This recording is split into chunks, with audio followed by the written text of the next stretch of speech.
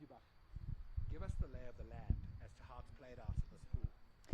Yeah, it's been an interesting pool and really tough. KZN have stepped it up from last year, got a bit more experience within their team with the Free Sisters coming back, and Northwest have been unlucky, but as we've said, this is a quarter-final pretty much. They're both sitting second and third currently on the same points, goal difference. KZN, I think, are just nudging ahead of Northwest. So it's a must-win for both teams. And Northwest have had the curse of ending fifth ever since they've been in the A section. They were really unlucky last year to miss out on the semi-final, even though they won 2 pool games and drew one. They missed out just. So hopefully they can break their curse, but it'll be a tough, interesting match to watch today. Well, things move.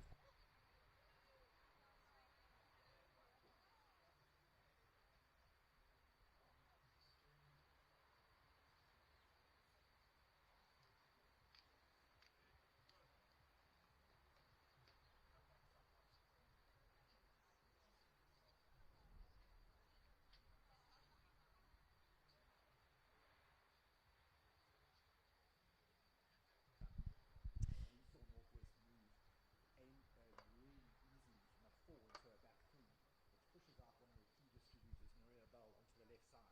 And when she's on that left side, that left channel, 60-meter overhead, slaps all the way down the park. And we saw Northwest attacking a lot down that channel. It'll be interesting to see if KZN can counter the way that Northwest goes forward. Yeah, for sure. When these two teams met last year, it was a 6-0 win to the Northwest side, but I think it might be a different game today. Northwest, what they've got on their side, and we saw it yesterday in the Western Province game, is they've got a really smart set of coaching staff. Lots of experience, their international experience, with Sean Hulley assisting them, and obviously the head coach is Nelson. He has been incredible and really smart. So this could be a head-to-head with the coaching staff, I think, at the end of the day.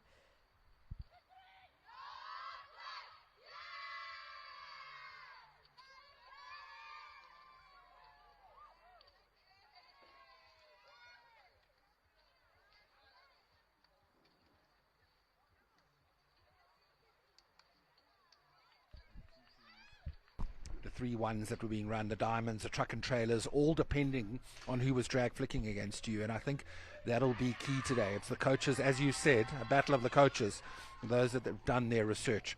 So Kim Hubach played 133 times for South Africa. He played 26 IPTs. Don't get on the fence here. Who do you think prevails in this game? I'm definitely not on the fence. My loyalties lie with Northwest, unfortunately, and I really think they deserve it. It's their time to shine, I feel, at this IPT, and not because I played for them or that my allegiance lie there, but I really think they've worked hard, and this team has played together really nicely, and the youngsters that have come in are really dynamic and energetic. So I'm hoping for their sake it goes to them, but I'm also hoping for a great game of hockey. Yeah, and look out from a Northwest point of view. The Devet twins will form a formidable spine down the middle of that Northwest side, and they're tough as nails. They'll put in a shift that will be second to none on the day. So it's KwaZulu-Natal Raiders who start off with the ball. Straight away, a press from Northwest, cutting the field in half, saying to the right half, you can't go back across to the other side of the field. And we've seen Northwest do this, where they don't pocket press, they quadrant press almost into 1/4 of a quadrant. Yeah, for sure. And what's really dangerous from them is their speed that they have to counter-attack from everyone behind the ball, and that's resulted in majority of their goals. It's just that absolute speed, and we see it from Kelly Wilson as well as Lisa Marie Klaassen has been incredible with her attacking abilities. Well, Klaassen has been a standout player at this IPT so far. This time it's KwaZulu-Natal into the circle. It looked like an opportunity, shifting on the reverse stick, but nicely won deep in the field by the Northwest defence. Northwest are playing in non-traditional colours of red and white, and KwaZulu-Natal traditional colours of black. They are going to KwaZulu-Natal into the circle, but nicely managed with men on ground. And I think as we've discussed before, you're never going to see a Northwest side that's short of resources, both in attack or in defence.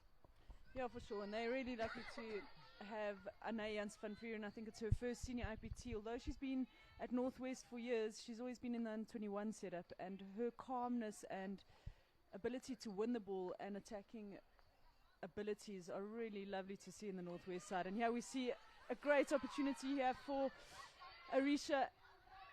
Good movement, drops it off. Kelly Wilson, but just unable to get the finish or the result in the circle. Well, it's a beautiful shift into the circle, and Kelly Wilson did so well on that first trap. And as she was turning, she was robbed by a very urgent and attentive KwaZulu-Natal defence. So down the right-hand side, Northwest persevere. Coming into the danger zone now. It's a flip ball into the circle. Little deflection lifts it and eventually ends up aiding the KwaZulu-Natal defence.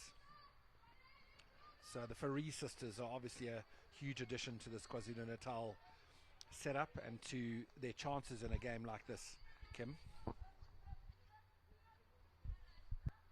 Yeah, definitely. It's nice to see them going back to their roots of KZN. They spent a couple of years in Northern Gauteng, but now back home in KwaZulu-Natal. They bring quite a lot of experience, obviously both of them in the national setup.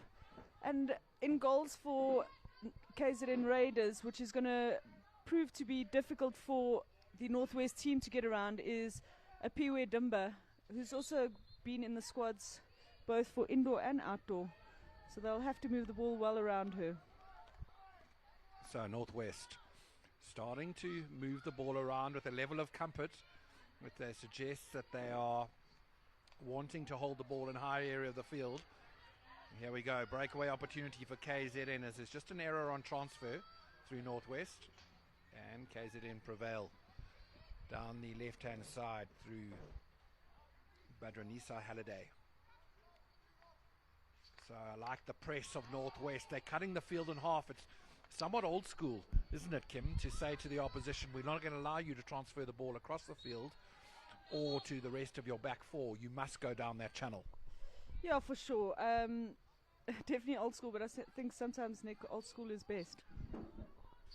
100%. If you can, this Northwest side is really good defensively and, as we said, filling a quadrant and making sure you don't get through there. So if they can cut the field in half, they can then fill that quadrant with confidence and overload it with more players than the opposition, knowing that the opposition can't move it out of that channel and counter-attack where they don't have many players.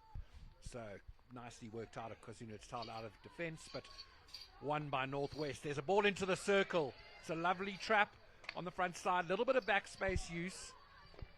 Yeah, good backspace use there by Arisha van Niekerk. She's done really well in that circle, getting into great positions. Good to see. And nice to see spur shot on the field. She'll be taking the long corner now. No, just laying it off to Sinead de Wet, the captain for Northwest. And spur shot's also going to be, without doubt, a factor at set piece time, isn't she? That big hit that she has. It's a nice transfer in.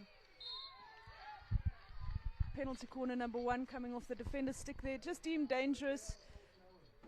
And Northwest have got a great penalty corner. They've obviously got, as we spoke about, Narayabal on the top with her flick, her slap, and then a spur shot with an incredible hit.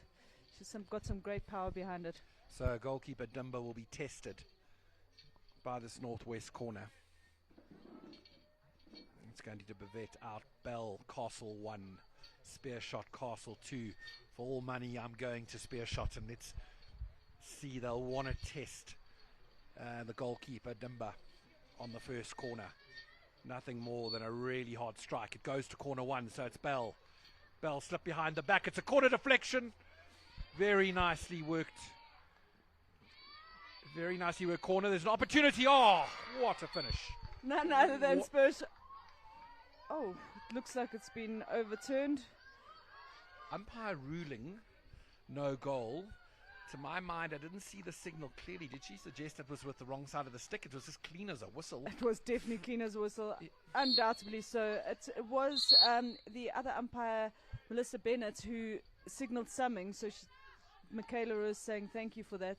I'm really not certain what that was for, though. So it looked like it was almost third ball where the chance came, and what a lovely technical execution for a spear shot. She hit a reverse stick I mean, the technical ability to do that, a ball rolling towards you, to hit it in the opposite direction as cleanly as she did, was a lovely bit of play. So Bell transfers under the shoulder, as is her way. She's got a lovely roll slap that goes to the right. She's got one under the shoulder that goes to the left. She is one of the most technically gifted players we've seen at this IPT this year. Really moves it around beautifully. It's all Northwest at the moment. Lovely entry to the circle on the right-hand side. They've got it. Dimba is forced to save. And that was so beautifully worked. Kim, so patient. And knowing that they've got to go in on the outsides because the Natal defence is blocking the top of the D. Yeah, KZN definitely have a good spine down the middle. And they'll want to work those T-point entries, which they do so well, and getting players in the correct areas in the circle. We see a change on the top of the circle. We've got Germary on Castle 1 and Bell on Castle 2. So I liked the first corner. It was a variation as far from spare shot as they could get, and the defence would have been running at spare shot. Let's see what they do now. Castle 1, got to be a spare shot hit. It is. Oh, she gets it. De Wet was so close to that deflection. She was in the right place from the push-outer spot. She had made the right lead. The spare shot not catching it as cleanly as she wanted to. In some ways, those are often the ones that go in off the deflection. But unlucky for Northwest, and they've certainly made this territorial dominance count with 2 corners awarded now to them. Good intercept there by a spur shot. Great transition, and we've seen this. Lisa Marie Klaassen, she's dangerous on the attack, just not able to get the pass off. We've got Fourie on the ball. 2 sets of sisters in this KZN side, the Fourie sisters and the Kraut sisters. So lifted dangerously by Northwest. Klaassen, as we've seen, is a factor in both defence and attack. She almost plays in a blocker role for this Northwest side, and she has the ability and athleticism to join both defence and attack. In that case, I think she could have been, she's such a selfless player, could have been slightly more selfish and gone on her own. She had the speed to go around the outside. Yeah, definitely. She's definitely got the technical ability going forward, and without a doubt her speed is something to watch out for. So the Northwest coaching staff have done their homework. They are full court pressing, but they're cutting the field in half. They're saying to this KwaZulu-Natal side, you've got to go down this channel, and we overstaffed in this channel.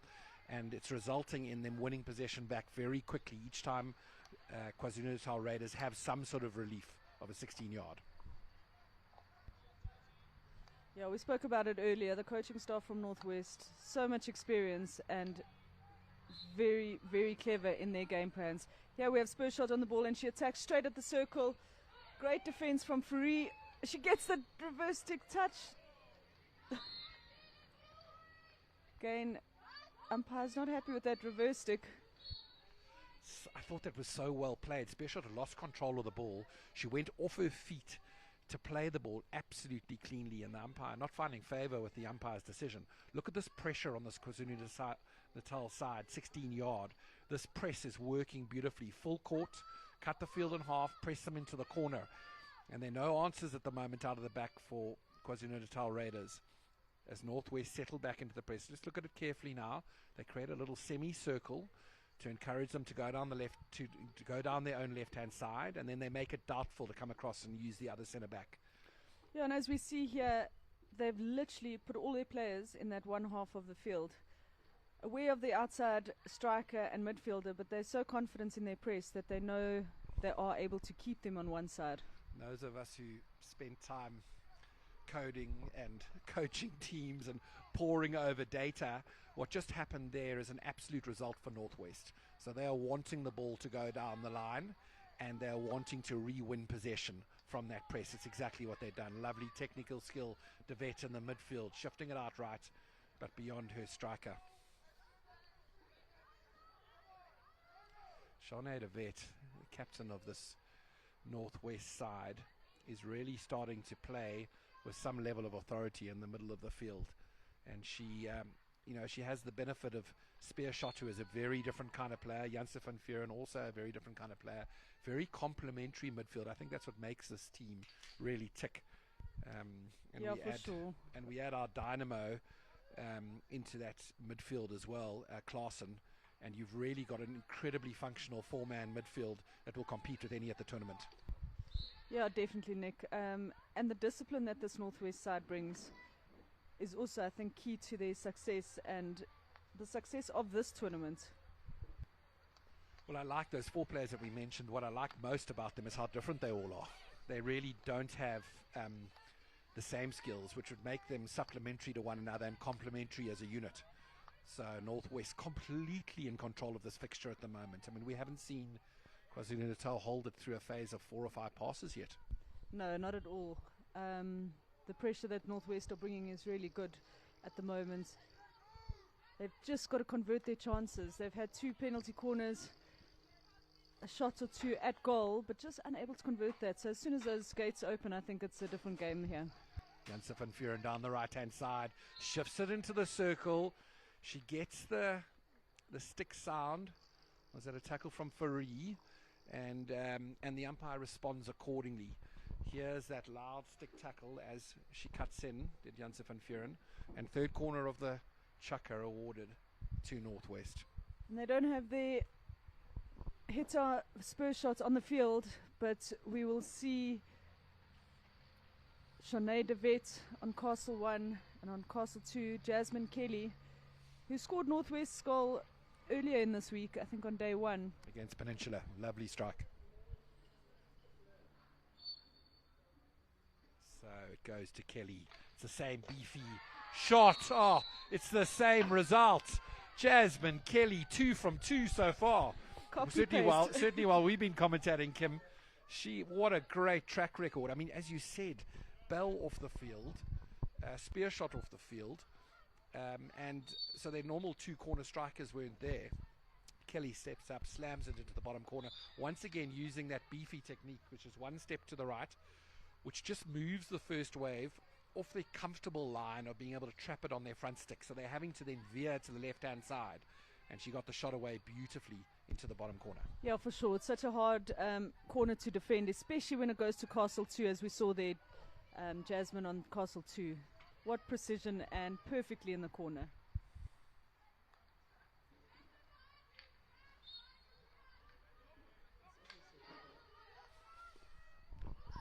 So first attack into the real danger zone from KwaZulu-Natal. A lovely ball transferred over distance, and unfortunately for the side, their high right striker had made a lovely lead across.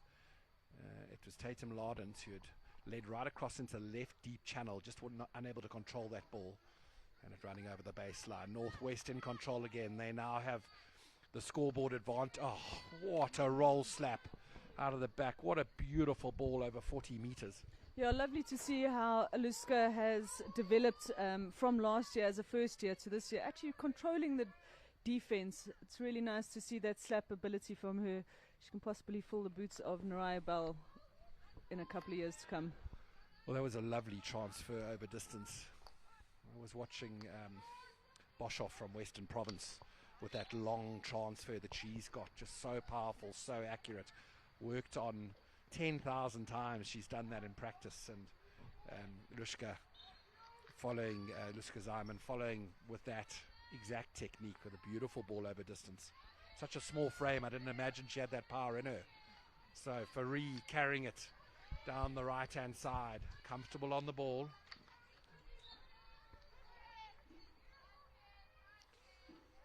Syrian Fourie still on the ball for KZN. This is the first time they've had any sort of level of possession into a high attacking zone. So they decide to recycle it. Quite a setup from flat back 3 now, as they're going to try and create the width down the outside. It's a lovely interplay from KZN. This is their chance. Umpires working together, and the defender for Northwest claiming that was clearly off her glove and her stick, and we had an excellent angle on that, probably better than the 2 umpires' angles. I would tend to agree with her. Yeah, it definitely looked like it came off the glove and the stick from Nomsa Mzizi. A good tackle, and she was a little bit frustrated, rightfully so. But at the end of the day, it's the umpire's decision, and Melissa Bennett's looking at Michaela Roos for the final decision. First penalty corner for the KZN Raiders, and as we know, the Fourie sisters are definitely a threat, both with their flicks at the top of the circle. We've got Kerrion on Castle 1 and Tegan Fourie on Castle 2. So they are indoor specialists at short corner time. see how this translates to the Astro. So it's a mistrap at the top of the D. That is such a waste. They move it down onto the baseline, but it's a lifted ball to evade the defender's flat sticks just out over the baseline, and that'll be frustrating to the KZN coaching staff. Yeah, mistrap there, Nick, and it was interesting to see that Tatum Landa didn't actually take it outside. She was a step inside the dotted line. You could have taken the penalty and then corner away and lifted the ball at goals there. So that being one of the nuances of the short corner rule in hockey is you go outside the dotted line, suddenly there are no limitations on first shots. So if you're inside the dotted line, the first shot has to be under 18 inches if it's struck or if it's slapped. But outside of the dotted line, you can then lift it into the top corner. So a good technical spot from Kim Hubach. And that's the type of thing you spot when you've been playing at this level for as long as Kim has, and has got as much experience to know how to deal with situations like that. So down the channel, KwaZulu-Natal building up a head of steam, looking much more compelling, looking much more attractive, looking much more urgent to go forward. Yeah, for sure. And I think that was going to be a commentator's curse there, but nice to see Free's sister, Tegan Free, the older sister, controlling that defense and controlling the distribution from behind for KZN, which has resulted in a couple of balls getting distributed either into the pockets or a long ball in. So, end of Chaka 1, Northwest lead KwaZulu-Natal 1-0 with a short corner strike from Jasmine Kelly. Please join us again after the break.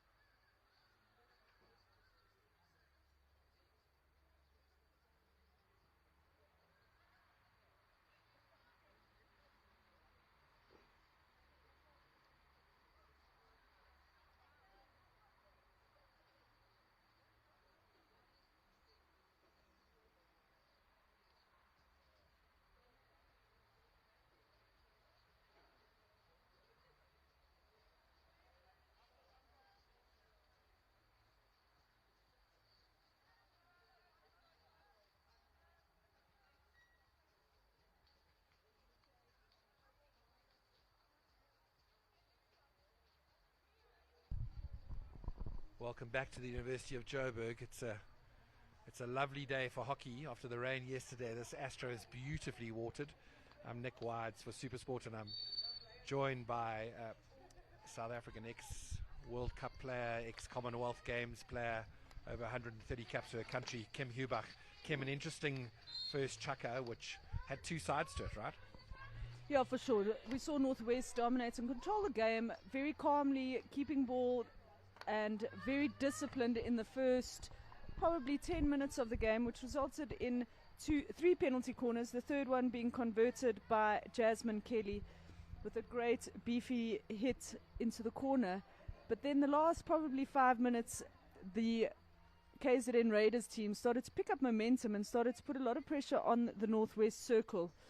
But unfortunately, they weren't able to score anything, and Northwest lead 1-0. And we see Northwest now, Bell on the ball, looking for the long ball, straight into one of the Kraut sisters' foot, and she takes a free hit quickly, looking for that momentum. And there we see the first aerial ball, and it works in their favor. Kievan Janssen on the ball, really good weighted receive there from her. finds a stick of Spurs shots, one touch, and just not able to connect in that last pass in the circle. Well, such a good attack for Northwest, a layered attack, and in the end it was a pass from Akile Mdlande who went astray, and she'll be disappointed because the pass was onto the circle. She just had the Natal defender fake the space and let her think she had that pass on a little more easily than she did. Also talking about his coaching staff, and he was talking about a very smart Northwest coaching staff and how exactly they're utilizing their resources. I mean, they have an embarrassment of riches. They've got, as we see, Donne de Vet on the ball. Almost seems to be playing in a central midfield kind of blocker role as Spurs shot carries it through into the attacking zone. And now Mdlane down the left-hand side, but transfer into the circle is lifted off the back of the stick and dangerous. But they've got some real class in the middle of the field. Lisa Klaas and Anne from Janse van Rensburg, Henry Spearshot, the sisters who dominate in that area as well. It's just how the coaching staff is using them and rotating them. It seems like they're aware this is a long tournament. They're aware this match is going to be a long match, and by rotating these resources, they're tiring out the spine of KwaZulu-Natal Raiders. Yeah, for sure. We see the Northwest, and I've often said in an unprofessional sport, in an unprofessional environment, I think they're one of the most professional universities and run hockey systems in the country at the moment. And we see them rotating their key players, as you said. But KZN Raiders have kept the Fourie sisters on the field, they've kept the Kraut sisters on the field. And come day, although this is an important game, but come day 4 and 5, and we know day 3 is notorious for tired legs in a tournament like this. It'll be interesting to see what happens. So Nerea Bell with another incredible size overhead, taking into account her slight frame. She really does generate power on the overhead, on her slap. So nice to hear that she's recently debuted for South Africa in the Canada series, and what a young player she is. Yeah, a lot of these Northwest players actually just recently made their debut. We've got Anne Jans van Vieren, we have Nomsa Mzizi, and Naraya Bell, all making their debut recently, and that will bring a bit of confidence too for those young players coming into this IPT. Well, I've also been so impressed by the De Vet sisters, and I know they don't necessarily get national love, but wow, do they do an excellent job in the middle. Shane De Vet, Donne De Vet, who plays deeper, often at a deep centre back, sort of pivot defender as well. And we're seeing her sister Shane almost playing in a blocker, centre mid kind of role, and you've got Spearshot and Janse van Vieren operating around her. So she's almost like a stable pillar in the middle, and the others run off her, and she's doing a lovely job in there. Yeah, for sure. And what's lovely about Shanae is she's very versatile. I know playing with her for 3 years, she can play in the defense, she can play in the midfield, and she can work hard up front as well. So you don't want anything more from a player than what she's giving. So KwaZulu-Natal Raiders just doing better in this quarter. Just defending a little higher in the field so they don't have Northwest pressurizing their circle, just holding the ball for slightly longer, just more successful passes in each build-up play, and with that a mistake down the left-hand side or down the right-hand side, but they recover well, recycle again. They're not moving it with ease, but they're holding the ball. Yeah, I think it comes from the experience of Jodie Oakes, who unfortunately made that mistake there, but Tegan Fourie, Jodie Oakes at the back, just holding the middle of the field really nicely. Kerian Fourie, she's a good, hard, physical player and really runs through the defenders quite well with that. So Fourie off the baseline and looking to thread something through, but Northwest deal with it. Oh, what a ball that is. Fantastic save there by Kelly Wilson, and she... Oh, we see there Donne De Vet lying flat on the ground. Not too sure what happened there. They are really strong though. Well, it was an excellent save by Kelly Wilson. it needed it. Tatum Krauts had led into that area, got on the end of that slap with a deflection, reverse stick deflection that was going in at goal. And keeper Wilson had to be very attentive. Results in the long corner. Lovely transfer into the danger zone by Tegan Fourie. The counter-attack opportunity. And that was so close, so desperately close. Would have been one-on-one with the keeper. Beautiful ball straight down the middle from De Wet. Yeah, Risha Camo, as she's known by her friends, but Risha van Niekerk was A for away there if she could trap that. She'll be kicking herself. Almost in a situation like that, you could probably trap it with your foot. There's no one within 10 yards of it, and the umpire would probably say play. You know, it would be a debate. There's no doubt.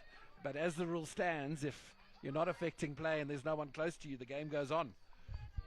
Nick, I think you'd affect play by going to score a goal. I think they might have blown it. You certainly would, and it would be a test for the umpires. That's what they asked to blow. If there's no one around you and it hits your foot, well, it makes no difference. If you've got a 40-yard breakaway, one-on-one with the keeper, and it hits your foot, it might well make a difference. So De Wet with another valuable intervention, as KwaZulu-Natal certainly are looking better going forward. A couple of circle entries and certainly a lot of intent to play higher in the field, shift the ball around. Buddy Halliday just giving the ball away there. Tegan Fourie carrying it beautifully through the midfield and transfers it now to her sister, Syrian, who manages to win the hit. The connection between the two Fourie sisters has really proved to be dangerous for the KZN and essential in their attacking ability in this second quarter of the game.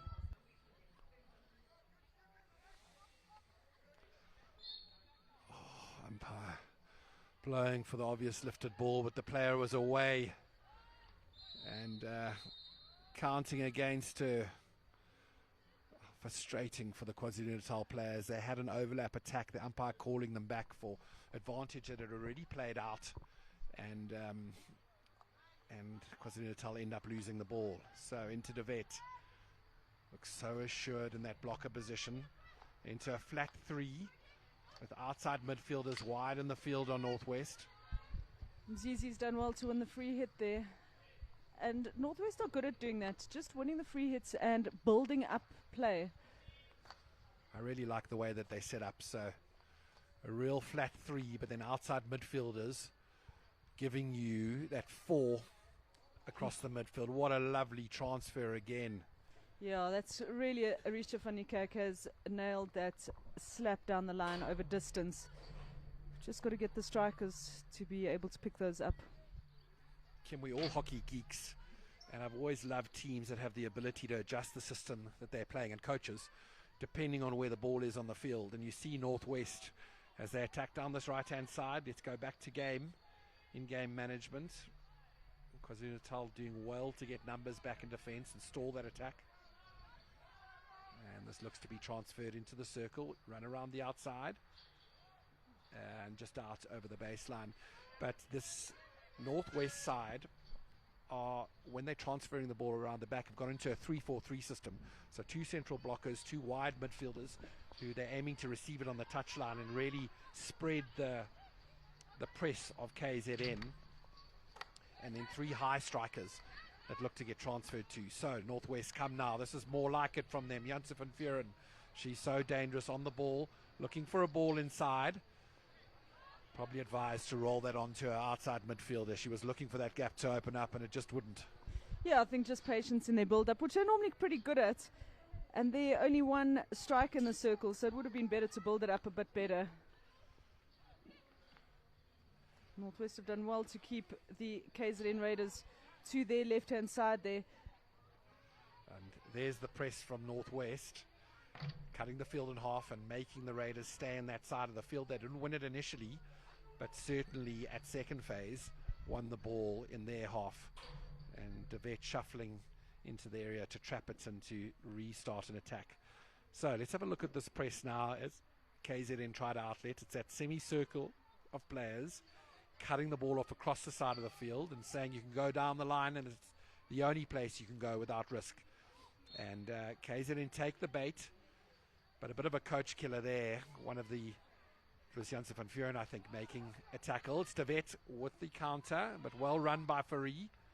Syrian in this case, getting back and taking the ball off De Wet. And he has a chance for KZN, but just the strike is not quite on the same wavelength as their ball-winning midfielder.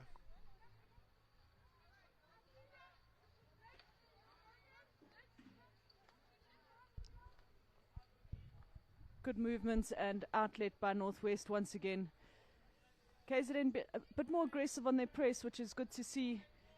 They weren't in the first quarter, and it gave Northwest the freedom to play the ball around, and it's a great outlet here.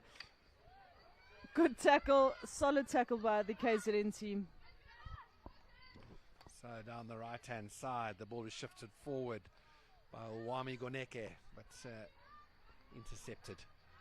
As always, ever present in the middle, Donne De Wet.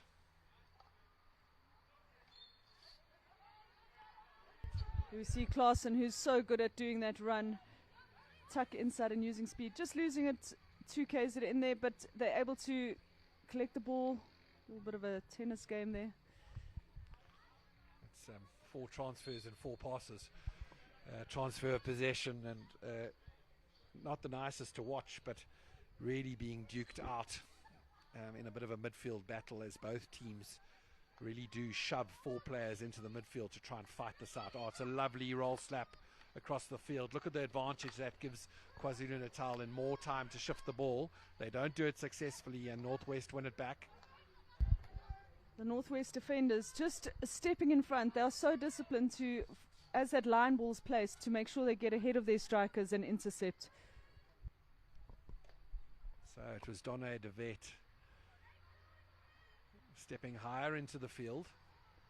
She's gone into that one of those blocker roles now, as we see spear shot off.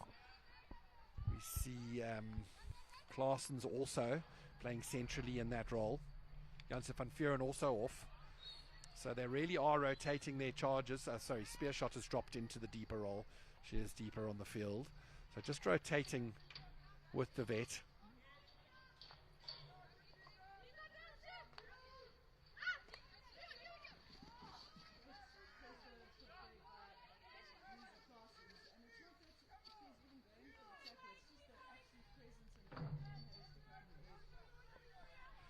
It was Laken Peters who felt that pressure, even though Klaassen was nowhere close to her. She heard the pounding of her feet, she heard the urgency of the communication from the Northwest team bearing down on her, and it just forced the mistake. Beautiful transfer around the back from Northwest.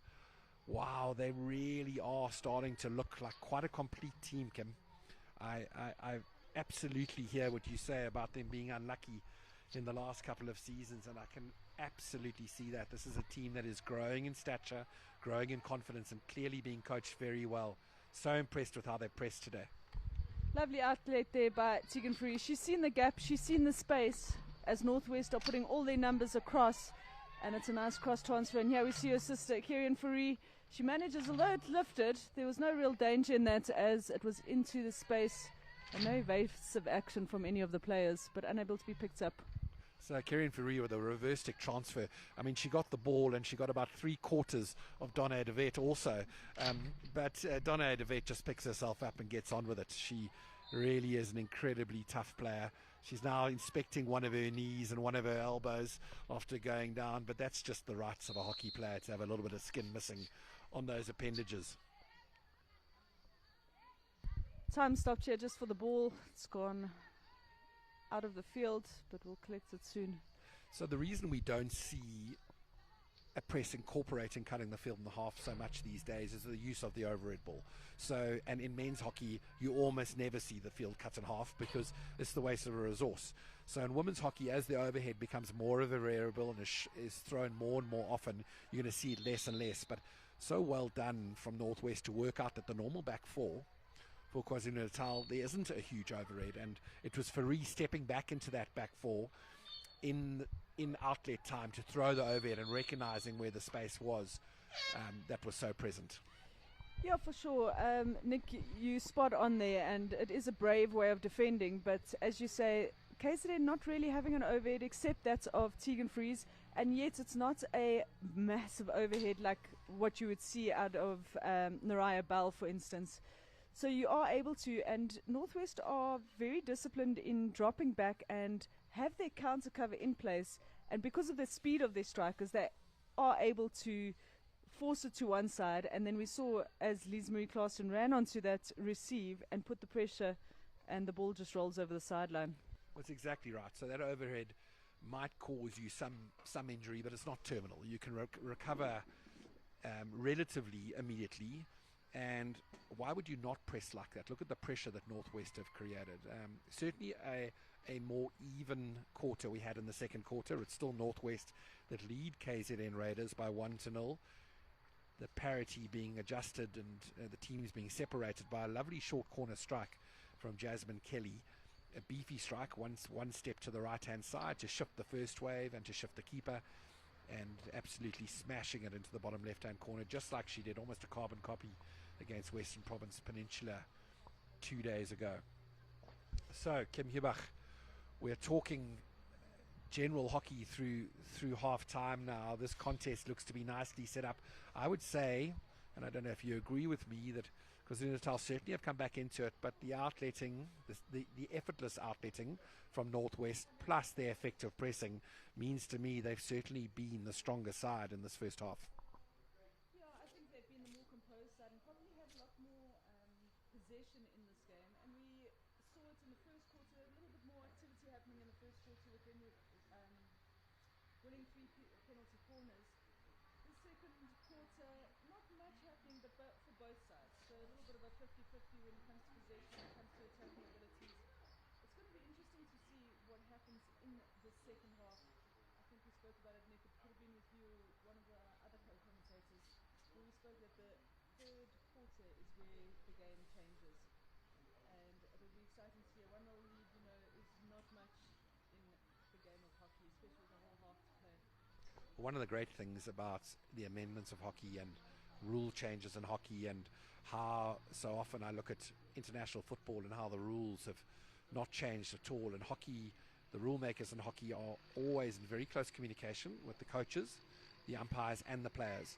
So as an example, the self-start in hockey, which has completely changed the game of hockey and would completely, incidentally, change the game of football if it was introduced. That was come up with by Moritz Hendricks in the early 2000s. Now, he was the Spanish men's coach, incredibly innovative coach. He found innovative ways of his team playing, his team attacking, his team defending, and his team winning. They were 2004 Olympics. That Spanish side got a bronze medal, and Hendricks was an incredible thinker around the game. He came up with self-start. So it's a real example of how the whole hockey community works to make the game better, to make adjustments to the game that's better. There are areas that you see in the game that you think could do with a rule amendment, a rule adjustment, something to change the game in a positive direction? Yeah, it's really exciting to see that.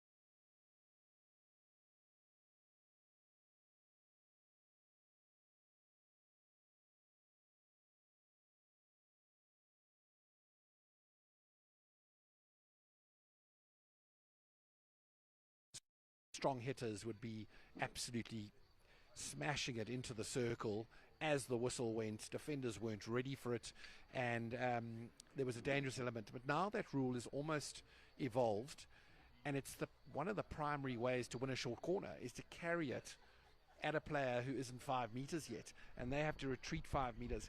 And some umpires blow it brilliantly. If the player can't disappear, the defender. So if the player makes no effort to get out of the way and plays the ball, it's obviously a short corner and considered a infringement. If the player runs back to get out of the danger and the player carrying the ball carries it past him and they are within 5 meters, it should never be a short corner, but some umpires are awarding that. So opportunistic players are seeing the rule that was created around danger and using it to earn more short corners. It's not really ideal. No, it's not, and I think it creates a lot of frustration on the field too, especially when you're not sure how the rule's going to be interpreted. I suppose the umpires can never win in this game, can they? No, they can't. You take an example of an umpire like Van Venter, who just recently umpired her 100th international game. You can run right next to the player if you're trying to get out of that 5 meter zone. She'll never award a short corner unless you interfere with play, or you try to play the ball too early, or you intentionally block the path of that player carrying the 5 meters. And you're exactly right. So you want everyone to blow it like Van Venter blows it, but they don't, Yeah, you spot on there, Nick. And funny enough, I've been having this conversation a couple of times this season with various players. I really honestly think that the good umpires and the umpires that do go further, the likes of Michel Joubert, Annelies Rostron, they've all actually played hockey. And that's why they're able to interpret the game so much different. But then you get to league games, and it's so frustrating when someone's actually just read the rules and they're umpiring for umpiring, but not knowing the ins and outs of playing. Oh, that's exactly it. So players have always got issues with umpires. And so an umpire who's an ex-player is a very good start. I must say I was the same. I was a player. What I most liked doing was coaching, but what I second most liked doing was umpiring, because as a player I felt I could make decent decisions on advantage. I understood the game well enough to let the game flow and be confident enough to see a situation play out before I blew my whistle too early. So there's a rule change that I'm thinking about in hockey. Something that really has entered the game of hockey, which I don't think adds anything to it, is the running to the corner and defending the ball in a short space and zone. And that was made famous by football when they try to waste time that way. And hockey tries to get out of their danger zone into that area. Often defenders do it and strikers do it to run down time in the game. Now, I think that's a potential rule change on the way.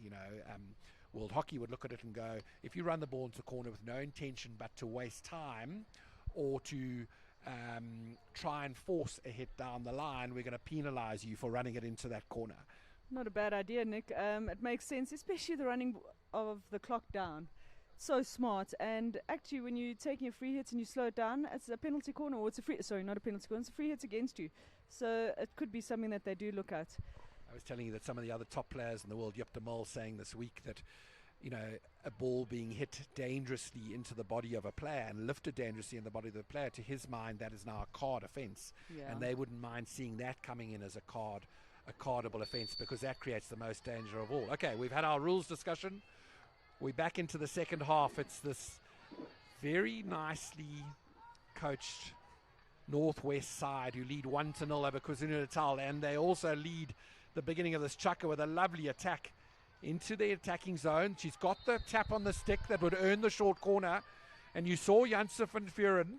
She held the ball and she was just waiting for the defender to overcommit. Defender did overcommit. The umpire didn't react, and Janse van Vuren had a look of shock on her face, waiting for the second smash on her stick, which duly came. Yeah, and she got she's the corner. So good at that, and what a start for this Northwest side. 1-2 passes, second pass is to Van Vuren, and she wins the penalty corner on that T-point. We see on the field we've got Van Vuren on Castle 1. She has a great hit on her, and we have Bell on Castle 2, who we've seen with a phenomenal slap and drag flick. So let's see where it's going to go. They've got decent offensive weapons on top D. Looks like it's going. Castle 1, Janse van Vuren, slip to her, strike at goal, lovely save. Janse van Vuren, it's back on her stick.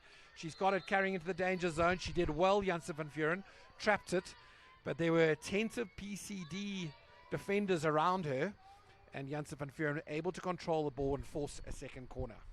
This is a re-award, so they don't have much time to set up, but we see a change in personnel. Bell is now on Castle 1 and Klaassen on Castle 2. Janssen van Vuren stops for Bell. It's a drag flick.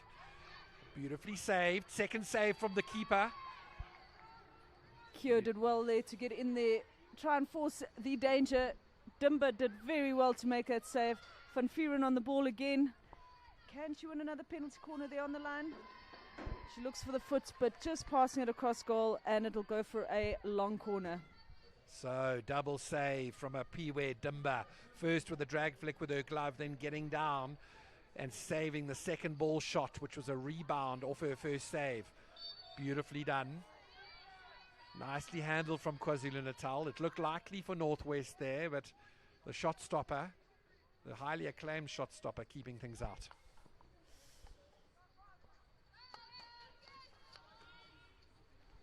We spoke about this before the game, Nick. Really all to play for. This essentially a quarter-final for this Pool A game. Both teams looking for the win. De Wet, early pass across to Van Vuren.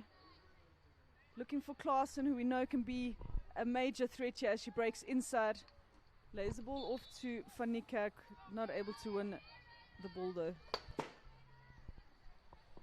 So ball lifted slightly. It didn't look too dangerous to me, but the umpire feeling it was dangerous enough to force the KZN defender backwards. So KZN in possession. What have they got? They're going to need to show a little bit more. This midfield for Northwest wins it, and they look excellent value at the moment for their domination. Janssen van Vuren with a shift down the line. Lovely pass inside. Van Niekerk with a shot, backhand shot, hitting the upright. Lovely bit of play. Mzizi winning the free hit. What a great bit of play, and lovely to see Van Vuren. Looks like Arisha Van Niekerk could be a cramp, and we see that on day 3 of this tournament after that fantastic reverse stick shot. Anaya had lovely vision there to know she didn't have her strikers. They didn't have their fastest strikers on the field at the moment, but she held it up really well to create the overlap on the left-hand side there for Van Niekerk to hit it. And she hit it clean as a whistle, beating Dimba. You've got to do a lot to beat Dimba in goal. She beat her and couldn't beat the upright. So score remains at 1-0 to Northwest, but they are pushing, and they're pushing hard. Had 2 corners at the start of this chukker. They've had an upright strike, and they are looking like they want to seal this in this third quarter. Excellent passing between this side. Janssen van Vuren on the ball at key times. And it's so interesting how Klaassen creates a little bit of space with Janssen van Vuren with her hard work. She'll often eliminate a player, carry it, draw Janssen van Vuren's defender, and make the pass to Janssen van Vuren. And she is the magical one when it comes to picking the key passes going forward. Yeah, she's got a great ability on the way she carries and the way she receives the ball to create space, not only for other players, but for herself too. KZN in possession here now. Oh, just hitting the foot. The first error today I've seen from Shana De Wet. She has been so good at centre mid for Northwest. And it's KwaZulu-Natal who, against the run of play, transfer the ball into the circle. It was nicely done. They moved it just and barely 5 meters. I thought there might be an appeal from Northwest. Transfer the ball into the circle and get the offending foot. I actually think Northwest thought the ball wasn't taken inside of the 25, actually, Nick. I think it was taken outside, and hence they don't need to move it 5 meters. But I think Donne De Wet, assuming it was taken inside. It's a fine line, and that's what you got to be so sharp as an umpire. We see Tegan Free on Castle 2, goes to Castle 1, Kirian for the flick, and they get the deflection, and it is a goal to KZN, a much needed equalizer for them in this game. So that looked like desperately bad luck for Northwest. It looked like it came off one of the waves as they were coming out. It was Kirian Free with the drag flick off Castle 1, and just deflecting off a defender's stick and evading keeper Kelly Wilson. It's 1-1 in a game that Northwest have controlled large segments of. As you said, that doesn't matter. It's the scoreline that matters. And here go KZN again. Shielding of the ball. Donné de Wet on the free hit. Can they bring the momentum up again? It's an important game, this, a quarter-final essentially, and it's been so nice, Nick, to see how this IPT has been such a strong and high standard in the women's section, with all the national players, barring Juanita Bobbs, present and available for this IPT, which has made it a really close contention from the top 4 sides. And you know what's really been nice is that there's no S under 21 side, and I say that because I love watching the S under 21 side, but they get to play for their provinces, so it really bolsters the individual provinces, and it gives you a strength versus strength environment. You know, imagine a side like this, the Northwest side, without their national under 21 players, would be a different looking team altogether. Yeah, for sure. The under 21 the Northwest team is obviously predominantly a student side. In fact, they're all students, so they lose a lot. At least 5 of their players usually on average to the S under 21 side. I think that's why they brought in the likes of myself and Durkee to boost the team the last 3 years. So, co-commentator Kim Hubach spent 26 IPTs, 23 of them at Northerns, is that correct? That's correct, yes. And then the last 3 at Northwest. So just providing some experience to these students, a little bit of know-how. So, lovely transfer out of the back from Furry. Beautiful technical ability. It's always exciting to see how that works. It's definitely a contact sport, this hockey, and both contesting for the ball there. But Michaela Ruiz blowing in favour of Northwest. So we've got a 1-1 game. We're in that moving chucker, the third chucker. Both goals have been conversion of corners. Also a real factor at this women's interprovincial has been an excellent conversion rate on corners, and corners being a critical role. In the men's game, corner defence now is so strong that short corners aren't scored quite as regularly. But in the women's game, as the drag flick gets stronger and stronger, it's starting to become a real factor. Great free hits taken there by Northwest. It gives them the opportunity. A cut inside and a penalty corner, number 3 for Northwest. And as you've said, Nick, fantastic conversion rates by both these teams at the moment. Tabaleni Metu there with that run all the way into the circle. She carried it about 30 meters, faking that she was going to go right, faking she was going to go left, holding it on her stick, and eventually holding the ball for long enough that the KZN Raiders defense infringed. So we have SuperSport on the field. Noriah Bell not on the field at the moment, so most likely going to go to Jaime SuperSport, but don't disregard Jasmine Kelly on Castle 2, who has scored 2 from 2 on her short corners. So 2 hitting options at the top at SuperSport. They choose. She hits it so hard, and this time she's wide and high, and KZN breathed a sigh of relief. Sacrifice ball as they try to find their high-lying striker. We spoke earlier about how close this tournament has been in the ladies section. So these 2 teams playing for that semi-final spot. In the B pool, we've got Northern Gauteng and the Southern Gauteng team, both fighting for that top of the table. They're on goal difference.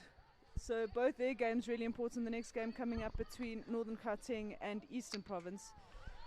I don't think you want to face that Western Province in a semi-final. Well, I was preparing to commentate that game yesterday evening, and in the end there was a power outage. Spear shot into the circle, ends the hit just outside. There was a power outage, and we moved venues, and there were no AI cameras or commentating facilities at the venue the game was moved to.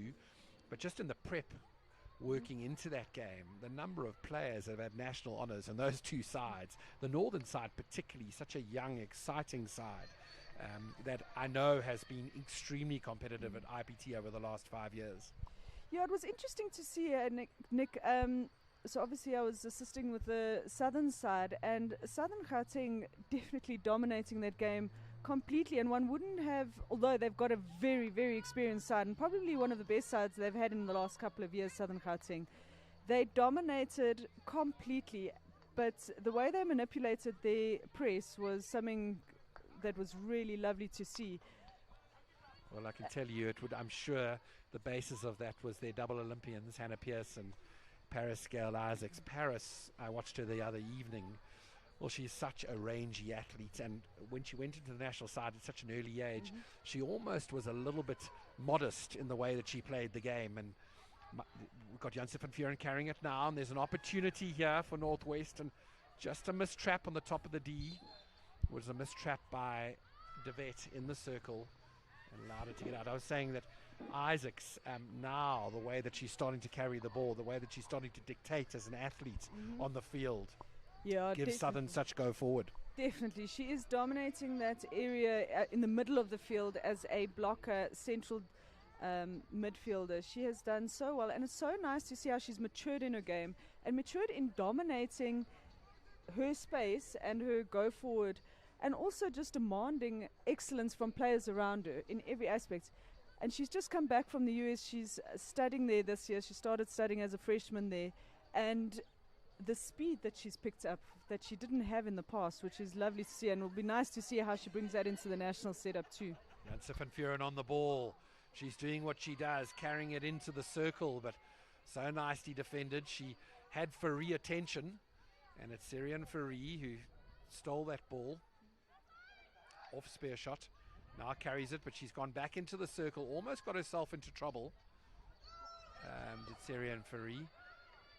And now De Wet back on the ball. Donna De Wet. Really protected that ball nicely with her body, forcing the bad tackle from the striker from KZN.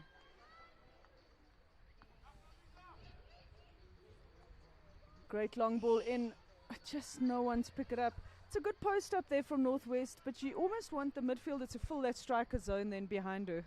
That's exactly right. So nice post up, and it would have been a really able deflection if you'd had someone down on the baseline to receive it. So it's the midfielder that's got to run around, or the striker that's got to start, midfielder and striker that need to start high in order to have a double line effect when a ball like that comes into the circle.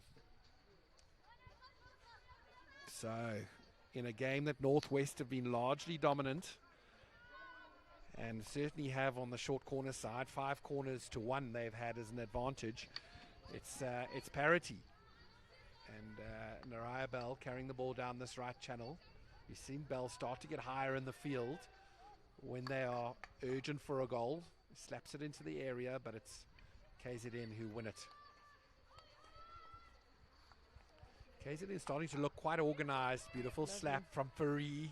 Wow, that was absolutely drilled. Such a lovely tackle. Mia Skimper there. Incredible tackle, but it was just her tackling mate that had a stick obstruction just before that. So Klaasen on the ball now. Great tackle there by Buddy Halliday. Wins the free hit.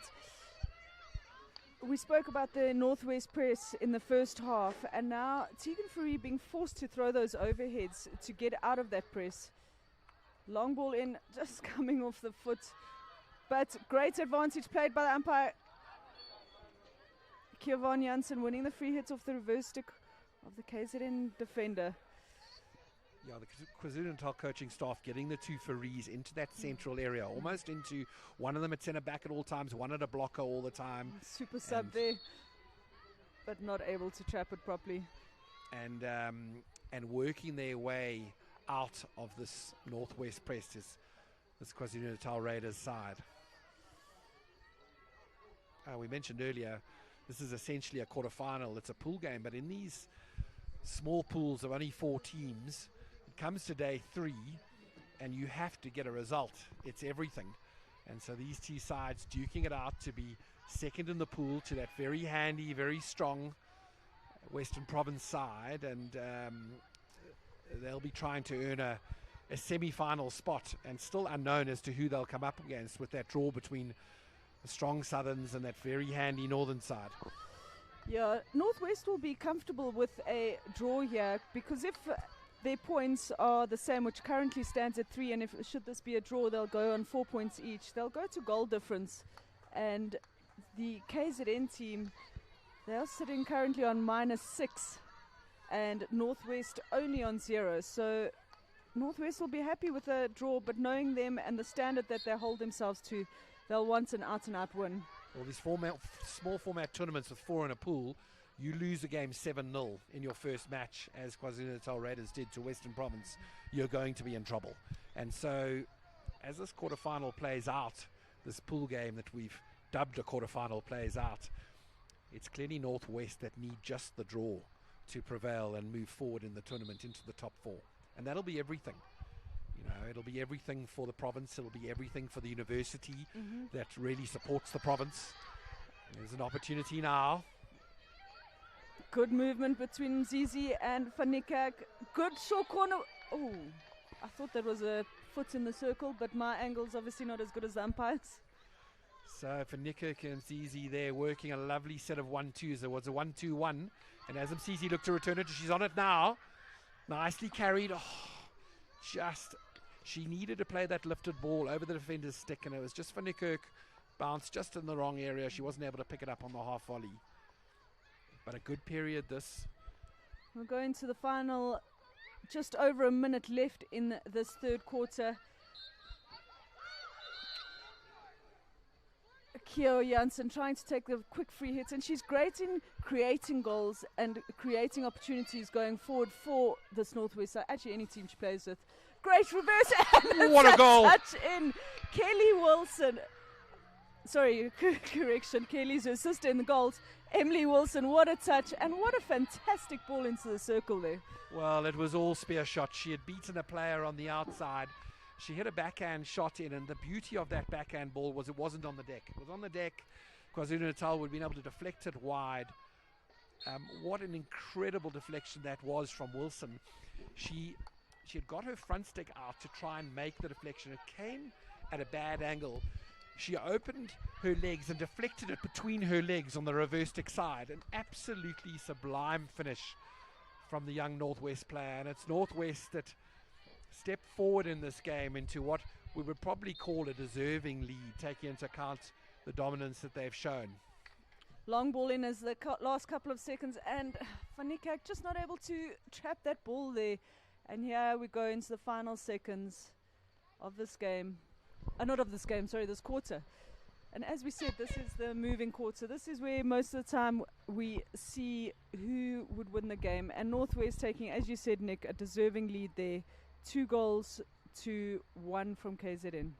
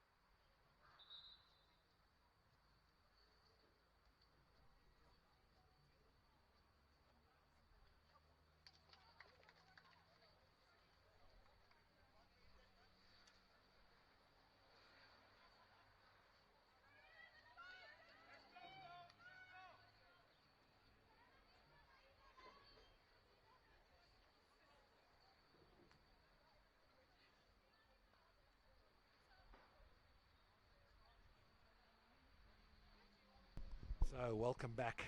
We might have seen the score reflected incorrectly for a moment there. 3-1.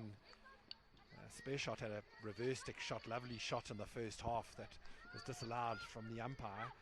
And for a moment there was some debate about whether it counted. But they didn't go back to the halfway line. They didn't centre off, and it remains 2-1. Northwest lead through goals. Jasmine Kelly from a short corner.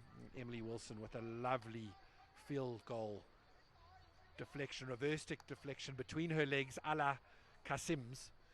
Casim style, that goal will go down as. And the wonderful thing with watching this is that all her friends would have seen that already on SuperSport YouTube. And talking of Casim's, Kim, and this is a somber and sad note, but this is the first IPT without the late great Kasa Casim, standing next to the turf, being willing to talk to anyone, being willing to talk to any coaching team, not just Western Province, having relationships with players from all over the country, and he's so greatly missed, isn't he? Yeah, Nick, I've got goosebumps, and it's definitely not from this cold weather because it's on my cheeks too. But what an incredible man. I had a few encounters with him, and just something so special in how he actually just pulls you in, and his knowledge. I've never met a person in this whole world with that amount of hockey knowledge and insight. It's just incredible, and he will definitely be sorely missed. Kim, you played a number of seasons with my wife, Sanel Berger, who's now at Sanel Wides, and she had the absolute treat of working a season. There's a green card for... That'll go to the Krauts, sister Brooklyn Krauts. She'll be off for 2 minutes. I was saying that Sanel had spent a season working with Kasa Casim as he coached the pre-prep at Bishops. Now that's like 7, 8, 9-year-olds. She said it was astonishing. He knew every single one of their names. They all knew him. He knew every single one of their games, so their names and their games. He knew that little Tommy Smith had to work on his backhand and on receiving it on the reverse stick side. And what would happen is if you went down to the Bishop's Astro, and this is as KwaZulu-Natal attacked down the left-hand side, little Tommy Smith would run over to Mr. Casim. Mr. Casim, Mr. Casim, I scored a backhand goal. And Mr. Casim would say, Tommy, that's brilliant. And did you get the pass from your friend James? And he said, I did, Mr. Casim. And they would engage in this conversation for ages. He was just the world's biggest hockey geek. He 100%. Loved the game, everything about the game. He loved anyone who played the game. And he was just such a giver. And he is a terrible loss to the hockey community and fraternity. Of course, to Bishops, where he did such incredible work and influenced so many boys over time. But I was told that so many of the Southerns boys wanted a shout out to Mr. Casim because he had made such an impact on them. Yeah, for sure. He really, and it's been a couple of years of a lot of losses to the South African hockey community, but he truly is someone special, and he made everyone feel seen, heard, and special in their own rights. And as you say, not just Western Province players, not just his sons, not just the schools and provinces he coached at or clubs that he coached at, but literally on every platform. And he has had a big influence on a lot of the Southerns, men's players in particular, and coaches. Well, so very well loved, and our greatest respects go out to his wife Nurea, who's still mourning Kasa's loss, and obviously Diane and Mustafa, who are becoming global superstars playing for Amsterdam in the Hoofdklasse. So back to what's in presence, and it's like we didn't have to.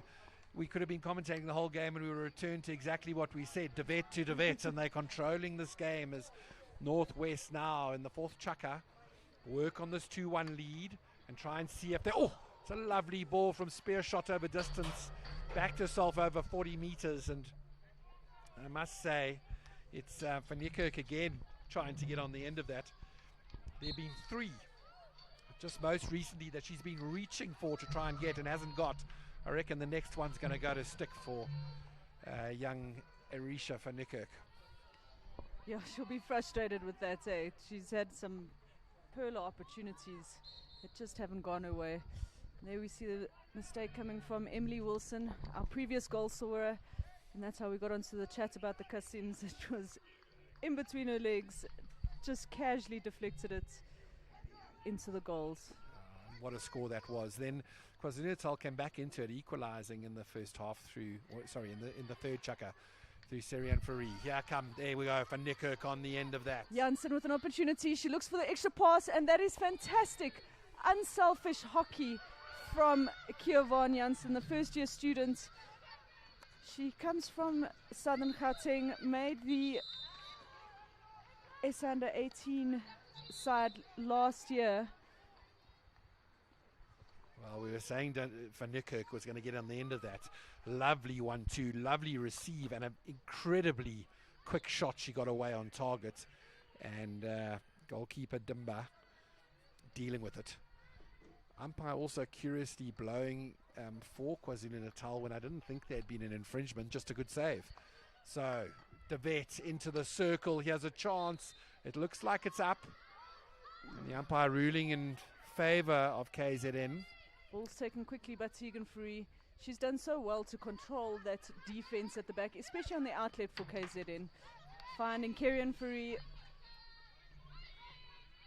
Great change in pace, and what a good pull inside. He has an opportunity for KZN. They win the penalty corner. So Fourie to Fourie, and then shifted into the circle to Georgia Swart. For all money, I thought Georgia Swart had to keep going on the outside and she could get a decent angle shot. She cut back in, tied her defender into a Cook sister, and somewhere in that process the umpire reviewed that there'd been a small infringement, and it's KwaZulu-Natal who win just their third corner of the game so far. Both Fourie sisters at the top of the D. They're a threat. First penalty corner went to Kerrion. Second one to her too, which she scored. She's in with it. Great save by Kelly Wilson. Good flick by Kerrion Fourie on target, but Kelly Wilson has proved to be key in the Northwest defence. So Kerrion Fourie's technique there, she'll want to close those hands a little more. She was trying to pull it into the bottom corner and didn't quite manage to do that, and so Wilson was able to make a right leg pad save. But here come KZN. It's not over for them, this attack. They've won the...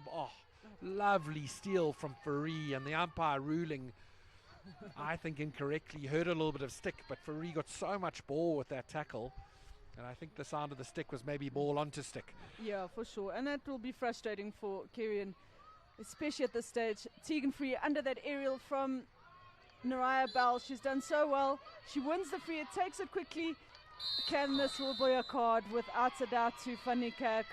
As she runs straight off, it will be a green card, so Northwest man down for 2 minutes. So that, to my mind, could have been a yellow. That was an intentional infringement, and we were talking about it earlier. So Fourie carrying it into the circle, but the long arm of the law, spear shot, comes to the aid of Northwest.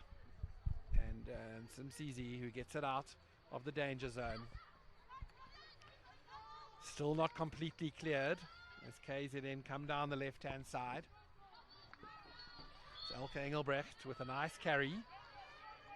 Umpire ruling in the defence's favour again. So Bell on the ball. Look for this huge overhead from this quite slight player. It's a lovely touch finder from Bell, and her team will love that. She's thrown it all the way up the field. It gives Northwest the opportunity to press. Interestingly enough, they've stayed in a three-quarter press, playing clearly in a 2-3-2-3 system at the moment on Northwest, and they managed to hold off and still force KwaZulu-Natal to make an error on outletting. So Bell's done a 50-meter run to the other side of the field, and they'll now transfer it across their back three. A lot of space given to them, hey, Nick? Too much space. I thought that the KwaZulu-Natal team that is chasing this game now, it's now an equalizing goal that needs to be done, and it needs to be gotten, and probably a winning goal that needs to be gotten after that for KZN. So to drop off so deep in a press. Lovely work there by Donna De Wet. She wins the free hit. Great hands. And Northwest will slow it down now. They would have wanted the win, but a draw would have been suffice for them to, rightfully so, go to the top two. Lovely picked up there by, I know, Jans van Vuren. But Northwest, you really feel that they deserve a semi-final spot here to break that fifth place curse. Jans van Vuren there with limited options out of the back, and the coaching staff won't like that. Well, anyway, Bell to Jans van Vuren, who said that a lot today. And it happened again. So Jans van Vuren forced to turn back into contact, and the coaching staff in this chukker with a lead that guarantees them a semi-final spot will want the ability to hold the ball patiently and to have outlet options from all over the field, just not out of the back. Having an outlet option when you're a striker is important in order to keep possession and hold the ball for long periods of time. So we see Northwest have now dropped into a deep three-quarter press, and probably just to slow the game down a bit, because they are in the lead here with only about 5 to 6 minutes left of this final quarter of what we deemed a quarter final. So Fari pulling all the strings, it's a deep pivot defender, and it's a nice idea down the left-hand side.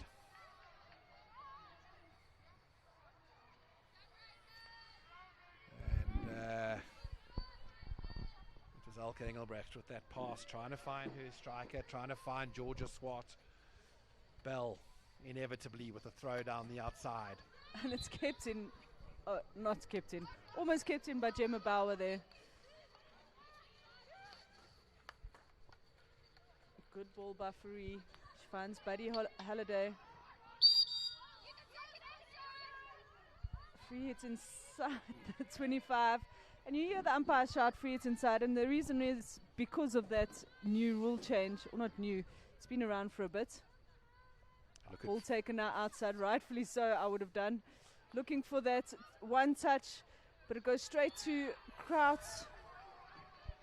Krauts with a slight left, very clever move from Fari to move that outside the circle, which meant she could transfer it directly into, move it outside the 22, which means she could transfer it directly into the circle. So, carry down the right-hand side, this is going to work out. Camo done really well, as she's fondly known by her teammates. Shanae, cool, calm, collected, turns and just a small flick over Dimba, and that secures this lead for Northwest at 3-1. Camo did well to pick the ball off, find Shanae de Wet, and what a goal. Stunning finish, and it was Van Niekerk that we called earlier on in the game, had 3 that had just bypassed her reaching stick, and we said we're sure she's going to make it count, and she certainly did. She was so calm in receiving that ball, rounding the defender, finding de Wet, and isn't it quite incredible that de Wet finds herself there? She works so hard during the game. It was a lovely finish into the far side netting and gives Northwest the advantage that they've been good value for all game.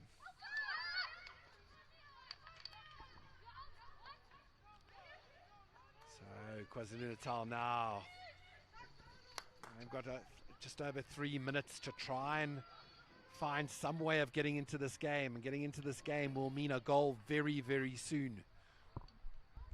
3-1 lead is one that will have levels of comfort in the coaching staff of Northwest, and certainly in the players. And especially because all they really needed from this game was a draw, which would have set them through on goal difference into the semi-finals. And I'm so happy for them. Like 3 years in being in the A section, 3 years at 5th place, after putting in the hard yards last year, just missing out on goal difference. And we said that plays such an important role in this tournament for you.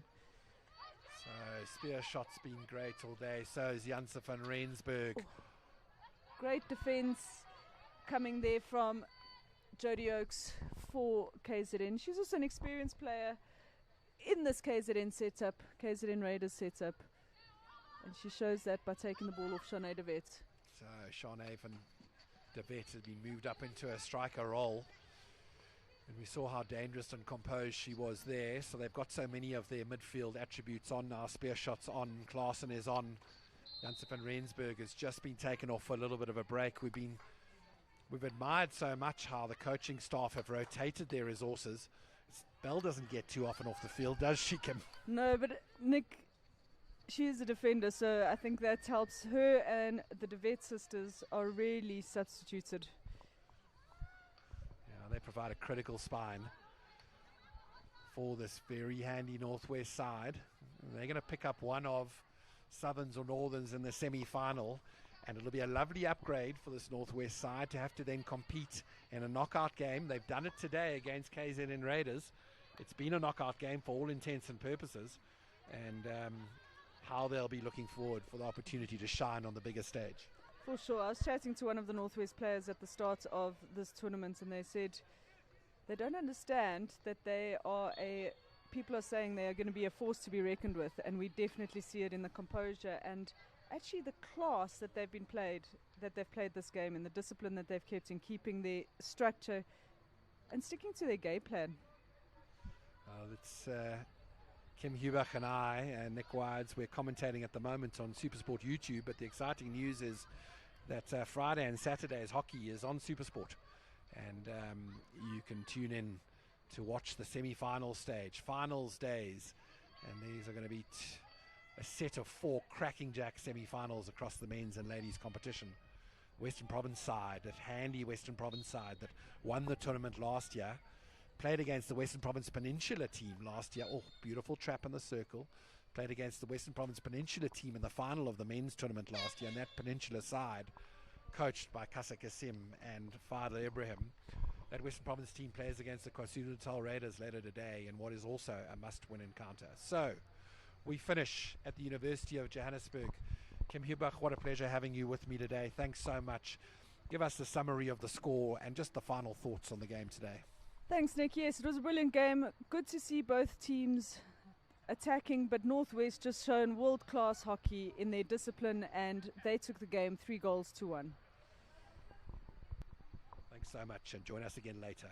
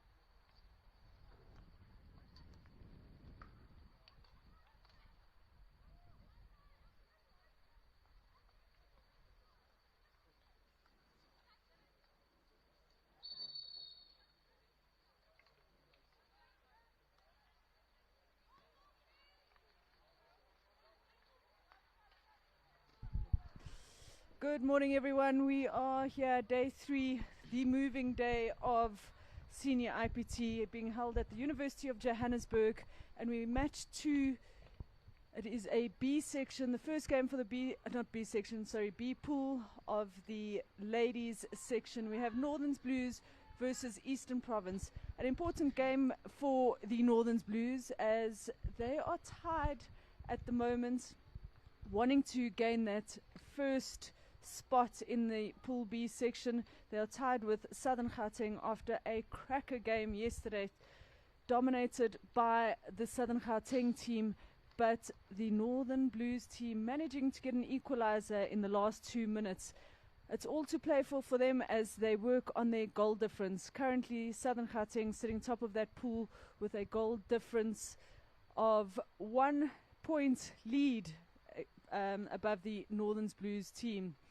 So I'm sitting here in commentary with Mulbu, excited for this game. What are your thoughts? Yeah, no, I'm very excited, and thank you for allowing me to commentate with you here, Kim. Yeah, indeed, it's going to be a very interesting fixture between these two sides.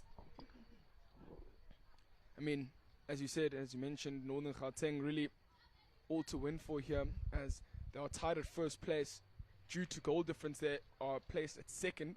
A lovely first day for them as they came out beating Free State 5-1, and yesterday a hard-fought draw. What I thought it was, Southern Gauteng really were dominating the game, and in the last 2 or so minutes getting that equalizer to share the points. Eastern Province not necessarily having the best of luck so far in this tournament. They are placed 4th in this Pool B encounter. First day taking a massive loss to the group leaders Southern Gauteng 5-0, and on day 2 their luck never necessarily changed as they took a 2-0 defeat against the Free State. Not managed to get any points on the board just yet. I'm sure Eastern Province are looking to turn their luck around here on moving day on day 3. Yeah, for sure. We see the teams there. Last high five before the game. We have our umpires, Julisa and Joe Nalka Swanepoel. This is going to be a great game. Eastern Province hoping to come back after having 2 losses. They don't want to end bottom of the pool. They'd prefer to have a easier cross-pool playoff.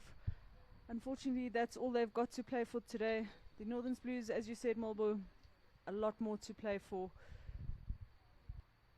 Sure, it's going to be very exciting to see what the players on each side have to produce. I mean, talking about the Northerns Blues, with a lot of Tuks alumni and current Tuks players, a lot of the players in this side has also represented their SA under 21 side.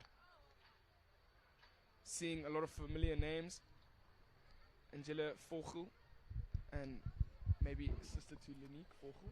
Yes, Angela Vogel is under 21 player, and then the exciting young player Lenique Vogel, still at Waterkloof Hoërskool, and she has just come back from the All Girls tournament, which they won down in Cape Town. Really exciting young athlete, exciting young hockey player with an absolutely bright future ahead of her.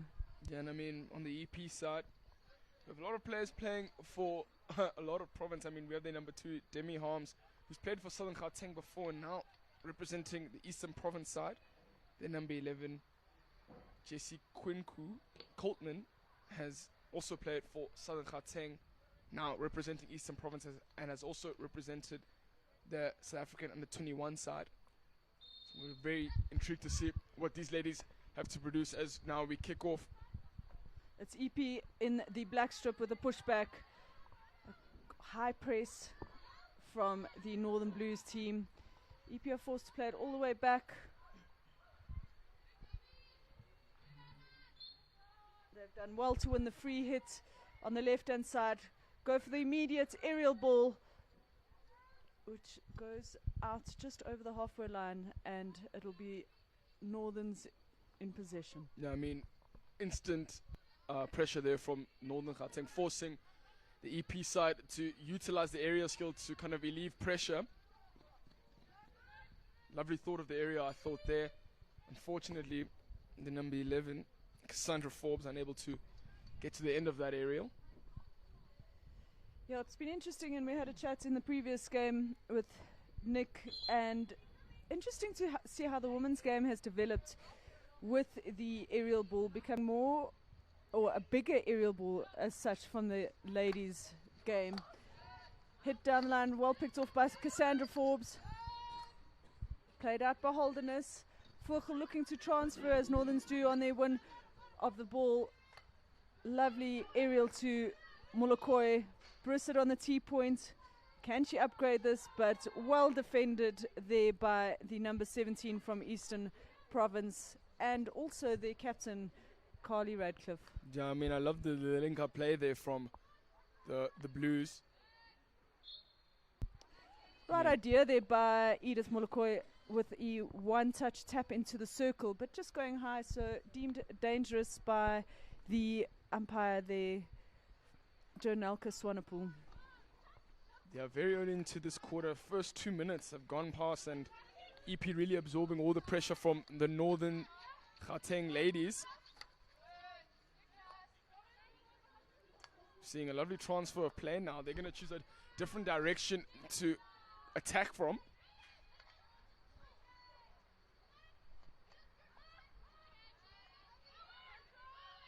Unfortunately dispossessed EPS, and Northern Blues have another chance to move forward. A lot of double turnovers happening in the middle of the park. Very early on in the game, very frustrating maybe for the coaches. They're really going to have to keep this composure, as in moving day, really these points do decide how the rest of their tournament goes. Yeah, for sure, and a little bit of a disruptive evening for the Northern Blues. We see Laken Brissett, great touch, connects with them, Becker looks to hit the upright. She might have wanted the penalty corner there, but yeah, unfortunately not getting the penalty corner, rightfully so, well umpired, and EP under pressure again here. Well picked off. Northerns with another opportunity here. Brissett very well defended there by the number 13, Rachel Barry. So, I mean, great link-up play happening here for the Northerns Blues, really giving the pressure to EP, but EP responding very well in defending them and keeping them out, not allowing them to upgrade their opportunities. So we see another attack here from the Northerns Blues. They keep the ball in. Great pickup by Molokoi on their baseline, looking for the opposite direction, which Northerns have been pretty good in this tournament, filling the spaces in the circle, but just no one on the opposite side of the circle there for her to connect with. Attempted aerial there. Ball still in. Umpire deems that the ball rolled out there. Will be Northerns. Vogel. Great cross play there by Vogel, connecting to her right half, who has a lot of space to run into. But once again, well picked off by the Eastern Province team. Eastern Province doing a lot of defending in this tournament so far, so you would expect them to have their eye in at this stage. Yeah, I mean, a lot of attacking teams have come across Eastern Province, and you can see the discipline that they're growing on defense now, not allowing the Northern Blues to have an easy chance at goal. But now it's Lenique Vogel. Try to show off her skills. Unfortunately for her, ball just ran out the baseline. Now it's 16 awarded to Eastern Province.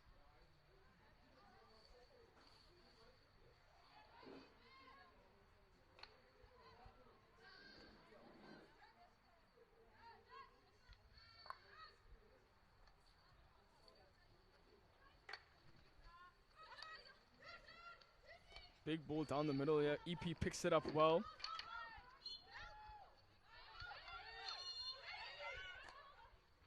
Frustration building from EP. Great turn by Molokoi. She does that so well, and she comes off with a shot at goals, just going wide. She did so well to pick that off. Turn and a flat hit across goals.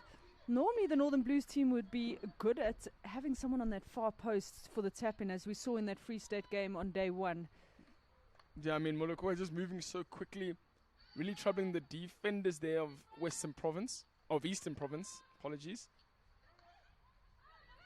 She does that so well, and it's really a treat to see the threat they have on attack. And we can see another attempt at goal. Again, the positioning of the Northern Blues just gets the better of them. Unfortunately, no one again on back post. Could imagine one of the forwards will be getting frustrated at themselves and knowing that they should be there.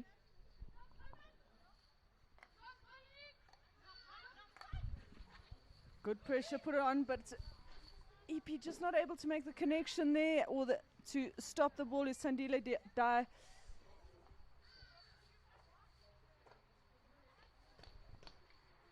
Now, 16 here. They want to use the right side of the field to attack forward as they do a lovely mini game down the line, a little 1-2. Great pace of attack there. Good movements. Just not able to get it, but it will go for a long corner, which I'm sure they'll be happy with. You see Molakoya on the ball. Great ball across the opposite side, but it was a diving interception there from Jesonique Coltman. And again, Lenique Vogel wins the free hit just outside the circle.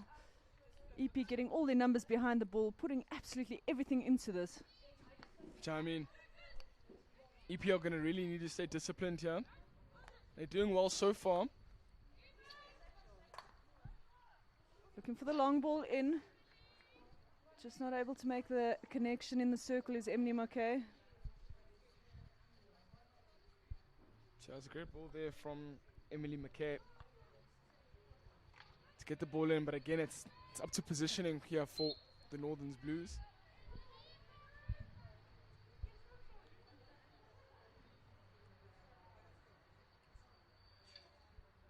Eastern Province are really going to need to take the pressure that they've absorbed and really turn it into momentum to go forward.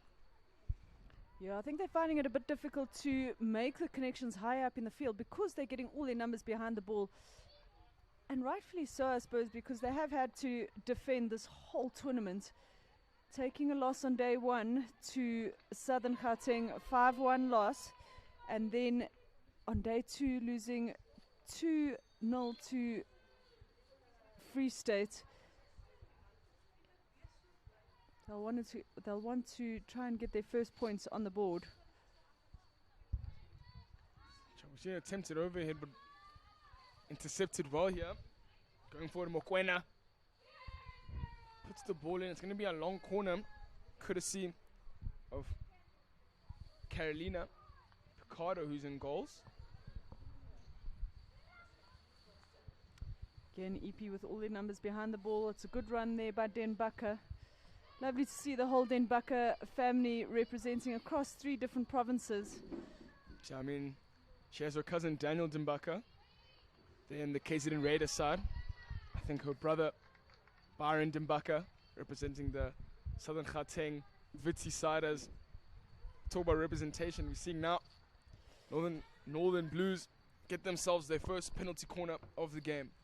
The penalty corners, they have various threats on top of the circle.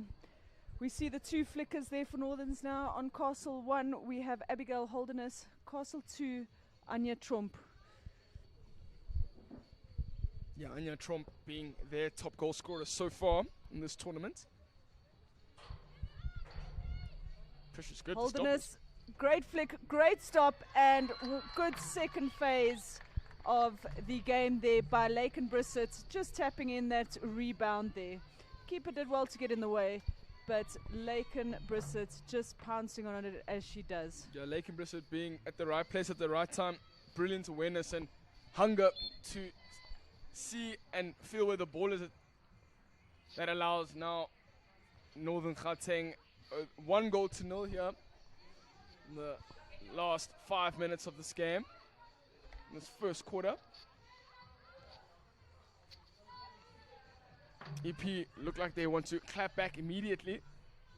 And there was an opportunity here for them on the outside, but unfortunately Demi Harmson not able to trap it.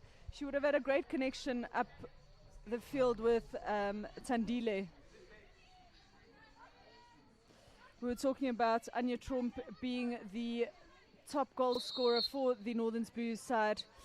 Interesting that the women's teams haven't really had one person sticking out with top goal scorer. Although we do have Charlene Boshoff from Western Province. She's currently the leading goal scorer with 3 goals.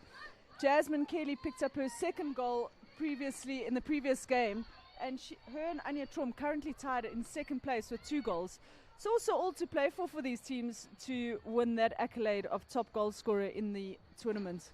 Yeah, I mean, being top goal scorer is very unique and prestigious individual award in itself. I mean, but it's lovely to see that in the women's division, a lot of goals are being shared around, and it's a lot of team building and team sport being played. But we're seeing an opportunity now for Eastern Province in the form of a short corner.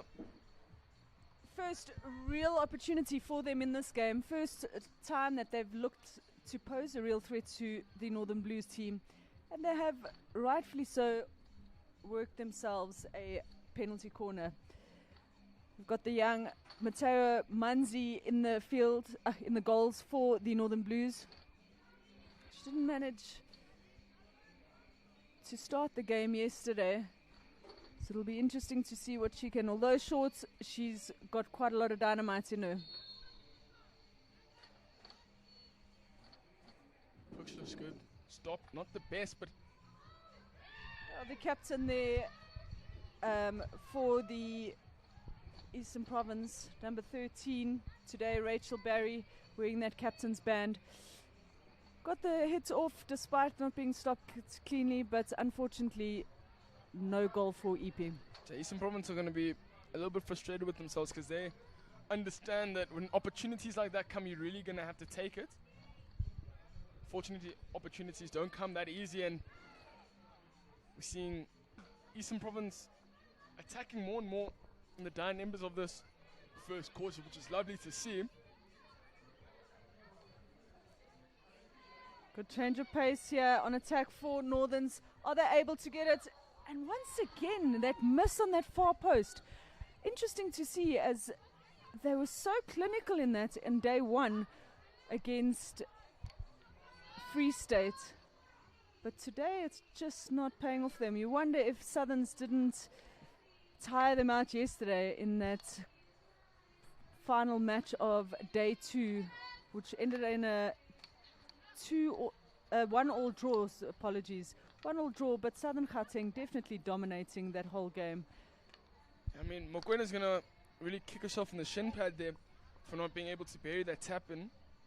She's very experienced up front, you know, doing these type of things at all types of levels, school, go, provincial, and even the national level.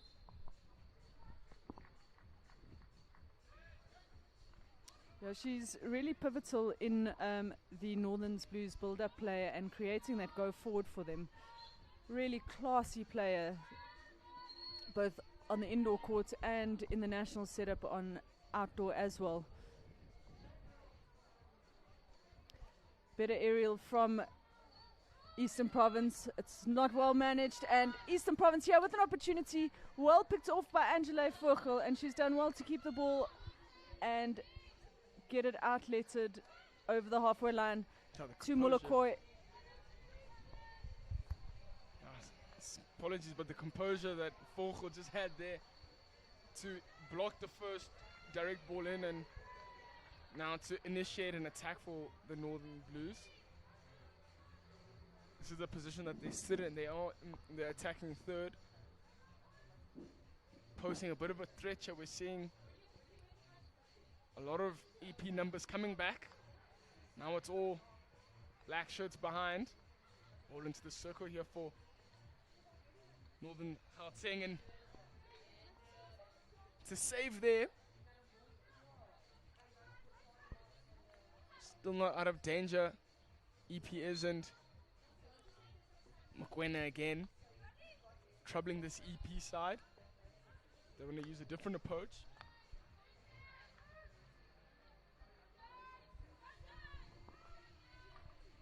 Great defensive work once again there. This time coming through Jade Brown. The EP EP definitely picked up their game today on day 3. Another aerial picked off by Vogel. Low with the hit in, lifting it, so EP will have the opportunity to attack again. Yeah, it's just unfortunate that they're really finding their feet here only on day 3. I'm sure day 1 was getting all the jitters out of the way for all the teams. And I mean, starting strong in this tournament is really ideal, like how Southern Gauteng did.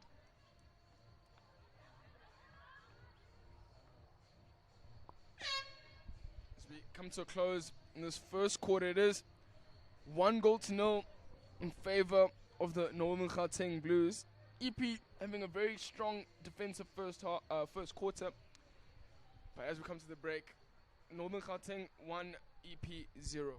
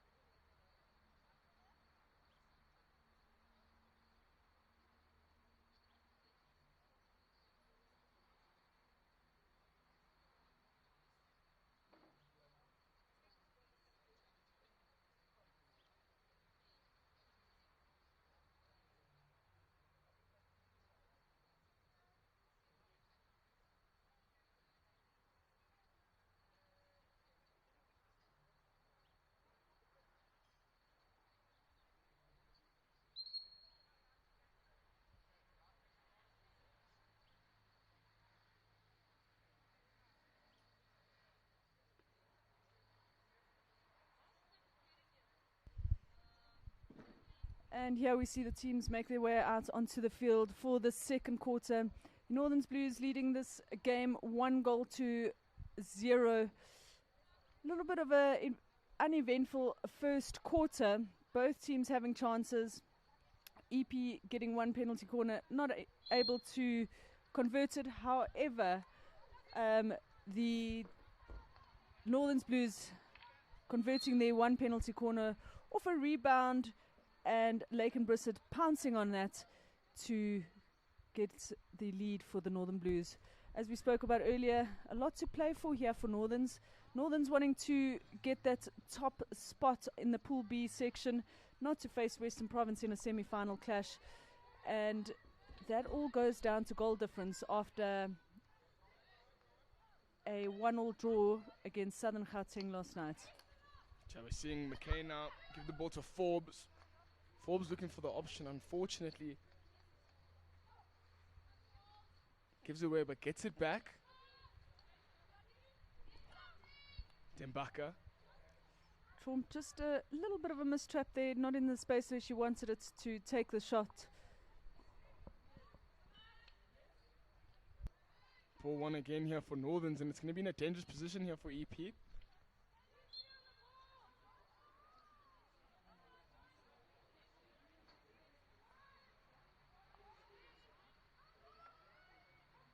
The outlet using the line route option, unfortunately unable to get to Tandile Deyi.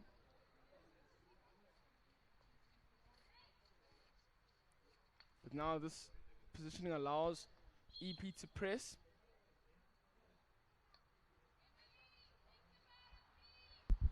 We hear the coach shouting that her defenders need to think about it, and rightfully so. EP have almost picked it off, and if I look here, seeing our view is of the full field, EP's press is very widespread, so there should be space to get the ball through, but Northern's possibly just trying to force it and creating the turnovers for EP. EP now retrieve the ball in the middle of the park. Sure, now they're going to use a troughing option, but opt to go back to the same channel.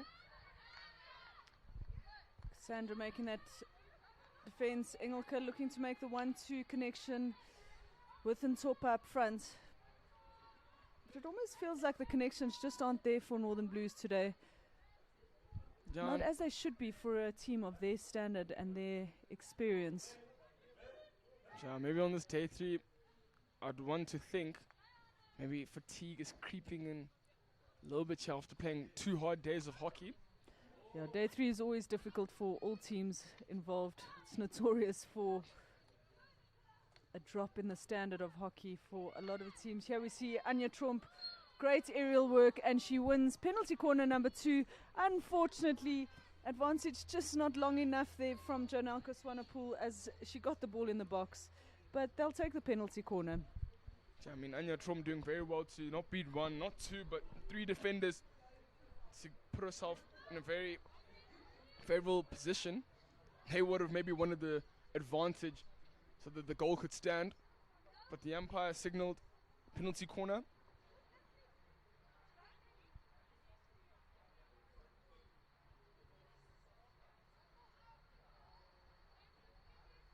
We see the threat of Anya Tromp on Castle 1, Henry Low on Castle 2. Goes too low, it's a mistrap. But speed from Den Bakker. Tromp, great goalkeeping by the keeper. And the ball goes in. Edith just getting it in there towards the end. But the goalkeeper in goals, Carolina Picardo, doing some wonderful work there for Eastern Province. Just needing her defenders to clear the ball off her pads after that initial save was made. Yeah, unfortunately, Picardo couldn't be a one-man show there in keeping the ball out. Will be the goal scorer. Seeing from my view, the captain, Edith Murikoy.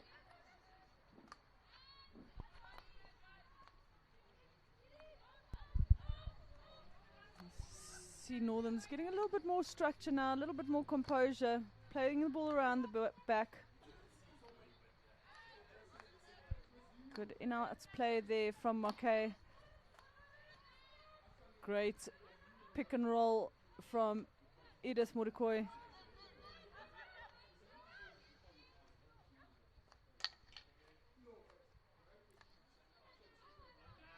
A lot of ball movement here in the middle. Low looking for the overhead, but it's picked off. Well defended there from Jade Brown. Jade has played a few IPTs for this Eastern Province side, and that just shows her composure and experience there. Now Jade Brown bringing the force to be reckoned with there at the back, not allowing it to be easy for the Northern Blues.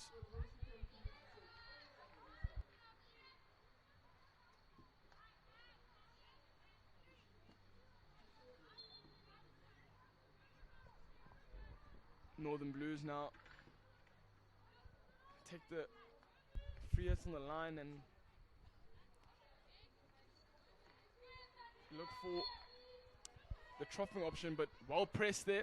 Yeah, it's a little bit disappointing to see, and not necessary there for Angela Vogel to go into contact with the EP striker. She had the opportunity to play the ball to the opposite side of the field, but here we see Den Bakker, reverse stick shot. It's a great ball past far post once again. Another goal that's gone, looking for good ball and good change of pace from Den Bakker. Kelly Den Bakker doing very well there. Lovely tomahawk shot. Unfortunately, no one at the end of that. The back post vacant. We're seeing Forbes with an attempt ball into the circle. She's going to turn it over and free hit to EP as they push their strikers up a little bit higher. Just taking too long on that hit to get any advantage.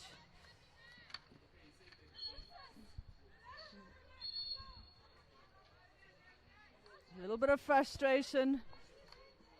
Brissett hoping for more. She can't believe that the EP have won that free hit.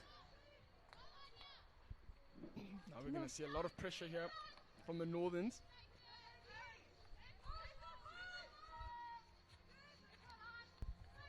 Captain here, Rachel Barry, under immense pressure from Brissett. Brissett now wins the hit here. I think that frustration's definitely bubbling over there.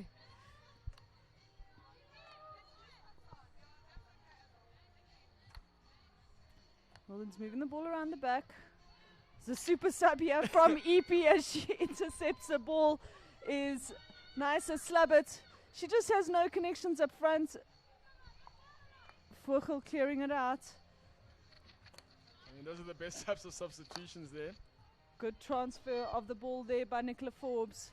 Trump just not able to get it under control, but she manages to win it back.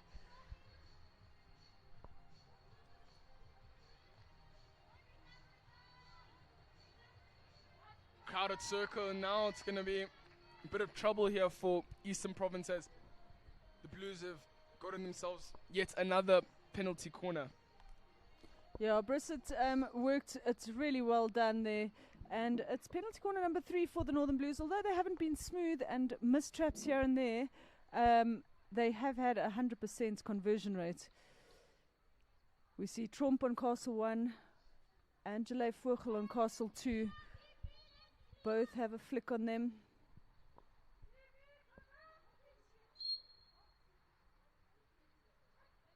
It's Castle 1, Trump with a hit. Well run down by Jade Singleton, putting her body on the line. It is a re-award as it came off her mask. So off her stick, deflected into her mask. Jana Wells, real gun running, brave running there from Eastern Province. Singleton. Castle 2 this time.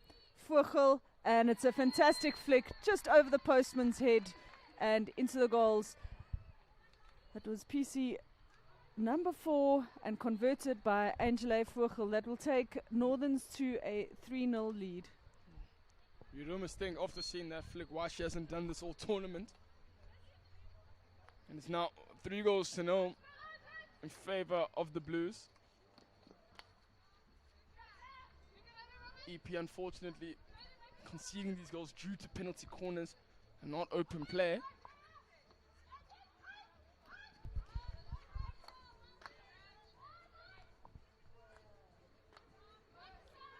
EP with an opportunity here now as they get a free hit in the 22-meter area. So you can only try it for the one touch, but picked off by Northern Blues. Brissett to Engelke. They'll win the free hits through Engelke. Finds Mudokoi. Is forced to play the ball backwards.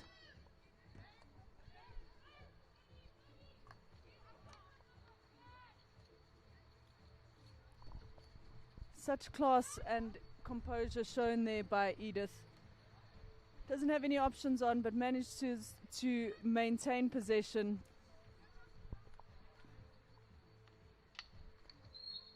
EP winning the hit there through Chelsea Cook.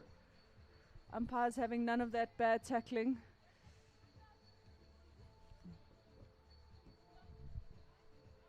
So now with all the Northern Blues players back,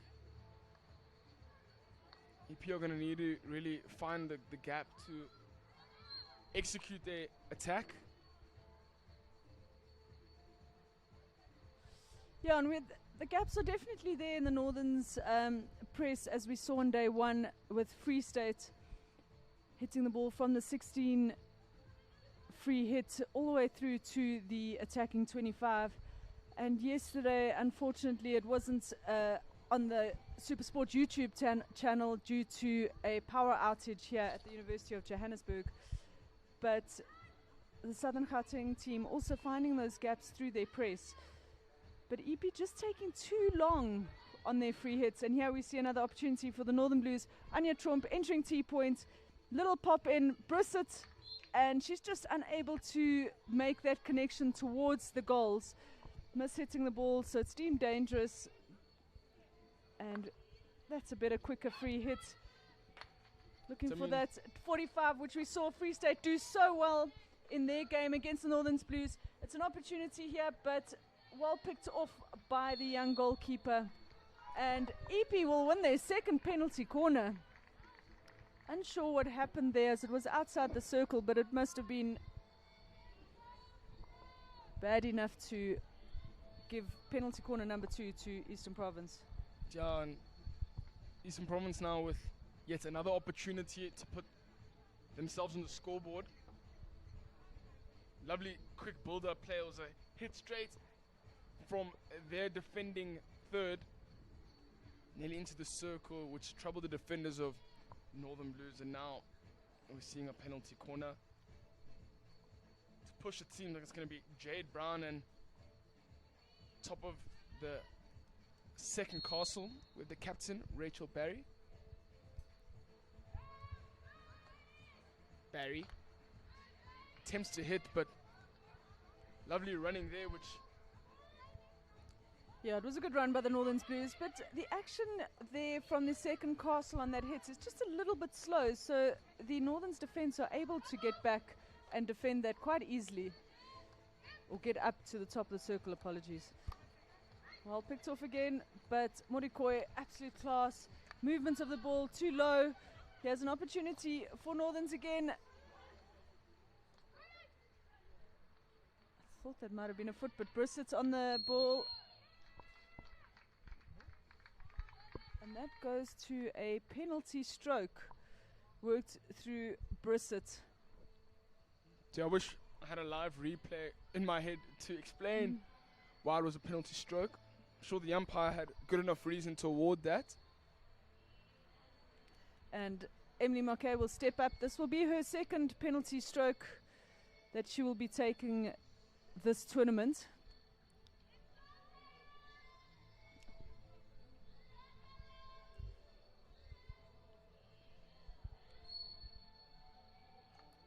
And almost a save there, but it is slotted up. Carolina Picardo read that so well, so she got to stick there, but just not a strong enough wrist action to guide that ball out. So Northerns take the lead, 4-0. Yeah, no, lucky for the goalkeeper Picardo, as you said, not enough strong stick action there. Emily McKay bearing that penalty stroke, allowing Northerns to go 4 goals up now. This will help their goal difference and their chances of topping their group.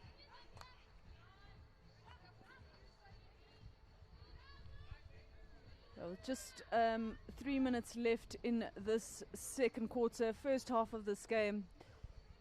A little bit more eventful in this second quarter as we see the Northern Blues slotting away 3 goals. Here we got the goal scorer, Mackay, running into the circle, lays it off to Lanique Vogel. Just not able to get much of a pass off there. EP take their free hits a bit quicker, win another free hit on the sideline. And we've got Chelsea Cook stepping up to take the free hits. Northern Blues putting up quite an aggressive press here on EP, keeping them to one side of the field. She tries to go for the overhead. Not quite successful, but it was picked off by Demi Harmser. But now Northern Blues through Lanique Vogel has a go, has a crack at goals. And it's literally kicked into the goals there by Rachel Barry. What an unfortunate unfolding of events there for EP. Yeah, I know. I mean, lovely run in there from Lanique Vogel. As we mentioned earlier, she's still in matric there at Waterkloof, and she's probably done those quite a few times. I mean, she's gone on to represent our country in the Under-17 Malaysia World Cup. She's done very well here to extend her team's lead. It's going to be her first goal of the tournament as well. I'm sure she's very happy to get herself on the score sheet. Forbes now throws a ball in, finds Mokwena. Forbes, Lanique again. Good keeping there by Cassandra Picardo. Really keeping I want to say EP in the game, but the score would be a lot higher had she not been in the goals at the moment. Yeah, Picardo really doing as much as she can. It's going to McKay. the last minute of this game. McKay just not able to keep it under control on the sideline there. Sorry, on the baseline. EP may want to take this a little bit slower, run the clock down, so that they can regroup at halftime and re-look at their strategy.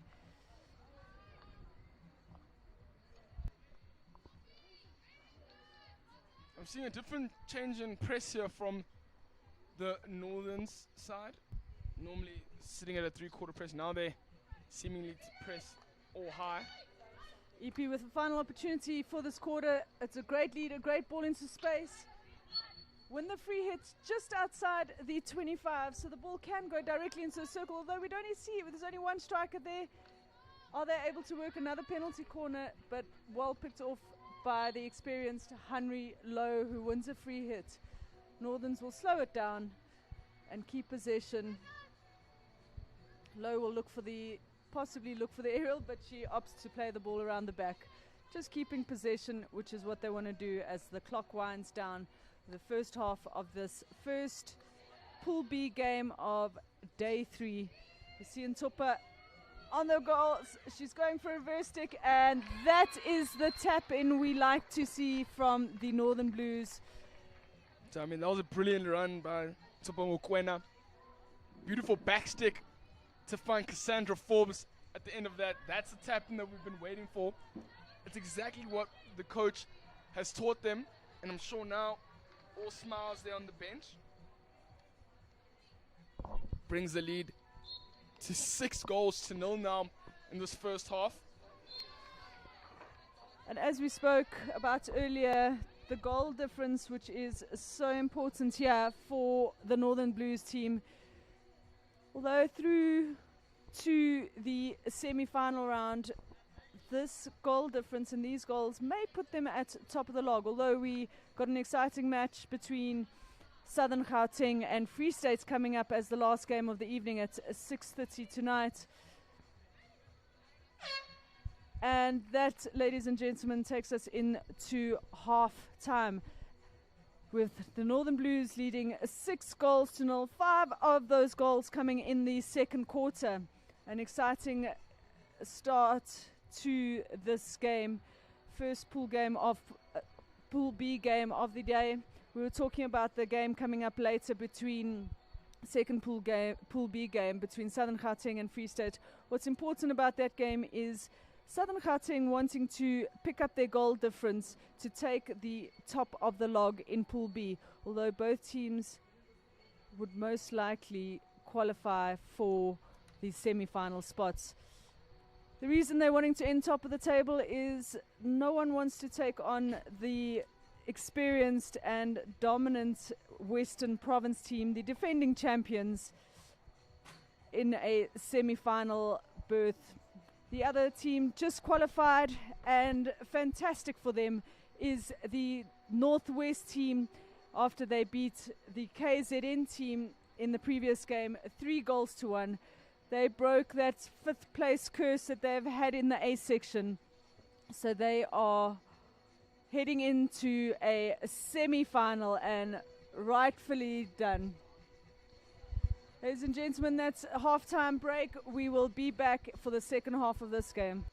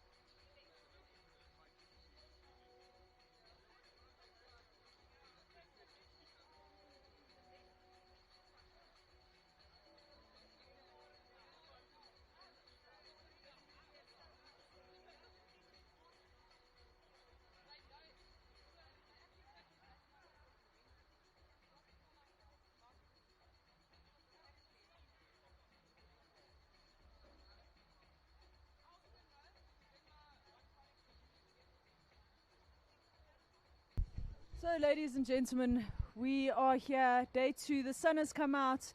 It was a chilly morning, but thawing out here at the University of Johannesburg.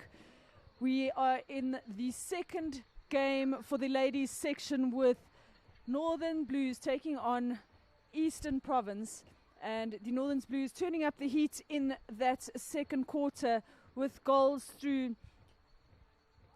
two penalty corners. Apologies. They had 3 penalty corners in that quarter. We had Edith, who converted on the first penalty corner after a mistrap. The second goal in that second quarter coming through Angela Vogel with a fantastic flick into the top right-hand corner, and then an interesting stroke that was given. We couldn't see it from the commentary box, but a penalty flick given off, which Emily Marquet confidently stepped up to take, although the goalkeeper Carolina Picardo got a stick to it. It did go into the goals. And then 2 fantastic field goals coming from Lanique Vogel, the young up-and-coming hockey star, and Cassandra Forbes on the far post. Yeah, I mean, talking about the Northern Blues side, a lot of things to talk about. I mean, very interesting the way they build up. It's very quick and it's fast. Only about like 4 passes they use to get into the circle to trouble this EP side. Little things that they might need to work on, but have been throughout the second quarter, is their back post finishing. We saw in the last goal that they just scored through Cassandra Forbes was a back post finish via a tomahawk shot from Ntopa Mokwena. I'm very intrigued to see what other tricks they have up their sleeves when it comes to penalty corner time. Moving on to Eastern Province, the goalkeeper Carolina Picardo has had an absolute crack of a game. Unfortunately, the scoreline doesn't reflect that, but she has been hard at work indeed. The defenders have really been tired out as the Northern Blues aren't putting a stop to that attack. The likes of Jade Brown and Rachel Barry are really trying their best to keep their side in this game in a fighting chance.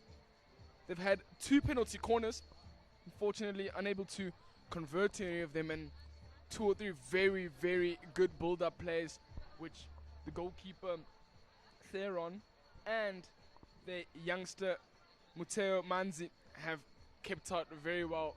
So it's going to be very interesting to see the change of pace and maybe the change of tactics that both sides have to produce in this encounter in this next quarter. Yeah, an exciting day of hockey. The moving day in day 3.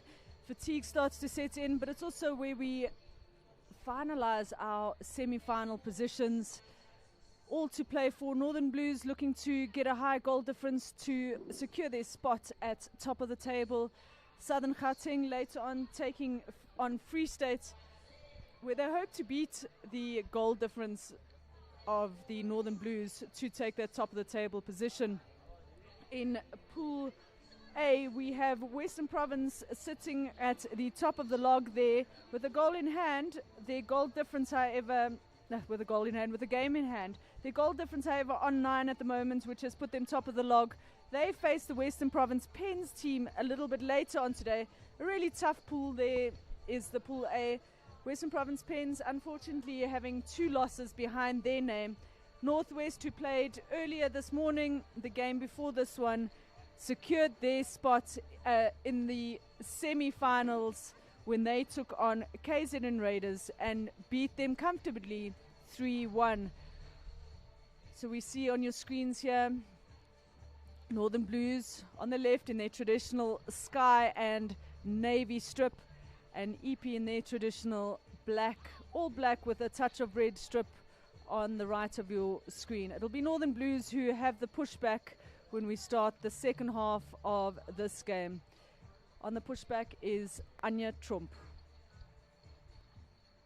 As we look at the stats of the ladies section, not too many goals being scored by one person in this tournament so far. We do have Charlene Boshoff, who's currently the top goal scorer in this tournament, sitting at 3 goals in her pocket with a game in hand. And then Anya Trump, after scoring earlier, she will be on 2 goals, tied second with Jasmine Kelly, who also slotted away her second penalty corner hit in the KZN versus Northwest game. So as we kick off now, we're seeing a sideline hit for EP. A lot of pressure early on in this third quarter. Northern seeming more hungry than ever to get themselves on the score sheet once again. Oh, great carry there by Abigail Holderness there. It's still in favour and now upgraded into a penalty corner. Abigail Holderness, a young player coming out of Eastern Province, exciting, starting her first year at the University of Pretoria. Her younger sister will be competing at the under-18 IPT later on this year, which will also be an exciting young player to look out for. We see at the top of the circle we have Angela Vogel on Castle 2, who we saw slot away a flick earlier, and Henry Lowe on Castle 1. Castle 1, it's a mistrap by Loratu, and EP now with an opportunity to attack. It's taken quickly. They win the free hit on the sideline. They look to go forward. It's a long ball. We spoke about that gap in the Northern's press, that there is space to go through. Holderness to Trump.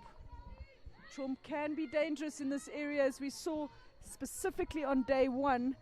She attacks the baseline really well from that T-point. Yeah, I mean, it only takes 3 to 4 passes for this Northern Blue side to really get a chance on attack, which is very brilliant when you come to think of it. I mean, leading this game 6-0 comes a sense of composure now and calmness, but Northerns should not sit back and allow EP to gauge the game back. Should really go through the motions, because this is what wins tournaments, playing their game.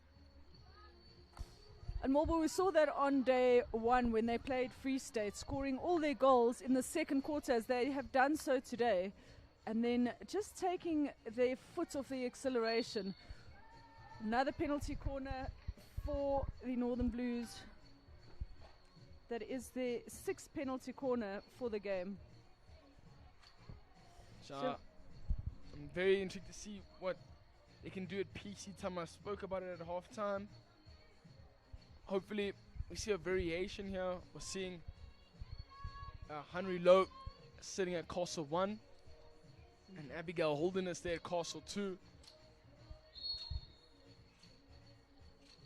Castle 1 low, it's a good trap and well cleared off by the close player. It's the captain for Eastern Province. She has done very well to clear that off on this baseline. Long corner out to Cassandra Forbes, opts to enter into T-point, looks for Holderness, but EP just tapping the ball out through Chelsea Cook. As we were saying earlier, the Northern Blues scoring all their goals in the first half against Free State. They won that game 5-1. And then just taking their foot off the acceleration in the second half, and not much happening in that second half of that first opening game for the Pool B. Unfortunately, they can't allow that to happen, because later on in this tournament, there are going to be teams that do turn up in the second half. Teams like Western Province that don't normally score their goals on early on, but come to the end of the game, their endurance and their fight build up. Yeah, for sure. And they definitely don't want to take their foot off the acceleration here when top of the table is at hand and they are in contention with the Southern Gauteng team, who before this game was sitting top of the table with a 5 points goal difference, and the Northern Blues went in with only a 4 goal difference. So they want to try and get as many goals as they can. And we've seen the Southern Gauteng team, they are dangerous when they get into that circle. They've got a lot of goal scorers, a lot of exciting players, dynamic strikers. Oh, a little touch behind the back there from Den Bakker. Cheeky touch behind the back and just missed that post. Yeah, I mean, they're doing all the things right. Unfortunately, it's just a final touch to go towards goals for the Northern Blues. That's the only thing that they're missing. Otherwise, they have been absolutely on fire today against Eastern Province. Seeing the sideline ball now. It's going to start off here from Emily McKay. They go infield and skip past to find Mokele.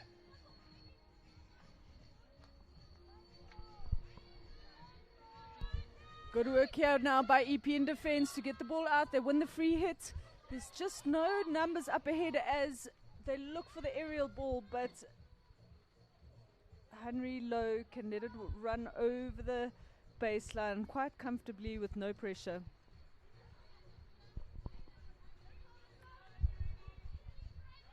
McKay.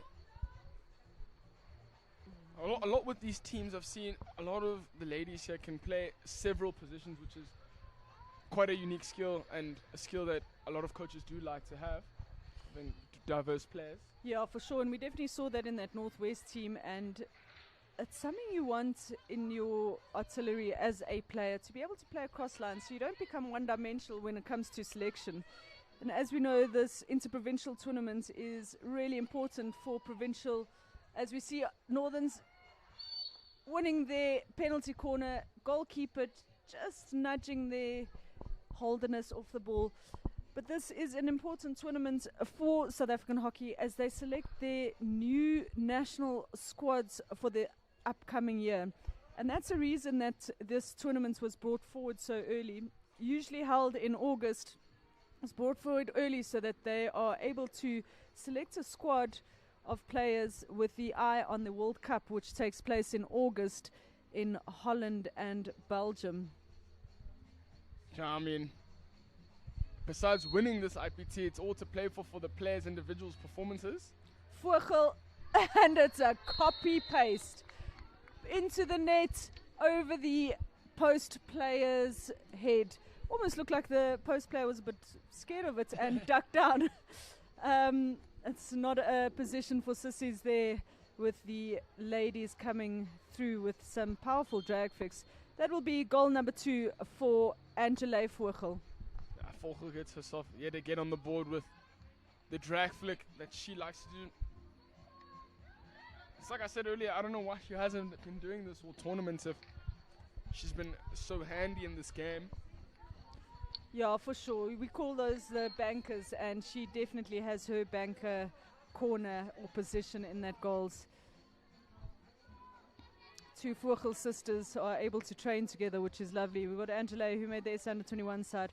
Lanique Vogel, a dynamic, exciting young player, only 18 years old, making her debut here at the senior provincial tournament, coming off the back of a win at the All Goals Festival tournament, held in Cape Town just the week before this tournament took place. A lot of hockey for Lanique has been played, and now umpire urges the ball to go back. Tato plays back. They want to keep the pressure. Mordekoi on the ball. Transitions into a 4 at the back for the Northern Blues. And good pick off by Brown as she steps through as the free centre back. She's done so well for EP. And here's where the danger lies. And Topa, good change of pace, good moving of the ball. Shot into that corner, and it couldn't have been better placed. And she will be happy with that. Northern Blues taking the lead now, 8-0. I mean, as soon as I saw Topa Mokoena take that ball, I mean, she runs so fierce and with such intent. Gives herself space in the circle and slots it bottom right corner.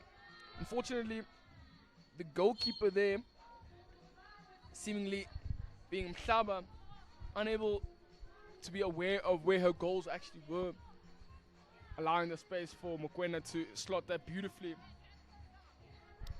We have 2 minutes left in this third quarter, and we said this is where the game is made. Although Northern sealed this game, I'm certain of it, in that second quarter of this game. But EP now not standing back and working their way forward. They win the free hit just outside of the dotted line, 5-meter dotted line. And this will be taken by Coltman. Coltman forced to play the ball back. Good advantage being played there by Janelka Swanepoel. It's a free hit to EP again in the 25. EP striker just going down as time stopped. Seems to be walking it off.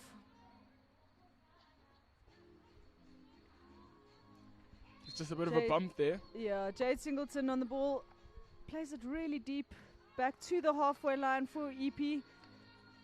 Oh, maybe not the right decision, and that's what makes it so imperative, the way we collect the ball, the way we receive, so that you've got an open body stance to be able to see what your opportunities are going forward, that you don't just play the ball back from where it's come from.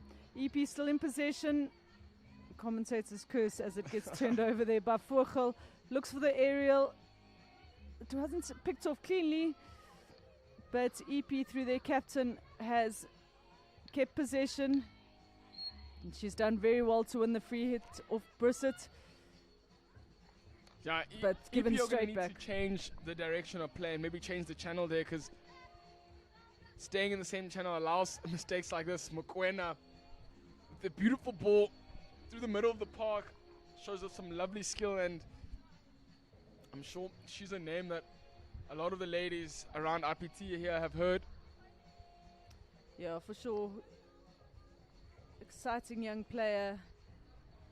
He came from the Free State and is now calling Pretoria home. We see a change in goalkeepers there for Eastern Province, with Sinamile Mahlaba in goals. The Northern Blues not really holding back and wanting to extend their lead, which is very encouraging, but EP are really going to need to take the pressure and convert it into something actionable in favor for themselves.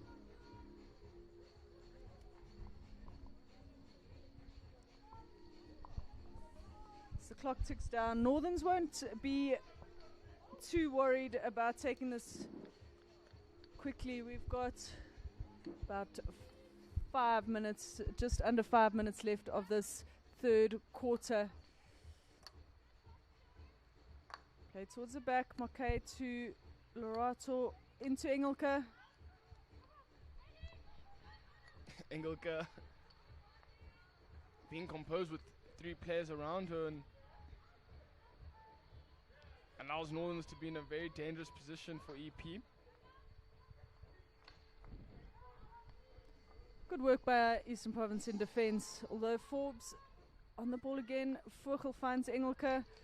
Not a very good receive there, very closed off receive. If she had opened up her body slightly, she could have played it to the opposite side, and we spoke about that transfer play, which is imperative in this game at the moment, both for EP and for the Northern side, as they put all their numbers into the ball side channel, and the space is on their help side. So if they're able to do it, and we see EP here, but she's got no one on the left-hand side to pass the ball off to. You've got a lot of space. Low finds a stick of trump. Great right pull, but well defended. Ooh. And wins the free hit. Here comes a card, not very happy, and Holderness will be off for 2 minutes for Northerns. Can EP capitalize on being a man up? It'll be a free hit just coming off the hand of Forbes. It's not nice in this cold weather to get that ball on your fingers. Yeah, I mean, Forbes being a soldier there and staying strong to carry on this game with such an impact. Good composure by Northerns. You'd want to see their centre backs just widen that platform slightly to create the overlap on the outsides, as EP aren't putting any pressure on their back four. EP now with the quick free hits. It's nice to see a quick free hit. It's not clean, but it's a good tuck into the right-hand side, but well managed is it by Kayleen Ndenbaka. So unfortunately, EP need to move a bit more forward when coming into plays like this. Passing sideways won't really help their counter-attacks. Lovely defense there by Kaylin Peffer.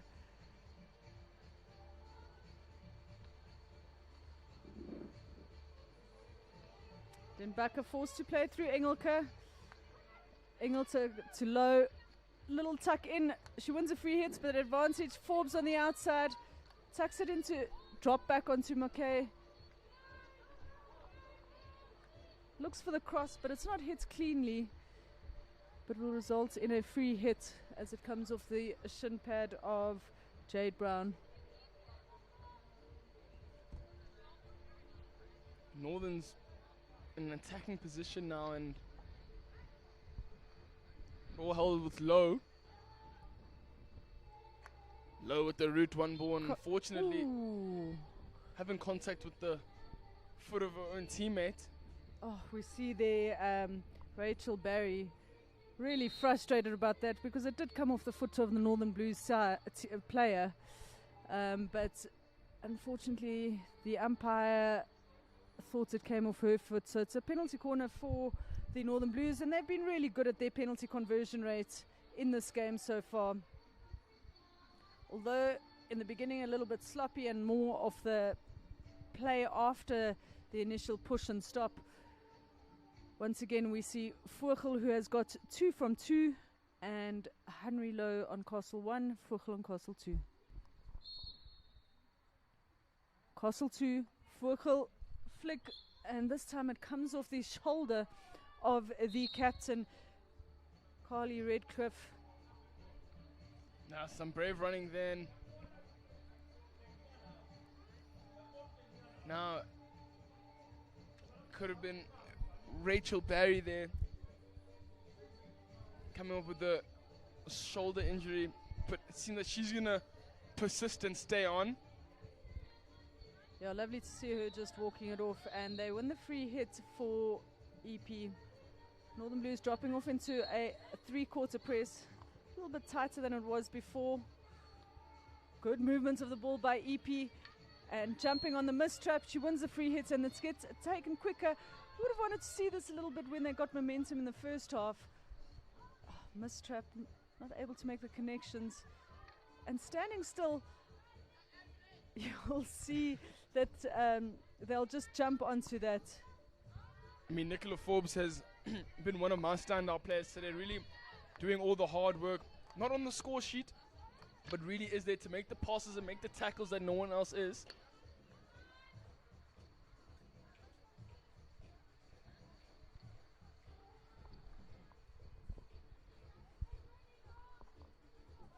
Deep in the corner, looking for the aerial. Cassandra Forbes not able to pick it off, but McKay has done well. Looking to hit on that reverse stick. I'm glad she made the decision to just lay it off to Lanique Vogel. Low with the hit, save, and well cleared off just as the buzzer goes. A great save there by the young Senamile Mahlaba, and then a clear off the line by the defender from Eastern Province. We're going to the final quarter, and it is Northern Blues that are leading 8-0.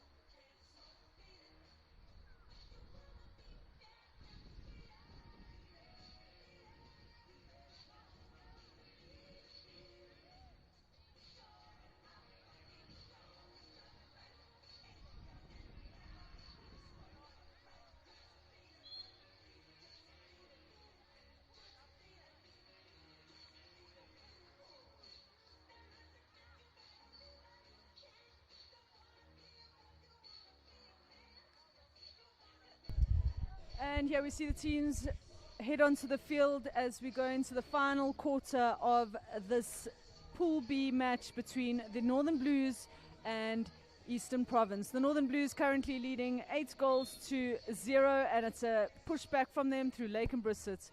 Lanique Vogel looking for the overhead, just unable to connect it, but it works. Holderness is back on the field. At EP defending, but lifted up. Lanique with the quick free hit. She takes it on her own, runs from the left of the circle to the right, finds Trump in the circle, who wins a penalty corner. So very early on in this final quarter, Northern Gauteng Blues really troubled the EP side. Lanique Vogel doing very well to find her player to get that penalty corner now. Allows them yet another opportunity to extend their goal lead and to favor their chances with goal difference. Flick from Vogel once again, great save, and we see Senamile Matlaba jumping for joy there, she rightfully should. Big save from This her. Time the flick coming from Lanique Vogel, the youngster we spoke about, but just picked off really well.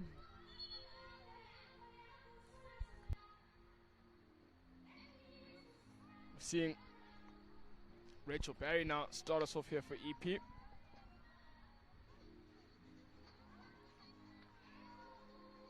EP still in possession, sideline ball. Lifted but still in favor of EP. They get the ball due to advantage. They're going to want to turn it around. Maybe change the channel of play. Will be favorable for them. Yeah, we see a lot of space here on the left-hand side as Northern Blues have pressed there, and she's done well to get out of that trap, but just trying to force it long when the ball square was on to Brown. It's a foot race to see who gets it. EP gets it. She just didn't manage to keep the ball in play. Holderness looking to take the ball quickly. The umpire tells her to get back. Trump on the ball now. She's been really good at running into the circle from T-point, but unsuccessful this time, and EP will be on the ball. We spoke earlier that goal difference is so important in this tournament, and that is what the Northern Blues are playing for in this game. As they are playing for top of the table, as they are tied at the moment on points with Southern Gauteng leading into this game. Southern Gauteng just tipping them on goal difference by 1 goal.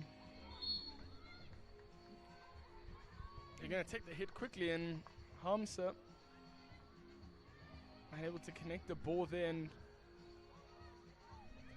lovely line ball to find Brissett. Brissett's going to move forward. Good aerial work there, so hard to defend. Good tuck behind Trump, and just not able to find the goal box. It'll go to a 16 for Eastern Province. Lovely communication without even words being used. She knew exactly where she was going to be, and that's the type of chemistry that the coaches would want to build early on in this IPT. It's really showcasing now on moving day.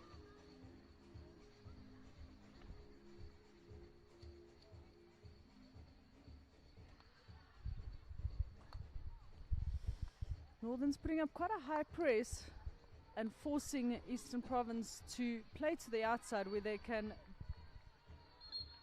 double man on the outside half. EP win the free hit. Well run down there by Forbes. I think it's what you spoke about earlier. Unfortunately, EP isn't fast enough when it comes to the decision making on the free hit, which allows the Northern Blues to set up in a way where they can force the turnover. Yeah, for sure. We've seen it when they have taken it quickly, as we said, that they do become threatening to an extent. Ball turned over now, and it will be the Northern Blues. It's McKay. She finds Mohale. In the middle, it looks like Vogel. Yeah, the young Vogel, Lanique. Good patience shown here from the Northern Blues. Ole to Lanique Engelke. It's a great passage of play from them. Can they upgrade this opportunity now? They're in the circle and Brissett brilliantly defended there from Jade Singleton to Yeah. keep that attack out. Brissett looking for the backspace, but just miss-hitting the ball completely. And as you said, fantastic defensive work there from EP.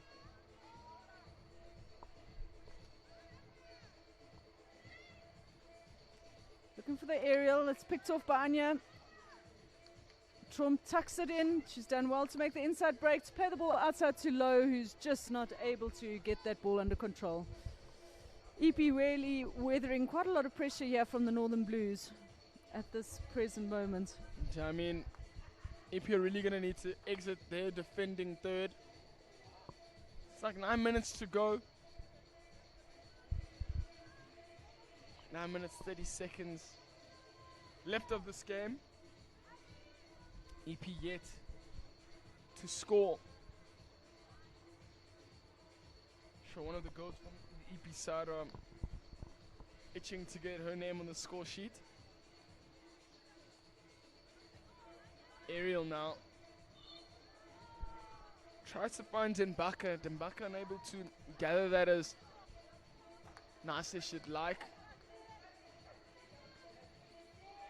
EP continuing to struggle to exit their attacking or defending third. Vogel. Mohale.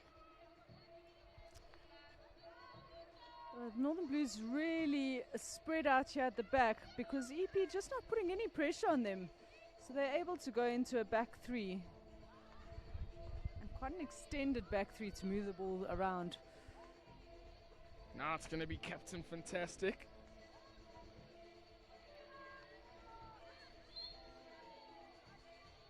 She nearly got dispossessed, but she plays it quickly. She finds Vogel. McKay. Back. Just on the line, and now a tap in from the number 14, Kaylee Tenbaka. Yeah, some good work there. Although scrappy, it was a great tap in by Denbaka. Nice and low, able to get now the 9th goal for Northern Blues. I mean, there's a brilliant backstick there from Emily McKay to initiate that and to make the keeper actionable.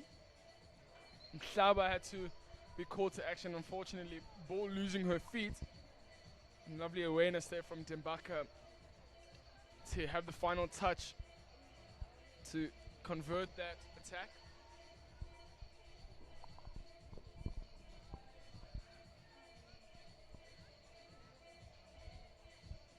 Nine goals to 0 here.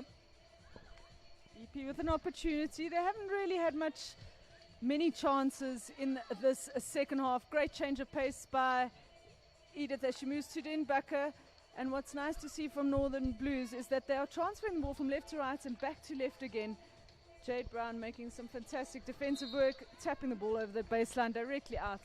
Result in penalty corner number 10 for the Northern Blues. It's really going to be tough for these ladies. Northerns have scored 3 out of the 10 penalty corners, 2 of them being very scrappy. But we have Anya Trump now on Castle 1 and the young Abigail Holderness on Castle 2.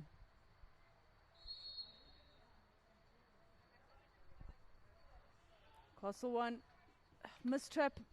Anya picks it up, but it is higher than that, 8 inches backboard, so it'll be a free hit out. So unfortunately for her, connected very well, but just lifted slightly. First shot at goal in a penalty corner cannot be lifted above the backboard. I think if you have to go back and look at this game, and we're in the fortunate positions of having the opportunity to have video analysis, that'll be a card, and EP will sit without a player now. Yeah, I mean, a very scrappy defending there. Knowingly was not in a position to try and get the ball, and now just to make the matters a little bit worse, they are now a player down. She'll be down for 2 minutes. And we see it so often with strikers that they just fly into the tackle and they don't necessarily, I don't know what position you played, Mulu. Oh no, I played at the back. Yeah, It's in the back. all of us. Eh? But it's so frustrating to see strikers make those tackles that are so unnecessary. Flying in, all they need to do is just keep the defender's head down. Oh, here we've got the formidable Ntopa. Oh, just not able to get through the 3 players. Forbes picks it up. Orgel finds McKay. McKay looked like she wanted the route 1 ball, but fortunately it's the back stick on the number 14, Dimbaka. Can imagine Northerns want to extend their lead to a double-digit scoreline. I think it'll be the first one in the women's division here at the IPT. Bit of a clash of sticks. Sticks gone flying. Cassandra Forbes not happy with that call, but to be fair, no one had the opportunity to get the ball. It's an overhead by Brown.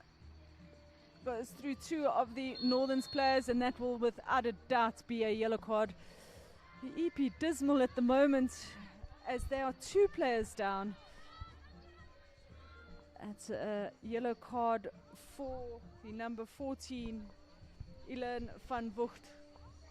Yeah, unfortunately from Vervoort, I think that's going to be the rest of the game with her in the sin bin. Just puts EP under even more pressure. So now 2 players down. Northerns can be smart about this and really extend their press and press even higher. No reason for Vogel to be this deep anymore. As EP are going to be defending their final quarter. They're going to have to throw all the numbers behind the ball. And they've done well there.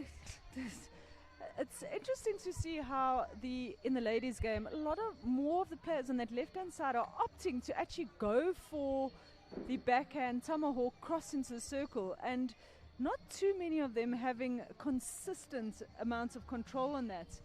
One would think that they'd rather come onto their strong side to get the control of the front stick pass across goals. Yeah, I mean, you would think that, but I only learned later on when playing this game. I mean, experience is the best teacher, and sometimes you would think you get better by knowing in high pressure situations like in a game. But yeah, you would think they would want to go into their forehand and rather hit the ball or slap the ball directly into the circle. Forbes was wide open, but she opts to take it for herself. Vogel getting that easy penalty corner, putting it onto the foot, and I'm sure that's PC 11 now for the Northern Blues. Yeah, I think Northern's, going back what I was trying to say earlier, is that their PC conversion rate has not been great. It's not about the push. The mistraps that have happened have been a little bit frustrating for them. Number 11, and they've only converted 3 of them, of which 2 were a little bit scrappy. Goes to Castle 1, Lenique Vogel looking for the deflection. Just not enough power behind it, but played off the rebound, and it is Forbes that slots that away. Lovely to see the injector come in across to play that ball in, and it's the young sister, Nicola Forbes, who slots it away. And Nicola Forbes is going to be very happy with herself getting on the score sheet. She's been a powerhouse today, and now we're seeing the older one, Cassandra Forbes, moving forward.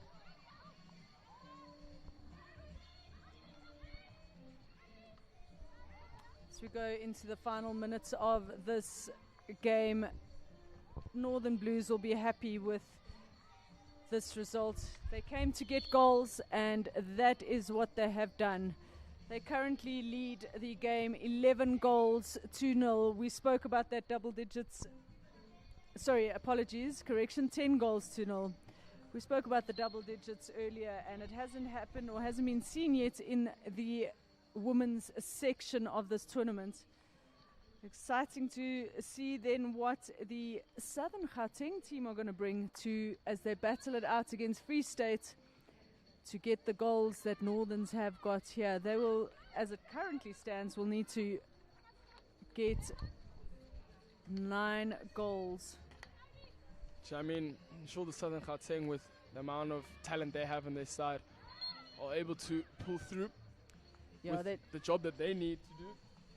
They definitely have some young, dynamic, exciting goal scorers there. I mean, you've got the likes of Bianca Wood up front. You've got Pariscal Isaacs, Tashona Delaray. Really, Tamlin Koch, who's joined in from Northwest. She's come back home to Southern Gauteng. Some really exciting players in the front line there, as well as in the midfield. We've got PC number 12, Holderness on Castle 2, Trump on Castle 1.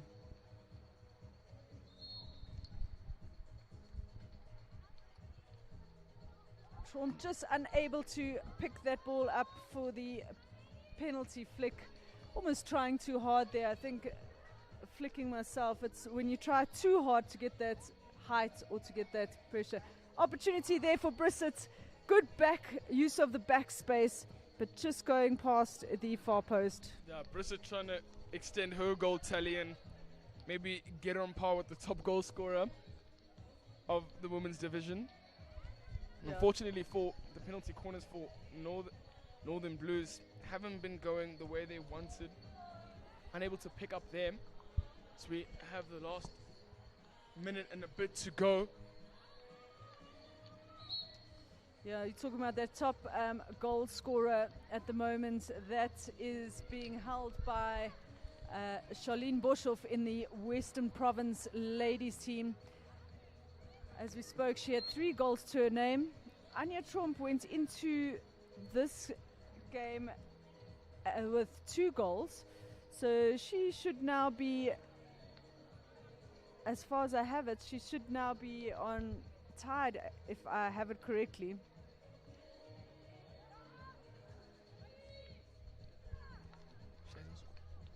Apologies, so she hasn't scored this game, so she's sitting on 2 goals to her name, and Charlene Boshoff, with the match in hand, holds that top goal scorer position with 3 goals. It's so exciting to see that there isn't one person standing out like head and shoulders above everyone else in the ladies section. So many goals have been scored, so many players there with 1 goal to their name, and we've got 2 players with 2 goals to their name. And Angela Vogel, she too takes that spot of the tied number 2 with 2 goals to her name today. Yeah, just less than 20 seconds to go left of this thrilling encounter. Northern Blues are going to be very happy with themselves and the way they're ending this game. And one last opportunity. It's going to be a slap and it's going to be another goal to not make it 10 but 11, no? That is a fantastic goal for the Northern Blues.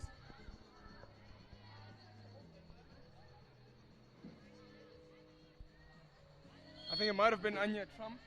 It is indeed Anya Trump who slapped that ball in, which takes her to tied position with 3 goals to her name, as we just spoke about it. So she is tied, and that takes us to the end of this game. What a thrilling game for the Northern Blues as they lead 11 goals to 0. What a fantastic performance. They came for goals and they got it. EP will go home licking their wounds. And thank you, Mlebo Malonzi. It has been a pleasure once again to be in the commentating booth with you. Yeah, thank you so much for having me, Kim. And it's been a pleasure. Good luck for your next game. And up next, ladies and gentlemen, we do have a Pool A encounter with Western Province up against the Western Province Pens. It's always an exciting derby game against these ladies. So don't go too far, just follow the screens as we'll be back very shortly.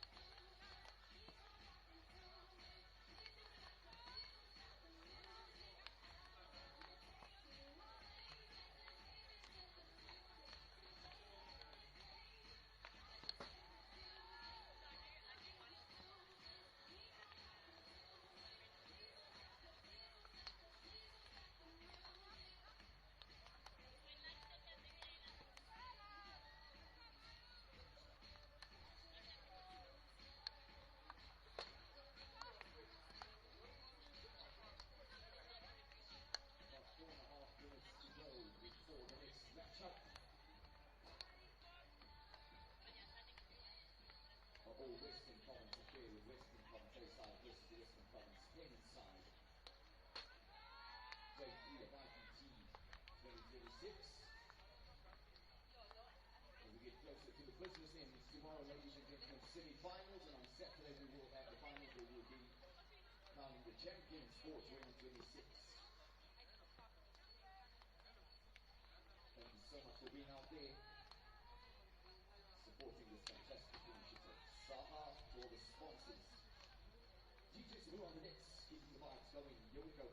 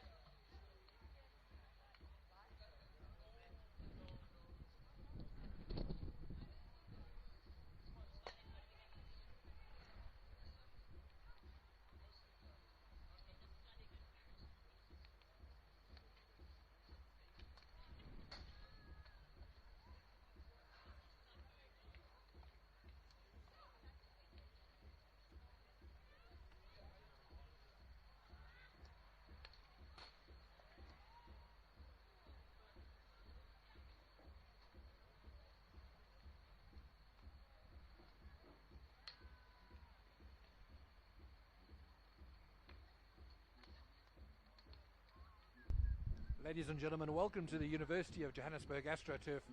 I'm Nick Wides for SuperSport on YouTube. We've got an all Western Province clash here, Western Province A against Western Province B. We'll get into that in a moment.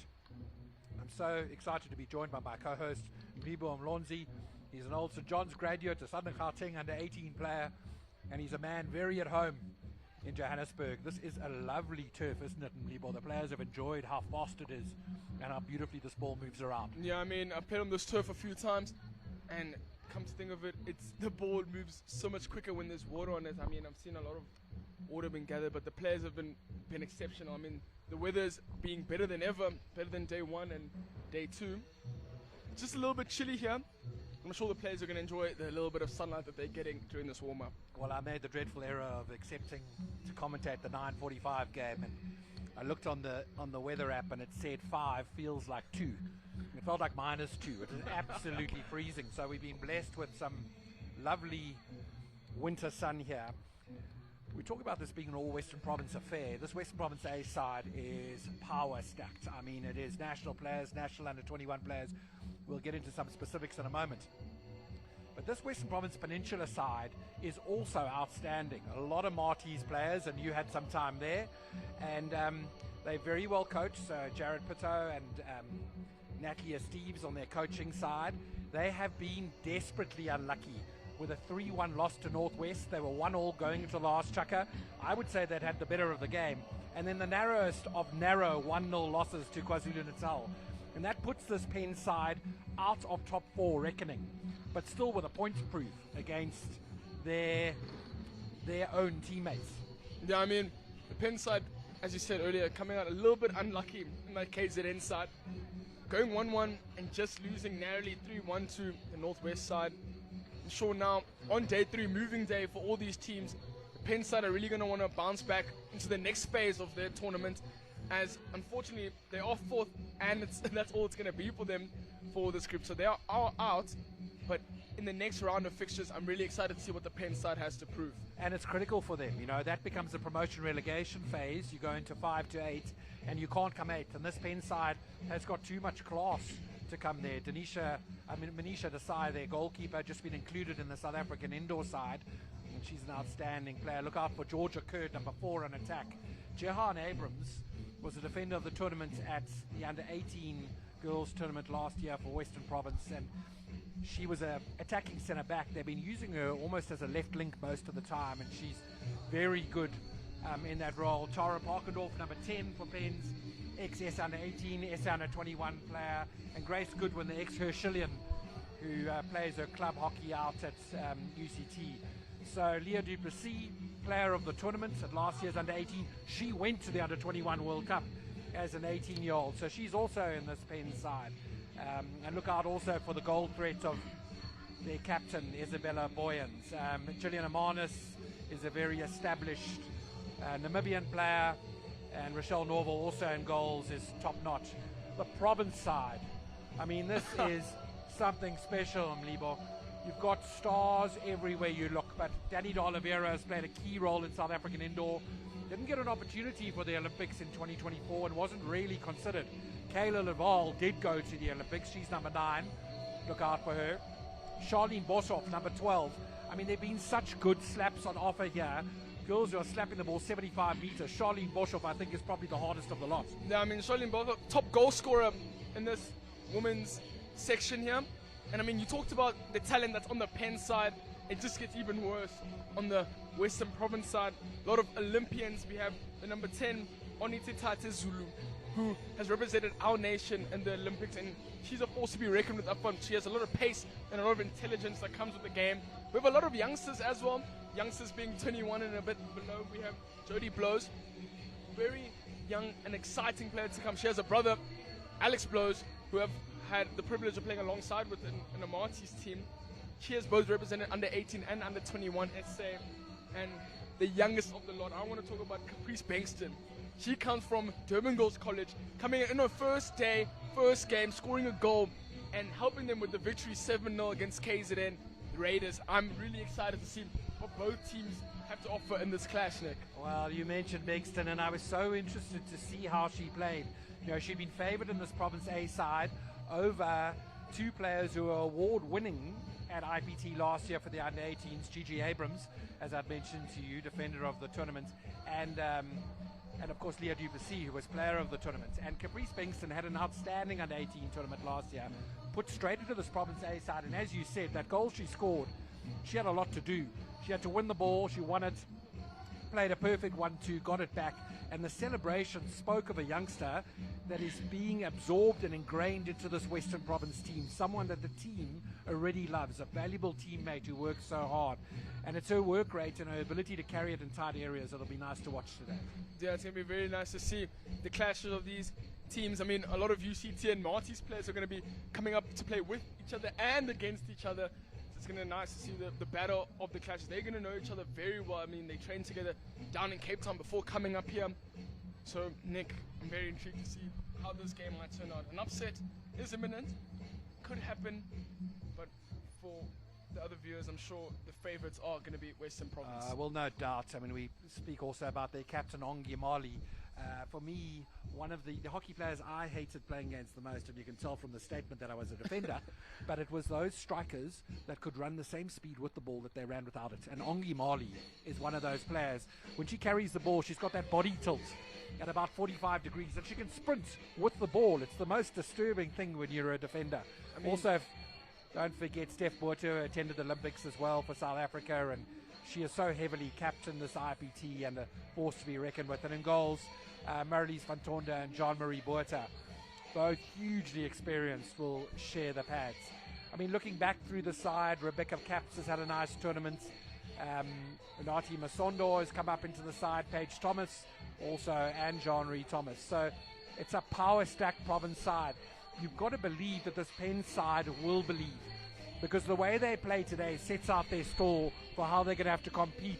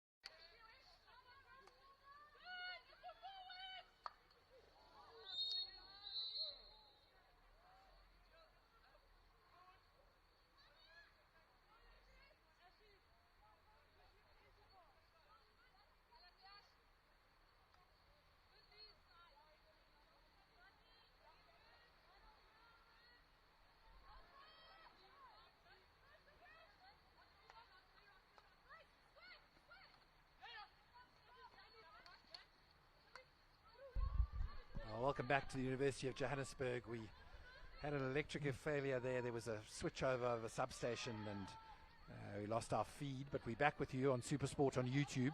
And you join us, Mlibo Mlonzi. Tell us, I mean, what a start to that game. We lost feed, we lost electricity. What we didn't lose was the injection from Western Province. Yeah, I mean, as soon as the power went out, I mean, Nick and I, we were standing here, and it was a lovely ring of play from the Western Province side. They got into the circle and really troubled the Pens defenders. Came out with the goal there from Sean Maddox. Unfortunately, goalkeeper looks like Machina Decisive, unable to get the better of that. But now we're seeing a lovely Pens attack move forward. And so Peninsula back on the ball. It's Gigi Abrams across to Grace Goodwin. Look out for Abrams. She's excellent on the ball, but they were so well won in the midfield by Province. And now they launch a counter. It's through Tati Zulu. She's on the right-hand side. She's managed to get past her defender into the circle. It's Zulu with the pass across. Thought it might have been a foot there, but umpire ruling that it was stick. Yep. So after that early goal from Sean Maddox, it's been a lot of Western Province territorial advantage, but no real clear strikes on goal. And the goal itself, the goalkeeper Desai would have been disappointed. It was a little soft, and for a Pen side really trying to set their stall out against their province counterparts, they'll really want to be difficult to score against, difficult to beat. And they've certainly been that in the remainder of the Chaka so far. Yeah, I mean, Pens have really woken up since that soft goal has been scored there. Now, Pens are really going to need to use their heads and their skill. They are not short-skilled here. A lot of big names here. I'm sure a lot of these ladies are going to be saw that they got left out of this Western Province side. They're going to have something to prove to the coach on the other side of the dugout. That's certainly across the board. And there was just Tara Parkendorf there, ex-S under 18, S under 21, out of Stellenbosch University students, and she's very highly rated, and she just made that pass down the line. So Parkendorf on the ball now. Transfers it to the right to the outstanding Gigi Abrams. Gigi with a slap down the right-hand side, and Western Province Peninsula are closing in. It's on the ball at the moment is Brady Wiseman, and she is such a good player. She really is the general at the back for Western Province. She scored a drag flick on day one, and she is very dangerous at corner time. And just getting her overhead a little wrong there, but the Pens defender hitting their foot. That's Steph Botha down the line and straight on to Jean-Marie Thomas, and Western Province attack down the left-hand side, but just going out under control.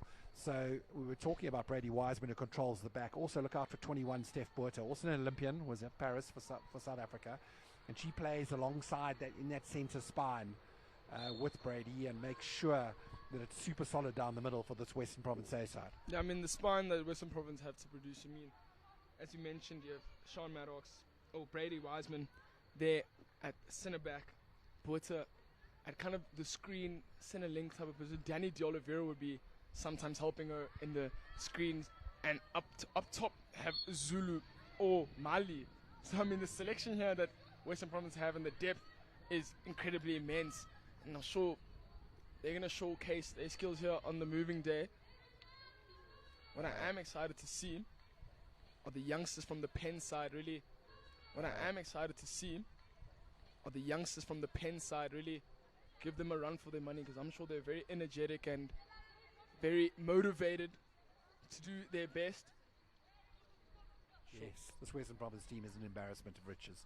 It really is. You know, as they make a rotation, another classy player comes on. Oliveira under the overhead, safe as houses, but beautifully stolen from Leah Duplessis. That'll be a big moment for the young, talented player, for her in that match, to steal one off Danny D'Oliveira, who is such a renowned SA Indoor Player of the Year, and now making her mark on these outdoor squads and making it into a number of the SA squads is D'Oliveira. And she, as you said earlier on, is proper in the engine room. I mean, she never stops. She works so hard. Jan, you're talking about the selections here. I mean, from 2 weeks from now, after selections. So after this tournament comes to a close, I mean, I think we have our SA women's and men's selection of squads. And I heard earlier that this IPT got pushed quite early because in August, these teams will be going to Holland to participate in the World Cup. That's 100% right. Early August, Holland and Belgium joint World Cup as we get to the end of Chaka 1, and it's Western Province that lead 1-0. And Mlibo, you're so correct. So these sides and this IPT is pushed into May in order to create the space for sides to be selected, squads to work together in camp so they can prepare for the World Cup. You know, on the women's side, Quinita Bobbs, very established national player, has nodded this IPT, and she's one of the few female players missing. On the men's side, there's 17 guys who are playing their hockey overseas. So, you know, and it's a little bit like, I think, a Rassie Erasmus scenario in Springbok rugby. If your players are playing in top leagues, if their form is excellent, and there's an ability to watch everything on streaming these days or on television, you can select off their form. So a great example is the Casim brothers. You know, they are absolute world-class stars in the Hoofdklasse, playing for Amsterdam, fighting it out for a Dutch title. And as a result, they can't be at this IPT, but they will absolutely be in the reckoning still for the World Cup side because they are critical to South Africa's chances in what looks like a very difficult pool selection. So, you know, I'm on the microphone a little bit later. The Western Province men come up against the KwaZulu-Natal Raiders, and delighted to have national women's coach Inky Zondo with me, and I'll be talking to him about how important this tournament is in shaping some of his thinking. I mean, I guess he's got a squad already in his mind, as all coaches do, Mlibo. Yeah, I mean, Inky's been very blessed, and to see a lot of these ladies play, I mean, he's probably watched a lot of the young schoolgirls play, so he's been keeping an eye on young players like Leah Duplessis and maybe Caprice Bengtson. They won't be able to crack at the squad maybe just yet, but I'm sure a lot of the provincial games will give him a good eye. And obviously there still are certain players that have played for him before, so they'll maybe be making a return into his squad. But it's going to be nice to see maybe one or two new names that Inky picks out and tries out in his camp. Well, I can tell you, I was at the Belgatex Girls Challenge in Cape Town last week. There were 4 players that, well, a number of players that really stood out. But to my mind, you know, a couple of selected players who are unbelievable. Lanique Forkel from Waterkloof, who plays in this northern side, is a quite outstanding under-18 player, and she was player of the tournament at the Belgatex Girls Challenge. You know, Karen Gillies, the Gillies surname is famous, and she just is the most wonderful of defenders, who really controls out the ball out of the back. Lucy Holderness, who plays for DSG, as we see Pens go on to attack now, was also outstanding. And then the sublime talents, striking talents of Alunda Rademacher, who is the Paul Gym phenom, making an impact. She's only in grade 11. So many parallels between her and the great legendary Piti Kutsia and her ability to strike at goal. So those 4 schoolgirls will already start to be in the under-21 thoughts, and even possibly in the national coach's thoughts as he starts to plan over the next 3 to 5 years. So I'm sure he has a lot of choices, and you know, it's not new for South African coaches to choose young girls. I mean, we had Terry Augusti just recently coming out of school and playing in the national team whilst in school. I mean, she covered all bases under 18, under 21, and the women's national team in 1 year. I mean, and I think she's probably SuperSport School's Player of the Year. An unofficial award that I think SuperSport Schools gave her to recognize her kind of greatness that she brings to the game and the excellence that she's done. I so enjoyed watching Paris Gail Isaacs play yesterday. I mean, wow, has she taken her game to the next level? You know, she's a young athlete who went as a 18-year-old to the Olympics in Paris and was selected in the Giles Bonnet-led South African side. And I watched her yesterday and the day before, and she's brought an athleticism to her game that really is difficult to cope with anyone who plays against her. So another young star, Leah Duplessis, carrying the ball for Pens out to Georgia Curd on the right. Curd's been at the centre of everything good for this Pens side, and Liba was telling you earlier on how unlucky they've been in this tournament so far. There's nowhere to hide in a 4-team pool. You've got to get results, and they lost 3-1 after being 1-1 in the last chucker against Northwest and 1-0 to KwaZulu-Natal Raiders. So excellent performance from this Pens team, and they'll be looking to try and make an impact, and they certainly are in this game as Grace Goodwin carries tries to deal with the carrying of Rebecca Caps through the Western Province midfield. I mean, you talk about the unluckiness, but you can see the composure, the strength they're showing against a top-rated and defending champion Western Province side. It tells you that it's not necessarily a skill issue, but maybe it's just an on-the-day type of issue. Completely there. You know, there's so many selection options for a Western Province side. We saw on the Western Province men's side, all our players were at IPT last year, and Western Province men played against Western Province Peninsula in the final. I mean, that's just the astonishing number of top players in the Western Cape at the moment. And you go through stages like that. Western Province schoolboys have also won IPT 5 years in a row.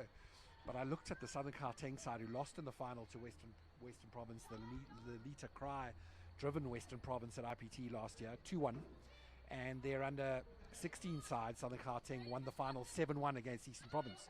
So Southern Gauteng are going to be a real factor at this year's under 18 IPT. And that also happens in the adult ranks. You go through periods where the different provinces have strength. Yeah, I mean, it's going to be a change in domination.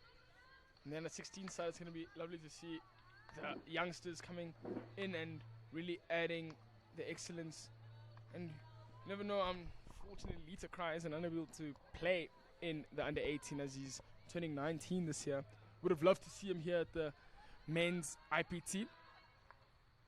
Oh, look at that slap. It's gone 40 meters. And opportunity at goal, and goalkeeper caught to action. Manisha Desai does well to keep that out.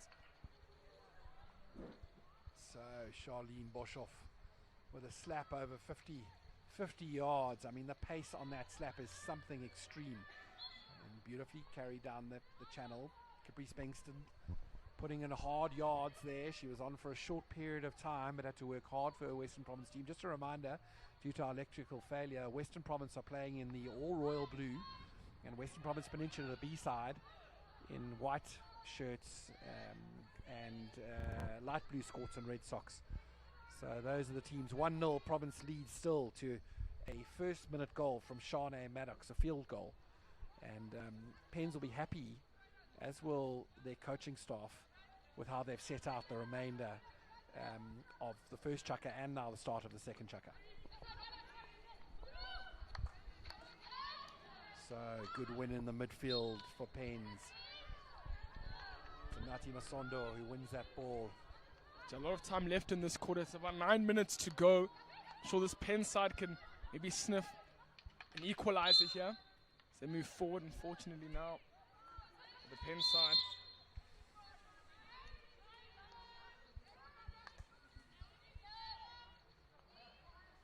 Seems that the Masondo surname is a common theme here between these two Penn side. I mean, we have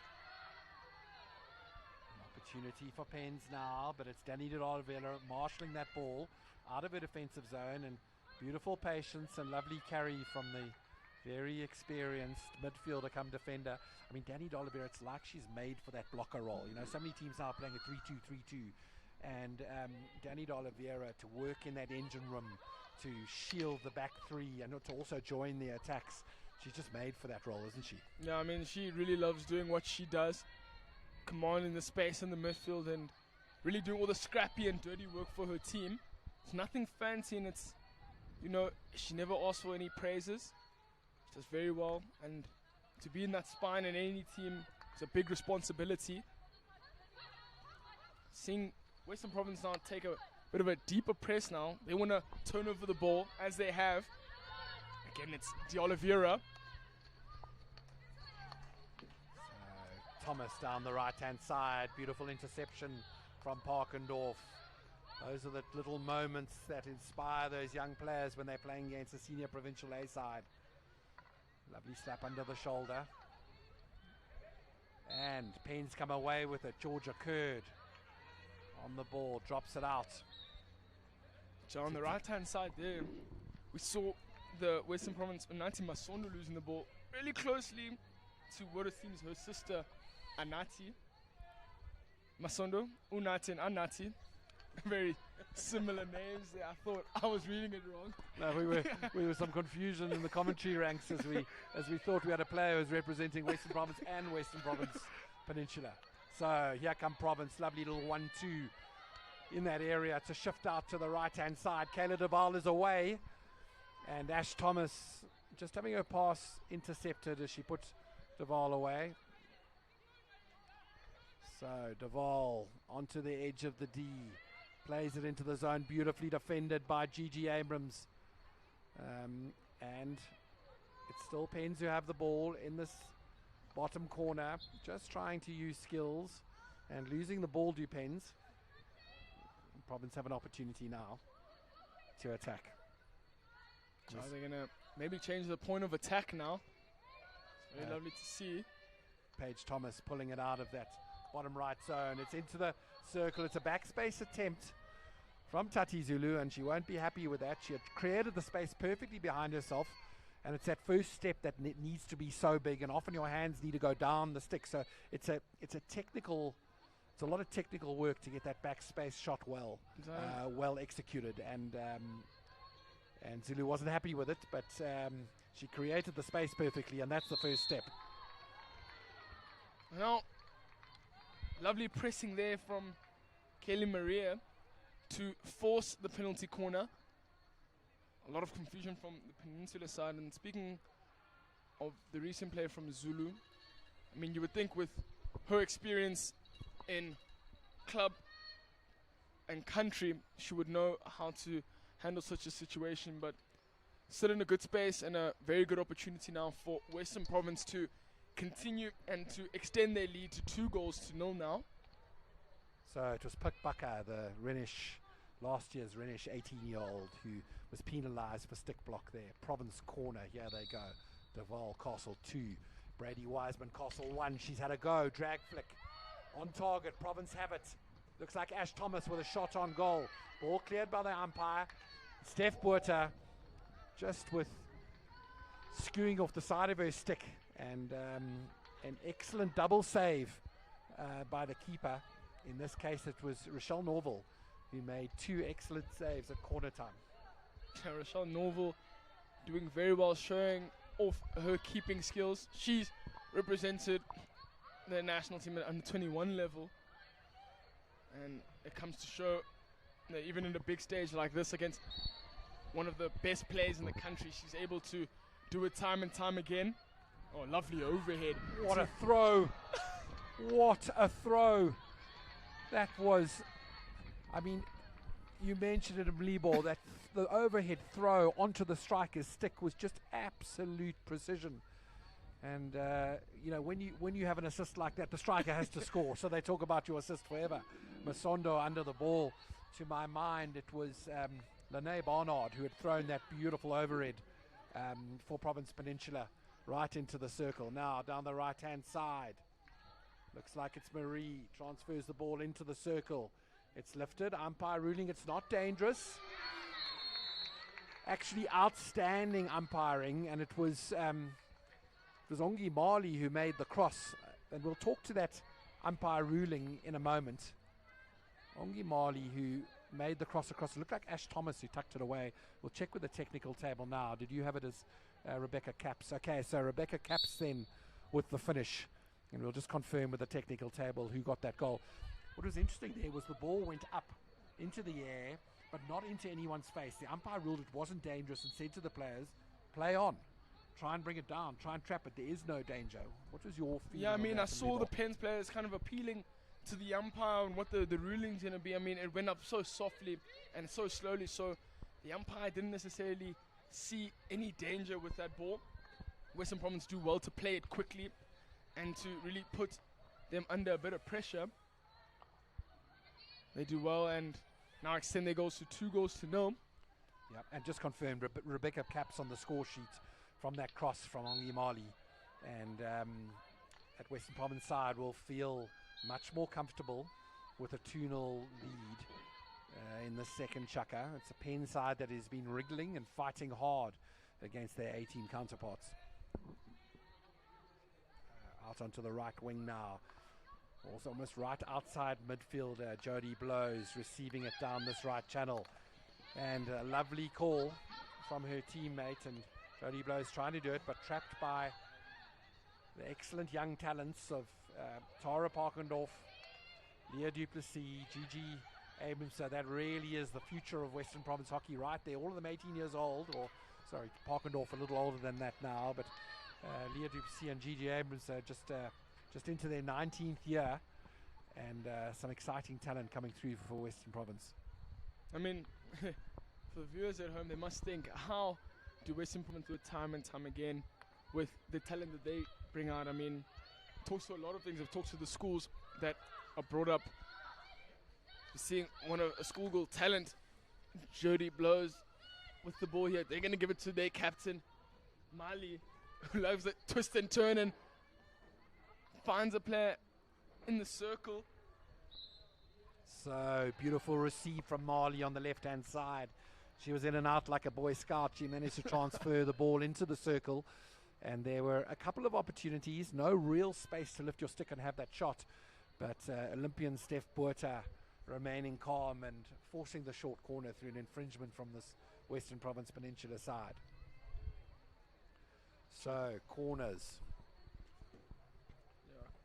for Western Province, and they will look to Danny D'Oliveira on Castle 1. Looks like it's going to go there, and D'Oliveira, a very renowned drag flicker in indoor hockey. It's a slip out to the left, and they've gone across to that power slapper, Charlene Boshoff, who just didn't quite get hold of that one, and that hasn't been said a lot this week, has it? Yeah, I mean, we've spoken about Charlene Boshoff's slap, and we know how powerful it is. I mean, I don't think she connected with that as much as she'd liked. Fortunately, not getting the result at the end of that lovely opportunity in being a penalty corner. But I'm sure many more to come. So, beautiful interception there. It's Kaylin Marie down the right-hand side for Western Province. Back to Blows, who's now on the ball. Out to Masondo. They'll look to recycle this and go in from another angle. It's back out to Boshoff. Cross far right side, that's Thomas. Far left side in Thomas. Back into D'Oliveira in the pocket. And here's Blows with an opportunity to go at the circle. She's fleet of foot as Jody Blows. Just finds the foot of Lene Barnard on the outside of the D. Does Jody Blows, and it'll be a Province ball in the attacking zone. 2-0 lead they have now. So Blows plays it out to Masondo. A recycle time. So, I mean, they opt for the route one ball there to maybe put Western Province Peninsula under pressure, and maybe to find a stick of their counterpart. I saw a young Caprice Bankston hanging left in a clear enough space. I'm sure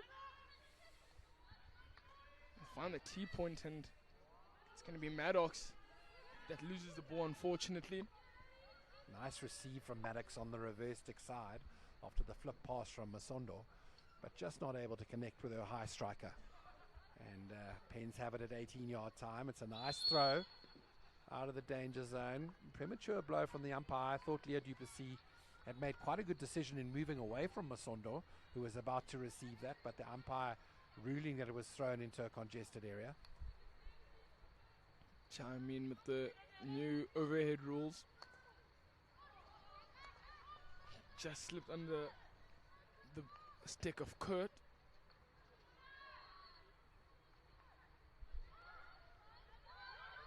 So Kurt on the ball now. And she's beautifully double tackled by the Western Province team. Caprice Bankston, who you've been liking the look of and wanting to see more of, transfers it down the right hand side. Going into the circle on the right for Western Province was Rebecca Caps. Would love to have seen the umpire allow a little more advantage there. Caps had come through the bad tackle and had the ball on her stick going right into the 6-yard area, but the umpire, seeing indeed that there was an intentional infringement and awarding the short corner to Western Province. An infringement, an intentional infringement would have been a penalty stroke, and this is a penalty corner. Just ill discipline there from the defender of Western Province Pens. You know those type of tackles are meant to be made in such a dangerous position like the circle. You can see all Western Province numbers going forward. Seems like the hoot is about to go. Come to the end of the first half in the second quarter here, Nick. So Blows, Castle 2, D'Oliveira, Castle 1. Look for Boshoff on the slip. It's going to go across. It's D'Oliveira. So De Oliveira with the shot at goal and just hitting the back stick of one of the Pens defenders, and it's a re-award for corner time, so there won't be much time. Half-time hooter is gone, and for those interested in the rules, if the ball goes 5 yards outside the circle now, the corner is over, so the Western Province team will try to block the ball from coming out. So it's off the main castle again, and second time in a row for De Oliveira. Hasn't caught either of those corners quite how she'd like to, so just I mean, it's been beautiful gun running from the Pen side. So now it's a real award, and they're going to kick out the early runner. Looks like Leah Duplessis. also looked like quite a harsh blow. If you look at the push-out technique off the baseline, there's a move to the side before the whip comes, and it comes out a little bit skew this time. It's a hit, bobbled hit, and out over the baseline, and Western Province Peninsula do well to defend that corner and go into half-time at 2-2. So, Mlibo Mlonzi, what do you think so far? We've seen a very strong Western Province side, not being particularly dominant, but getting goals at key times in the contest. I mean, talking about the Western Province side, 2 goals in the first half. Very nice start for them. I mean, they're going to be very comfortable in what they do. First goal in the first quarter and another goal in the second quarter. But what is really surprising is how well the Pens are really holding out the very strong Western Province side. I think maybe it comes to familiarity, and, you know, it's a bit timmering from the Western Province side. They cannot lose to their quote-unquote B team. So I'm sure the words in the dressing room are going to be a bit different from the Pens side. It's going to be throw the kitchen sink and give it all you got, and I'm sure for the Western Province side, they're going to want to go through the motions, because after this, they really do enter the semi-finals, and after that, the final, which is going to be phases. A lot of these young ladies have their eyes on an under-21 team or the national team, so it's been a very good game so far for both the Pens and the Western Province side. Yeah, and I would agree with that summation. You know, this Western Province side now, it's all about momentum for them. They've come off 2 excellent wins so far, and they'll be wanting to go into this last half before it's semi-final time with a dominant performance, and where they feel that everything is ticking. They'll want a clean sheet, because the defense will want to know that they've kept their opposition out. They'll want some decent attacks, and they'll want to be effective at short corner time. And so 2-0 it is to Western Province over Western Province Peninsula. It's half time. We're going to take a short break and join us just before the resumption of the second half.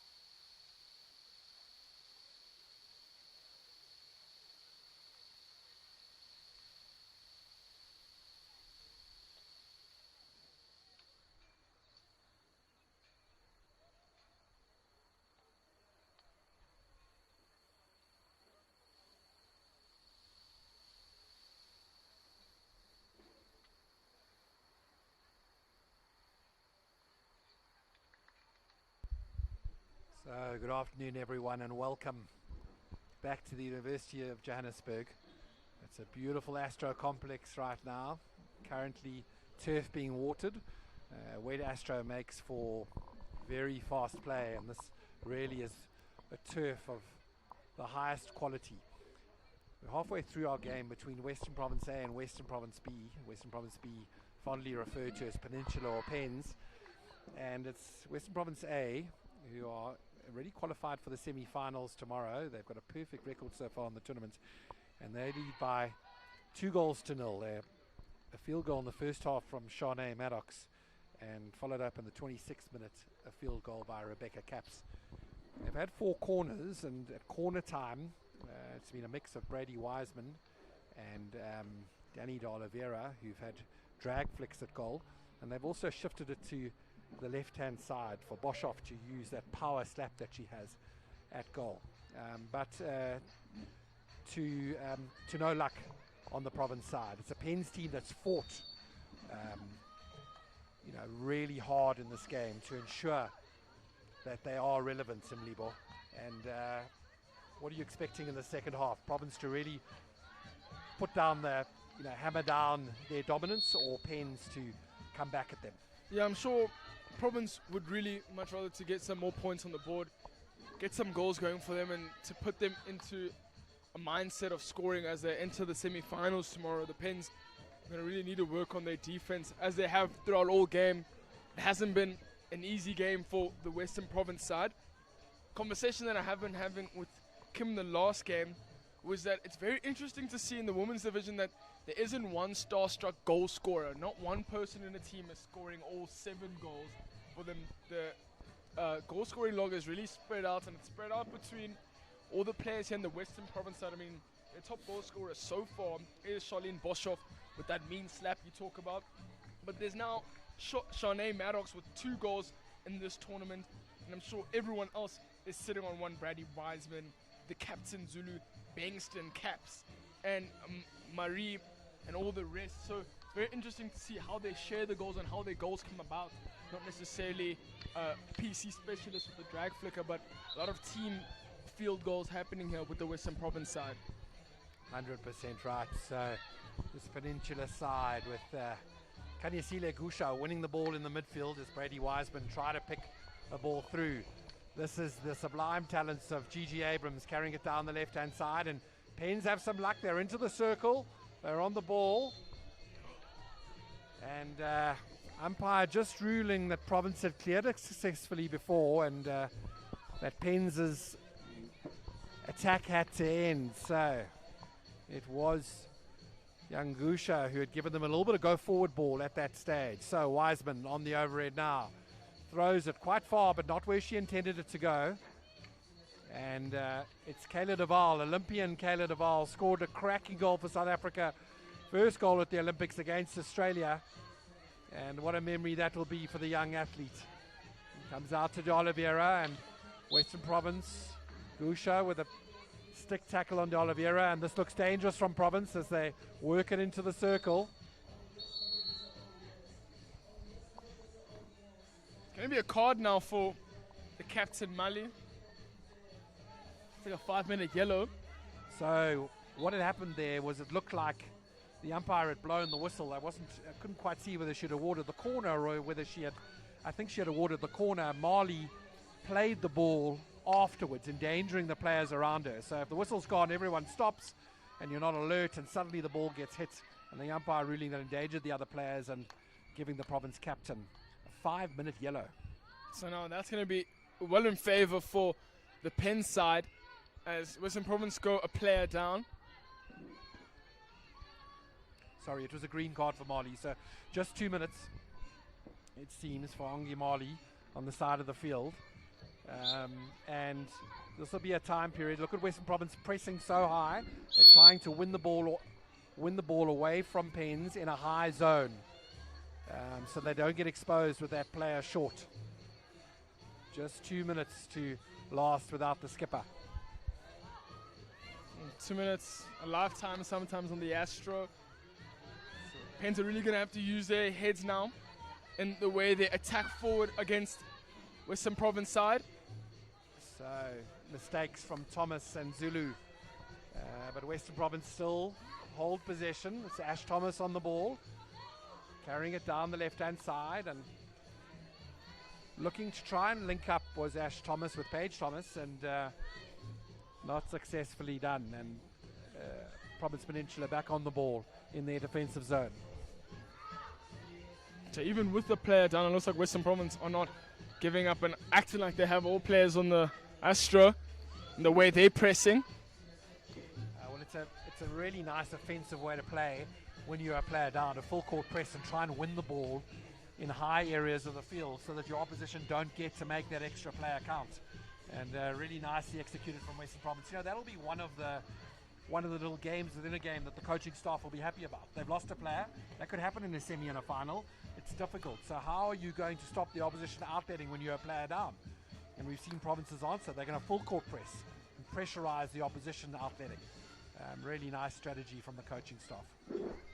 This looks like Bengston trying to deliver the ball to De Oliveira. De Oliveira working hard, but we're seeing Leah Thomas keep possession, and she beats 1 and 2 players, but the third unable to get the best of. So what a lovely duel there between Leah Duplessis and Caprice Bengston, both in the SA Under-18 side last year. Would have test matched together against Zimbabwe in that Alistair Frederick series that we saw in last year in the spring. And so they'll be teammates a lot of the time, not today. And it's now down the left-hand side. It looks like Caps on the ball. 3 bad tackles, and had to believe that the umpire was going to have something to say. She's given a green card. I thought it was almost certainly going to be a short corner. And it's Cassidy Boyens that leaves the field. A green card from the umpire. And so both teams, same amount of players. It's Wiseman on the ball. She really is a general at the back for Western Province in that deep pivot position. Steph Boerter losing out in the midfield with a small error, and Western Province Peninsula have the ball. Pens now going to want to maybe change the direction of where they want to attack. Having a wide back three and not much options there in the midfield. It's flooded with royal blue. So Bucker on the ball, trying to look for a release, but she's pressed successfully, and here come away Province. Kayla Duval on the ball, and into Jody Blows, down the left-hand side. Rebecca Caps with a shift inside, looking for the short corner, and she looked at the umpire with a look of nervous expectation, and the umpire agreeing that there was obstruction created or a foot in close proximity, and awards the corner to Western Province. Yeah, it's going to be an exciting time now. Western Province have yet another opportunity to extend their lead. Could be goal number 3 for them and could really cushion their comfort. So this will be what the coaching staff are looking for. It's Wiseman on Castle 1. It's Duval on Castle 2, expected to Castle 1. Wiseman is a strong drag flicker, excellent IPT last year, top goal scorer ranks. But they go short to the left-hand side. It's into Boshoff, and Boshoff looking for the slap at the far post for deflection. You could see Jody Blows was running down that channel looking to deflect, but Boshoff just lifting it dangerously into the Pens defensive wave. So Boshoff not necessarily getting what you wanted out of that penalty corner, but Western Province go again, moving forward. Again, it's Caps. Offloads to Bengston. I thought that second tackle on Caps was going to be problems for Lanae Barnard, as she also gets sent, and she'll spend some time on the side of the field now, and the umpire is just starting to rule. I wanted to say to you earlier, Tanya Pedersen had got the ball deep in the for Pens, had got the ball, but she just had absolutely no support and was pressed heavily by this Province side and robbed of the ball, which allowed Province to counter-attack. Yeah, I mean, thinking now, Province 2 players down, or Western Province Pens 2 players down. Seems to be a yellow card. It'll be a 5-minute yellow. this is an opportunity for Western Province, and Pens will try and hold the ball here and try and wait for Cassidy Boyens to return to play as two of them sit together in what is a penal zone. If you get a card, you go and sit between the two benches, and Province have an opportunity to attack a team of 9. Steph Porter on the ball with a pass across, dangerously off Petters's foot. Jabir, the first infringement from the foot there. Not that the ball was lifted. Blows, takes it back. Wiseman trying to transfer it in, so that's very direct, but when you're playing against an opposition that's 2 players short, indirect is the answer. They'll hold the spine of the field. It's going around the outside and being quite patient in getting your circle entry that this Province team will need to do. This is another test for them. How are they going to, in these knockout games, take advantage of opposition with players off the field? And the coaching staff will be pushing them to do specific things at times like this. So, I mean, especially when you enter a space of the semi-final or final, you're really going to want to capitalize on an opportunity when the team is 1 player down. Really does give you a mismatch option. Also makes teams a bit stronger defensively and makes them think smarter. Boshoff to Wiseman, across to Jean-Marie Thomas for Western Province. They're in a very set 3 at the moment. Forward they go to Jody Blows and just moves it out of that pocket and out onto the right-hand side. Boshoff will go forward down the line, finds to Oliveira on the outside, and Oliveira shifts it into Bankston. And Bankston has looked the business so far in this tournament. It's an exciting time for the young player. Thomas into the attacking zone. And looking for Tatu Zulu. And, the Pens defense just shifting enough to make an interception. It's a long corner. So they do well to break down that attack. Could imagine what Tati could have done on the baseline there to really put pressure on the defenders of the Penn side. So just a period of Bankston on the ball, lovely hands, shifts it down into the baseline. It's Marley into the circle, just loses control at the key time. Lovely little bit of interplay. You saw the speed and the quality of Bankston's hands there as she received the ball and laid off a nice pass to her skipper. So I know if Miley just had gathered that ball better than she'd liked, I mean, could have been a real threat for the Penn side. They're going to shift it around, and Parkendorf now. Parkendorf tries to outlet back to Baka. High press here from the Western Province side. I think it's back to numbers. So here go Pens out of the defensive zone. Marley with a hard tackle on that Pens carrier. Baka out of the back, across to the middle of the field. Hermanus shifts it out to the left flank. Province have won that ball in that zone. It's Maddox who won it, and just an opportunity there as Paige Thomas ran onto the ball. If the umpire waited a millisecond, advantage had been created. Here go Western Province, recycle time. Wiseman with all the options, slaps it out left to Jean-Marie Thomas, and Province just going through a period where they're not moving the ball as smoothly and not as efficiently as they would have liked. And Libo and Lonzi, we spoke about this, wondering what Province would want out of the second half, and a cohesive, solid, consistent performance is really what the coaching staff would look for. Yeah, I mean, they would want to be swift in what they do. These unforced errors that they're making is really frustrating maybe for the coach, but now we have them in a very lovely position. Lovely thinking there from Shanae Maddox, instantly putting it onto the player's foot, knowing that she didn't have necessarily an angle at goal, but to upgrade the situation for her side in the form of a penalty corner. And that's 100% right from Libo. That's the call you'll hear in a situation like that from the coach's hut. As she gets the ball, as she wins it, they will shout outcome or upgrade. They're looking for that ball in the circle to equal something additional, and here it has. So looks like it's Ash Thomas on the push out. Castle 2 is Kayla Duvall. It's unlikely she's going to drag flick it, but Danny de Oliveira on Castle 1. Looks like it's going to go there. Castle 2 it goes to Duvall with the tap and hits it goal. And she's got it, and Ash Thomas ran straight off, picked up the second ball, and she was off the injector, ran into a lovely zone and finished that into the top corner. I mean, So just to confirm there, if it was Ash Thomas, it looked like it, who had finished that goal.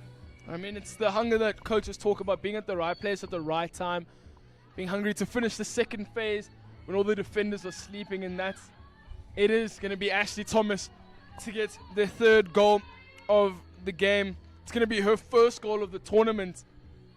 And like I said earlier, it looks like the goals are all getting shared here between the Western Province side. That's the sign of a well-balanced team. I can tell you, Shanae Maddox has been a proper hazard for these Western Province Pens defenders to deal with. She really is pressurizing them at press time, and so much credit must go to her for creating that opportunity by forcing that corner.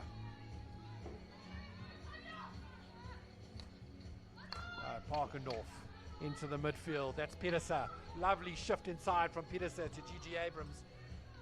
And Gigi losing out to the strength and power of Boshoff. And in this case, the reach of Boshoff. So Thomas down the left-hand side for Western Province. She created the shape, but Parkendorf read the pass. And in for Leah Duplessis, a lovely shift again. It's Parkendorf after it. There's an opportunity here. And Western Province defense dealing with that threat relatively well. It was a little bit of a knife through butter as Parkendorf went on a run through the middle of the field, and that'll lift her confidence. She's had so little chance to attack in this game because it's been largely Province ball, that naturally attacking players like Parkendorf will relish opportunities like that. And that's a great step there from the goalkeeper Fontonda. Call to action. I think one of the many first touches of her game. So Shauna Mitchell doing some good work in the midfield there, or stepping up from the defense to win some ball against Danny de Oliveira. And the score now 3-0 Western Province lead. Goals from Shanae Maddox in the first minute, Rebecca Caps in the 26th minute, and for the first time at a short corner for Western Province, Ashley Thomas scoring. After injecting the ball out in the corner, she made a lovely run into the danger zone and popped it in off the second ball after the first shot from Kayla Duvall was defended by the goalkeeper. So Gigi Abrams nice and brave in that midfield, really manning up as she got that reverse stick down and knew the hit was coming, didn't she? Yeah, I mean, the braveness that comes out of these young girls up against these fierce women that have been playing in the senior setup for a long time is just incredible. I mean, Gigi Abrams, Leah Duplessis, and even Caprice Bengtson on the other side have really been putting in a shift and showing that they are meant to be here. Boshoff through, just gets through to the ever hard-working Duvall. It's a lovely tackle from Abrams on to Oliveira. Oh, the umpire. There was a great counter-attack opportunity for Isabella Boyens, and the umpire calling her back after she carried in. Duplessis now on the ball, carrying it into the circle. Tries for a little shift, and just not in time as the buzzer goes for the end of the third chukker. Western Province lead. Western Province Peninsula 3-0. Join us in a minute as we resume for the fourth chukker.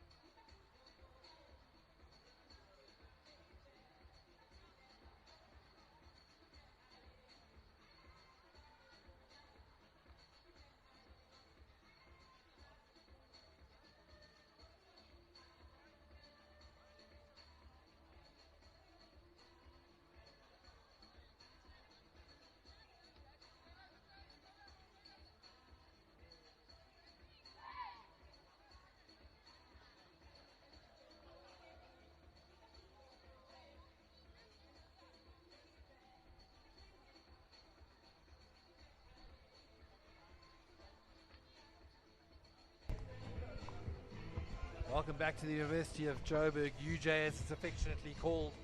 And we've got Western Province A up against Western Province Peninsula. And Mlibo Mlonzi, you said a moment ago, only 3, and this Penn side has done very well to limit this Western Province A side to just a goal per chucker. I mean, the Penn side really have to give a pat on their backs for holding out the defending champions of this IPT. Western Province side are going to want to dig deep and extend their goal line and, you know, end off their pool stage games with a large enough win to satisfy themselves. The Pens are going to want to get onto the score sheet again, as only one person has scored for their side, Isabella Boysons. I'm sure a number of other players are going to want to get onto the score sheet for the Penn side. 100% right. This Pens team will be preparing for what tomorrow brings, which is cross-pool playoff for finishing positions 5 to 8. And they'll want to be very near to the top of those numbers. 5th is always, for a B side, an incredible number to aim for. So, Peninsula with the interception. Duplessis on the ball. There's an opportunity to carry off Wiseman's foot. And here go Pens. There's an opportunity to shoot. Over the top from Duplessis, and nicely worked from this Pens team. They look so urgent and so well done. Grace Goodwin also in the midfield working incredibly hard to create that chance for Western Province Pens. I mean, they just come in with such a vibe in this 4th quarter. Really energetic there from Leah Duplessis. And now we're seeing Jody Blows come up and bring her attacking prowess. It's going to be a foot there, and Jody takes it quickly. Duval tries to find Buerta inside, and Buerta dispossessed there by Masondo.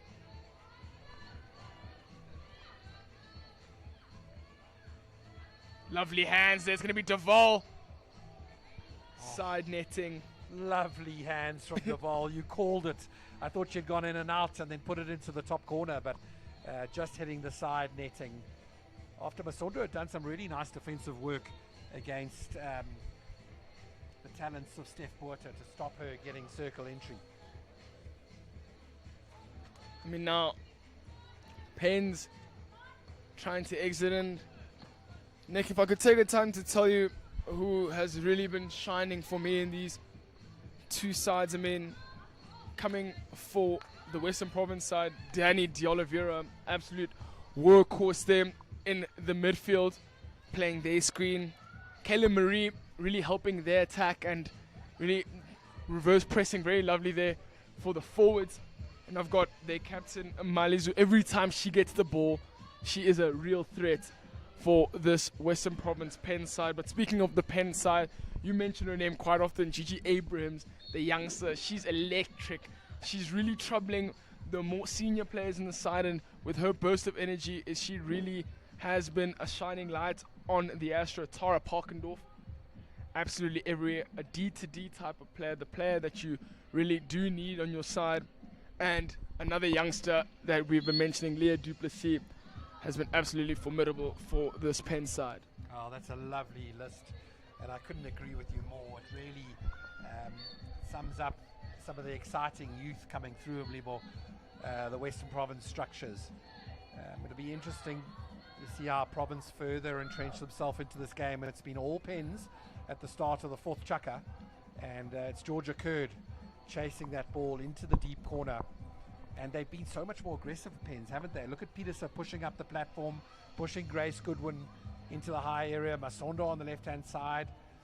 And they've really trying to pressurize Isabella Boyens high.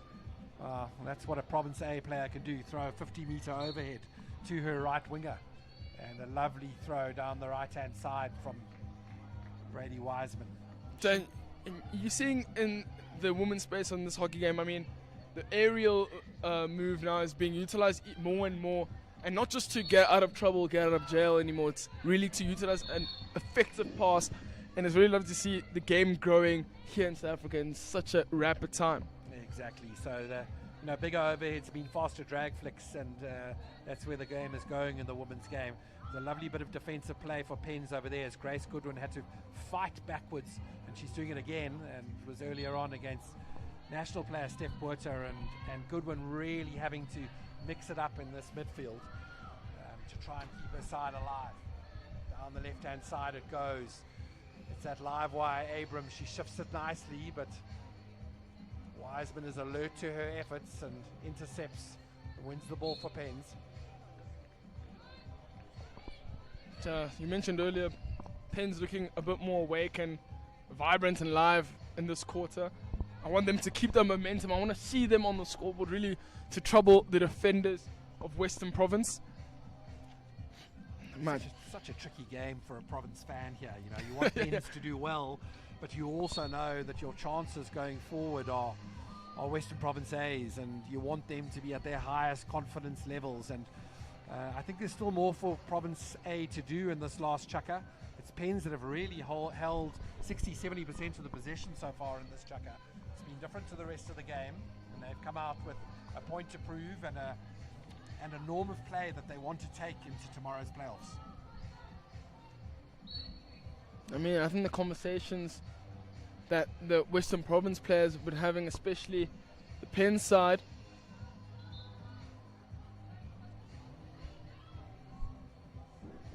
so Masondo on the ball now. Gillian Amanis for the Pens team, just getting dispossessed. There she goes. It's Gigi Abrams with that lovely electric running style that she has, and Abrams done so well to get forward. Umpire ruling that this low flat tackle of Brady Wiseman was successful and that the ball cannoned back onto Abrams' foot, but straight away you saw that injection of energy. Really she's played a lot of time at attacking centre back as Abrams, but something about her in the midfield feels right because she's so attacking and so creative. I mean, playing her at centre back is just, you know, kind of wasting her attacking prowess. Very lovely to see her in the midfield shine bright, to maybe burst into the circle every now and again. Western Province are now going to utilize their back three to change their direction, but lovely interception there. So Peninsula down the right-hand side. She's been good this chukker, and certainly this half for this Pens team as they try to maintain possession, but expertly won out of the back four. And Kayla Duval now on the ball and looking to shift it across right. Excellent idea. They've shifted it wide right from Danita Oliveira. And some over desperate tackling there on Paige Thomas from some of the Pens defenders as they shuffled back towards the center of the field and try and protect the house. Oliveira on the ball. Recycle time, and John Ree Thomas making a lead down the left-hand side, but Charlene Boshoff deciding to go to Masondo, back to Boshoff. And exchanging between these two players now as Masondo decides to go forward down the right-hand side. Back out as Province hold the ball patiently. It's Boshoff who's got it. Look out for that transfer. Extreme speed from Boshoff into the top D, and Kayla Duval and Kaylin Marie had made nice leads to the top of the D and just almost bisecting them, that ball, so neither of them able to get on the top of it. Now lots of pressure from Western Province, and they force an error from the Pens team's outletting team. I mean, the press that Western Province are putting on now really puts pressure on the Western Province Pens side. Not necessarily feeling like they have an option. They're seeing a pool of royal blue and not enough white and red. Umpire deciding that the Pens player wasn't 5 meters at the hit. And I fear this 5 meter rule, which is really designed to try and not have players crashing the ball. It needs to move 5 yards. The players need to move 5 yards. It's becoming a constant short corner earner. I'm not sure if that was what the rule was created for, but anyway, the umpire has to blow what they see, and it's Western Province that earn. I mean, it's a beautiful their upgrade 7th there. corner, I think. It is going to be. And it's Ash Thomas again on the injection. So Castle 2 is Duval. Castle 1 goes to Castle 2 to Duval. She slipped it behind her. There's an opportunity. That was a great opportunity for Danita Oliveira. She was wanting to wrap her stick around that, and the outdoor drag technique is a much longer drag than indoor. Indoor can be about half the distance, and De Oliveira just needed to get a little more momentum on that ball, and goalkeeper Rochelle Norval making a lovely save with a glove, and Western Province recycle from a long corner. I mean, that was a brilliant, nice glove save there. And you're indeed right. De Oliveira would have wanted to get a bit more power and momentum onto that flick to kind of really trouble the keeper and maybe put it to her side. It was a well-bought dummy from Duval that she was going to go ahead. And nice trap on the edge of the D from Zulu, and she clashes with Hermanus, who is super solid in defense. There's no free lunch against Gillian Hermanus. I can tell you she is an outstanding indoor player. Here we go. Western Province Pens with the intercept on the edge of the D. It's Lene Barnard carrying it forward. And here go Pens, holding it up while her strikers get there, is the Pens attacker. And just moving it down the right-hand side. And Western Province through through Tati Zulu. Come down this left-hand side. Zulu trying to cut in. And it's a hard fall for Grace Goodwin, as one of her teammates just checks on her. And umpire just taking time. Like Goodwin fell onto her hand and might have done some damage, so being helped up by her Province teammate Masondo, and Goodwin's just going to go off the field just to get assessed. I mean, Goodwin putting in a well and hard tackle there on Tati Zulu to try to win the ball. Goodwin has been so combative in the midfield. She's needed to be, and she really has been at the centre of everything defensively sound for this Pens team, and they've been under the cosh to only concede 3 to this power Western Province team that gave KwaZulu-Natal the A7 is quite something from this Province Pens side. So Zulu, great sportsmanship between the teams, returns it to Western Province Pens. They had the ball when the umpire blew the whistle of a stoppage out of fear of danger of injury to a player. Wiseman on the ball. Very dangerous decision Wiseman making there to try to go through the defender. Wiseman trying to go through the press, not around it. Might put them in a bit of trouble. Might have to make their goalkeeper Fantondo do some work. So it was Gifter Renzi who put Wiseman under that pressure, and back in my day, certainly if you were a defender, you never engaged a striker. The game's changed somewhat these days, as the defenders are quite comfortable backing their close quarter skills and taking on strikers if they get themselves into a tricky position. Now, I mean, a lot of defenders also have developed certain skill to also beat defending attackers. I mean, it's the best of both worlds. I mean, you have an attacker that can barely defend, but a defender that can barely attack. So, I mean, it will just be evenly matched encounter. It's so interesting you say that. The real thing that's changed hockey to make total hockey players now, and what a lovely force of corner for Western Province Peninsula. Went down the left-hand side and managed to get in. Mlibo, this is a chance that you've been asking for. You've wanted to see this Peninsula side get some rewards for the excellent effort that they've put in. Yeah, I mean, the Penn side have been absolutely formidable, and they've done very well. I mean, obviously seeing this game from a commentator's point of view, and I should not say this, but I really, really do want them to do well in this opportunity. It's always nice to see quote-unquote B team side really stick it to the A team. So Petersa Castle 1, Boyens Castle 2. Boyens has got the only goal for Penn so far in this tournament. You could pick that it's going to go to her. It doesn't. It goes to Petersa. It's a push into the defensive run of Danny de Oliveira and a re-award on the corner. So it's Petersa again. Castle 1, Boyens Castle 2. They've got a slip off to the left and a running deflector, and Leah Duplessis on the right. Here it goes. It's Petersa again. Slip to the left.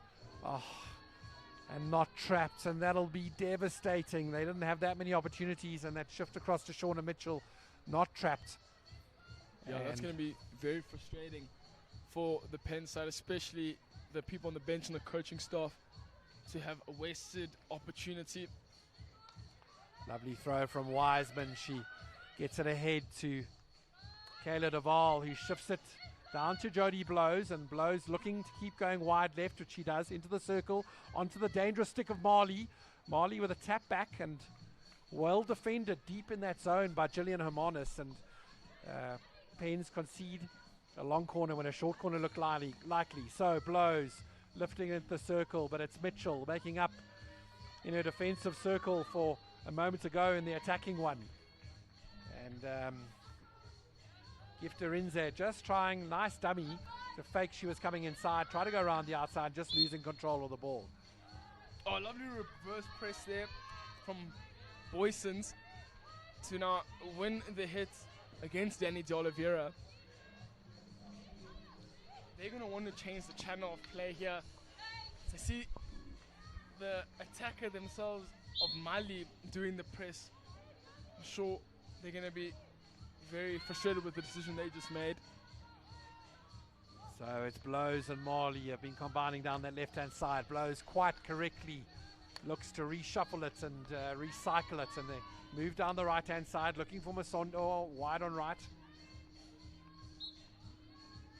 And Province prevails, so they're on the ball again. Don't be surprised if this is recycled again. Deval out to Boshoff. Boshoff with the ability to transfer it long. It's a lovely ball.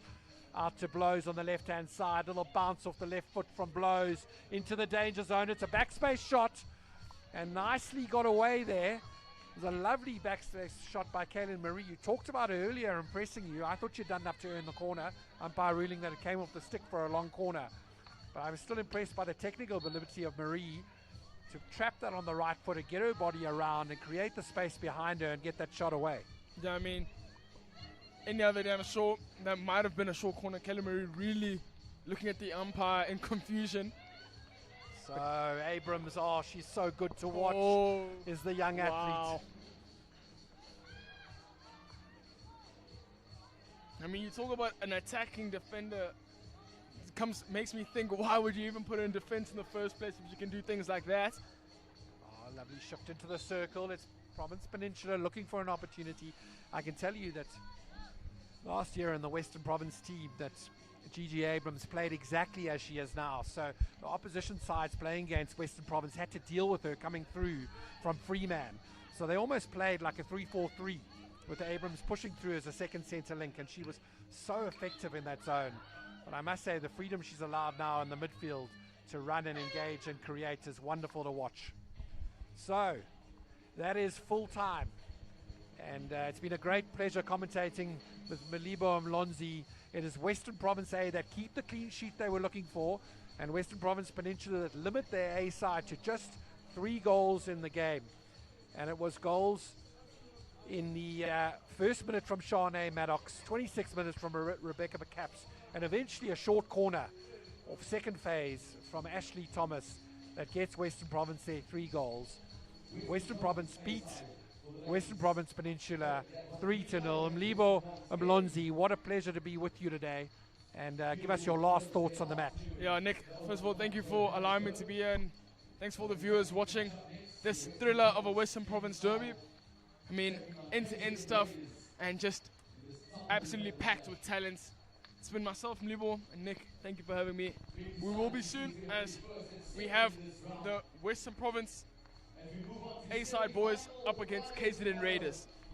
We'll be starting at 1 o'clock in the afternoon. We got DJ Sibu on the decks, keeping the vibes going.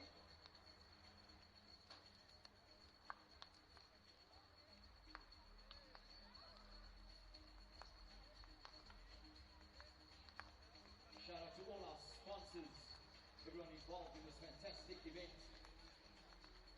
In the 011. Sponsors, everyone involved in this fantastic event. In the 011.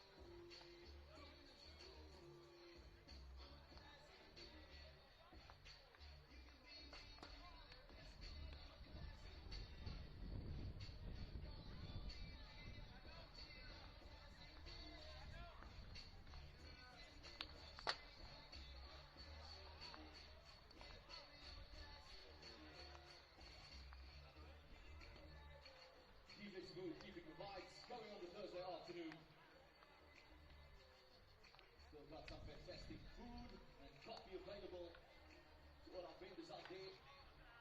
Casim Raiders versus Western Province. This top of the table clash. Semi-finals tomorrow.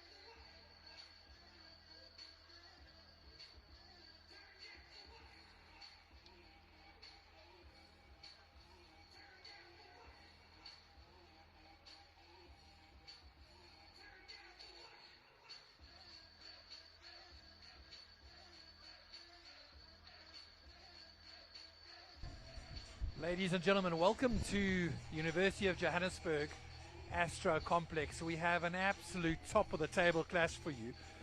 It's Western Province against KwaZulu-Natal Raiders.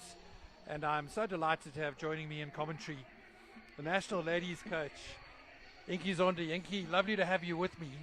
And what a clash we've got ahead of us here. These two duking it out for first place in the pool. Looking forward to this one, Nick. And I think the big thing with this one is it's not just about bragging rights. It's about who will you play tomorrow, you know? And that's tournament hockey. It's all about that. So KwaZulu-Natal with the slightest of slight edges at the moment. They've got a goal difference of 7 to Western Province's 6. If it's a draw, it's KwaZulu-Natal who will finish higher in the pool. And both of these teams have dealt with Southern Gauteng, Witsies and the Northern Blues in their pool, both defeating both of them. And it's just an absolutely star-studded lineup in both of these sides. So have a look at the incredible experience of Jethro Eustace at the back for KwaZulu-Natal Raiders. I mean, it feels like he's been there forever. Young Daniel Denbaka, also who's played in the S-21 side in that anchor or pivot deep defender. And there's talent all the way up the field for this KwaZulu-Natal side. Tane Bird in goals as well. Then the Western Province side, unfortunately, and it's probably the right time to pay respects to Kasa Casim. His young men, both Mustafa and Diane, not at this year's tournament. They're stars in the Hoofdklasse at the moment, but we all miss Kasa so much, the passing of that great man. And he had relationships with everyone at this tournament, male, female, coaches, players. He is so sorely missed, isn't he, Inky? Absolutely. Lots of very valuable hockey conversations with that great man, and obviously an effervescent soul, a man who loved the game but also had time for all. So yeah, we miss him dearly. And the Western Province men for sure will know what's at stake today, because I don't think they'll be happy with finishing second in the pool, and knowing that the goal difference is what it is, they'll be more keen to just win the game outright. Yeah, and Tyler Tomzit scored 3 for KwaZulu-Natal so far, so look out for him in attack. In this province side, Neil Roth has been a revelation at corner time, getting 5 goals so far in the tournament. Also look out for Ruben Senzel. He hasn't got a goal yet. He's playing slightly deeper in a drop centre forward role. managed to get some information out of long-term Kasa deputy Fadil Ibrahim, who is coaching this West Province side, and he's playing Senzel a little deeper. And in the blockers, look out for national player Luke Winford, last year's young player of the tournament in Damien Knott, and also Oz Pillay, who plays a crucial role for Province in that midfield mix-up.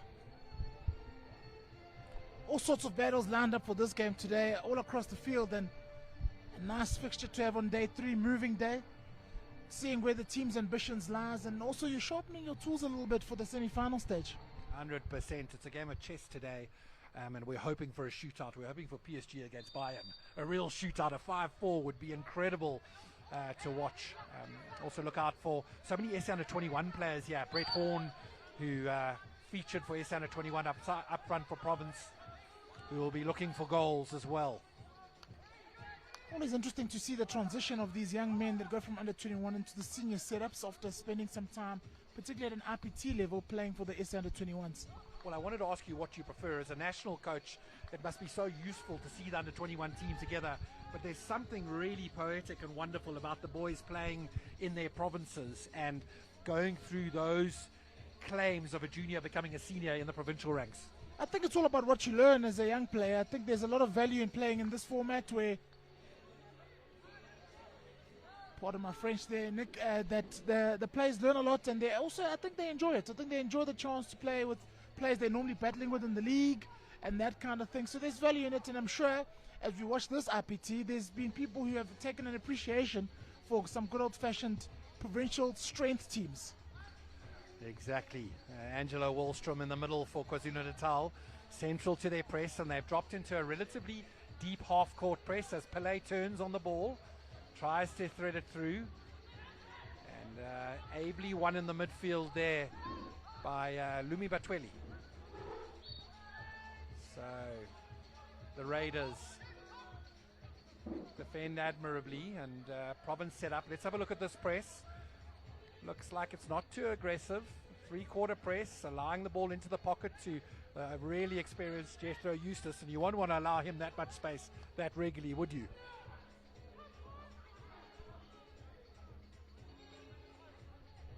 Down the right-hand side for Province, Zhang Alex blows. He had a fantastic tournament at outside half for the Peninsula side last year. And transfer it into the circle, and it's Melville who also starred for that Pens team. Gets the shot away on the backhand, and nicely defended on the right zone. This is going to be very direct, isn't it, Pinky? Yeah, just looking at Mo Mia's tackle technique, they're really good. Got nice and close to the shot, which means he doesn't give the opportunity for the striker to get his arms through the ball. Very well defended. It was really nice and tight. They say when a striker's going to have a backhand shot, the closest place to him is right against him. Be as close as you can be. And the young KwaZulu-Natal defender certainly did that, and did it beautifully. So KZN now trying to work it into the midfield. It's Wallstrom who got on the ball there for a moment, and he's on it again. Nice hands as he weaves his way around into the edge of the D. It's a lovely wrap pass, but just defended by this Western Province back four. And for them, they've conceded some goals this week, Inky, which has surprised me a little. You would imagine that Coach Ibrahim will want his blockers in Knott and Winford protecting that back four, and certainly that back two in the middle. Seemed like quite an expressive tournament in terms of goal scoring this week, and lots of goals being scored. Speaks to maybe the attacking talents, but also just defensive organization at this stage of the season. Blows, trying to make progress down the right-hand side.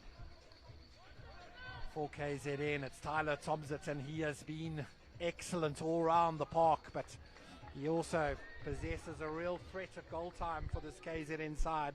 He went back on blows, made a lovely steal defensively, so a player that can appreciate the defensive requirements for a striker as well.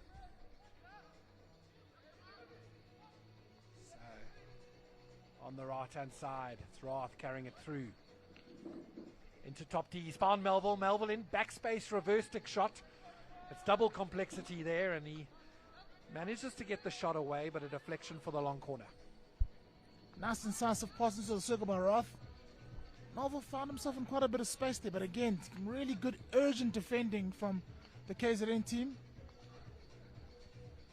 So recycled down the left-hand side. Nice shift onto the baseline. It's Horn. He'll be looking for the chance to get the corner. And Brett Horn's first real bit of action in the game. He does what Coach Ibrahim will want from him. The opportunity to give Roth another crack at goal at corner time. Good work for the baseline there. Nice to see players playing on their forehand in that area, particularly the left-hand baseline. You really want to have more access to passing options or the defender's foot. Hard to do that with your back turn. So really good piece of technical play there by Horn. And he got there quickly. He's got a burst of speed on him, Brett Horn, that surprises so many defenders. So, corner time. Castle 1. Obviously, it has to be Roth. He's been dangerous all week. Castle 2 is Melville. Out from Horn, injecting. Goes out to Castle 2. It's Melville with what has become famously known in South Africa as the beefy. A little knock to the right and a hit, and he lifts that above 18 inches, therefore disqualifying it as a legitimate goal. So fascinating to see the province side go to a hit first corner after Roth's success at drag flick time. Maybe a little bit of fun and games, smoke and mirrors, you know, letting them anticipate one thing, doing the other. Coach Ibrahim doesn't have his master tactician, Kasa Casim, next to him today. The late Casim has left all that wisdom in his head. So Pillay on the strike. It's Horn on the ball with a slip back. And really incisive attack from the province side. Pillay carried that through the midfield like an absolute bullet train. Some nice pressing organisation there by the Western Province men, playing quickly off the counter, intercepting from a zonal pressing point of view. Means you already have preset passing options and you can really attack the gain line. So, I think if we voted now to be 100% favour, Castle 1, Roth, let the man unleash one. And it's Horn. That injection was super fast a moment ago. Here go Western Province. Second major chance. Castle 2, Melville. Same corner again. This time, umpire ruling again just above 18 inches. That one it looked like. And Coach Ibrahim, as I was saying to you, he might not have Kasa Casim next to him, but he's got his wisdom in his brain. He's been listening to him chuckling about corners, planning, strategy. Show the coach one thing means something else for a couple of decades, as Final Ibrahim. Even with the deception off the top of the circle there, watching Roth's trapper move a little bit to the left, luring again more attention to that castle, but using the other one. It'll be Western Province with a keen eye on tomorrow's semi-finals and not wanting to give away too much at this stage, but still doing enough to win the game and progress as first in the pool. So Eustace out of the back, right to Ngobo on the right-hand side. Freeze. Gets a little bit of ball and he got a lot of stick in the tackle. So Ngobo back on the ball. Then Baka with a little error, but it costs nothing as Province are into a relatively deep half-court press now.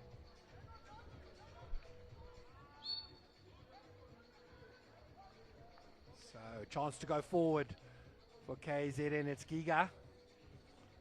Defensively, he was captain of Pens last year in that incredible run from Western Province Peninsula all the way to the final and losing out to that Western Province A side driven by the power of the Casim brothers.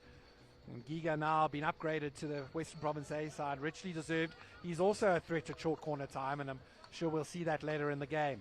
But it's KZN carrying the ball around the outside, patience in their approach, and just losing out.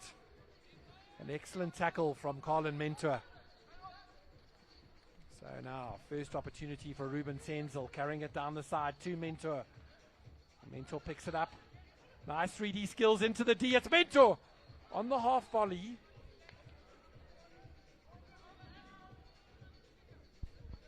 Good piece of play there by Mentor. You just felt as he's rolled the ball from left to right and opened up the circle that he was going to nestle in the back of the net there. Hits the ball really hard. Well, it was an interesting decision to pop it up again because it meant he had to hit the ball clean in the air. And I thought once that ball settled, he was absolutely going to smash it in the bottom corner, was Mentor. But you're quite right. There was nothing soft about the swing that he had at that ball. And Province down the right-hand side. It's Mentor making a real nuisance of himself against this KZN defence.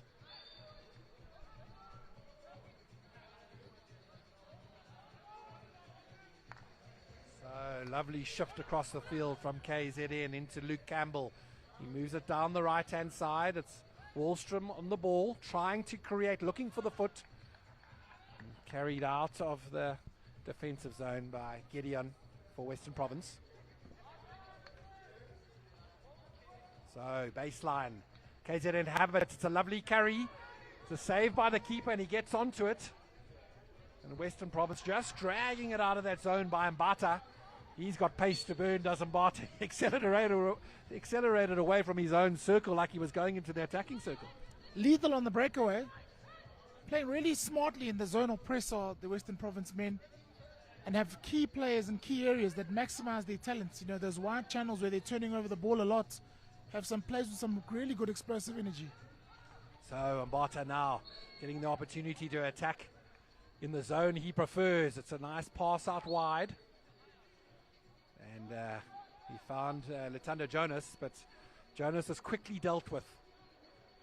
Looks like this ability of this KZN defense to constrict and to hold the danger zone and protect the house is quite well developed. Two excellent results in the tournament so far. Yeah, looking like a team who's comfortable in absorbing pressure, defend with a lot of discipline and organization. So those are key elements of a team that wants to go deep, have a deep run into the tournament come the later stages. Oh, they've looked very good. On the other side of the draw, it's the Southern Gauteng men that have looked unbelievable value. They really have lots of national players, lots of national under 21 players, a number of Namibian national players, and that mix is just stunning to watch. They ground out a 3-1 win, an interrupted game last night against Western Province Peninsula, and they looked like they had more goals than the Southerns boys.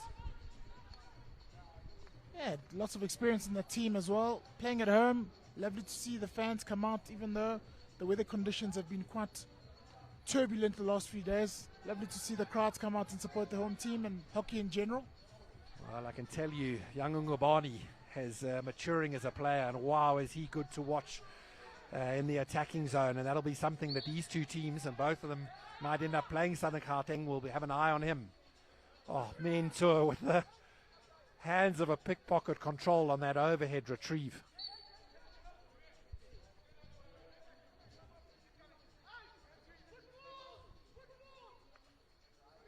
So, and Nathan Ansell now settling, XS under 21 player, settling into that deep pivot defender, and he moves it into Luke Winford. Winford very much part of the national setup at the moment, and would be excited about a World Cup here and an ability to showcase his talents on an international stage. And we turn our attention to that. It's a big year for you, Enki. Absolutely, as the women's and men's World Cups on at the same time this year, hosted by the Netherlands and Belgium, and of course, you know, all the nations are now on the preparation stage, finalizing teams, but also setting themselves up in their own competitive goals. So, looking forward to that. So, such an interesting blow there. It was Matwele who carried the ball and was waiting for the umpire to give him the obstruction blow, and the umpire said, "Run around him and get it." And it was fair enough and well officiated. We're saying to you, you have most of your players here at the IPT this week to be able to judge and look at performance as you lead into the World Cup selection process, Inky. Absolutely, we're looking at this as a platform. You know, a lot of our players are here and available. It's Horn down the outside for Western Province as his second run onto the baseline. He's looking for a flat pass across the D, and on both occasions, goalkeeper Bird has dealt with it ably. So, KZN, it's full absolute action stuff. KZN into the attacking zone. Looked like just the outside of the upright from Tristan Boyle. He's good in front of goal as well as Boyle. And hasn't got on the goal sheet yet, but he'll be looking for it. So most of your players are here, and you're able to judge them, which is a fantastic opportunity, a platform to start the selection process from. And the IPT being bought earlier this year because of the August World Cup, right? Absolutely, and again, like I was saying, it's good to see all the players here available, playing, competing. Makes for a good quality competition, and of course all the provinces happy to have their players around and available. It's been so nice to see the ladies' development. The size of overage being thrown in the ladies' game now has just gone to the next level. The options at drag flicking time have improved greatly, and it's been exciting to watch this week. So Pele on the ball now for Western Province. They've had perhaps the territorial advantage in this game. They've got their strikers onto ball in the danger zones, and now goes out to Knott. He's on the edge of the D, looking to try and carry it. Sorry, it was Roth on the edge of the D, trying to carry it into the danger zone. So Ansel recycles back to Giga, and Province patiently move the ball around. This balance of indirect and direct play, just part and parcel of every provincial and international hockey team's mix at the moment, isn't it? Yeah, I thought the Western Province men's team had done well to draw the KZN defensive structure out, just not able to execute that last piece of play. Looking more patient with the ball over the half. Have the Western Province men have relied largely on their counter-attacks to create some circle entries, but now looking for structured play. So good from Jethro Eustace, and just having his pass intercepted. Down the right-hand side now. And it's Mtalane carrying the ball. He's kept the ball and he's held it through a phase or two. Shifting it out to the back. And Mir Mohammed, pivot defender, rolling it around and beautifully slapped, but intercepted by the ever-working Horn. So into the midfield it goes. Ability to transfer, but the flat sticks are low from Western Provinces. Boyle on the edge of the D, like the use of those 3D skills. And wasteful incursion, but a nice period for KZN of holding the ball a little bit more patiently that we'd seen up until now. Just left execution there, the last little pass. Governor would have wanted that a little bit of back of square. Got it too flat, and goalkeeper didn't have to make any secondary actions there, but a sign of what they can do once they get the ball over the half and also play quickly. Governor was in a pocket of space there where he actually could have gone. He might have needed a call from one of his teammates to say go. So, ball from Melville across the D. And it ends the first chucker, and parity is maintained here. It's certainly Western Province who've had more attacking play into the high areas. But end of first chucker, it's Western Province 0, KZN Raiders 0. Join us again in a moment.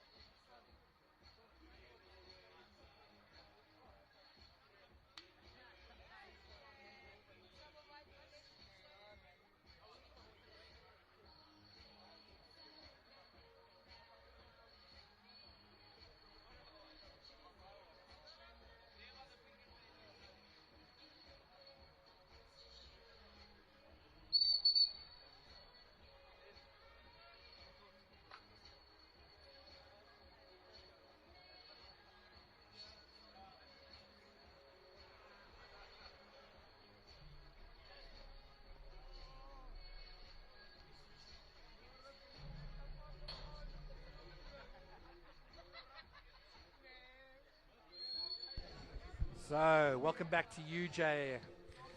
I'm with Ingi Zondi, the national women's coach. We're commentating this top of the table clash between KwaZulu-Natal Coastals and Western Province. I'm Nick Wides for SuperSport. Please note that tomorrow from semi-final day, Inki, on SuperSport channel are these semi-finals and finals, and hockey of the highest order, top players in the country, duking it out in a World Cup year. It's a big stage for everyone. Yeah, looking forward to that as well. Of course, the week builds up to those moments, and then to have them live on SuperSport will be exciting. So Daniel Dillon in goal for Western Province. Was in the S Under 21 side that went to the Junior World Cup last year, did Dillon. They didn't finish as high as they would have wanted to. They had very nice young side and didn't quite hit their straps that week. Den Bakker was also in that team. He is a very handy player, is Daniel Den Bakker. Particularly good at showdown time as the young defender. He's got a double spin in him. Absolutely. You've seen him in an indoor court as well. Very able in that realm. Lots of his skills picked up from there. So Mohammed losing out to Melville, and won back by the talents and the experience of Eustace. So Boyal down the right-hand side shifts it into Wallstrom. I'd like to see Boyal get on the end of something. He's a strapping young lad, isn't he? Busy. Up front. Busy man. Very creative in the attacking 23. Got some goals in him as well. Yeah, he's got a reputation for goals, does Boyal. He's got a younger sister who's in the schoolgirl ranks, just moved into the under-18 ranks, and she's got a goal in her as well. Was the top goal scorer and striker of the tournament at the girls under-16 tournament last year. And that surname has defenders quivering a little because they know where the goal is. So KZN, nice period of possession here as they move it around. A lovely slap at far post, and Wallstrom, expected by his teammates to be bouncing on his chin, he looked up with an inquisitive look. I mean, it came too early. Weren't we going to shift it again? What are you expecting from me? Keep the ball moving. I'm getting into position, he said. Exactly. So now, right striker Tyler Tomzit. He's been dangerous all week. Over it, thrown downfield from Province. And Winford on the ball, trapping it. Umpire still not comfortable, and Winford has the ball now, and we'll restart. So Roth, right across the field to Giga. And Giga down onto the left touchline. It's Blows. Transfer into the circle and a lovely deflection. Was it Gideon? He'd managed to get himself into a high area. Sorry, apologies. It was Jahi who had managed to get himself into a high area. Deflection just past the outside post. Lovely running, Key. Absolutely did so well to get some contact in that. It came at a rapid pace. Nice ball though, flat on the deck. Just a little assist. Probably hit it, touched it a little bit late past the post, so that went across over the baseline. Well, what was interesting about that was his hands were so soft. And he knew he was quite far from the post, so he couldn't deflect it into an open goal. But quite incredible that he almost got that on target. So, run down by Wallstrom. Lovely play into the midfield. And Matwele with some really good play. An umpire ruling. Infringement was Matwele's indeed. And Western Province back on the ball. So, it looks like the South African men, a different challenge on selection. 17 of the players are playing internationally overseas, and that makes it a more complex process for the men's selectors to use this platform effectively. You know, luckily most of those players are playing in very top leagues in Holland and in Germany, and so their form speaks for itself, and everything is watchable on television these days through the Watch Hockey app, through streaming platforms all over the place. Inky, you must spend an inordinate amount of time in front of screens, catching up on players playing in various places in the world or the country. Not just that, also just looking at what the other teams that we are soon to compete against are up to. Of course, it's a global game, as you say, and the digital age helps us keep stock of what's going on. So, Wallstrom Entering on the right was the ball from Eustace.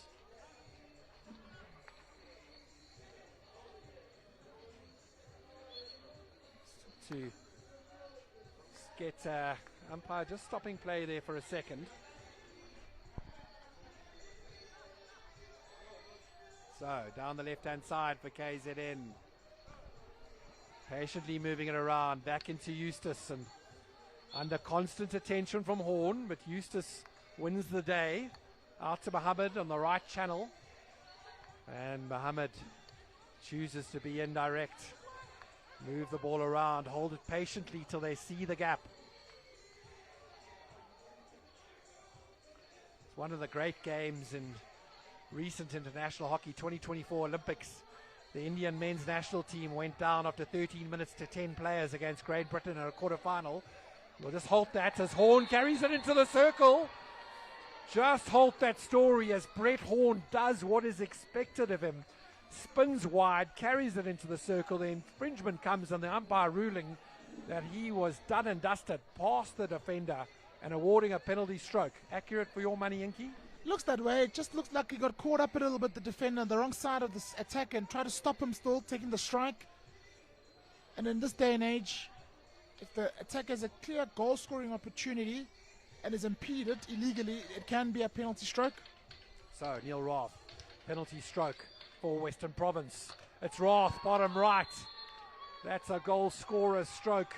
No glory required. I just want to hear the back of the boards. And Neil Roth breaks parity in this top of the table clash between Western Province and KwaZulu-Natal Raiders with a penalty stroke. Hard and low. Committed the keeper one way, played the other, and they all count the same.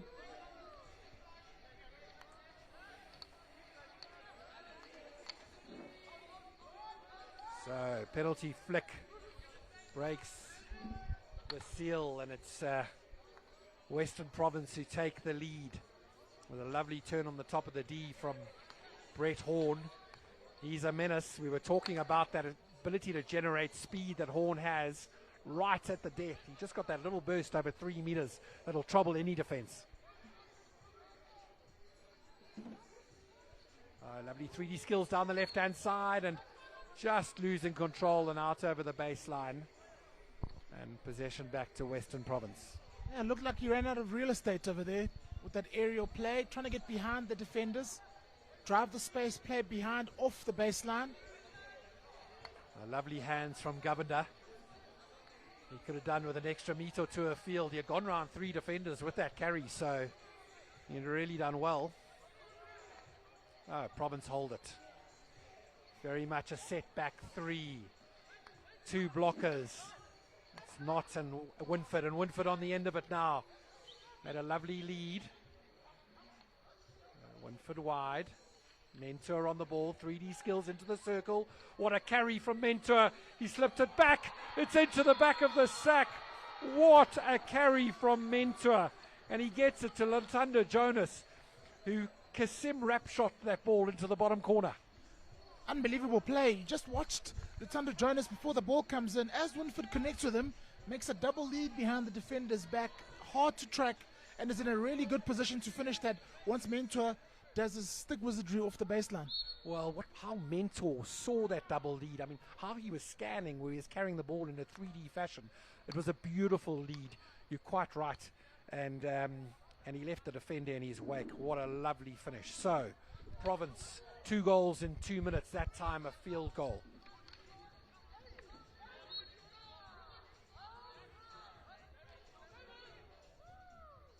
Province very much in the ascendancy this quarter. Played really well to start off with, but had some dangerous KZN attacks to contend with, but have been really composed when they're getting into the attacking circle. That's been the difference for the team so far. Lantanda Jonas with a lovely finish after a run for the ages for Colin Mentor. Wow, that was something special.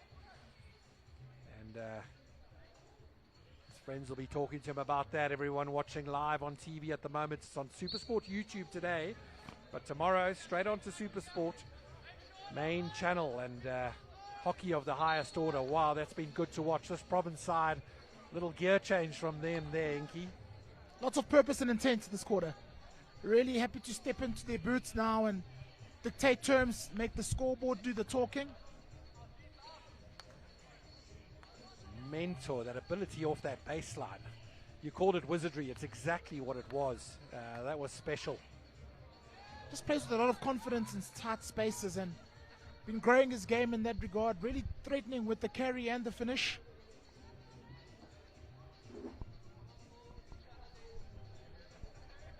So, Western Province have had the advantage. They've had two corners, and both of them they've gone for a strike from Melville off the top of the circle. They've now got 2 goals. One from a penalty flick converted by Neil Roth after a lovely earn from Brett Horn. And the second goal, majestical baseline run from Carlo Mentor, setting up Lutundo Jonas for a field goal. So here come Province.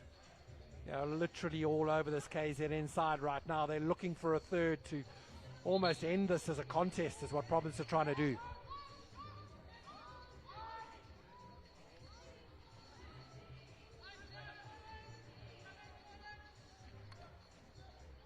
So 5 minutes left before half time, and KZN will want a way back into this game. And they've been patient, they've moved the ball around. It's, as you say, that last pass, trying to get into the circle, or that last carry, it just hasn't been successful in the attacking zone. Been interesting to watch how they've set themselves up in the press phase as well, the Western Province team. Sort of just fallen a little bit away, wanting to protect themselves from the threatening long passes. If you're impatient against a press like this, it becomes difficult because the turnovers are waiting to happen and they're in a rest defensive position, some of the deeper players. So this Western Province side playing a very clear back 3-2-3-2. It's the system employed by so many international sides at the moment. It's the system favoured by Fadil Ibrahim and Kasa Casim, as they've worked with this province setup and so many of these senior players. So Oz Pillay, fresh off the Under-21 World Cup last year, shifts it left. Nice bit of play from Gideon. He passes it into that zone, but Province lose possession. And ringing the changes now are KwaZulu-Natal. They'll need to, you might find them patiently see out this quarter, but they're going to need a push at the beginning of the second half to really try and get back into this game as a contest. Into the midfield and down the left-hand side for KZN.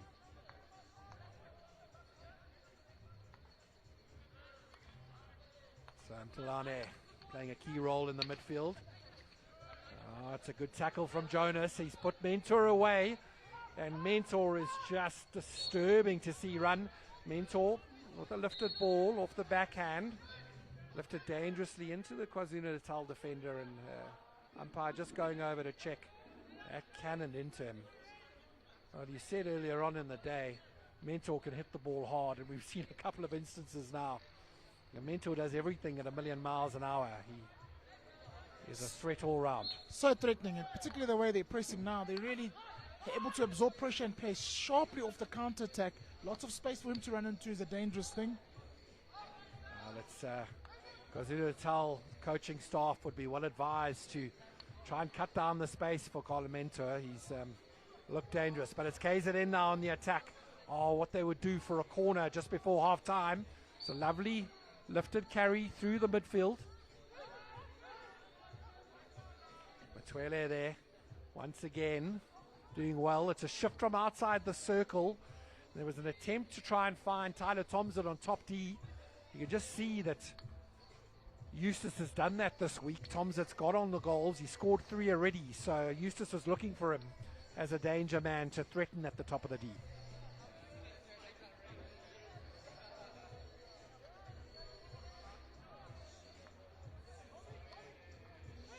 So Province hold it. KZN in a 3-quarter press, waiting for a trigger moment. So many of the teams have it as the centre back's head goes down. Often it'll trigger their press to step. And now KZN losing it. And Province on attack. It's into Horn, top of the D, reverse stick. Brett Horn just catching that on the wrong side of the stick, and you can see that by the flight of the ball. And the umpire picking it up straight away. just got to hit it on top of the ball there. He didn't get his hands as flat as he'd like for that backstick shot. Very able in that phase of play. Good finisher in the circle is Horn. Well, Horn would have been dying for a chance just like that all half. And he's earned the stroke for his team. He's been threatening on attack through that right channel largely. But you offer a man like Brett Horn top D chance on the backhand. Well, you take it every day. So here's Boyal. We've been wondering about him, wanting to see him getting into the attacking zone. And it's a long corner for KZN as we get to the final stages of the second chukker as we move towards half time. So Mohammed on the ball. He's got attention, but decides that caution certainly the right solution right now. KZN mounting the attack. Eustace pulling all the strings. Unfortunately, a basic error ends the attack for KZN. Province through Rath back on the ball. Story of their quarter so far, KZN. Just not able to create enough combination play coming into the last 30 meters of the field, attacking 30 meters for them. There might be a call from their coaching staff to be a little bit more direct, perhaps. It seems that they're failing, and Melville with a poor tackle on Eustace, and the umpire issuing the warning. But their coaching staff might say to them, we're being very indirect, we're being very patient, we're taking our time. Let's be a little more direct on occasion and try and go into the circle and threaten this province defense. It's and I was talking to you about one of the great fixtures of the last couple of years in hockey, the Olympics. In the quarterfinal, the Indian side lost their 11th player after 13 minutes, played against Great Britain, and Great Britain recycled, moved the ball all around, and really couldn't eke out an advantage. The game ended up 1-1, and they were very indirect with Great Britain in moving the ball around, trying patiently to get the attack, forced numerous corners, couldn't get past the Indian defense, and it was the Indians who won on showdowns to go into the semi-finals. And I'm interested in your view on indirect and direct play, and there's a place for both in this modern game of hockey. Important, very important to vary it and be able to be comfortable in both sort of spheres of the attack. It was a monumental defensive moment there for India, and they must be credited for that as well. 100%. So, ladies and gentlemen, I have the attentions and co-commentator Inky Zondi watching this top of the table clash between Western Province and KwaZulu-Natal. And it's Western Province who lead 2-0 at halftime through a penalty stroke from Neil Roth after some great play from striker Brett Horn, and then an absolutely mercurial run down the left-hand side and along the baseline by Carlo Mentor, resulting in a lovely finish after a double lead from Lutando Jonas.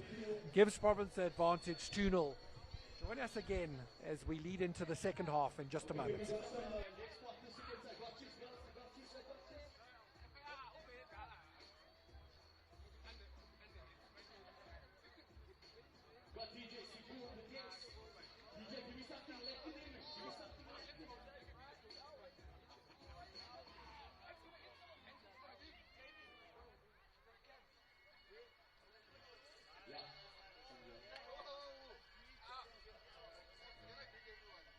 We're going to do a crossbar challenge.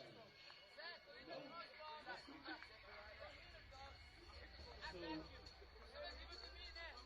we've got a crossbar challenge for some t-shirts. Are you ready, Peninsula? Gigi, we've got Gigi all the way from Cape Town, I'm assuming. Western Province, yes, all the way from Cape Town. Can we make some noise for Gigi? Where's your brass? Are we ready for Gigi? You're going to have 2 chances here. We've got like 10 minutes. Are you ready, Gigi? 3, 2, 1. Yeah, that was fantastically bad. We'll try again.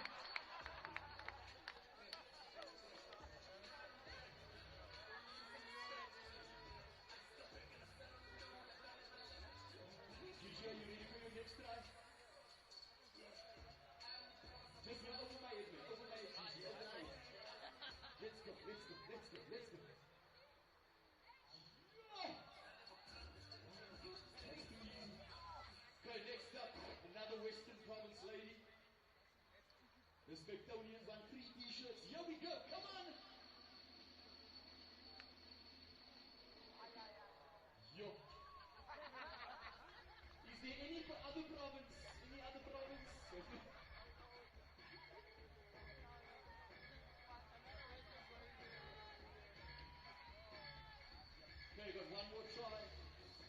if we can hit the crossbar.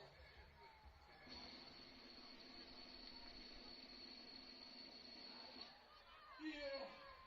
Another save by the goalkeeper. Hey, Makai, are you ready? Just a crossbar, just a crossbar, just a crossbar. Want to water? 3. You must play in the environment, my brother. You must play in the environment. Hit the crossbar for me. Let's go. Okay, different tactic. That was the closest so far. One more.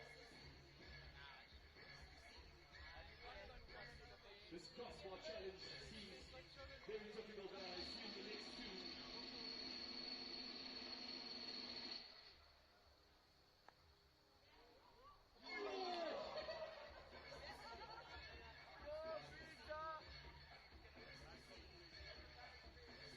Okay, next up, ladies and gentlemen, we've got Nati trying to hit the crossbar. T-shirts up for grabs. Nati! Nati! Ooh! It's very, very close. Nati got one more try. So far, Nati has been the closest. Let's go, Nati.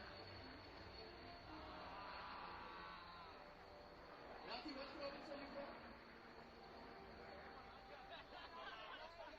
Ladies and gentlemen, we got Zach next up.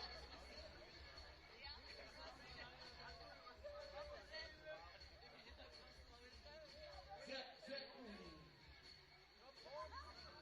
Zach, the t-shirts, my bro, don't run away without the t-shirts!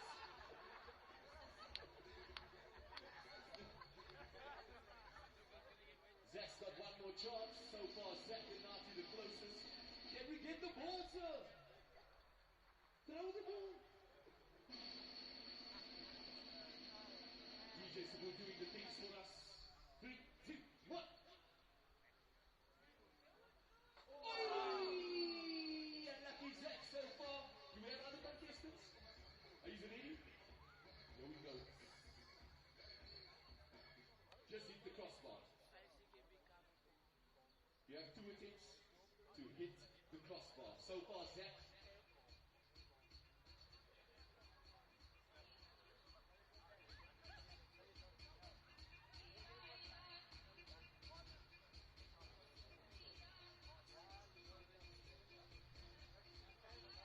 We're just waiting for the elements. Okay, thank you. Here we go. Starting on the other side. 3, 2, 1. It looks close. Oi! I think so far, Zach looks like Shauna's definitely the closest one. Shauna's definitely the closest so far. She's dealing with the elements. She's under pressure. It's major.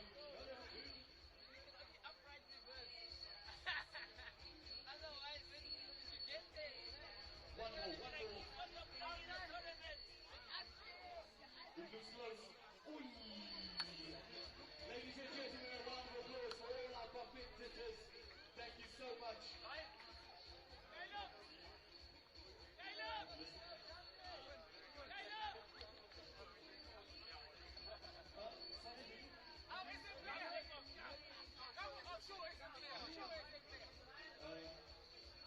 How do you feel about your attempt at the first one?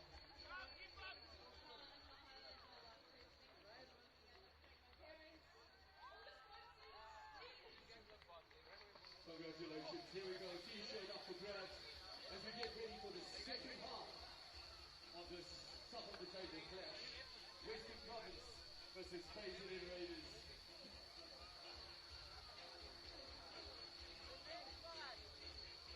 DJ Sabu on the next. You got something special at the end of the game. DJ Little Fry Bread will be putting us on. Thank you so much to everyone involved. Here we go.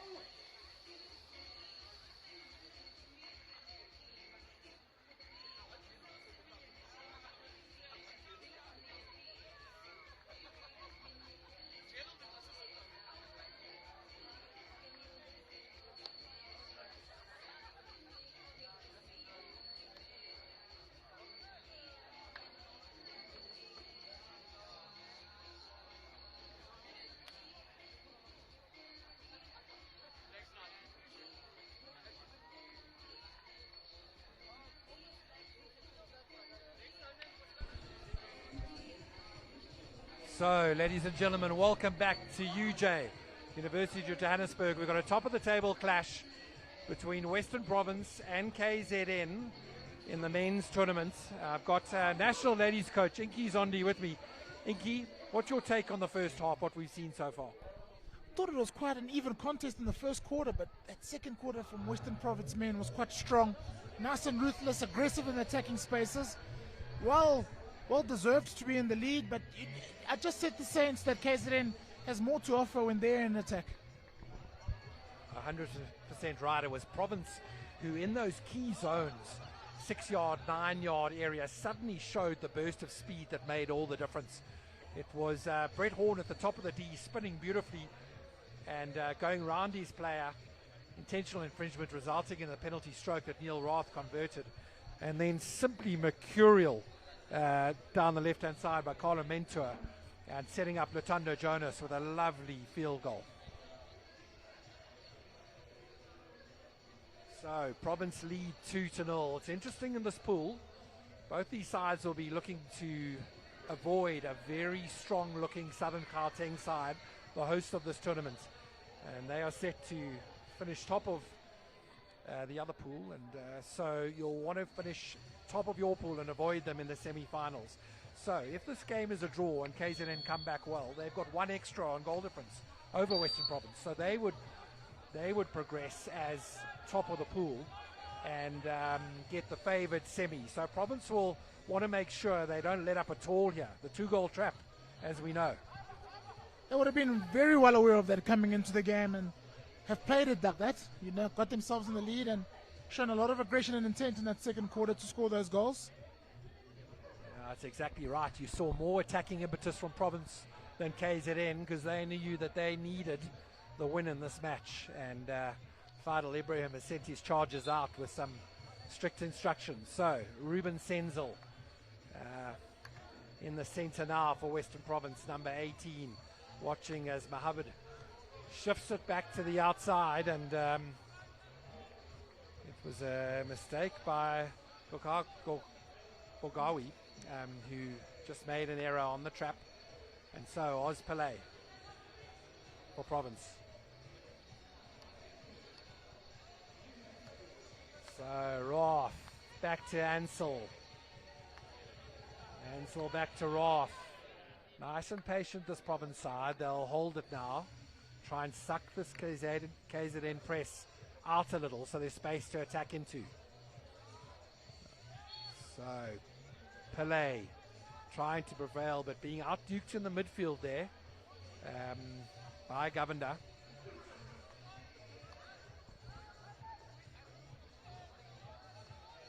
The senior statesman Eustace still so general-esque in the way he runs the game for KZN, isn't he, Inky?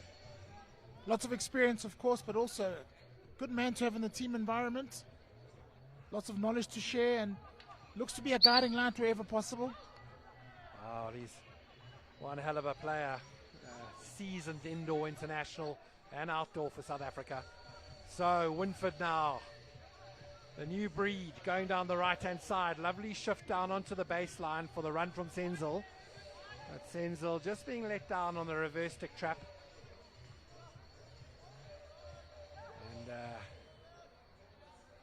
KZN out of the back again through Mohammed.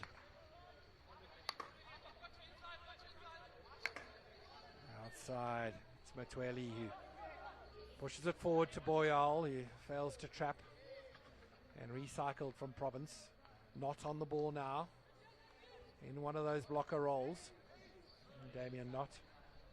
And he's an exciting young player. He's gone through all the ranks. S under 18, spent 3 years in the S under 21 fold and now into the senior ranks and just starting to make some national men's squads and some national indoor squads is young Damien Knott after an excellent IPT last year. So Pillay on the ball. Oh, it's a lovely carry from Pillay.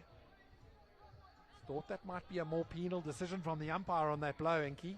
You think he did enough? I think the counter argument would have been where the initial contact was made and the initial tackle was made was outside the 23.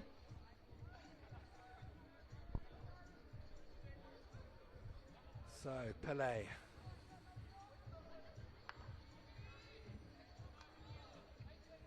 So Giga. Pele out and to Giga and not settled into a back three. But a lot of the time, lovely transfer from Not into the attacking zone, but well defended by KZN and carrying it out up the line to Matlane.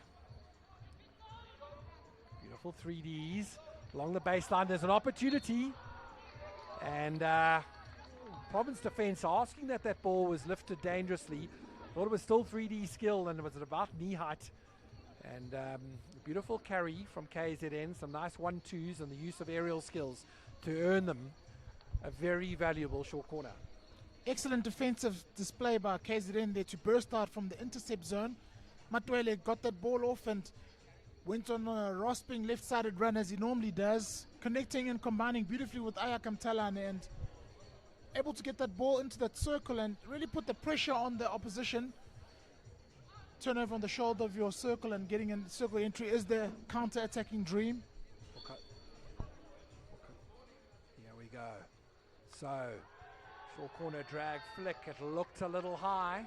Umpire ruling that it was correctly defended and on the stick and not dangerous to the advancing wave. But some very brave running straight down that barrel for Province. So a good win from Giga, top of the D. And Senzel outdone as the KwaZulu-Natal back four stepped into the zone to re-win that ball. It's been a nice period here as KZN countered out of that deep. And now from Denbaka, there's a transfer into the circle and just lifted dangerously from outside as the umpires call for a replacement ball from the bench.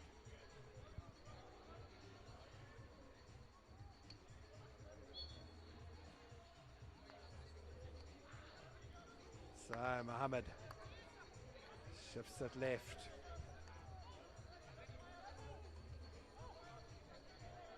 So Mia Mohammed, lovely run straight down the middle. Just failing to connect, and more of the same, unfortunately, Inky, from KZN. Just in that danger zone, not connecting like the Province team has on their 2 goal scoring occasions.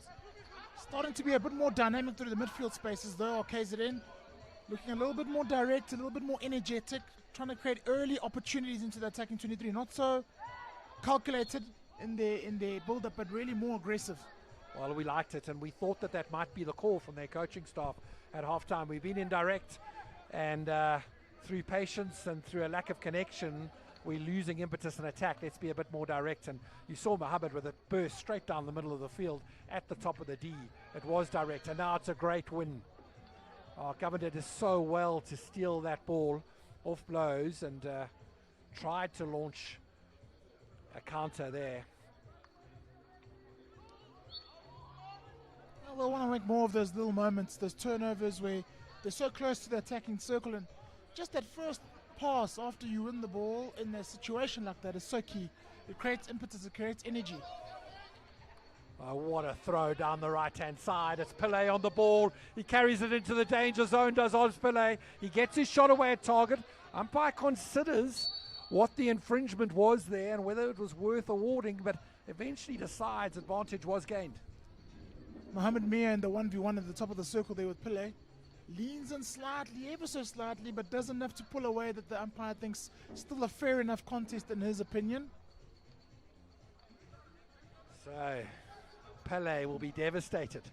He had to shoot while completely off balance there. Did manage to get the shot away like the brave attacker he is, and Mohammed just did enough to fend him off.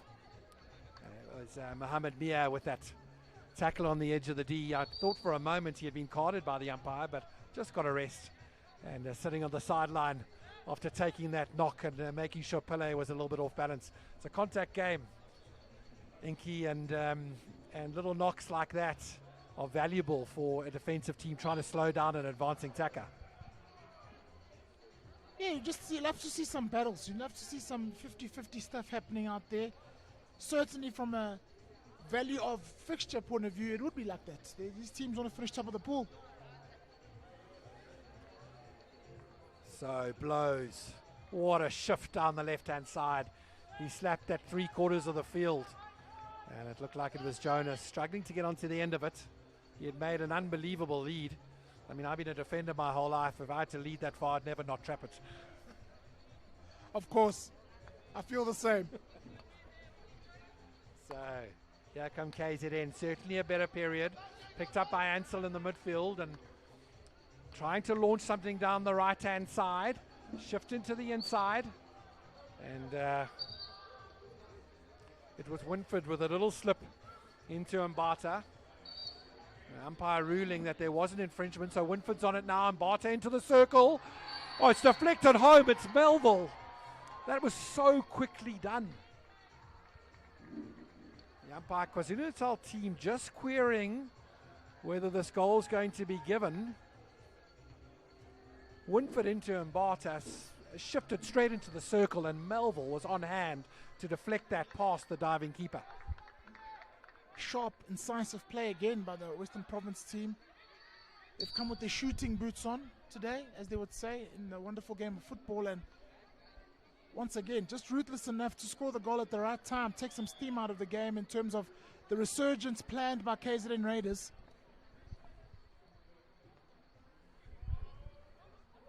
And what I liked about that was Blows brings it out of the defensive zone to Melville, who's just got on the score sheet, and he'll be absolutely delighted by that. What I liked about that was that's a set piece. That shift off the top of the D to change the channel of attack and slap it straight in early. And the whole defense has to step up and move. Oh, beautiful carry aerially. It's Govender doing so much. I thought he might have earned the corner there. It looked like 2 or 3 bad tackles in on Govender, but it's just a hit outside the circle. And KZN sacrificing ball too easily. Melville comes away with it. But that valuable shift on the top of the D that just moves the defense enough to get a ball through it to the deflector. It was beautifully done. Right hand side, it's Horn now. It's a cracking chance for the striker as Province really outmanned KwaZulu-Natal with a numerical advantage, and Horn had an excellent chance, one he dreams of, and advancing keeper did well to keep that out.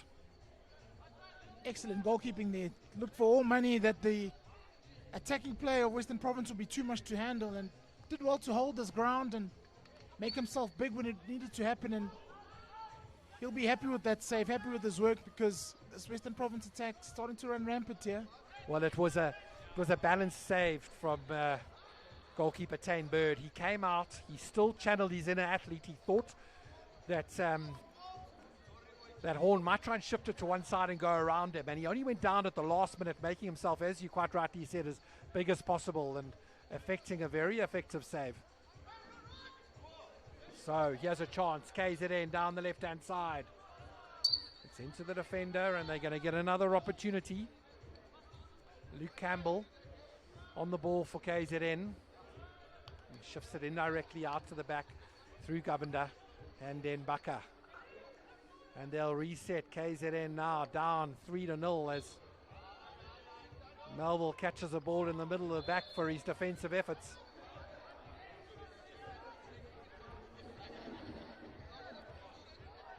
So Melville helped to his feet, and he's going to trundle off the field of play and be replaced by Ruben Senzel. Embarrassment of riches on this Western Province side. Melville had such an incredible tournament for Western Province Peninsula last year. Senzel was in the SA Under 21 fold, and they both come into the Province A side this year.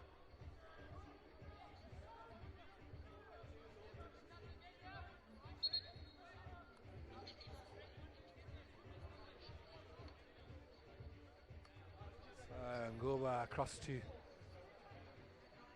Den Baka on the run, dispossessed by the ever diligent Jody Blows. Wow, does he work hard. He's been a revelation at outside half as Jody Blows. Did that for a lovely job in the Pen side last year at outside right and outside left with young Casey Kiwi, and he's absolutely earned his upgrade into this Province A side, hasn't he, Enki? Lovely to see the outside halves play with such energy. You know, you really want your outside half to be able to bring the ball forward and pass and carry, but also recover really well, get into good defensive spaces when they've lost the ball. looks to be a creative player, likes to create attacking moments from deep in his own half. Well, it is his under 18 year. He was captain of SA Schools, Jody Blows, and he was in a very strong province side with James Flint, actually with JP Brits in that side as well, so they had a lot of talent down the middle, and they shifted him to right half where he was absolutely outstanding, and now seen upper echelons of men's hockey as a high quality outside half. So KZN, Campbell doing some good defensive work, and it was necessary, as co-commentator Inky Zondi calls it. This province attack is starting to look very, very dangerous indeed, and KZN would do well here to keep the ball out of their defensive zone. So through the middle, and it was Matalane who had carried the ball through, and now Jonas querying something from the umpire, just involved in discussions. The last thing this province side needs, they're leading 3-0. They certainly don't need to engage in any discussions with the umpires. They'd want to keep things as silent and quiet and controlled as possible. Yeah, just a little bit overly physical now, and some of the players focusing on the wrong stuff, and KZN just have the job to do here. They really need to get back in this game, create some more clear-cut opportunities, which hasn't been the case so far. Apologies, that was Mbata who was querying the umpire, not Jonas, and Mbata working very hard in the middle of this press. You see province have dropped into a press quite deep in their half, a 3/4 of their own half, as Mentor advances, and then Baka with the presence of mind to roll it into Mentor's foot. So down the left-hand side, KZN come. Campbell on the ball, lifts it, but manages to do well. Roth with a lovely steal in the air to Senzel down the right-hand side. Senzel finding the inside ball to Roth, and Roth with a reverse stick. Oh my word, that is special. Roth with a reverse stick pass. Was it Mentor, Inky, on the first time shot? Well, he has just looked like danger with a capital D today. Carlo Mentor, first time finish. Something truly special. Two things are for sure in that phase of play was the lung-busting effort from Roth from deep defense after the intercept to get ahead of the ball was quite impressive. And of course, Colin Mentor, when he's in the middle of the circle with that much time, you almost want to put your house on that he'll score on that moment. And he does very well, keeps composed, doesn't have to hit it too hard, but is very certain of the finish and the area he wants to target. 100% right. Senzel also played his role in that build-up, but really it was Roth who started it with an intercept at about knee height, and that lung-busting run all the way up as he effected two 1-2s with other players, and what an incredible assist it was for a cracking finish from Mentor. So Fadil Ibrahim, coach of Western Province, will be absolutely delighted with how things are going. 4-0, this province side lead over an outstanding KZN outfit. Just a green card going there to Lutando Jonas for playing the ball after the whistle. All part of those small and sometimes subtle dark arts, not so subtle then. Well, the province team these will be one of the controllables they'll wanting to urge from their team in the balance of this game is instill some discipline. There's clearly an overflow of talent in this side and an ability to create magic, and also to be patient in creating that magic. So re-one from Eustace off Senzel, and Eustace still so good, so experienced, and Ansel comes away with it for province, but doesn't manage to advance it.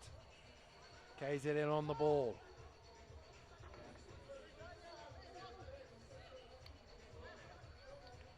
So Western Province still only with 2 corners to their name, both of them in hits by Melville. Mentor there doing what he does in the attacking zone, just ridiculous bit of talent to rob the KwaZulu-Natal attacker on the backhand right at the end of his reach, and Well, you have to flood this Astra. I think Carlo Mentor would walk on water across it. He has been outstanding. End of the third chukker. It's a rampant Western Province team with goals from Melville and Mentor in that quarter. Take them into a commanding 4-0 lead as we move into chukker 4. Join us in a moment for resumption.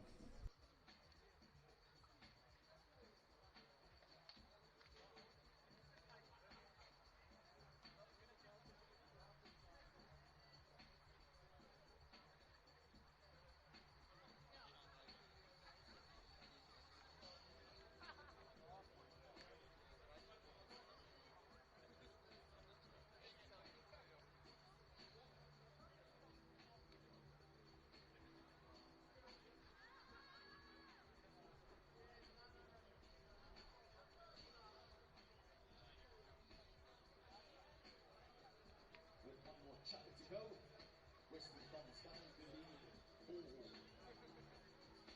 against KZN Raiders. Top of the table clash.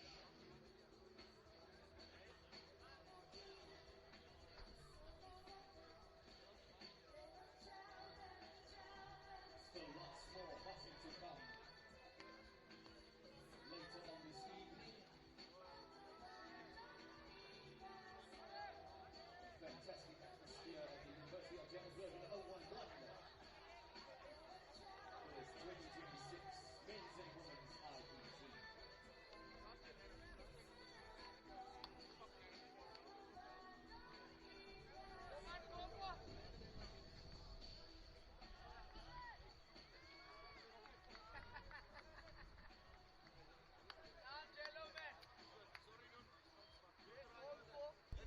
So, welcome back to UJ, University of Johannesburg, AstroTurf Complex. It's day 3 action and final pool games. Top of the table clash between KwaZulu-Natal Raiders and Western Province. And it's Western Province that have just put in such a strong performance.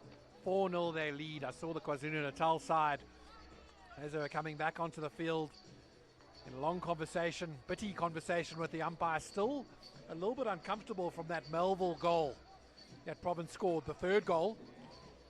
And there was some sort of disagreement from the KwaZulu-Natal defence about where it was taken, something to that degree. And they're still musing on that, aren't they? Really, for them, it's going to be about how well can they finish the game. How do they want to remember today, and what can they take from today into tomorrow? That's really the focus for them now. You know, you're 4-0 down with one chukker to go. As a coach of this Natal side, you've got an absolute definite. You've qualified for the semi-finals already. As the coach, you want to be saying, let's repeat what we did in the fourth chukker. So they'll be looking for something decent, something to hold on to now as Boyal gets the ball. He's that precious little service, as many of the strikers have for KwaZulu-Natal. It's just been a very solid defence. You know, Province have conceded in every game so far in this tournament. But wow, they've looked solid at the back today, haven't they? Lovely skills. No better time to get your defensive organisation as good as you wanted before the playoffs. 100% right. And that'll be one of the things the Province coaching staff have said. And goalkeeper Daniel Dillon in goal. He'll be wanting his first clean sheet of the tournament, and so will this defence. What a time, as you say. Lovely open face. And just the shot off target by Matwela. So Giga resets with the ball for Western Province. 16-yard out of the back to Ansel, and they're very much at a 4 at the moment. Is this Western Province side, and shifted down the line by Pilingane for the runner Melville to get on the end of, and it's just a little bit asking a little bit too much of the young man. So Mia Denbaka central to this defence for KZN, and they'll feel damaged today. They've had the brilliance of Mentor, the speed of Horn, and the poaching ability of Melville that have terrorised this back four for KZN today. Been pretty lethal in the attacking circle, I must say. Really ruthless in the way they execute their goals. Different types of goals. But But you need your attackers to be single-minded. You need your attackers to be hungry to score. Well, in Jonas, in Melville, in Mentor, you have such difference in Mbate and Horn. You have such different types of strikers. None of them are the same. And for Coach Ibrahim, he'll love that versatility and that complementary nature. So it's Horn, top of the D, receives it. Lovely pass from Horn. That is so selfless. He sets up the blocker, Damien Knott. He had made his way into the circle, got onto the far post. For all your money, Horn had the opportunity as a striker to try and bury that himself, and he was selfless. Good piece of play, and like you say, wonderful to see how far up the field Knott had gone as the ball went from one side to the other. Unmarked, made a ghosting run to the penalty flick spot, and simple as you liked for that finish. They don't come much easier than that. So what I liked about Horn also was he shaped like he was going to shoot, and everyone would believe he would. He's not on the score sheet yet of this game as Brett Horn. He's got the assist and earned the penalty stroke in the first half, but there would be so much about him wanting to shoot, and he saw Knott set up at the far post, faked the shot under the shoulder to Knott. It was a formality in burying that. And Western Province, the heady heights of a 5-0 lead in this top of the table clash will just be the gear change that Coach Ibrahim has been looking for all week. And in quizzing him, Inky, he had said to me, felt the team was playing well, but just lacked a little bit of cohesion. Well, it's been all cohesion today. Absolutely, and you'll find that with a few of the teams this week that they've sort of started hitting their straps, from today and onwards, because maybe not all of them have spent as much time on the training field together as possible, but when you have a team with this much quality, you feel that it only takes a few days, a few moments, and it's all going. Happy as Larry. So Wallstrom trying to deal with Oz Pele. Pele looking at the umpire to say, how many times is he going to hit me before you send him off? And Wallstrom wasn't prepared to give up, and I like that about the young man. And Oz Pele actually has been a pillar of strength out of the blockers for this Western Province side. He's been excellent. He's a deceptive runner. And he's worked very, very hard to set up a platform of a win like this for Western Province. So Pilangani down the right-hand side to Melville. Receives it just outside the circle. Melville with a spin. And nicely edged out by Den Bakker. Beautiful cross run. And it's down the line. Carry inside. 3D skills. Just low enough and a lovely carry. Well, Govender felt he had done enough for a corner. With the umpire feeling that there was potentially a chance of danger there, but Govender controlled it just in time and given the hit from just outside the circle. Yeah, I felt like he wanted a little bit more protection there as he carried that ball, particularly as he was about to enter the circle. Took a bit of contact, put him off balance. I think we're both players, and as players, if we were umpiring, that would have been a corner. So I think Govender had done enough to show he had control of the ball, shown he had beaten two strikers, and he had earned the right to get a corner for his team. But umpires are closer, and they're the ones with a whistle. So Pilangani is quick, but that required bullet train speed. Yeah, Nick, I was just about to say, if I'd had that speed and quality of play, I would have been pleading for that. It's not my normal game. Exactly. So here come KZN. The fourth quarter has now been tarnished for them. That not goal has meant that they've got to dig deep to try and find an answer in the fourth quarter, something to build on in tomorrow's semi for this Natal side. And it looks more than likely that it's going to be Southern Gauteng they'll face tomorrow in what will be a crackerjack of a game. One of the more traditional fixtures of the IPT in terms of veracity of rivalry and also quality. Nicky, you had a chance to watch the Southern Gauteng men's side play this week, and who stood out to you as making a real difference in their side? The one thing about that team is they're so dynamic, and they have some quality players. I think one Cullen Diog is an excellent goalkeeper, and you need those kind of players. It's sometimes the unsung heroes that really get you through things like this, and he's been in great form for a long time now, as far as hockey goes, and interested to see how he takes on the challenge tomorrow. And of course, guys like Marvin Simons, Sihle Ngubane, showing some quality. Jamie Seal, lots of creativity in the team, which means they're a threat anytime, any place. Oh, Jamie Seal has been breathtaking in the middle, almost in that middle of the three, in that attacking zone behind the two strikers. I mean, he is electric. And I know in the national fold he plays on the outside because of that gas. We saw him go around Vortelboer in that friendly against the Dutch, and he raised Vortelboer's eyebrow, and then you know you've got gas. Absolutely, and lots of energy, a fit guy, so he can get around the field and he can keep moving at that speed all through the game, which is a nightmare for defenders. Well, there was a power outage yesterday, and that game, Southern Gauteng against Pens, was moved to Linden High School, and I shuffled across to watch the second half.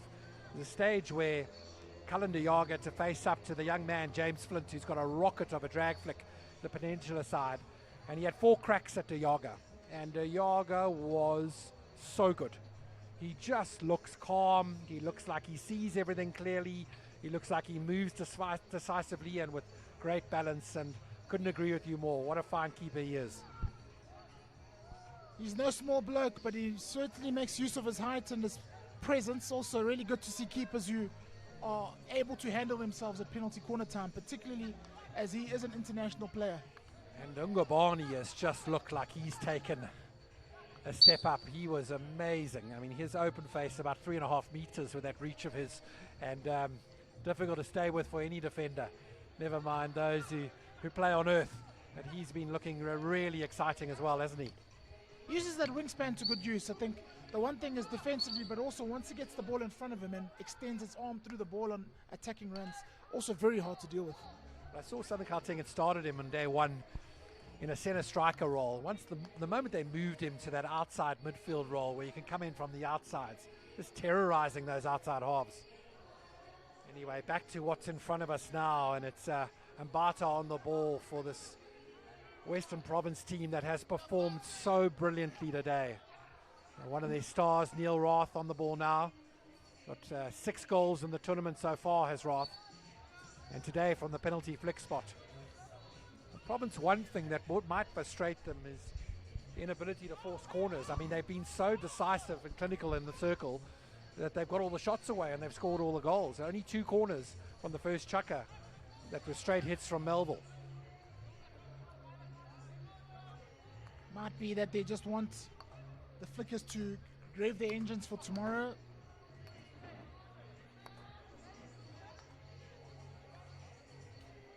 So metronomic recycling from the pivot defender Den Bakker.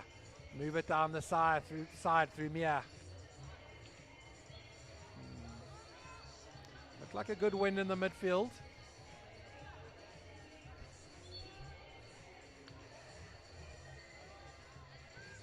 So Governor on the right, back out to Mia, and here they go. So Eustace.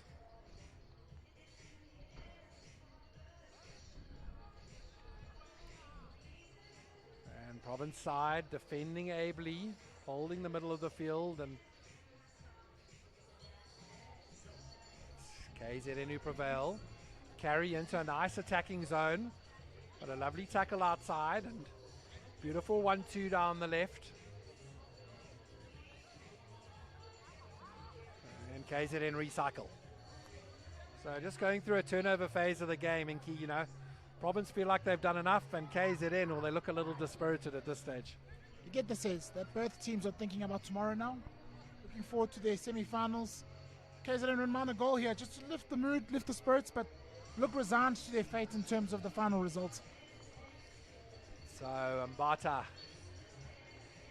doing some nice defensive work. He works tirelessly. Mbata is a threat on attack, but Coach Ibrahim has them working, and ably assisted by Jacques Robler, has these strikers working back beautifully in defense. It's Senzel now. A failure to trap it cleanly. It carries it ably out of the right hand side, and now looking to connect. It was Rath who had made the overlapping run. And the throw from Rath. What a trap. What a trap. It looked like Gideon on the far side of the left-hand circle over there. Apologies. It's Jahi who trapped that ball above his head after the bounce from the overhead. So not be absolutely buoyant after that goal.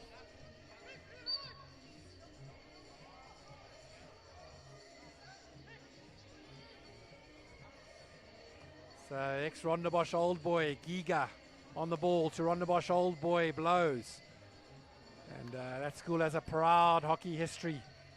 These two young men doing their province proud and their school proud in this Western Province A side. So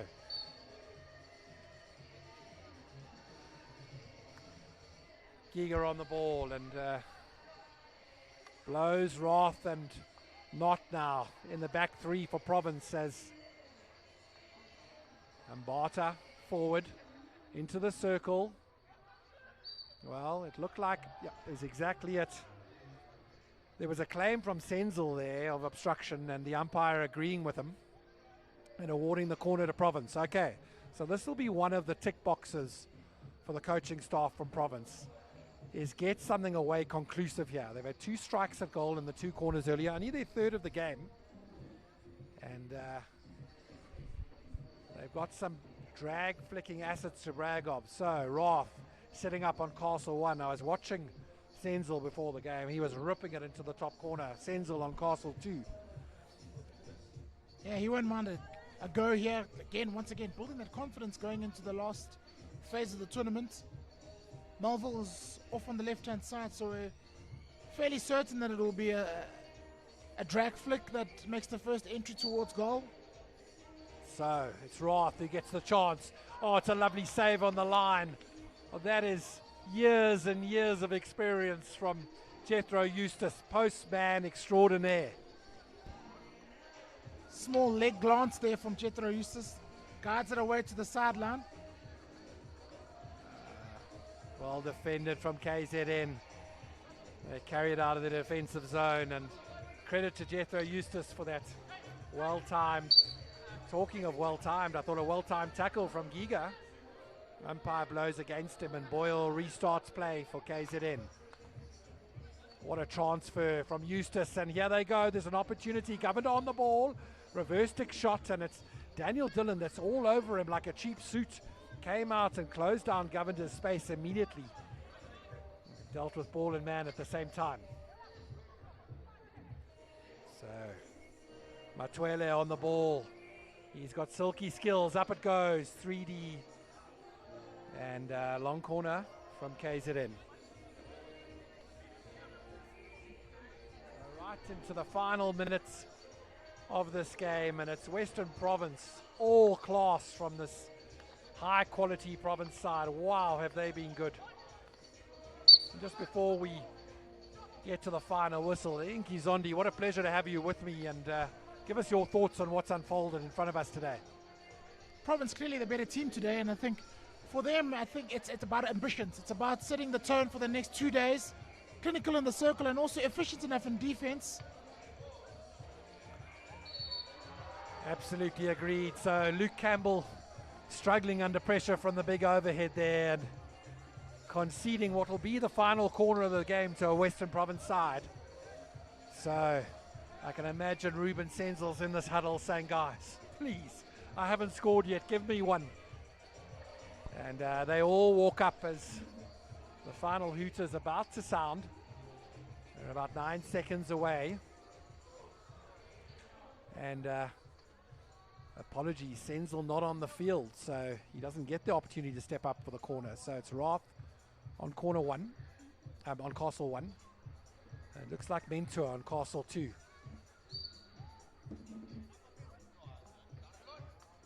Mentor it is.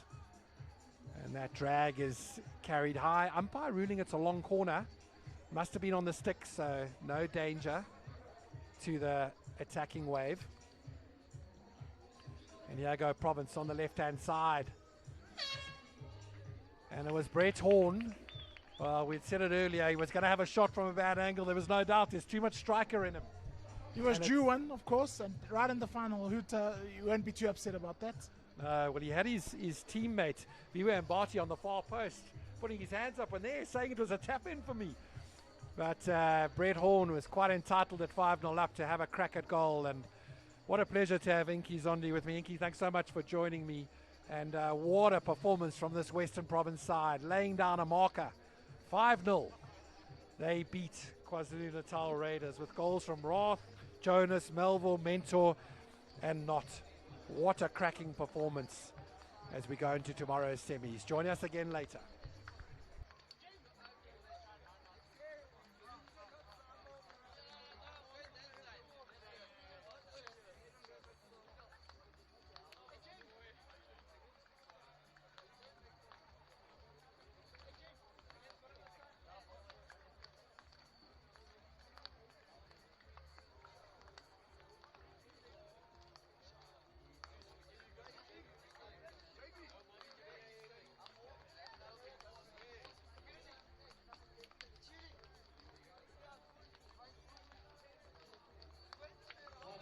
Score 5-0 to Westwood Province. As we go into the next men's game, we got the Southern Gauteng Pixies up against Northerns. Now the XK derby for the evening. DJ Little drive red on the decks, keeping the vibes. Here we go.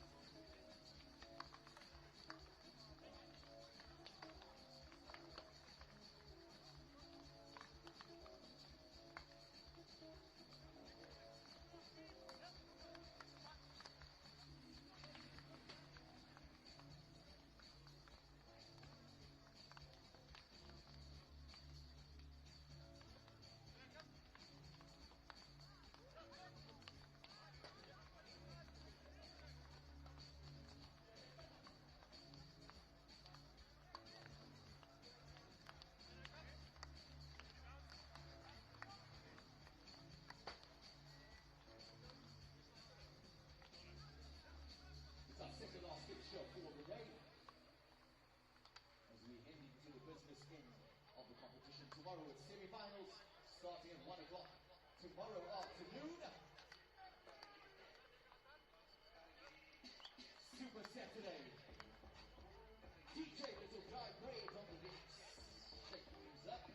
Breaking it down on a Thursday afternoon.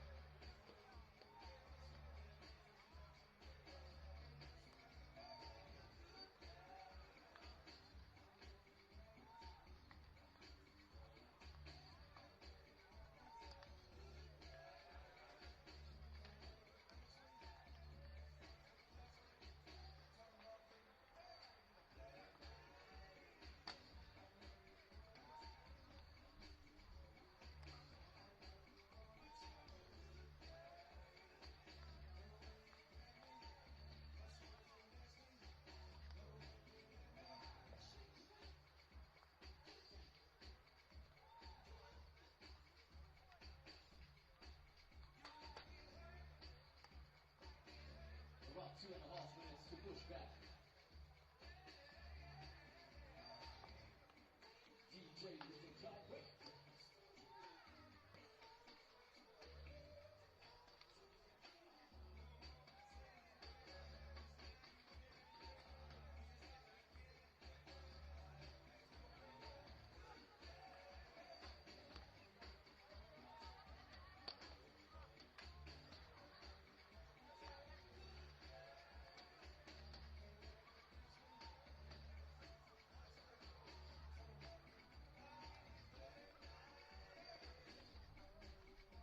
Good, it's still afternoon, just about, but good afternoon, ladies and gentlemen, and welcome to, well, it's day 3 currently of the 2026 IPTs.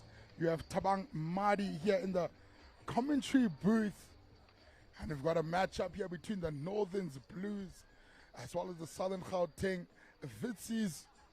Ladies and gentlemen, this weekend, or rather week of hockey, has really been an enthralling week. So much action here. If you're not in if you are in Joburg, why are you not at Wits? There's been action galore, and we are looking to wrap up the group stages. So this is the last men's game in the group stages, and then following this one we'll have our final ladies game. Right now, as we said, it is Northern Blues taking on Southern Gauteng Vitsies. These two sides playing in Group A. Both of them currently on 0 points. Northern Blues, though, with a slightly better goal difference than the Vitsies.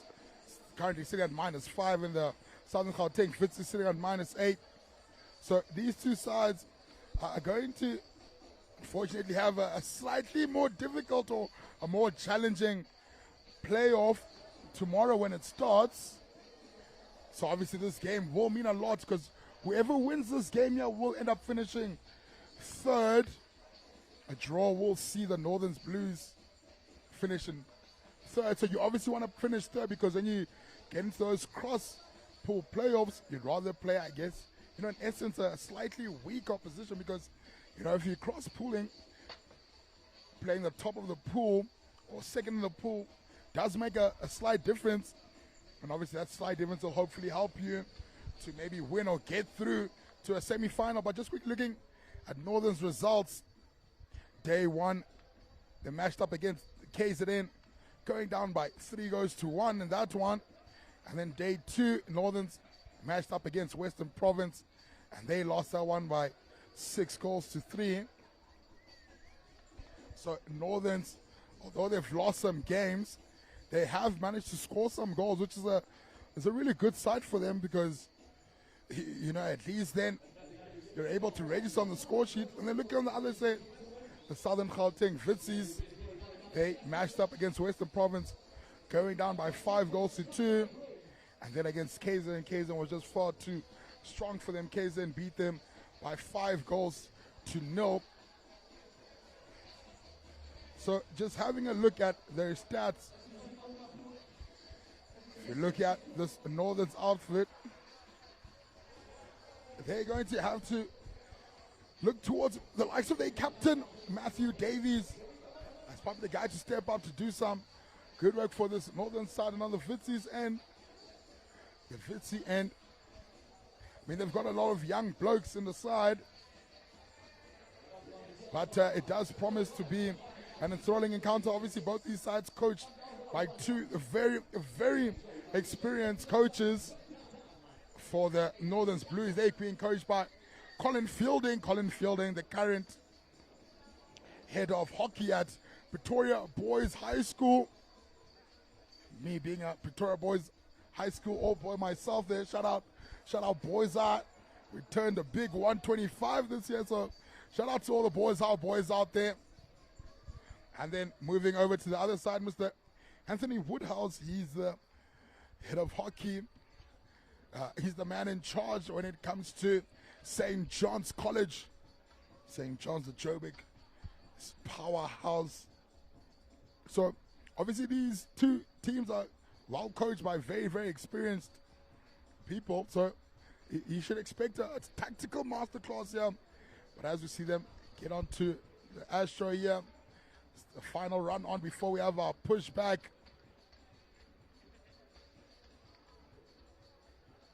Oh man, this weekend, or this week rather, of hockey has been so entertaining. I mean, just talking for my own personal experience, I've actually really never watched a senior IPTs, and I know I'm admitting this, but I'm actually ashamed to admit that, because the level of hockey that we've seen on display here is absolutely incredible. Obviously, all these players and these sides here fighting to make it into those national squads. We've got the Hockey World Cup later this year in August. So that's why we've got IPTs a bit earlier this year, just to make sure we can send out some very strong sides there over in Rotterdam. But we see the final high fives, and it's a huddle up. So the Northerns Blues playing the first half on our screens from the left to right, and the Southern Gauteng Vitsies, they'll be playing on our screens from right to left. So the Vitsies in their gold and navy strip today, and the Northerns Blues have gone for the all blue, a powder blue shirt with some like a navy shorts. Just looking through the lineups quickly. Northern Blues have got Owen in goals. Now it actually looks like Juan Skuma's going to start in goals for Northerns. Joshua Smith, CJ Mashele, Luke Britt, Huard, Boyson, Mika Son, Polite, Sikloboko, Richard Porter, Tane Tana Ellis, Mulausi Mudau, Matt Dua, Zaid Davids, and the captain obviously Matthew Davis, Aiden Warren, Shusha Mabo, Liam Elkington, and Chad Futcher. And then for the Southern Gauteng Vitsies, obviously we've said their captain and goalkeeper, Sizwe Mtembu. They've got Luke Lawrence, Byron Comley, Kabeta Siome, Byron De Bakker, Neil van Onseling, Michael LaForester, Owen Mvimbi, Miguel De Jesus, Keenan Wax, Cade Hoffman, Devin Wax, Swapiwes Tembu, Cody, Mihash Adams, Banele Zamini, and Joshua Renders. Pushback is off. And the ball quickly intercepted by Northerns. Northerns intercept and get it right back. This matchup will obviously be a super intense game. Both these sides here, both fighting to try to get a win. And those have been hard to come across here. This year's format, we've only had 4 teams per pool. So every game matters. The pass back there, not being able to be trapped there by Brunette. And so it goes for a sideline hit. And so Vitsies will find themselves, apologies, a long one actually. Vitsies now find themselves in a good position to get some stick on ball and get some attacking opportunity. Good ball movement so far. It's found itself on the right-hand side. It's Mvimbi. Mvimbi trying to go to work there, but Mvimbi gets dispossessed. Brunette there makes up for his earlier error. He wins the ball back for his side, and now his team will breathe a sigh of relief and get to attack. Smith giving it back to Liam. Currently playing with 4 at the back. It's now shifted to 3 with the 2 holders. Liam gives it left now. Looking to connect up the park there, but just not quite getting ball to stick. There's Madahu.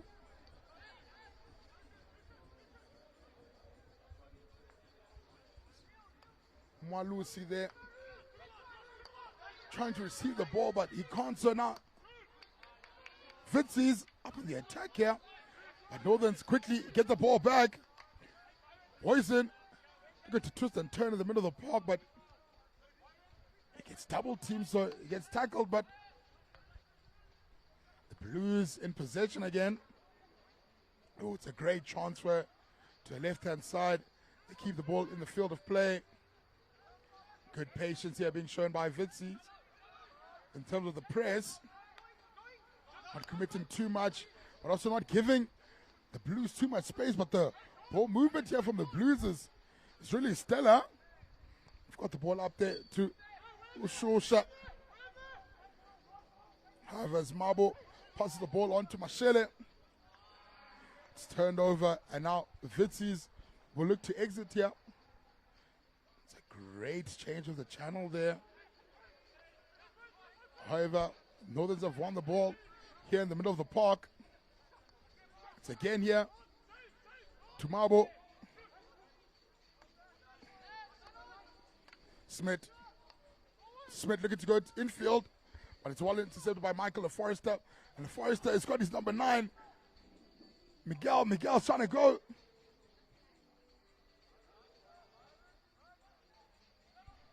But it's some good defense there.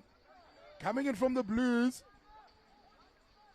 Miguel was looking to sniff for an opportunity. Nothing coming from it. The overhead, well gathered though by Neil van Onselien. Oh, it's a bit silly there with the possession. Cody van Veek.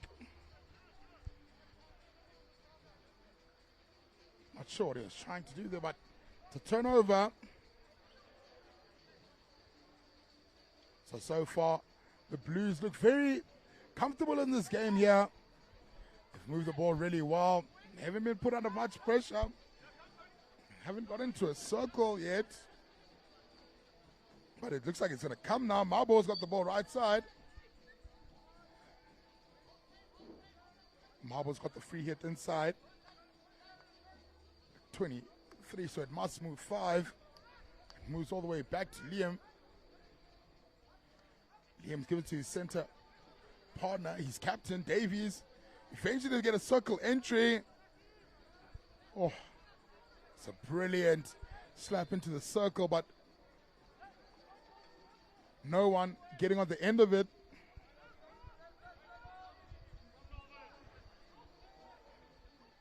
It's a flick into the middle of the park. Well taken. Dlamini still in possession. Looking for an outlet. He finds one through LaForester, but Dlamini gets it back. Oh, yes, Dlamini gets the free hit. It's on the 5 meter. Umpire says the free hit is inside. LaForester. Oh, LaForester. Trying to be sneaky with it there. Trying to get a touch there just on the top of the circle. But unfortunately, his teammate there, Keenan Wax, not able to get a touch to allow for that 5 meter movement before getting to the circle. And that's why the Blues now in possession. Again, they've got the 4 at the back, but they've got the 2 holding sitters. But the pass there from Chad, it's not his best work. Fitz is just outside the circle. He's on the 5 meter mark. Hopefully, no need for a call of 5 this time. Yep, because the ball does move 5. There we go. Again, it's another free hit. Wax. Wax moves the required 5. Hits it in. Someone to get a touch. There was a touch, but not a Goldwood's touch. Wide of the mark and serve. Juan Schoolman to collect the ball for his side. Jean Schoolman doing some good work. I know I played goalkeeper back in my day, back in my heyday. And me fetch the ball for the defenders, never. Jean, being a good man, gets the ball for his side. And look at what that's done. Well, they've gone all the way up the park here. Zaid Davids does a 1-2. Oh. Madao almost getting to the ball, but It's really stellar. Wits defense. And Wits now find themselves 50 meters away from where they started and breathing a lot better. Cade Hoffman. Oh, it's a brilliant take there from Dlamini. Panele Dlamini. He's got the free hit. He's outside.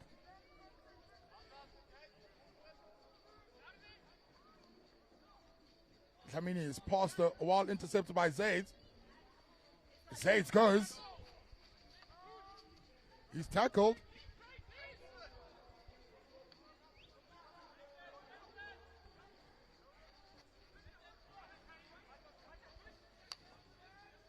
Mika Son goes back to Chad. Chad to his captain. Captain Davies wants it back. Futcher though goes middle. And it's another turnover. Verts with the ball. Umvimbi Owen. Owen beating one. Oh, tries to beat him a second time. But instead he loses the ball. Mika goes infield. It's it. Mudau. Northern still in possession. Marble. Clearing the lines there.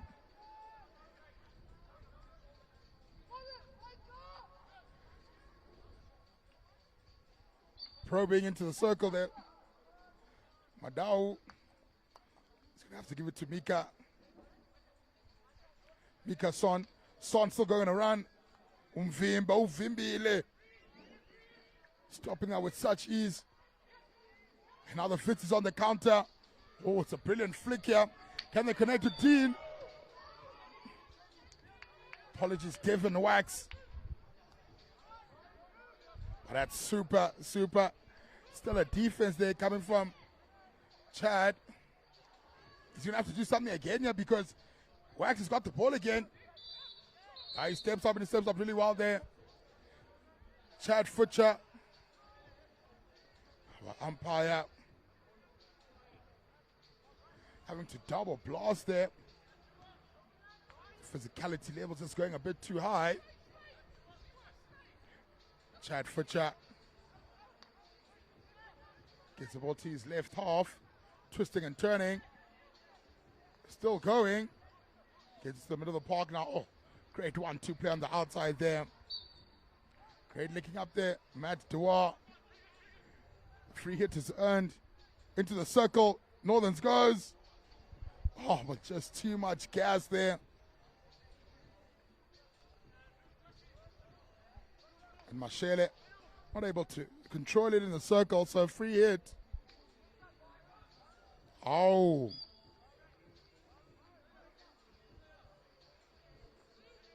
Oh, apologies, the free hit. I thought it was just a poor back pass, but it's a free hit. There was a foot there on the way there. That's what caused the pass to look like a bad pass, but Vitzi's still in possession.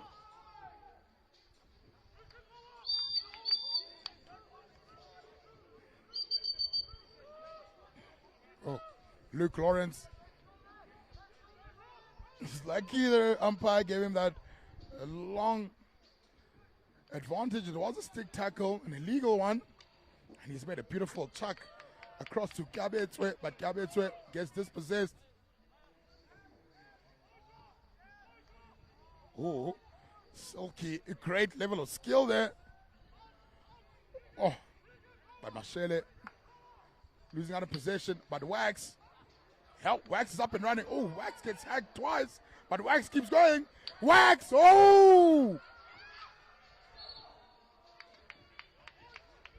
Oh. Devin Wax gets a shot off, but he looks like he's injured now. Umpire having to check up on him.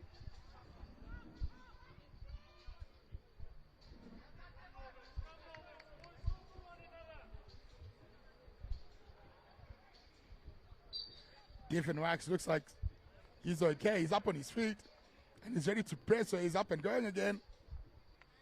That would have been a splendid goal if he had found the back of the net there.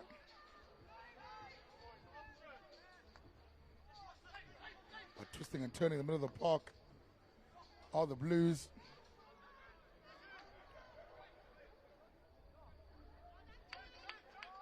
Free hit goes the way of the Blues.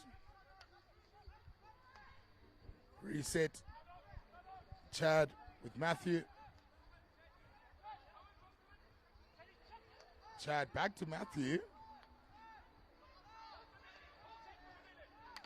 Just a lot of patience here being shown. Waiting for something. Well, they eventually end up with a long corner. Inside, outside. Beating one. Oh, gets into circle. Oh, can they get the final touch? Oh, the final touch comes off the body. Now Fitzies. Oh, the Blues here really putting these Fitzies under an immense amount of pressure. The Blues have sucked it up well. I mean, the Fitzies have sucked it up well and held on. Foot there. Umvimbi.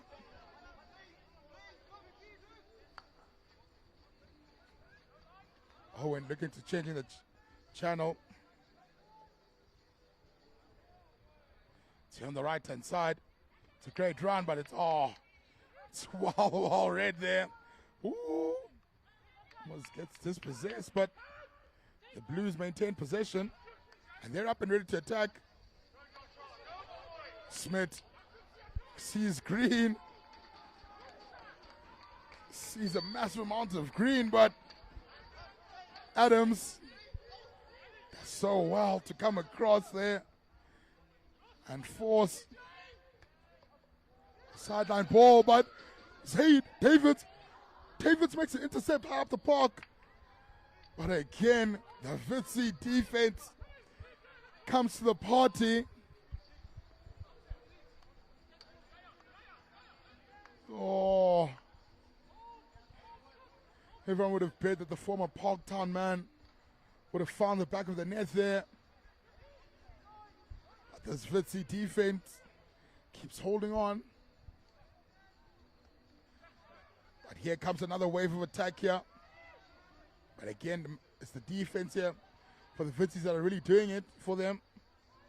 I mean, their attack hasn't been the greatest, but the defense has really been stellar. But that brings an end to our first quarter. We will see you after this short break.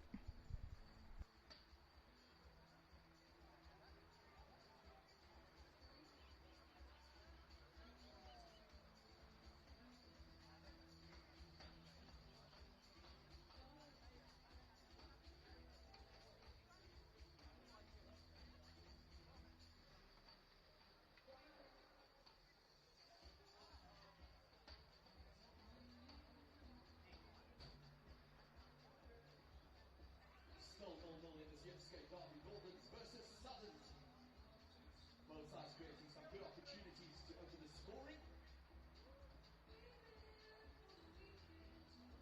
Remember, at half-time we've got our crossbar competition. Up to grab some t-shirts, some caps.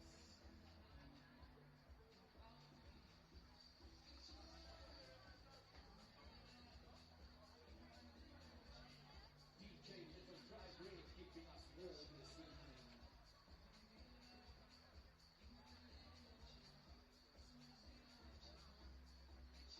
Second last game of the evening. Next up, we've got the ladies.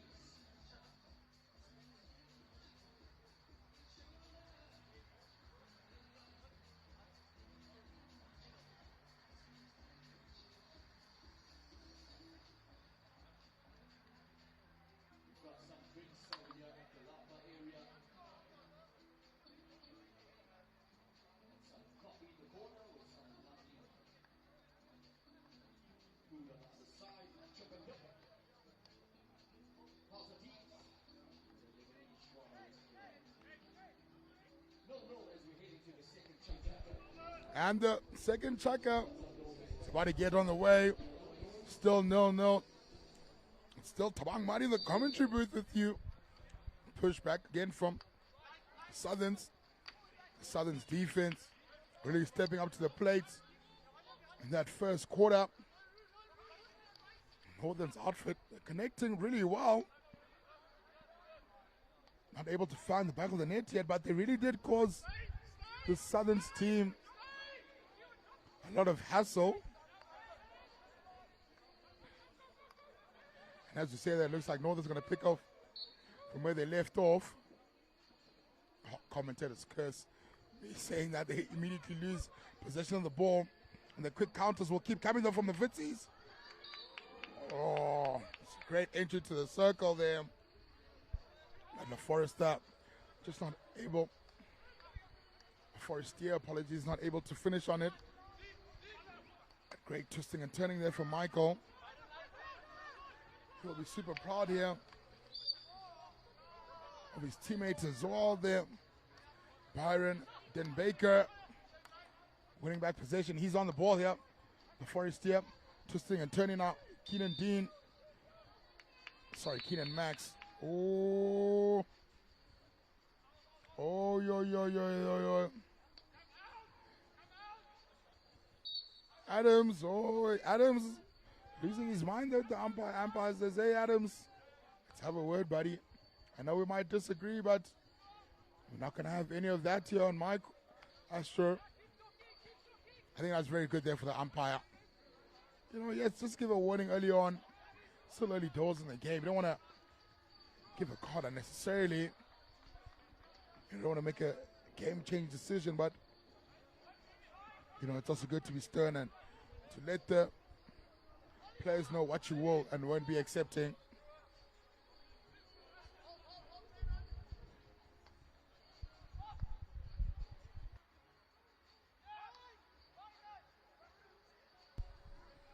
Fitzy's managing to get out of this high press from the Blues. Gabetwe looks to offload to Byron. Byron Comley also ball, but Gabetwe cleans up from him. And in that far corner, Byron gets it back though. He's team now up on the attack here. Got a free hit. Woodhouse will be happy about that. That's some good hustle and good fight there coming from number 3, Comley. Comley looks cross park to Den Barker. It's a Byron connection. Den Barker though, well tackled and off on his races, on his bike here. Polite, he's got the free hit. Polite wants to keep playing though. He sees Davis in the middle. Oh. Polite looking to connect there with Zaid Davids. The pass not quite getting to Davids. And again, Fitz will look to outlet. Overhead throw, well brought down there by Poison. Ruat keeps going. Poison. Oh, gets in between 3. He's got the free hit as well. Ruat Poison. Northerns opting to be patient, going back to their center halves. Matthew to Chad. Chad to Mika. Mika has managed to control it. He's got that free hit advantage on the outside.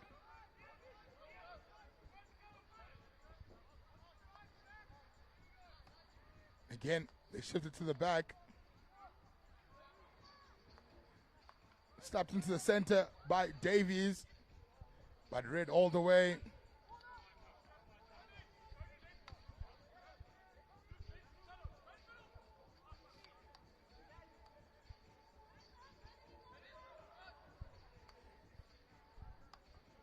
Micah now on the ball here. Son gives it to his captain, Davies. We're now in the middle of the park here through Matt Dewar. Dewar looking to get it back. Instead, it's offloaded to Chad Futcher. Chad gets it back. And Chad giving it to the safe hands of his captain. It's not gone left. Finally gets to the T-point. And a free hit is earned for the Northern Blues. The Blues being so patient there. But the Wits defense coming up strong again.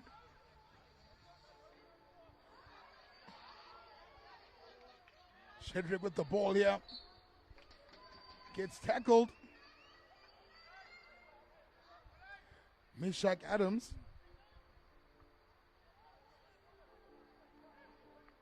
Gets the free hit for his side, and side will be slightly relieved that now they're up the park.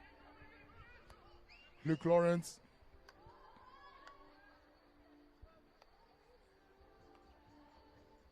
Trying to head to the center of the park there. But Gabby Itswe not able to hold on to the ball, but don't worry about it. Comley's got it back. Again to the center halves. Byron Dinbaka. And it's another intercept. Oh, beating him. Oh. And it's a gold free hit. Polite there, just running out of field space.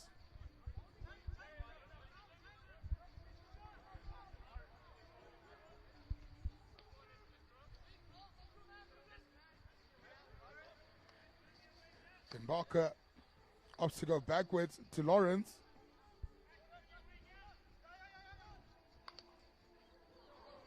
Oh, that's going to hurt. But play on because Byron's got the ball. Byron, well tackled though by Mwalusi. Porter. Dispossessed by pressing really well. Somehow Stembu keeps the ball, offloads it. He's number 7. Michael with some trickery. The Fortier. Oh. The Forestier.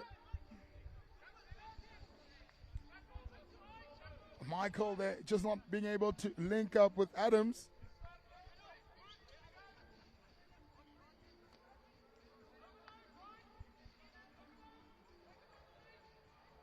So Blues now back in possession. Ball movement is the name of the game currently. Michael coming up with the intercept there. Almost gets the ball. Just too much power in it. So sideline. Chad to Poisons. But Poisons doesn't get to the ball in time. It goes out.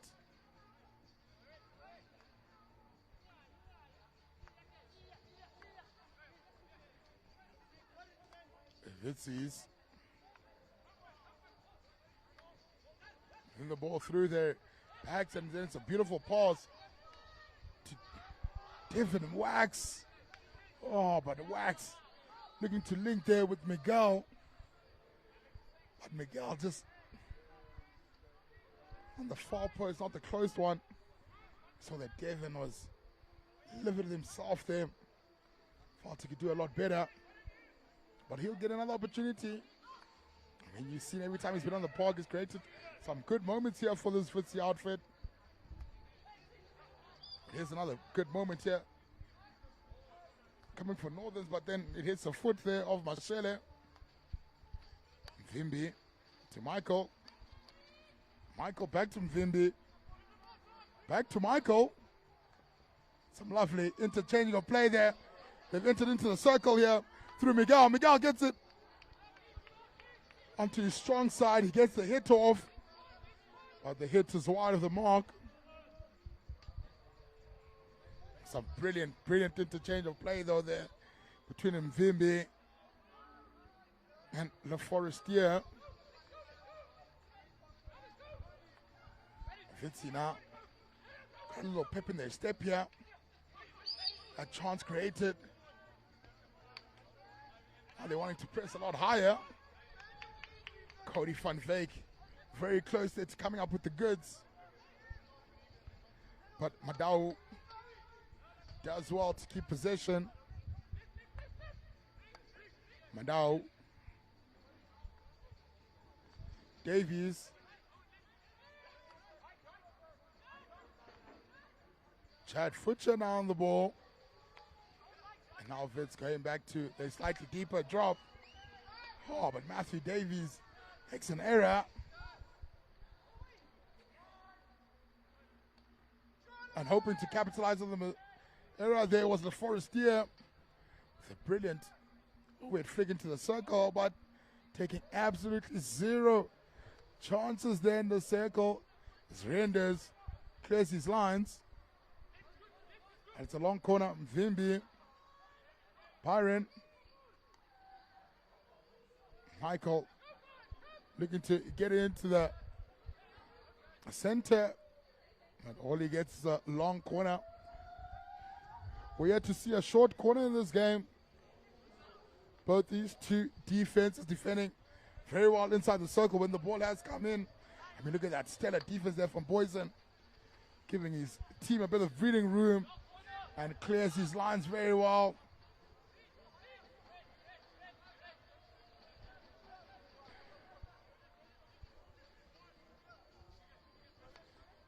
And now having to build up all the way from the back again is the Fitzies. It's a chuck into the middle of the park. It's well gathered there by Zamini.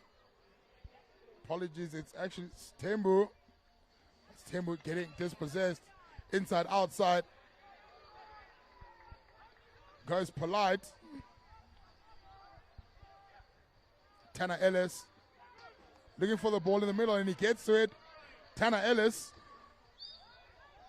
He's got the free hit though. He keeps going. Tanner Ellis. Oh, Tanner Ellis was hoping to get a short corner. He gets nothing. Going on with the play though here. Vincey's got the ball in the Forestier. Michael pops it to Wax. Given.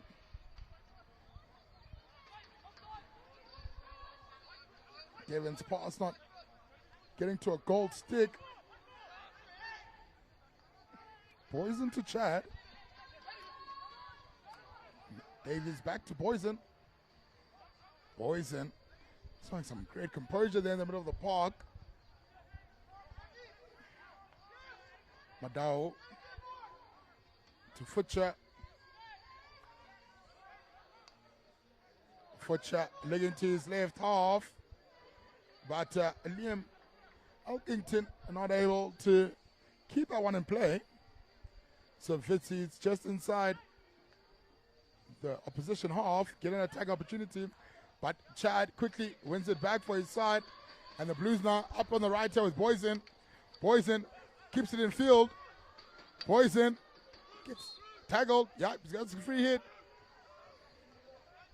Boyson goes center to Chad. It's right here to Tanner Ellis. Inside, outside, goes on the outside. Around to Boyson. Oh, Poison loses the ball there. Goes out there for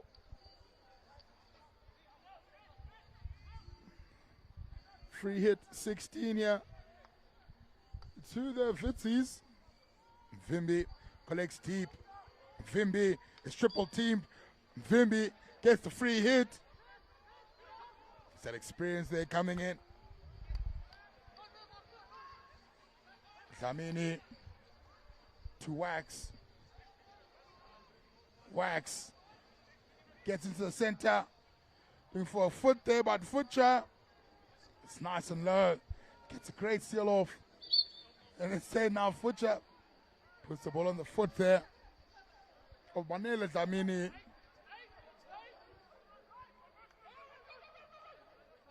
Tanner Ellis goes to Liam.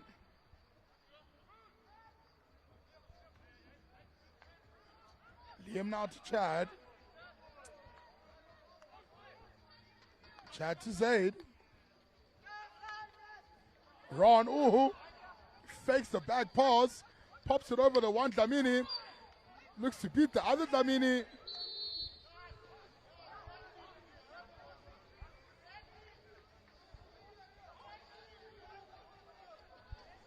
Oh, and that's a green card there, going to Neil Van Onselin.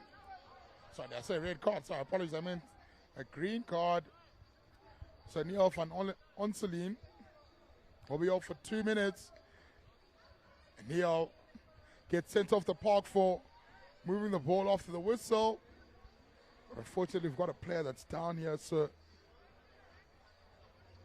hopefully he's okay. Looks like it's Dlamini who's on the ground there. The medics coming onto the park there to attend to Banele. I think just in that scuffle there with the whistle, he might have gotten caught.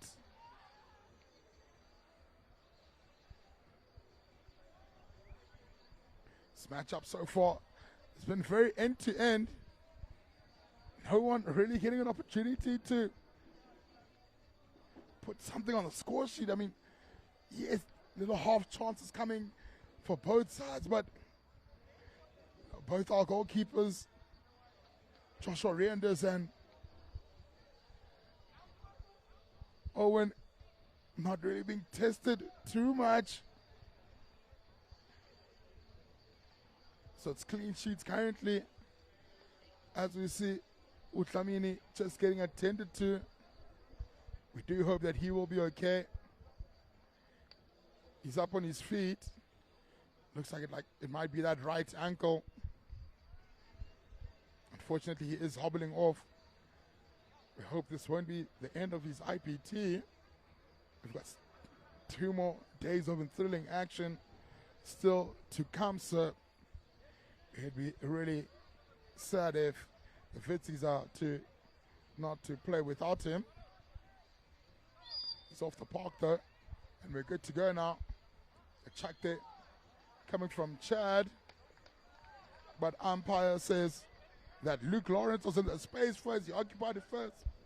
And so, although Zaid Davids not happy with the call, that's how the umpire read the situation, and that brings an end to our first half as well. Still no. It's been an enthralling encounter, but we will see you after our halftime break. That brings us to half-time. 0-0 between Southerns and Northerns.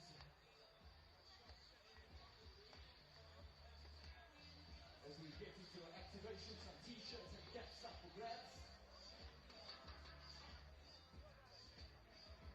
If you're looking to join the crossbar challenge,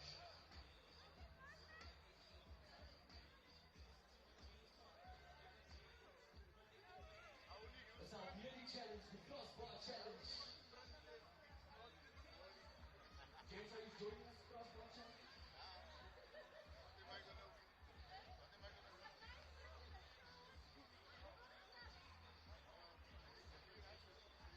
Can we hit the crossbars for some caps and t-shirts up for grabs? Ladies, we're looking to get involved with the crossbar challenge.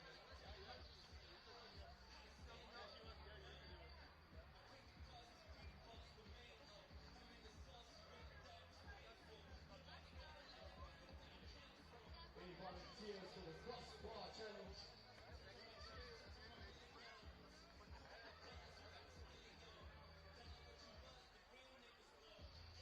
DJ Little, get bread on the decks.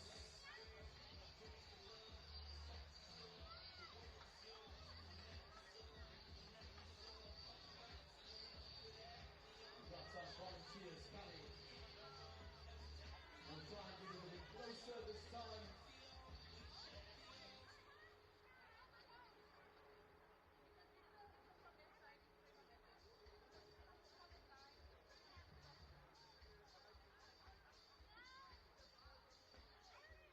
T-shirts and caps up for grabs.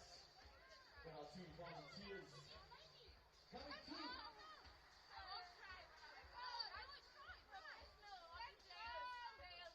Gentlemen, please come through and introduce yourselves. We'll both have 2 chances at crossbar challenge. Yes, sir, what's your name? We've got Paul Ryan. Piwe. You guys ready for this? Who's gonna go first? Chip chop chop. 1 go. Got another 2. Ready? count the beats.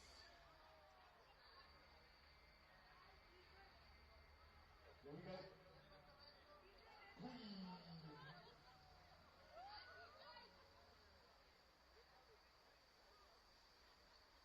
That's one. Let's go one more time. Let's see if we can hit the crossbar.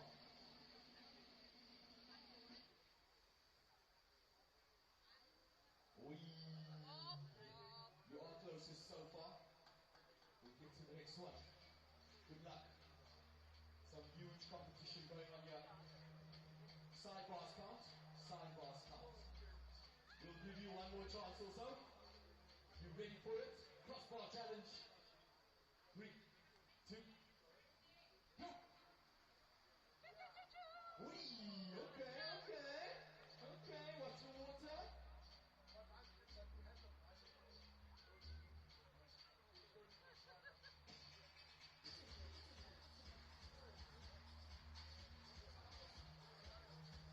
DJ said move back on the kicks.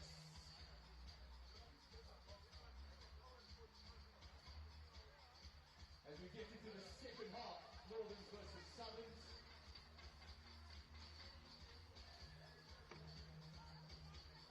Coming on the other side, ladies and gents. No, we back at it. Man's got some skills. He's got these sneakers on point. Standing hits the crossbar. Here we go. Touch on Northern hip touch, okay. We have one more chance each. As we go back, finish off. The closer.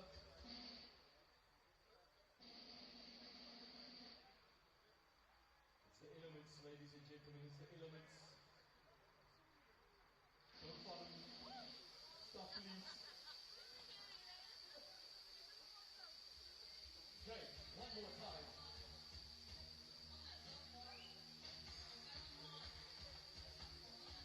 Concentration. Not too strong. Thank you, sir. One more time. You still are closer. Can you get closer? Get to the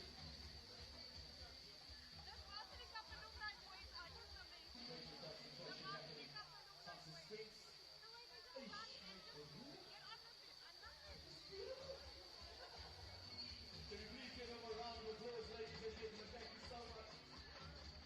Well tried. Please keep the vibes. Keep it going. He goes home. The South African Hockey Association T-shirt and cap.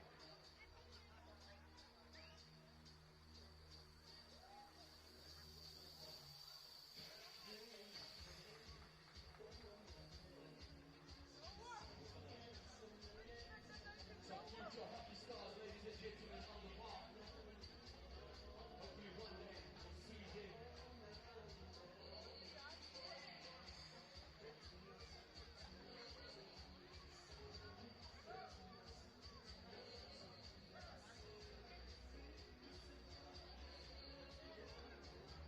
Semi-finals tomorrow, 1 o'clock in the afternoon. And then the finals on Saturday with a big start and get a winner for the champions of 2026 IPT.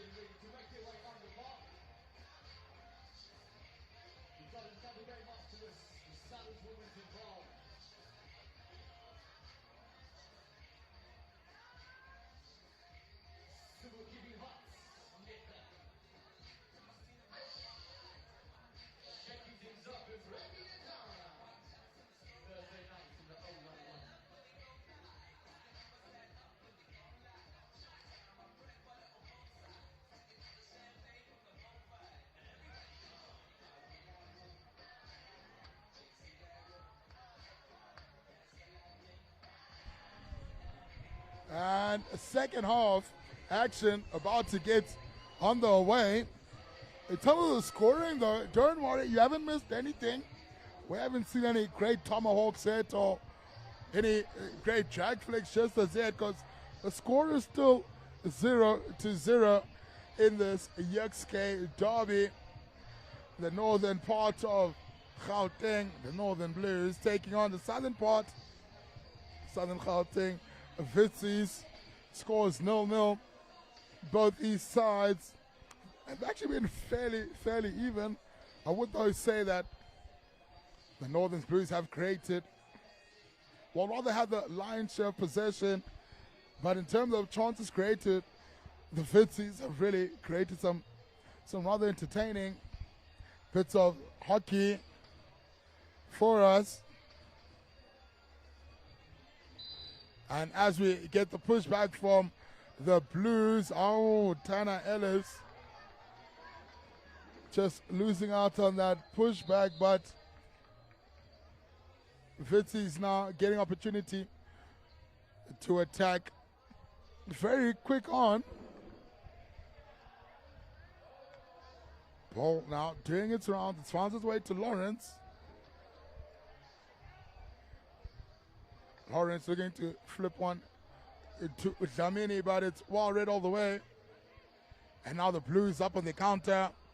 Right-hand side here through Mashele. CJ Mashele. Oh, but it's stellar defense there coming in from Byron. Luke being chussed with the ball here. Comley pops it to Keenan Wags. Wags looking to beat Poison on the inside, but Poison reads his tricks all the way. But Comley making a brilliant tackle.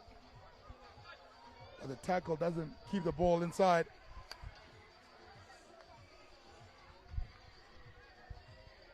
It's gone right, it's tapped on. Looking to go in, but the tricks of Joshua Smith are read, but Joshua gets the ball back. Joshua keeps going. Smith's got the advantage. He's outside the circle.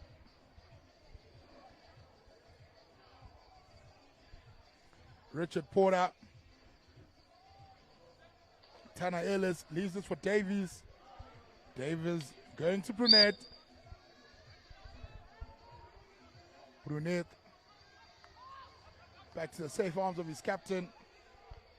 Chad back to Matthew.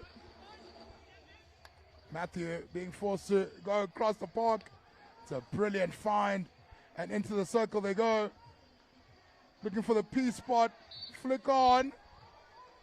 But again, it's good defense. It's composed defense, but Byron losing out of the ball. And the Blues will keep attacking here.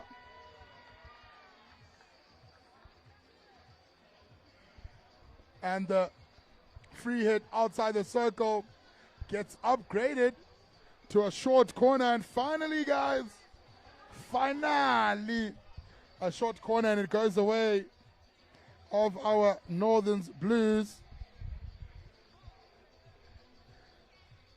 Our Blues will have our first short corner of the game.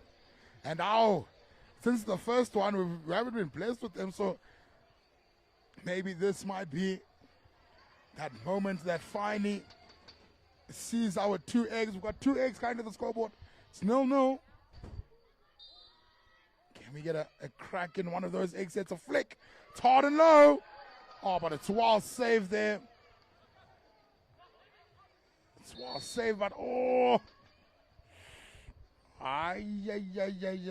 they hit him in the wrong spot there. He's down on the floor there. Yeah, it was a brilliant save, but Sizo Mtembu, just asking just to breathe there. I think the ball probably just hitting him in between that. There's that small little space in between the leg guard and the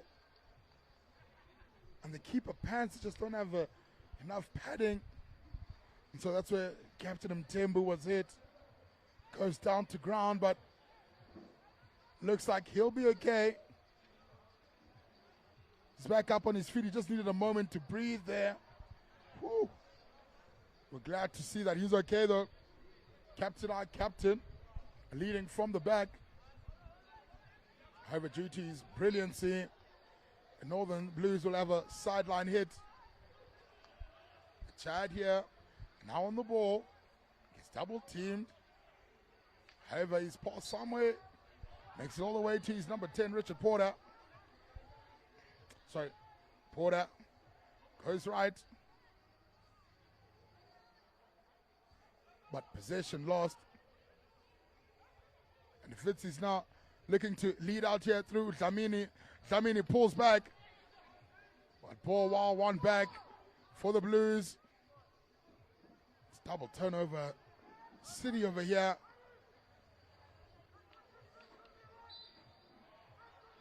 And finally, a free hit is won there by Umvimbi to give his side a moment to breathe.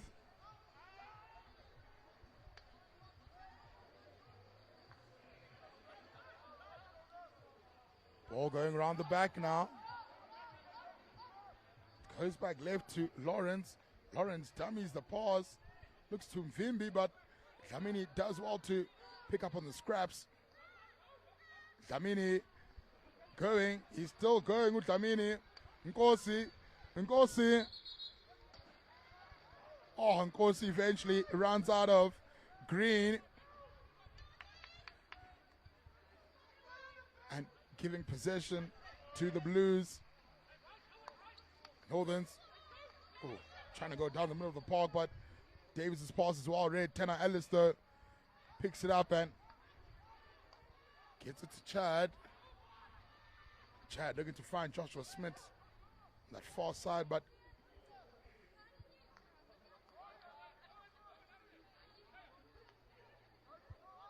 just too much power on it.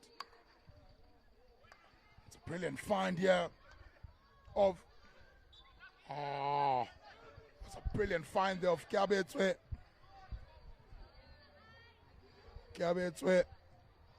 Looking to do the things on the right hand side. He has earned a long corner though for his side. There was a apologies, they're saying it's a free hit just outside our dotted line. So just outside our 5 meters. Vimbi looks to put it into the center. Looking to find the wax, but Smith making a brilliant intercept. Oh, okay. That's brilliant. Level of skill there from Mashele. He regains possession. He also then ends up getting some time off. He's been subbed off. Down the middle of the park here. Looking to turn. Mabo offloads right. Stays right now with Ron. And then the Blues with Son apparently. That was Son, not Ron. It's a tomahawk pass. Oh, okay. Hey, Schoolman. Almost needing to make a save there. But I feel like he was just sliding just for the cameras, just to make sure he gets himself a bit of a highlight. He hasn't had to make a save just as yet. So just wanting to, find a way just to get involved in the game. But down the middle of the pocket to Madao.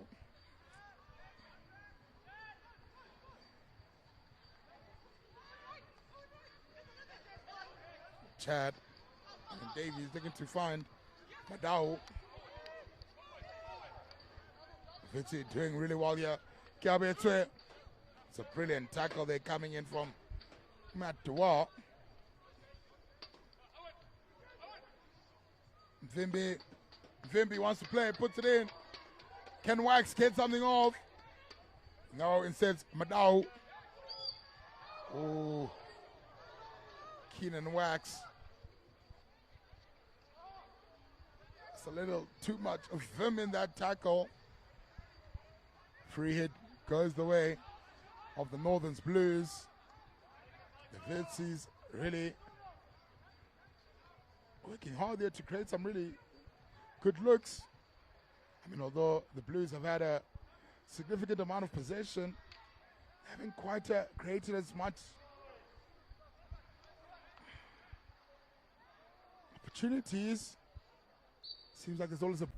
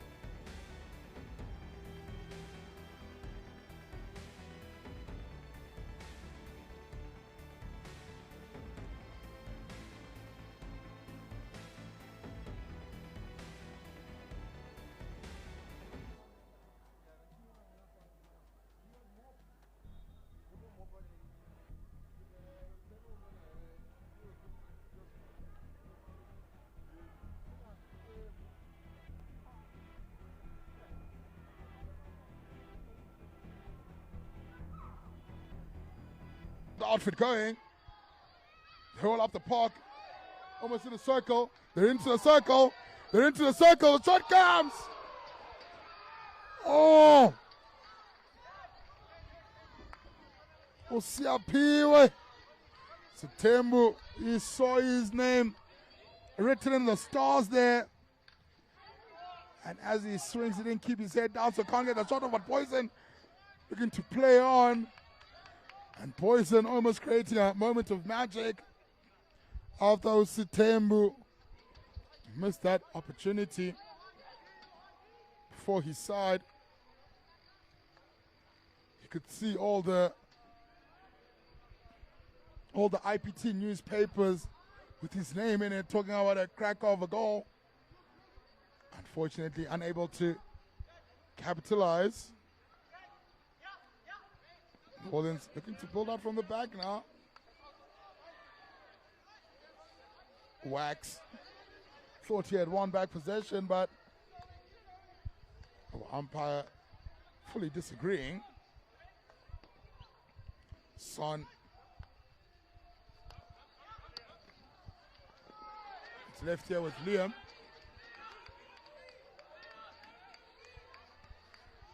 Liam to Poison. Poison gets dispossessed. He's double teamed. We need to turn now here. Fun fake. Cody Fun fake. Yeah.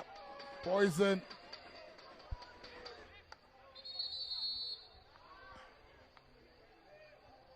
I don't think Poison quite knew that he was off the park, but he's finally seen the card. He's off.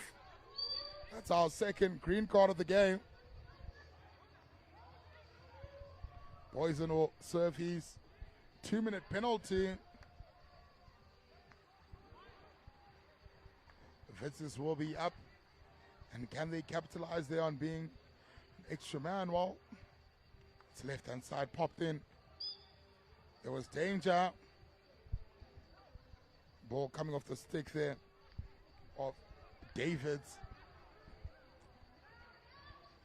Patience. Yes, you're up by a man by Lukin.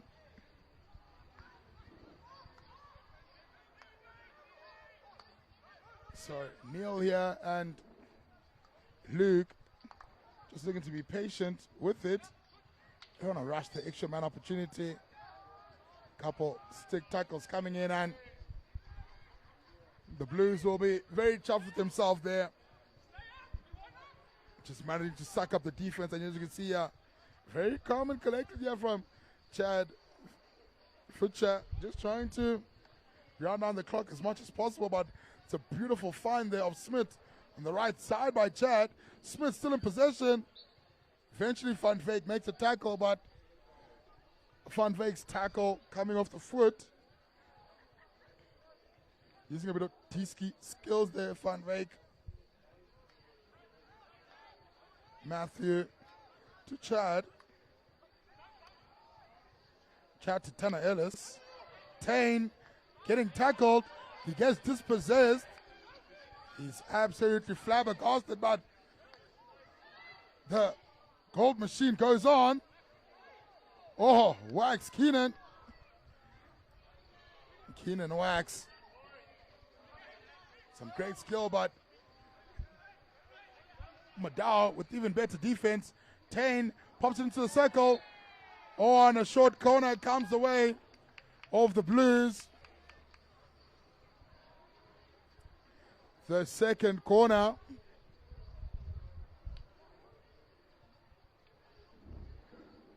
The first one not finding the back of the net. Can this second one do something? I mean, in the first one, there's sees where Tembu made a brilliant save. It was hard and low. Tembu came out with the save, and then his lines were cleared for him afterwards. If you got Chad Futcher, top of the circle there, as well as Lucan Burnett. They go to Lucan. He's got the flick on. It's hard and low, but it's wide. And so it'll be a 16. Burnett seems a bit disappointed himself. We'd have hoped to at least get that one on target.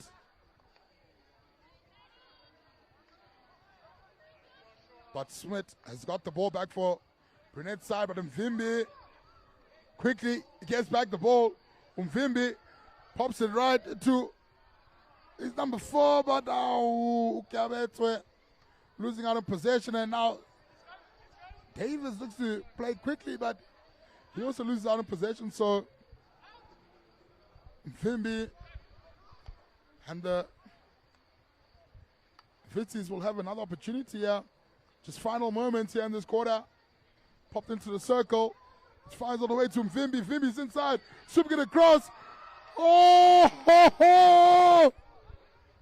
Oshan Schoolman. I think Schoolman must have gotten a touch to it there to keep it out. It's a long corner. Fitz don't have much time. They need to play quickly. It's hit in. Cody Van Veek, no. Nobody on the post. No one on the post. And so they'll have to start all the way from the back. Ah, but then the pass there from Neil van Onselien. I think he was hoping for someone on the T-point, but no one is there, and that brings an end to our third chaka. We will see you after this very short break. As we go into the final chaka of the next state derby. No.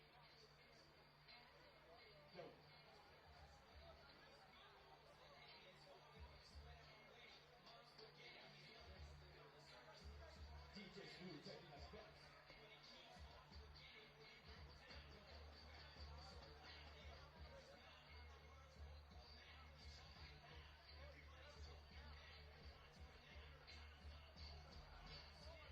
If the sun doesn't get to go, another one will.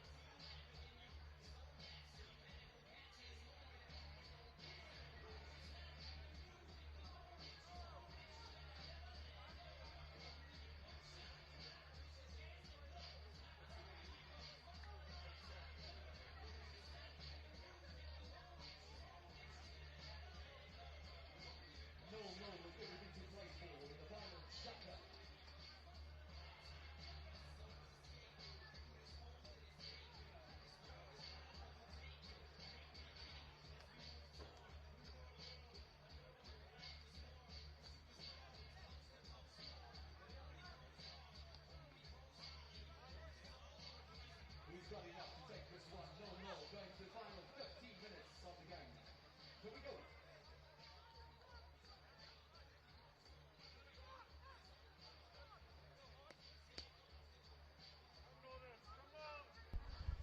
And our final checker is on the way. This game has been a very tightly contested matchup. 0-0 the score remains. The game's really on a knife's edge here. It's very tense currently. We've got Eminem in the background playing. He's telling them that they've only got one shot. Both these two sides, the Northerns Blues or the Southern Gauteng Fitzy, have only got one shot here. They've got one more chucker. Cannot lose their chance here. They cannot blow that opportunity to finish third, to get a slightly easier quarter-final. It's finishing that fourth position. Oh, facing up against a group win. I mean, obviously, once we do get to the playoff stages, really every game becomes anyone's game.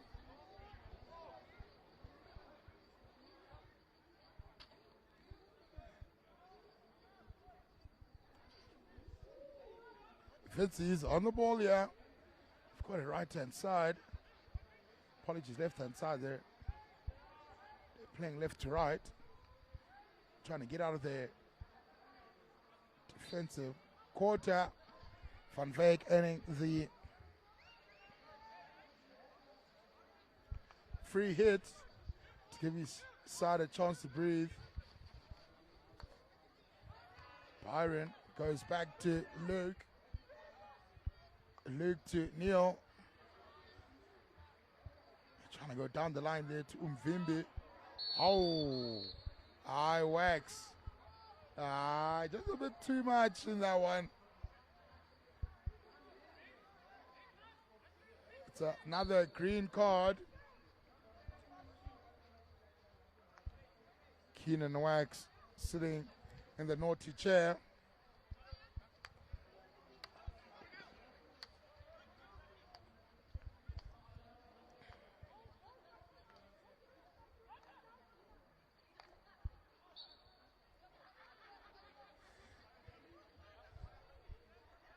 The Blues here would like to make use of this extra man opportunity. Chad to his captain. Chad gets it back. It's 1-2s here between Davies and Futcha. That leads to a brilliant pass there, and Mashele looks to put it in, but having to step up there. Neil Van Onselin puts it out for a long corner. Tain goes back to Futcha. Oh, it's a brilliant pass there. Great find. Oh, but he just can't hold on to it though, Polite. Sloboka.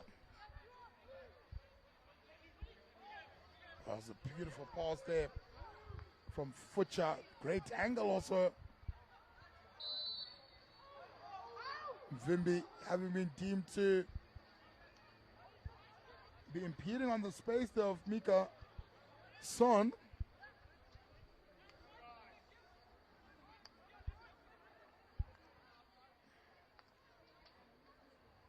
Ball's back here to Chad Futcha. Liam goes down the line to Polite. Polite gets in, goes reverse. Yeah, but that's a back stick. You feel it. You feel in here at bobble.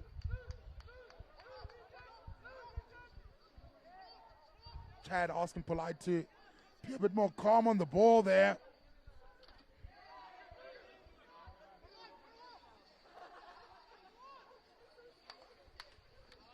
Oh, trying to go down the line there, Luke Lawrence, but Polite reaches all the way.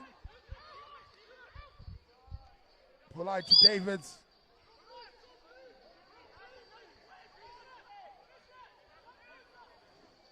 Davids uses the wrong side of his stick to make contact with the ball. Luke Lawrence will calmly get this ball out now for his side. Change of the channel works brilliantly, but the pass up the park there from Neil van Onselien. Finding no one.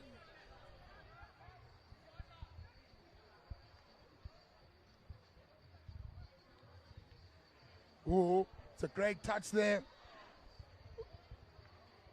to Ruud. And then it's a short corner. Luke Lawrence working hard there, trying to keep the ball, but in play, but it comes off the foot there and hits his foot there, sorry, yeah, and then goes out. So it is a short corner. It'll be the third short corner for the Blues. Currently 0 for 2. Can they convert on this third one? Is it going to be third time lucky?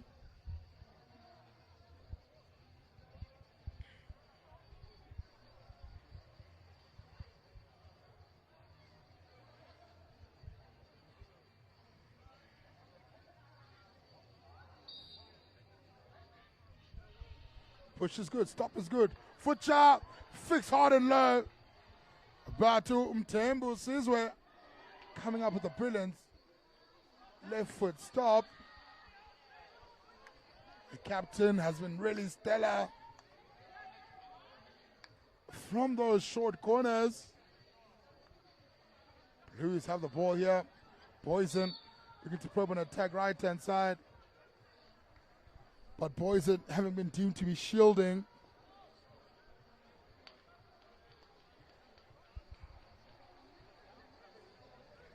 And so now Fitzy with the ball. Luke Lawrence. Byron Denbarka finding Dlamini on the run. But Dlamini gets tackled there by Boysens. Boysens keeps possession. Wanting to play quickly though, Lucan finds Tain but gets it back. Lucan gets it back. And it's intercepted again by Luke Lawrence. Luke to Dlamini, but Dlamini can't keep a hold of the ball. Tanner Ellis plays on. He's got the advantage here. Oh, Tanner Ellis wanted the umpire to carry on playing the advantage. He wanted to have a crack at the goal. Boysen has to move it left though. Boysen puts it in. Oh, I read all the way there. Van Onselien, and he clears the lines. And Northerns now will have to build all the way from their back again.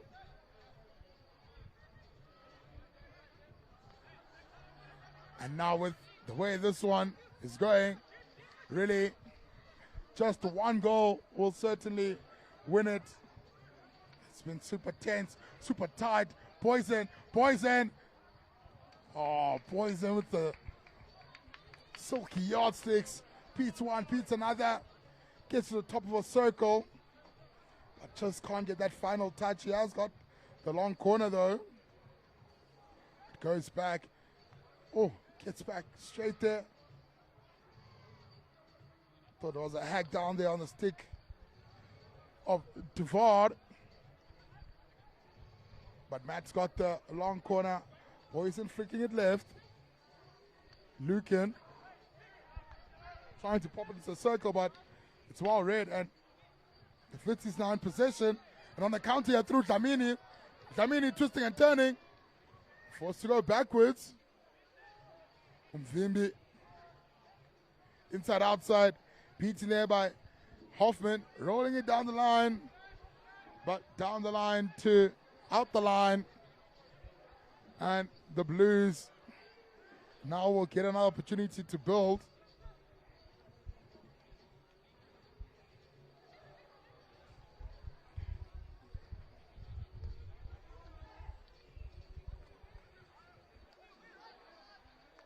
Ball eventually back into play.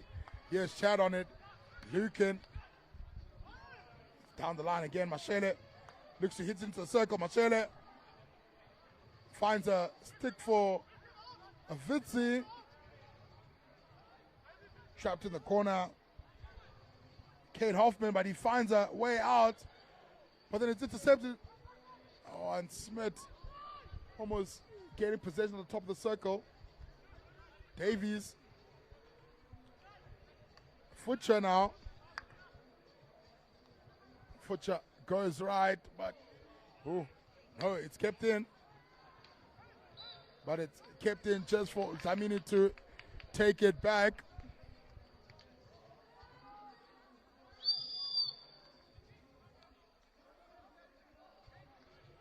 It's a harsh blast on the whistle there. Again, just encroaching on that 5 meter space. We need to ensure that umpire says that the attacker encroached on the defender's 5 meter space. The defender was in the space first. Blues looking to attack on the right. Just didn't have enough field space there. Running out of green, there's number 4, CJ Mashele.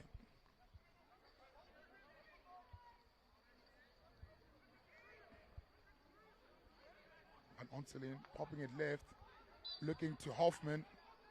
Hoffman loses the ball. Tain now up on his bike.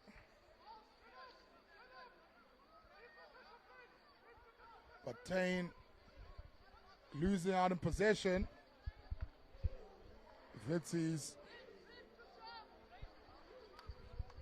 looking crossfield, trying to find the Forestier. It was last touched by the Blues, so it will be Southern's ball. Mvimbi, Owen Mvimbi flicks one.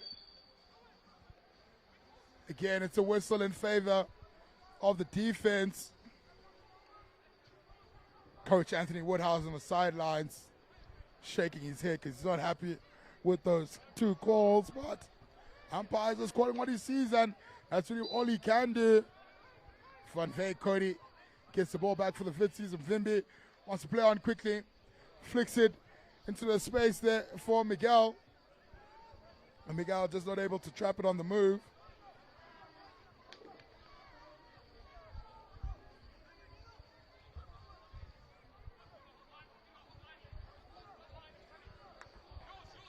Someone wants to win this game, they're going to have to score quickly. We don't have much time left. Van Onselin wants to get the game going here. It's gone left. Oh, just looking to find Wax, but Wax cluttering into his defender there, Liam Elkington. And to Son Mika. Is that Mika says Futcher should take it. Oh, will this be a great find? It is a great find. It's a brilliant pass there. And all of a sudden, the Blues, from being in the defensive quarter, they're in the opposition attacking quarter, and they keep going here in the center defender. Short corner through Madao.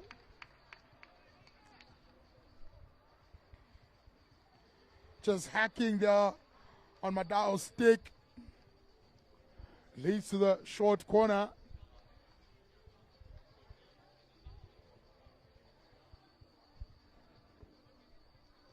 And now with this being the 4th short corner, Tanner Ellis will hope to make a good push here. So now the Chad Futcher or Liam Elkington can get something on here for their side. Caesar Mtembu, though, has been brilliant in terms of the saves here from short corner time. But will he be needed again, or they go to Futcher, but this time Mtembu watches it all the way. Futcher's flick it's low, but it's low and wide. The Forestier. Michael still on the ball. He's got the free hit, Le Forestier. Ooh, beats one, beats another, Le Forestier. Oh, Beating the one was all he could do. The second was a bit too much of an ask. Blues with the ball. Blues keep going.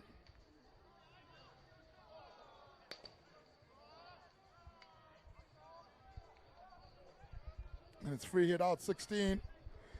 Southern's take it quickly. Dean. Apologies, Wax. Keenan Wax. Mvimbi.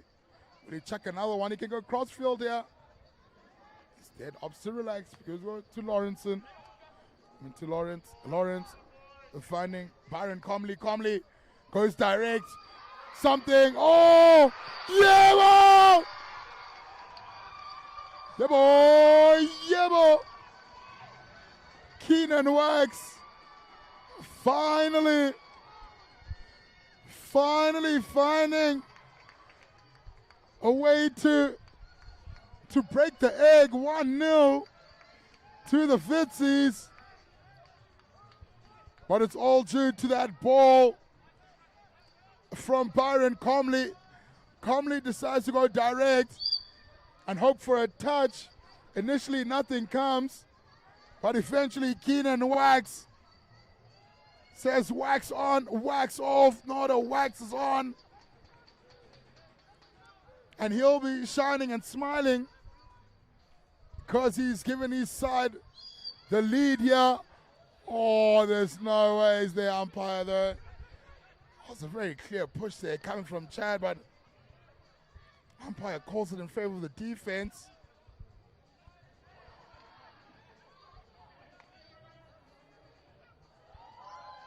But oh, the Blues respond! The Blues respond! Oh, boys in! The Blues respond through Ruud Boysen. And something out of nothing. But it's Chad Futcher. He gets the call that turns the ball over. He goes on with it. The Fitzies were still upset by the call. Ball finds its way into the circle. It's bobbled. Possession changes over, but eventually Poison gets onto it and he flicks it. The score is 1-1. The score was scoreless for most of it. And all of a sudden, with quick succession, we've gotten 2 goals. It's 1 apiece. And that also is the end of our game. The YXK derby ends as 1-1. We are in the group stages, so we allow draws. Now 8 seconds. Fitzy thought they had won it through Keenan Wax, but Ruud Boysen scores a goal in the final minute, in the final embers of the game. And I was your host, Tabang Mari, signing off for this one. Northern's Blues versus Southern Gauteng Fitzies, 1 apiece.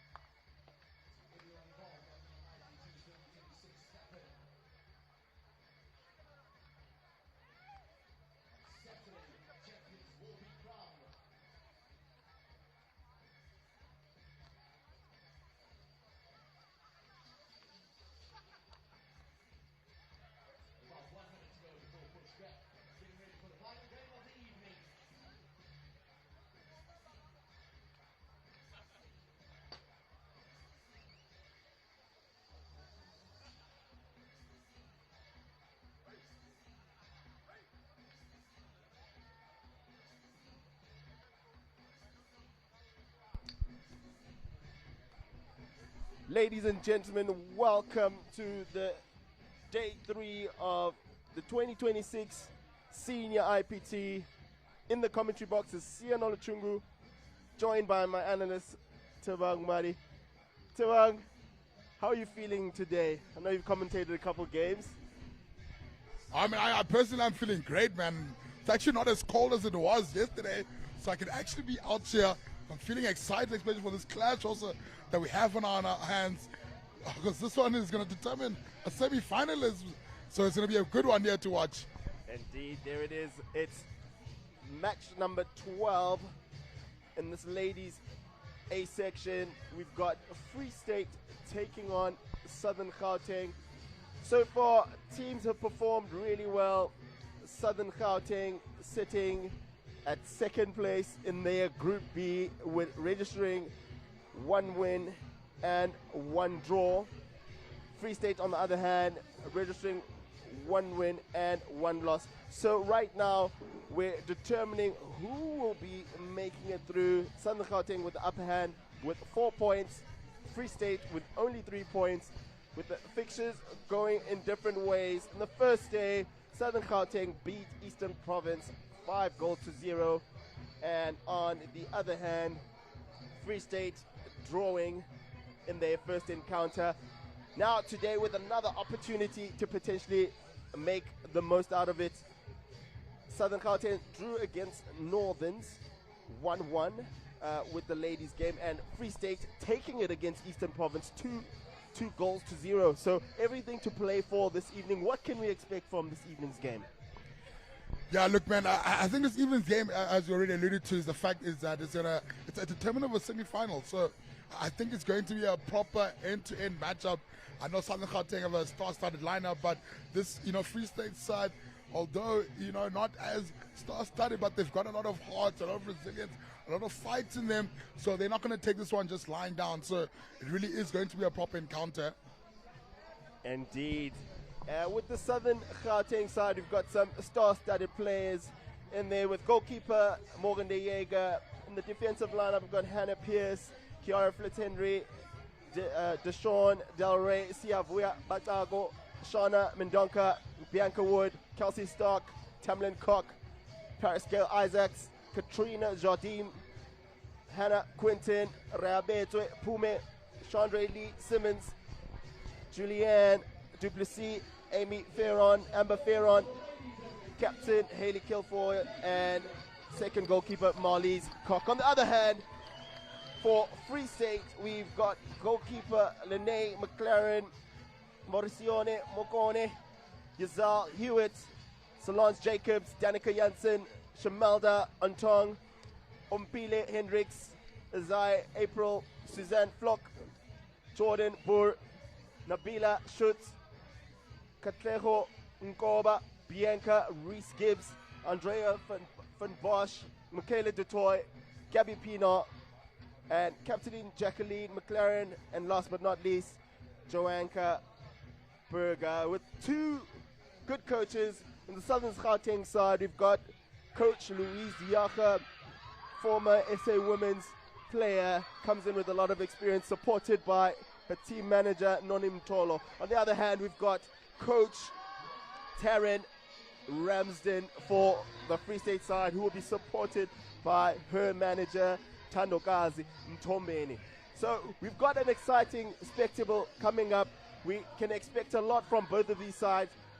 these two sides are not too separated with regards to their performances. One, both registering a win, one losing and one drawing. In a dynamic like tonight, there's everything to play for. Absolutely everything.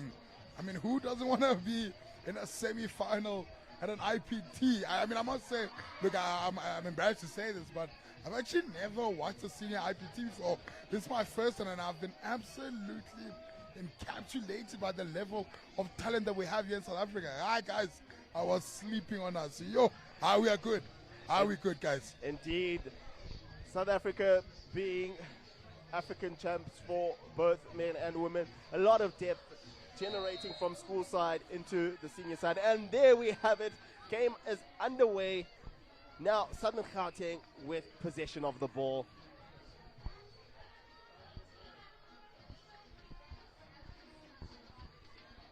Trying to put some direct pressure very early, this Southern Gauteng ladies team. Free State will be looking to put out some answers to make sure that they maximize on the opportunities to try get themselves a victory over Southern Gauteng today. They all move up on the score, on the points board, and they've got everything to play for that playoff position. Yeah, that Free State side currently sitting over those 3 points. A win or a draw can help them finish second. Now Free State carrying on the left-hand side. Taken quickly. Finds the left-hand side is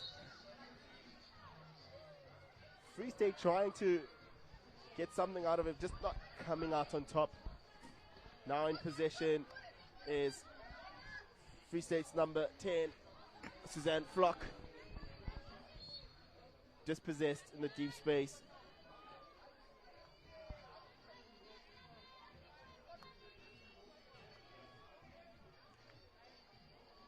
Free State setting up with some nice structure there in the front.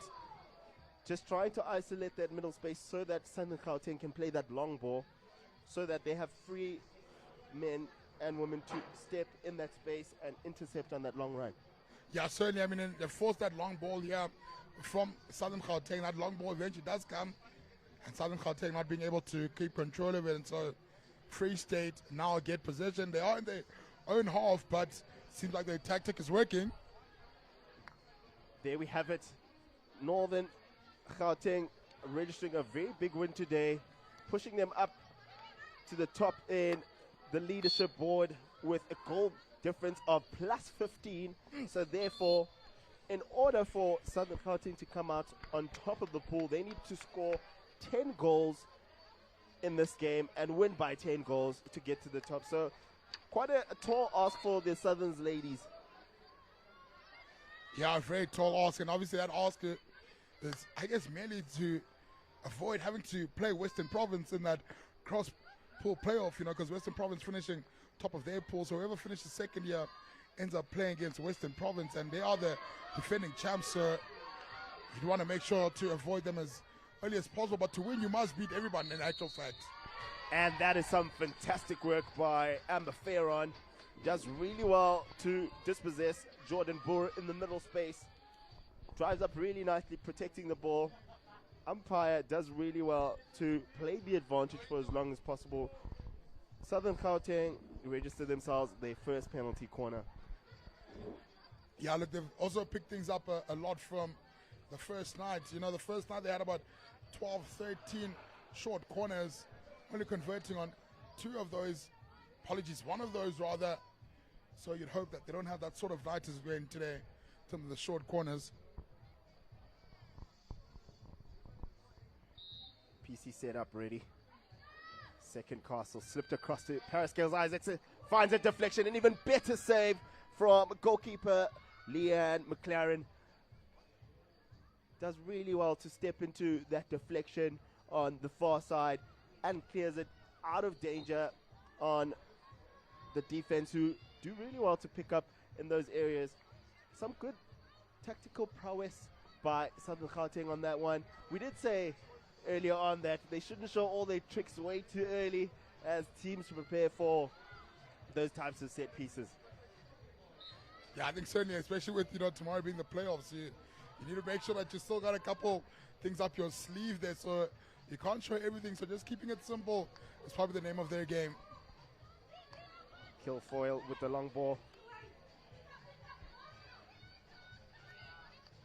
Now 50-50. Delaray not able to find teammates. Bakago in the middle. Apologies. Riabetwa Pume.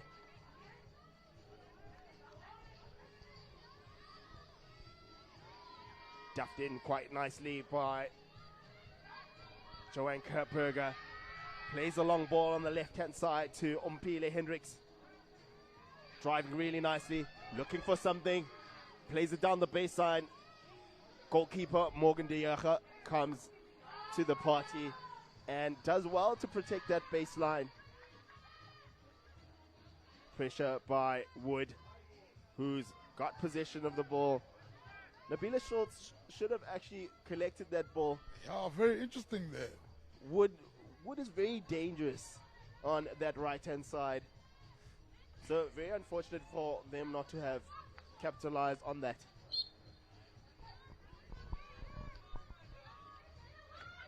Quinton finds Cock on the left-hand side. Drives on the baseline, even better defending by Free State's number 20, Captain Jacqueline McLaren. Play to Captain Kilfoyle. Finds teammate Simmons on the right. Slaps it in. No one on the far end. They'll be disappointed with the opportunities. Ball may have come off a Free State stick. Yeah, it does there, but we need to actually talk about how brilliant that attack was. The ball starts on the left-hand side, moves all the way right. Yes, Simmons, tries to put it into the circle. No one gets onto it, but the ball movement, so gorgeous there from the Southern Gauteng ladies. Free State don't need to put them under a bit more pressure there. The Southern Gauteng ladies been given way too much opportunity and time to make decisions there. Long ball thrown freely by Janssen. Wood. Opportunity, and it's a penalty stroke for a bad tackle in the circle. A runaway goal opportunity. Wood does really well to initiate that phase of play. Very unlucky for Danica Janssen. Yeah, but you did speak about Wood and how lethal she is. Oh, very unfortunate, and that makes it 1 goal to 0 for Southern Gauteng, converted by Paris Gale Isaacs. Goalkeeper Lene McLaren will be a little bit disappointed that she just got a bit of the glove onto the ball, but just not wide. Yeah, look, Isaacs goes to the side. It's a bit more difficult for the goalkeeper because you don't have the stick there to make her a bit longer. So obviously, goalkeeper McLaren there reading all the way, but just not getting enough to it, unfortunately. Great save by De Jager. An even better shot by the striker, number 9, Isaiah April. She's gotten to some really good spaces inside. Also to get that shot off in a congested area on target is a very important thing.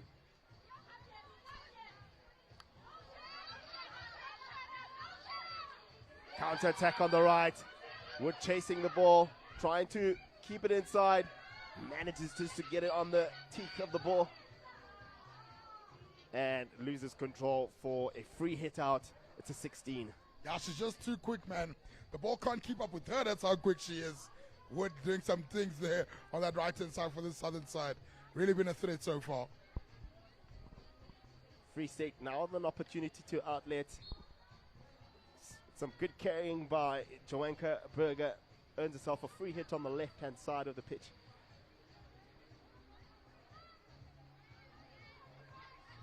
Southern Gauteng not being too aggressive with this Free State side. Free State side have got a little bit more dynamic on their outlet. So they're being very cognizant as to where they take it. Now they've stolen it. Cock finds a teammate in the front who does really well in the number 14, Katrina Jodim. Fitzhenry finds Pariscale Isaacs. Some direct pressure from Captain Jacqueline McLaren.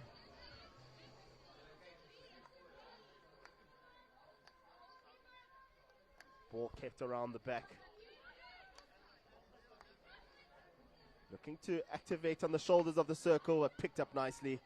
Finds a foot. So much composure from Solange Jacobs. Calm, cool, and collected in a moment of pressure. So calm, so cool, so collected. Now Free State with some tiki-taka in the middle space. Berger finds teammate DeToy. Tries to look for the long ball, finds a striker on the left-hand side. Captain Kilfoyle comes to the rescue.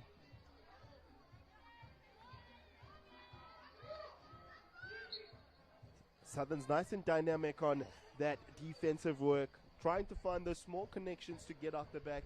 Normally other teams would feel a little bit under pressure and would try get that route one ball in those situations. Yeah, but not them there. They look so good there. Just that interlinking of play, usually you just want to, as you said, the route one, just hit the ball out quickly. No. They know they've got the skill and they back their skill, so they're happy to play those quick 1-2s. Great long ball picked up by Flock. Tries to connect with teammate Bur. Pierce finds Ferron with another connection. It's a foot race. Koch unfortunately not able to get to that ball. Short overhead finds Flock in that middle space. Del Rey doing really nicely to make sure that the player can't find stick-to-stick connection.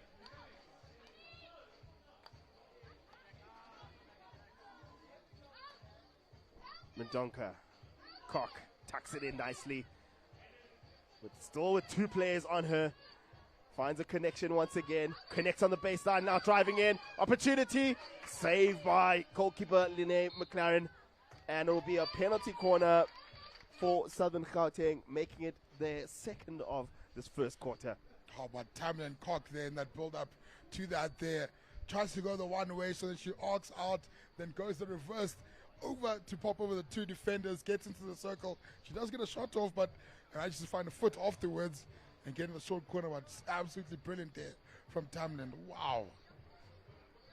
Linnea McLaren doing really nicely in the goals of the Free State, keeping her players in the game for as long as possible. Great work from the goalkeeper.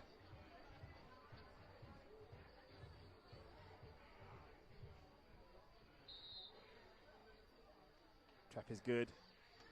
Slipped across Koch with the slap. Finds the push-up, but unfortunately not able to convert. Southern Gauteng used that PC in their first game against Eastern Province, and they executed with so much precision. But today, because it's been shown, they probably watched a little bit of video and they've gotten themselves blocked by the Free State players. Yeah, I think Del Rey probably just got too stuck in there. You saw the ball almost coming off her head there, trying to use a bit of disky skills there, but unfortunately has to stay on the stick. A little bit of physicality from Giselle Hewitt. Shauna Del Rey dispossessed in the top of the circle. Now counter-attack for Free State. Activated by number 9, Zaya April. Finds number 15, Andrea Bosch on the left, who's driving quite well on the left-hand side. Takes players on the baseline, but picked up in the deep zone by Southern Gauteng, who now activate their own counter-attack. Tests their mate on the opposite side. Amber Ferron just not able to pick that ball up.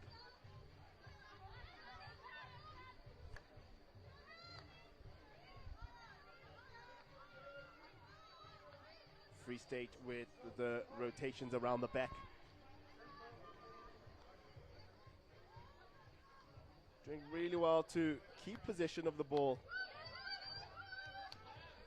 Yeah, I'm loving the Southern Gauteng three-quarter press. Like, they give you that false sense of security, like you feel like you've got it going, but oh, Free State, maybe you have got it going, yeah.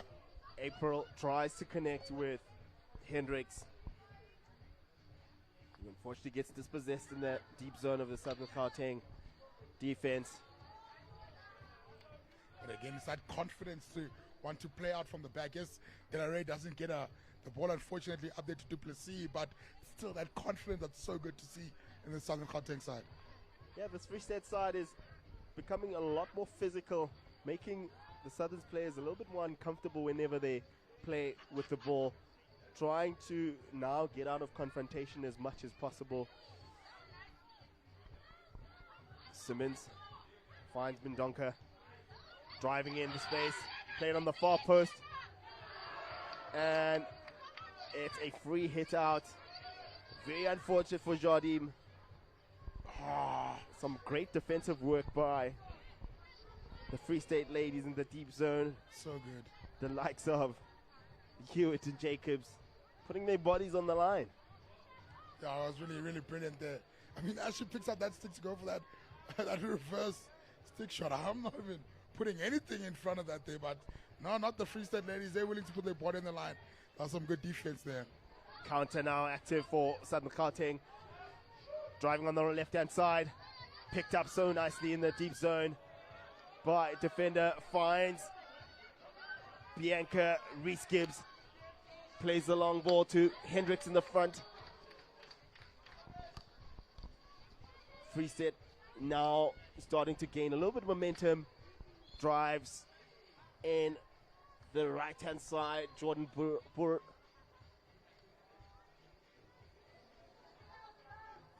She's done really well on transferring the ball, particularly on the right-hand side. Just maybe a couple more connections between herself and Hendricks will prove to be something for this Free State side. Crash ball. Picked up in the central space by Dutoy.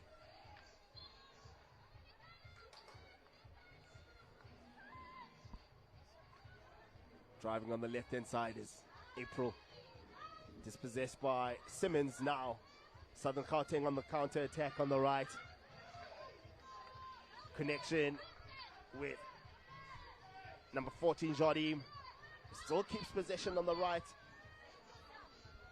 Dispossessed in the deep zone space by Jacobs.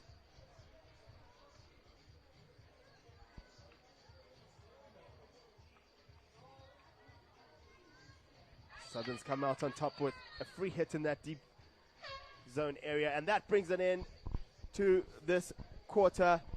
Halftime. Excuse me, first quarter now complete.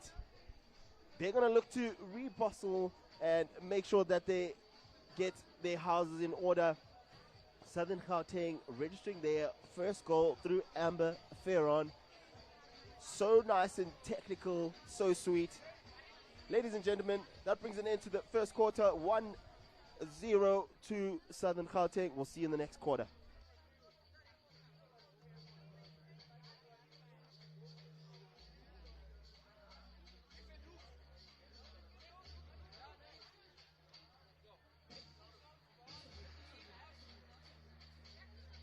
Keeping us warm is DJ Stu on the gates with 1-0 to Southern Gauteng from Diedrich.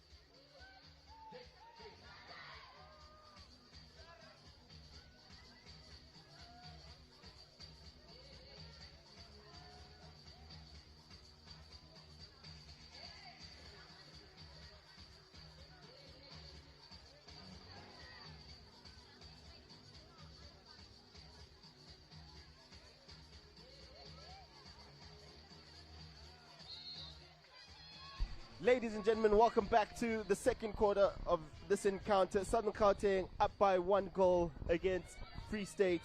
Goal through Parascale Isaacs from a penalty stroke. What can we expect in the second quarter? Look, I think one thing I wanted to mention is that, looking at that first quarter, this Southern Gauteng defense has actually really stepped up to the plate and stepped up pretty well. I mean, look at them. They win the ball high at the pitch here. Yes, look, they almost turned into something golden, but they can defend in their own 23. They can defend high up the field. Their defense really has been superb. What I would like to see, though, from Free State is just a bit more ball movement. They get the ball. Something was starting to brew towards the end, so hopefully they cook something in the second quarter. And there you have it, ladies and gentlemen. Now, Free State with possession of the ball. They're going to look to counter-attack now in the middle space. April dispossessed by Mendonca. Apologies, Fritz Henry in that middle space to set up for the free hit out. Free State starting to set up the platform a little bit further forward. And there you have it.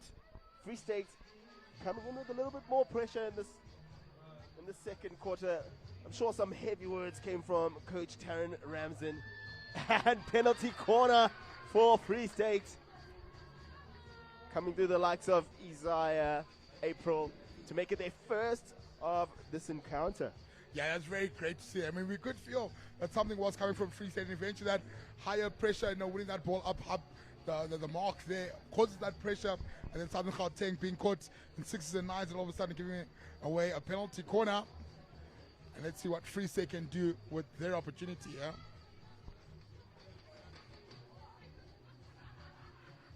Setting up with 2 castles, they're going to look to try and make sure that they capitalize as best as possible. Slap across the face, saved by the goalkeeper. Great work by goalkeeper Marlies Cock. Great line ball. Picked up nicely by Shamalda Ontong. Very unfortunate for Joanka Berger. Tries a reverse stick pass to the top of the circle, but creating danger in that space. Now, Southern Gauteng in possession of the ball. Strikers are starting to set up a little bit higher, creating some space for the Southern Gauteng team. Free State, however, now set up in a zonal marking phase. Great touch across. Picked up nicely by dispossessed now, Southern Gauteng, reverse shot, saved by goalkeeper McLaren once again, showing she's up to the task. Yeah, but that's the scary part there. You see the defender winning back possession, and then if you don't clear your lines, you could easily lose the ball back there quickly. Very, very lucky there. Free State not to have conceded. Great work by Riobete Pume in that blocker space. Drive from the right-hand side by Kilfoyle. And it is a free hit out for Free State. Good phase of play for Southern Gauteng in that right-hand channel. What can they do better once they enter through the baseline? I think, the likes of Bianca Wood need to see the ball a bit more. She's really, really pivotal for them up top there, as well as, that number 12 there, Tamlin Cog. If those two can get a couple more touches inside the circle, I think, then that's really what they could do better. Just get those 2 goals on the ball a bit more. Countering to that, Free State's doing really nicely, particularly on the counter-attack. Going through the likes of Isaiah April. She's very good at carrying into space, finding Flock and Boer to try connect with Hendricks up front. Maybe a couple more connections. Might find themselves proving to get something now with the ball. Burger driving with some strength. But even better defending from Southern Gauteng to come out on top. Pume.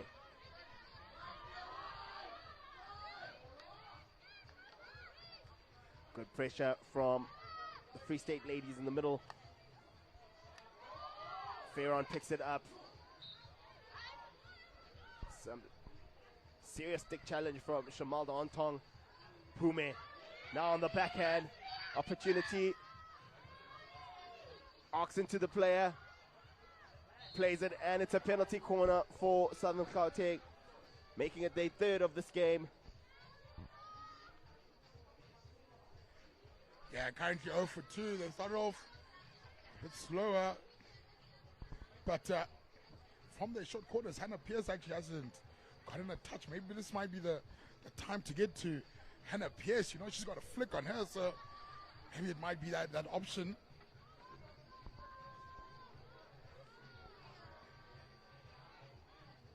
Coming through with a two-castle setup with both Ferron and Pierce at the top. Goes to one, slipped across. It's a slap, comes off the likes of Danica Janssen for a long corner. Good defensive work by Free State. Yeah, they go to that same short corner.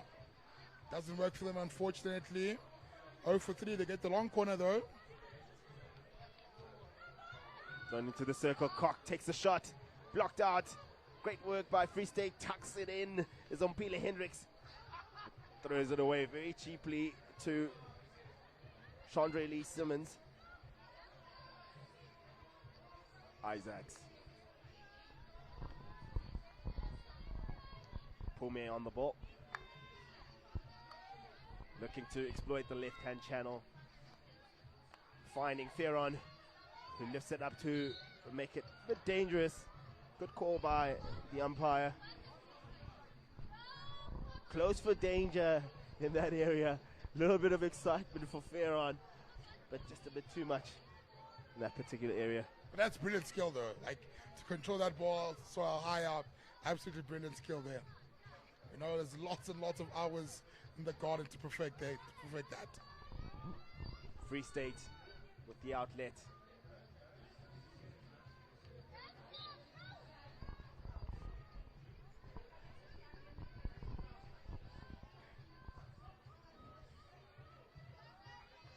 Set up with a back four. Play the long ball, but picked up by Pume in the central space. Double turnover. Now driving on the right-hand side. I'll be disappointed. Another double turnover. Connects with Boer. Tries to find Hendricks in the front. Just not able to once again capitalize on that T-point space. Free State doing really well in this last phase of play. They're trying to bring it back from this 1-goal deficit. Yeah, Jordan Boer really doing the things there in the middle of the park there for Free State. She's very working hard there in that center link position. Working very, very hard. Yes, Southern Gauteng starting to lose a little bit of structure on their play. Trying to be a bit more direct with their ball playing. Trying to find the likes of Paris Gale Isaacs. Now, Boer tries to connect on the right-hand side with teammate Flock. Very dynamic midfield duo that for Free State.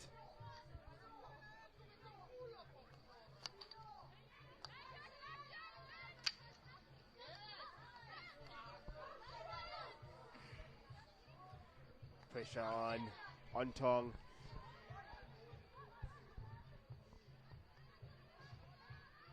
Outlets now on the left-hand side of the field. One over to Hendricks. Puts on her burners, turns it in and out. Just not able to get through in that last bit, but finds a foot. They stand up, Pierce. Ball in the space.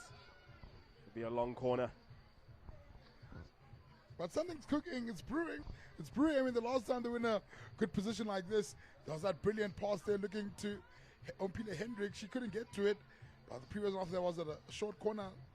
Got a long corner here. Can they upgrade it to a short one?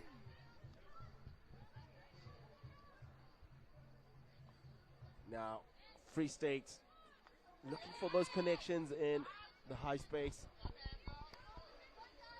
On the ball is Jacobs. Tries to connect with her teammate in that middle space, Jacqueline McLaren, the captain.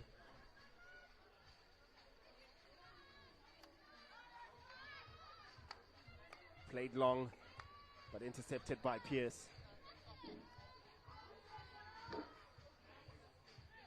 Shift to the left. Small connection, starting to see that flow between Free State and Small Patches, and it's so good to see that they're able to get there. But once they get into the final D, there's just something missing. Yeah, I think the thing that's missing is the solid defense from Southern Gauteng. I mean, those ladies at the back are really, really crafting hard. I mean, they've only given away one short corner in about a chuck and a half. And I mean, in terms of circle entries, I wouldn't, believe that there's been more than 3 or 4 circle entries from Free State. So that defense is really solid. Now Hendricks on the ball. Tries to turn around, but umpire says she's blocking the player.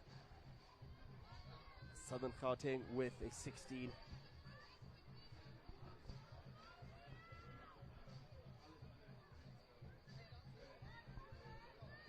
Free State really need to get themselves a result from this fixture in order to finish second in the group. On the other hand, Southern Gauteng have to score at least 10 goals to come to the top of the table, of this Group B table. Sure, but as you know, Coach Louise de Jager, in as much as, having a 10-goal throw would be absolutely incredible, but I think for us, the job here would just be about trying to get the win and just securing our spot there in that semi-final. Now, Southern Gauteng still throwing the kitchen sink at Free State. But Free State answering back to them, saying, we're going to fight it out till the very end. Now set up with a deep zone defense, getting So all deep. numbers back.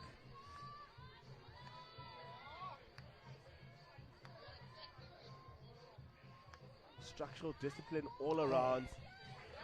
And they Players don't want to get marking. drawn out. Southern Gauteng, on the other hand, doing really well to keep possession of the ball, not forcing too much. Find a foot, drive quickly, bash that ball inside, tries to get the touch. And very unfortunate for number 11, Kelsey Stark. Got really lucky on that touch inside the circle. Would have thought in that moment you'd want to try deflect it, make the goalkeeper make a mistake.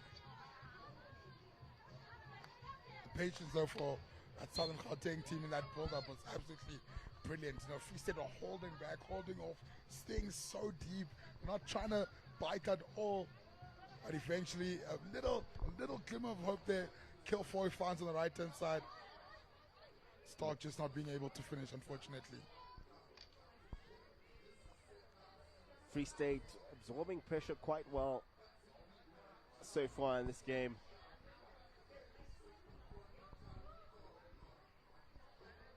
Just maybe being a bit too direct. Maybe a couple more touches, either utilizing the back of the field or utilizing the blocker line or support from a drop center forward would prove to be the factor that works for them. But then again, Coach Taryn Ramsden has a plan for these Free State ladies.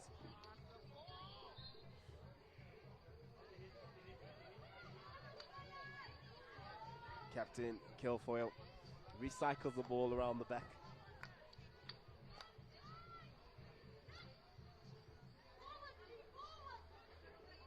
Pume tries to find a space, beats the likes of Van Bosch in the middle.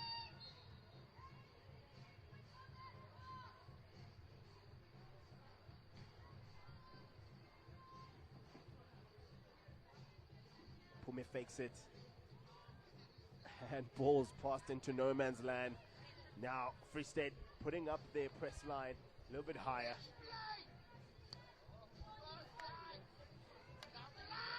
Simmons in possession, drives inside. Tries to switch it, but picked up by April in the middle. Good hustle by Free State. Good hustle by Free State to turn that ball over.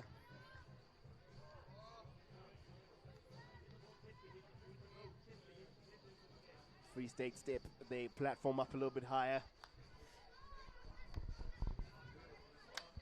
Try to find that connection on the right. Now Bur on the ball. Looks for Hendricks. Apologies for Ngoba. And no luck at the end of that ball. Yeah, but I think for me, Free State actually do a lot better when they look to go wide. I think when they go down the middle and direct, doesn't always end up being, you know, that they end up in the opposition 23. But as soon as they go wide, look there, yes, now Bur and Nkoba, all of a sudden in the opposition 23. So maybe go wide a lot more will help the Free State. Wood now on the ball on the right. Takes the shot, plays it across, deflected to keeper. Once again, coming to the party is goalkeeper Leanne McLaren. That was such great quick transition there from defense to offense there for Southern Gauteng. Quinton, shimmy, picked up nicely by Jacobs. Finds that line ball, Ngoba. It's a foot race between Duplessis and Ngoba. But both say ball's traveling a little bit too quickly. Ngoba pulled out of that race a while ago. She said, you go chase it there, Juliana.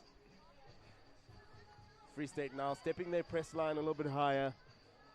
Moving from deep three-quarter to a higher three-quarter. And that brings an end to this Group B clash. Southern Gauteng 1, Free State 0. Registering a penalty stroke goal from Parascale Isaacs. Countless chances for Southern Gauteng. On the other hand, Free State also posing a threat on the counter-attack, but just not able to capitalize in that last quarter. And ladies and gentlemen, stay tuned and we'll see you in the second half.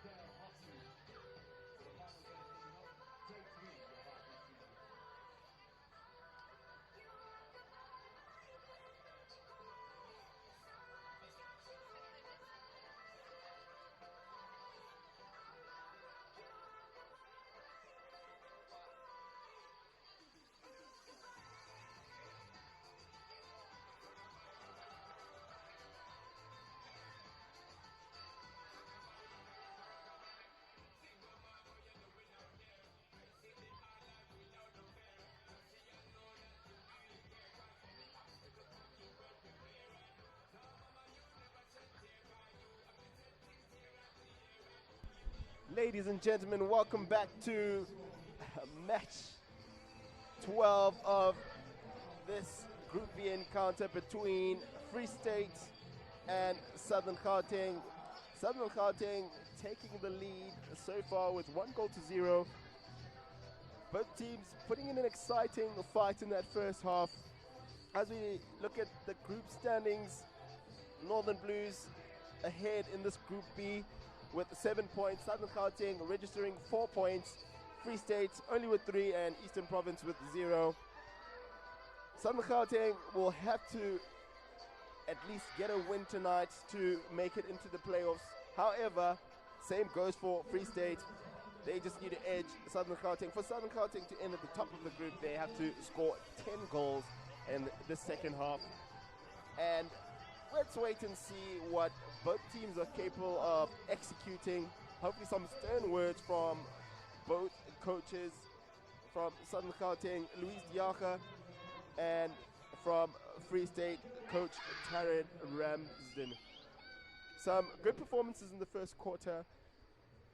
We can look forward to a couple key players in the second half. For Free State, the likes of Isaiah April, Shamalda Ontong, and Boer. On the other side, Southern Gauteng also with some strong key players. And we're back on this third quarter. Now, Southern Gauteng, Ntonka finds Gale, back to Pierce, now setting up their platform. Yeah, very, very solid first half that we saw there. The second half, I'm really hoping for some more goals. But in our previous game, yes, it was a 1-1 encounter in that men's game. But I hope this one becomes a high-scoring affair. I'm thinking it might be like a 4-2, man. I'm seeing goals galore here. I'm definitely seeing at least 2 from Free State. They've got something there. Another 3 maybe from Southern Gauteng. Indeed, there is some fire brewing from both teams in the Joburg skyline. Southern Gauteng potentially looking to get some outcomes in this third quarter. They missed out on a couple opportunities. Now Wood, the shot, and it puts it away. Bianca Wood puts it in the center of the net after great pressing work to make it 2-0.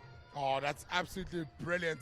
I mean, we did speak about in that first half that Bianca needs a couple more touches. In that incident, she was given way too many touches. She had 4 or 5 touches inside the circle, and eventually has a crack of a shot. Absolutely nothing our goalkeeper, Diaga, no apologies, McLaren, can do about that one. It's a brilliant goal there for Southerns. And there we have it. Free State answer back with the likes of Bianca Reese-Gibbs driving in the central space, catches Southern Gauteng sleeping to make it their second penalty corner of this encounter. Yeah, that's very, very good there from Free State. What a way to respond. I mean, Wood and her side are still celebrating the goal, so they're caught sleeping. Now giving away the penalty corner. Game of hockey, it takes a couple seconds to score a goal. Free State set up with 2 castles at the top. Joanka Berger, my first castle. Trap is good. Try the 1-2, slipped across the opposite side, plays it. Oh. Tiaka comes to the party and saves Southern Gauteng. Hit taken quickly. Picked up in the central space by Captain McLaren. Connects with Boer. He tries to find Joanka Berger, but just not able to find the touches. Some great work by goalkeeper Morgan Diaga. Really critical at the back. Towering figure. Also with the likes of his brother Cullen Diaga, also being one of the players. Actually, both of them goalkeepers, putting out some star-studded performances. I think what was brilliant with that is that she actually had no posts as well. Everyone had left the gunman and she still manages to keep the ball out. That's absolutely superb from her. Southern Gauteng have activated their counter-attack on the left-hand side. Wood trying to connect Apologies. Simmons plays it across. Deflection, and it's a fantastic touch for Woods. She makes it 2 for her tally tonight, and that's 3-0 for Southern Gauteng. Some great connection work on that left-hand channel.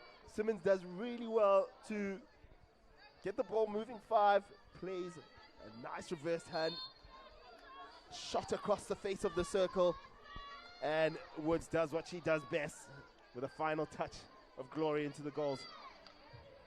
I promise you they heard me. I asked for goals and Bianca said, don't worry, we've got you. 2 very, very stellar goals coming from the young Bianca Wood. Jersey number 10. Hey, jersey number 10. You know what they say, that's a heavy unit right there. Free States, a little bit shell-shocked in this third quarter. Southern Gauteng, on the other hand, trying their best to make sure that they get that tally up. Maybe they're chasing those 10 goals. Eh? Maybe there's something that Coach Diacha said to them. He said, hey, Papa, let's get those 10 goals. We can do it. There we have it. Wood will likely look to fetch a hat-trick from this fixture.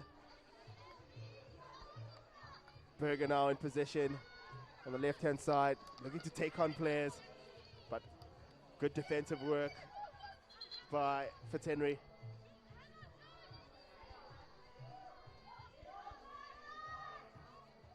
Stepping up to the ball is Nabila Schultz. Cheaply gives it away to Jardim. Wood now in possession. Captain Fantastic, Jacqueline McLaren comes to the rescue. Does well to protect the ball, finds a foot.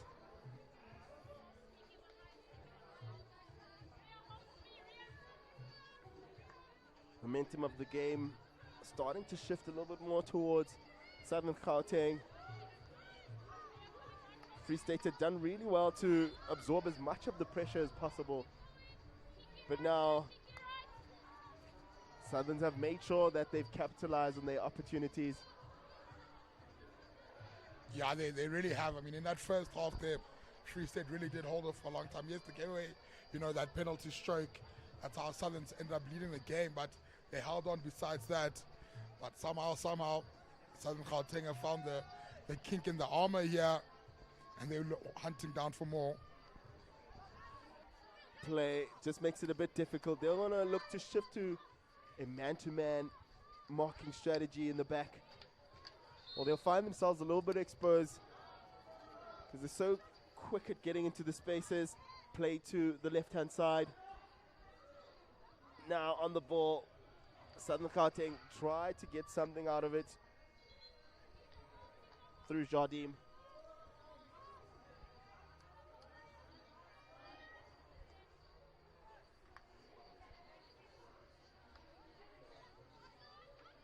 Play to the left-hand side, tries to tuck it in, but picked up really nicely in the back by Nabila Schultz.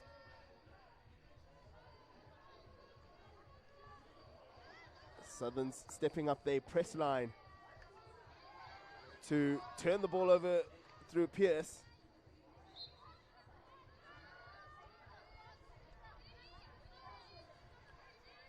Some unforced areas starting to creep in this third quarter. Players getting a little bit tired. It is day 3. The legs are a little bit shaky at this given point in time.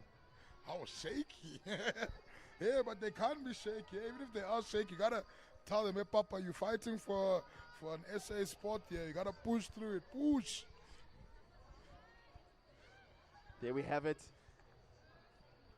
Day 3 is always a tough day. Also a decider, but even tougher fixtures the following day because it's either a playoff or a position playoff. So all teams have got to make sure that they perform. Connections all round for Southerns. Picked up by Lee, finds Pariscale Isaacs. Picked up nicely in the deep zone space by the Free States. Number 12, Nabila Schultz.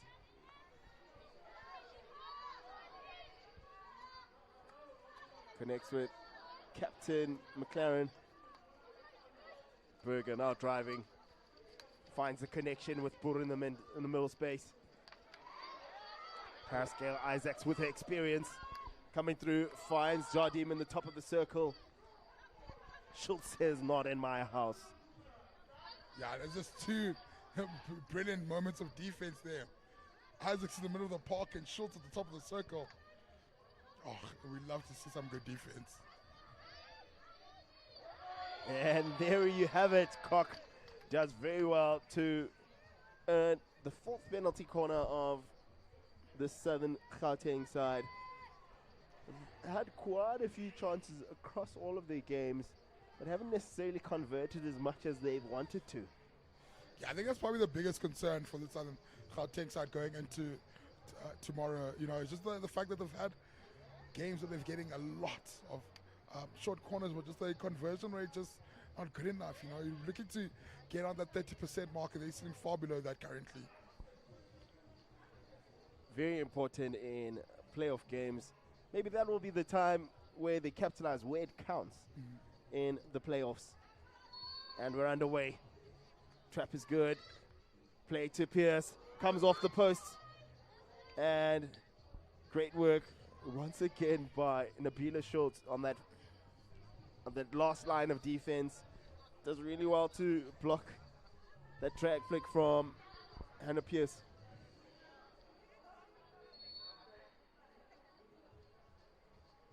Missed trap, but controlled by Pierce. Slap across. And there you have it. Koch comes to the party and puts it away to make it 4-0 for Southern Gauteng. Finally converting on their 5 penalty corners they've had in this encounter. Guys, my wishes coming true, guys. I'd asked for a scoreline of 4-2.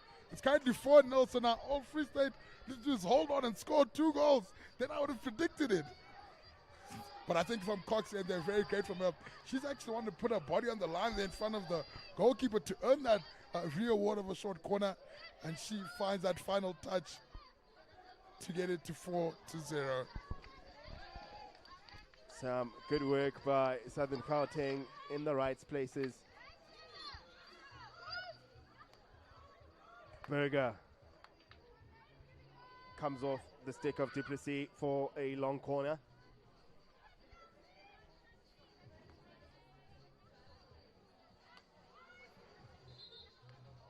Bor tries to take it quickly, but umpire calls it back for a reset. Great tuck by Captain McLaren. Finds Bor. Choose to have a little bit of patience, but Koch is now putting direct pressure. Southern's putting their pressure on a running press. Hendricks tries to go for a barge between her and Pierce. Free State now with momentum, but just not able to find those connections on that last line in the final area of the Southern Gauteng ladies. D. Kilfoyle. Unforced area. Bor capitalized on that unforced area. Still driving is Giselle Hewitt.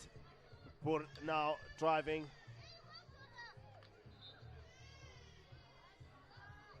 Dilleray doing really nice to dispossess the ball at the top of the circle.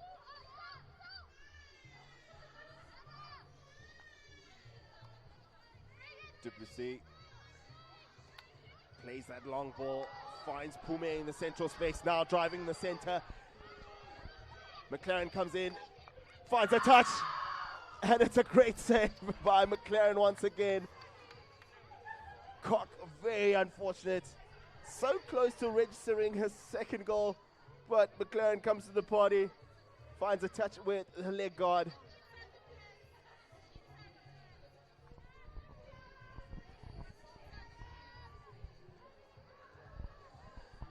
Now, trying to drive out the back is Free State, but double turnover.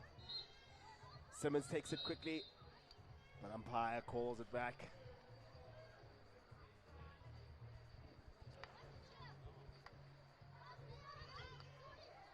Picked up by Southerns.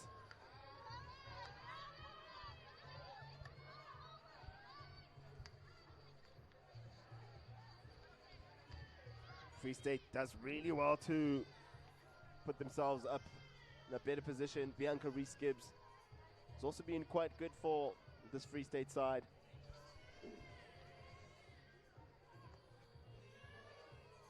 Picked up in the front by Hendricks, now driving in that central space, finds teammate. Just very unfortunate on that slap. It's closing the face, make it much easier on the pass. Yeah, I think you can really see that the tiredness really starting to creep in here for the Free State side there. I mean, there were two passes that just went up to standard there. But the Southern Gauteng side, they look like they're still geared up and ready to go and go get more.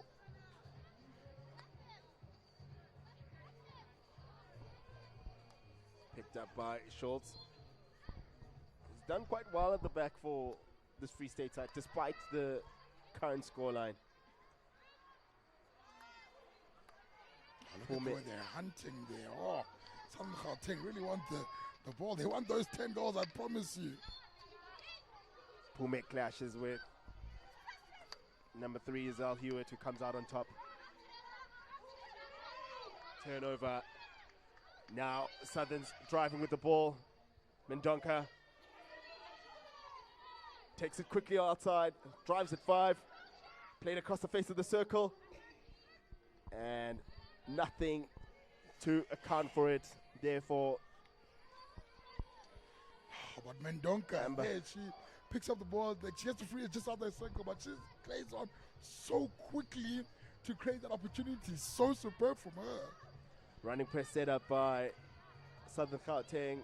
Free State still showing that they can keep possession, but turned over. Farron on the ball. Turns it inside out. Tries to fling it in. And umpire says it will be a free hit out for an infringement.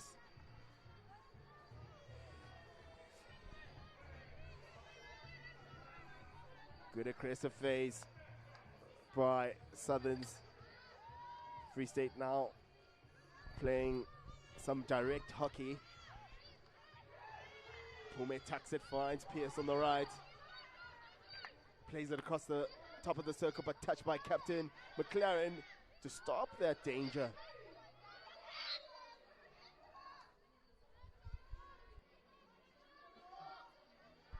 I do feel there's, knowing as much as Southerns are winning this game comfortably currently, but I'm sure they're also probably wanting to get a good, strong scoreline here just to, give Western Province something to think about in tomorrow's game. That, hey, we are a force to be reckoned with, so you better be scared of us.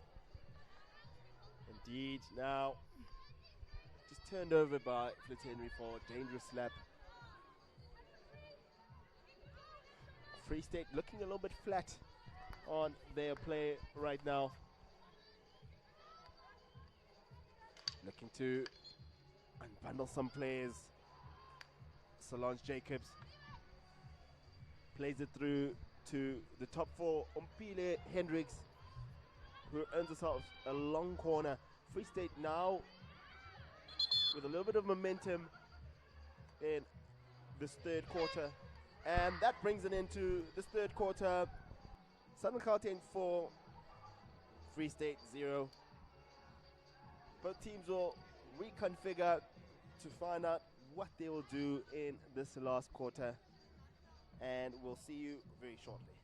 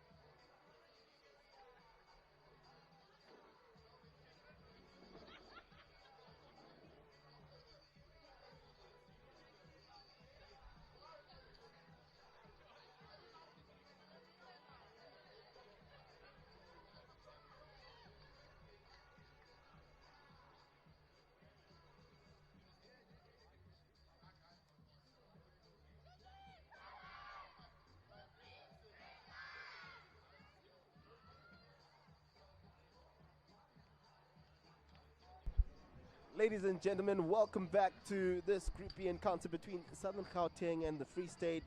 Southern Gauteng leading 4-0 in the first 3 quarters. We're waiting to get this last quarter underway with a lot of structural dominance by Southern Gauteng. Strikers, the likes of Bianca Wood and Tamlin Koch registering 3 goals between each other, and Parascale Isaacs putting away a penalty stroke. Southern controlling a lion's share of the possession throughout the game. However, Free State also asking a couple questions, but just not able to register themselves on the scoreboard. Opportunity for Southern Gauteng, and free hit out. Yeah, it all happens so quickly there. But, you know, the brilliant thing that you're going to see though now here is watching this Southern Gauteng press here. They press in packs of 3 here. So, look there, you see the ball shift, and you see, there you go. There's the pack of 3, wanting the ball back so quickly. They're so hungry for it. It's press is aggressive, and it's so gorgeous to watch. Schultz connects with Berger really nicely under pressure. They managed to get themselves out of that trouble sandwich in their deep zone area. Berger now in possession, tries to play that ball across. Signaled danger by the umpire.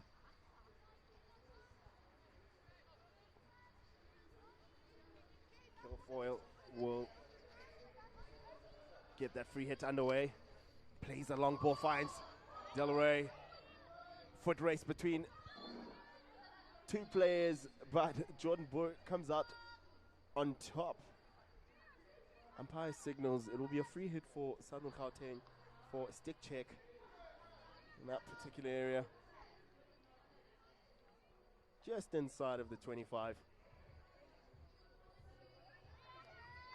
Connects. Parascale Isaacs touches it, and it's a hat-trick for Bianca Woods. Great connection play by the 3 players. Dangerous trio. Tashawn, Delray, Parascale Isaacs, and Bianca Wood. Another combination player who would fit in really well there is teammate Tamlin Koch.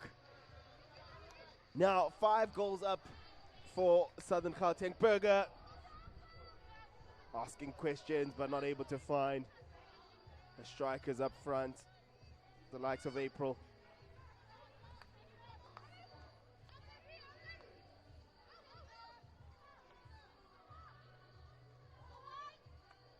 I mean, interesting to see here that Free State haven't gone for a full press here. I mean, surely, you know, you want to get something out of this game, some sort of goal or something. Full press is what I thought they would have done to try to get the ball back up high and hopefully get something on the score sheet. April finds Berger. Plays a reverse stick.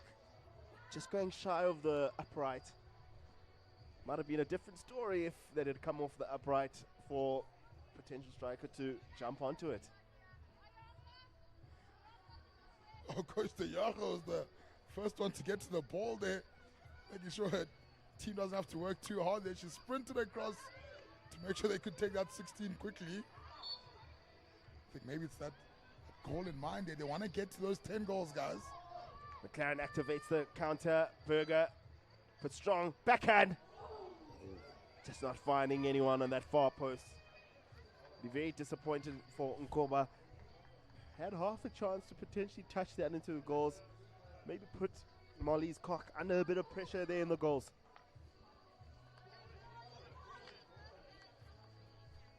Quick jab by number 15, Van Bosch.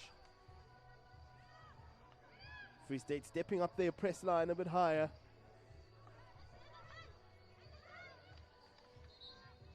Pume very lucky to get away in that central space. McLaren putting some direct pressure. Pierce with the long ball. But cleaned up in the center by Nabila Schultz. Plays it back. Southern stepping up their press line too. But they exit with ease through Jordan Boer. Oh, great 45 ball, but stolen nicely by Fitzhenry.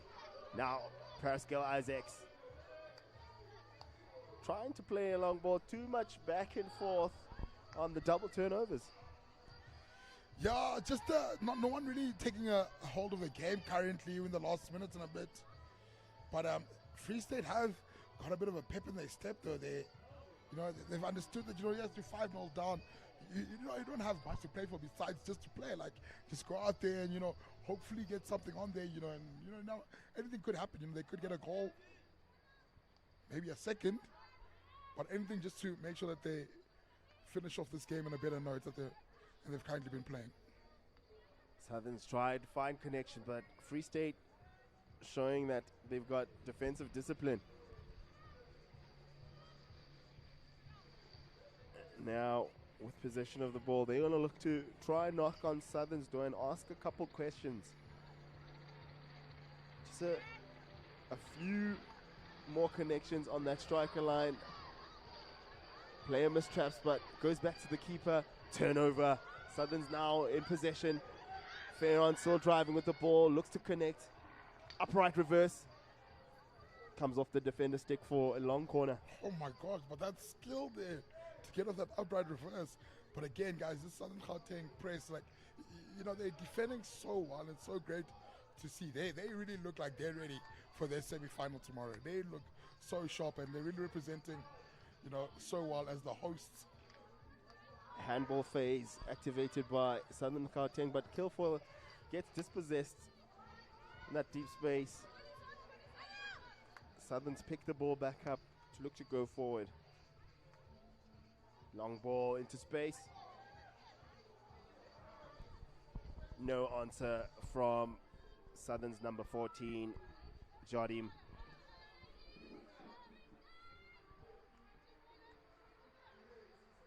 Simmons takes it quickly.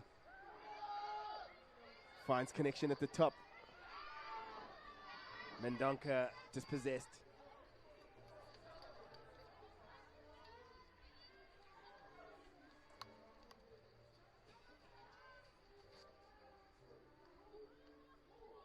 Captain Kilfoyle now in possession. Fake slap. Finds Pume, but not able to control it, but does well to win it back. Tucks it in. Still driving right-hand side. And it's a penalty corner given by the umpire to make it their 7th penalty corner for this fixture. Great work by Riabetre Pume. Yeah, just stellar work, and the hunger and the constant wants from the Southern Gauteng side is really so good to see. Yes, start off very slow in that first half, but the second half they've been so brilliant, really playing to their full potential, and it's so good to see. Some good work by Southern Gauteng, showing clear dominance throughout this fixture, registering 5 goals. They're going to look to ask more questions. Trap is good. Run down on the first wave. Touch. Far post. Up front. And they put it away. And it's a goal by Duplessis.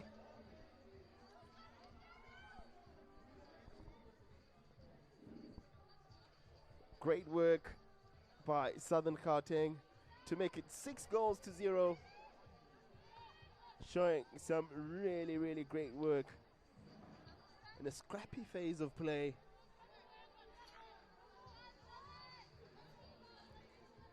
Doing really, really, really nicely. Only 4 goals away from reaching that 10 mark. Can they do it? Can they do it? I mean, that's a big ask. They've looked really good. I mean, they look at them. They're already pressing really hard. So maybe that is the goal here. They're trying to make sure they don't have to face up against Western Province tomorrow. Oh, great shimmy on the right by the number 4 from Free State, Solange Jacobs. Southern Gauteng looking to knock on more doors against Free State. Gonna try get that goal difference to finish on top. Pascal Isaacs with the ball. Connection on the right. Mendonca does well to keep possession. Backhand by Koch. Just missing the inside post. Covered by goalkeeper Leanne McLaren. I mean, time is certainly on their hands here for Southern Gauteng. 4 goals in just over 6 minutes. It's definitely a possibility. Jardim. Pume. Saved by McLaren. Oh, great half volley shot from the top of the circle. Leanne McLaren once again coming to the party, keeping that score deficit as low as possible. Schultz takes it quickly, and off to the sin bin you go, Paris Gale Isaacs. Free State now with possession of the ball. Picked up by Henriks, tucks it in into Haley Kilfoyle.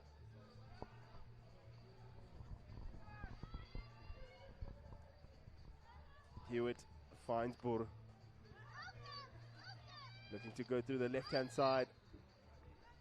Good defensive work by Koch to keep her outside of the circle. Pierce comes to the party, picks it up. Finds Mendonca, played into the space for Fitzhenry.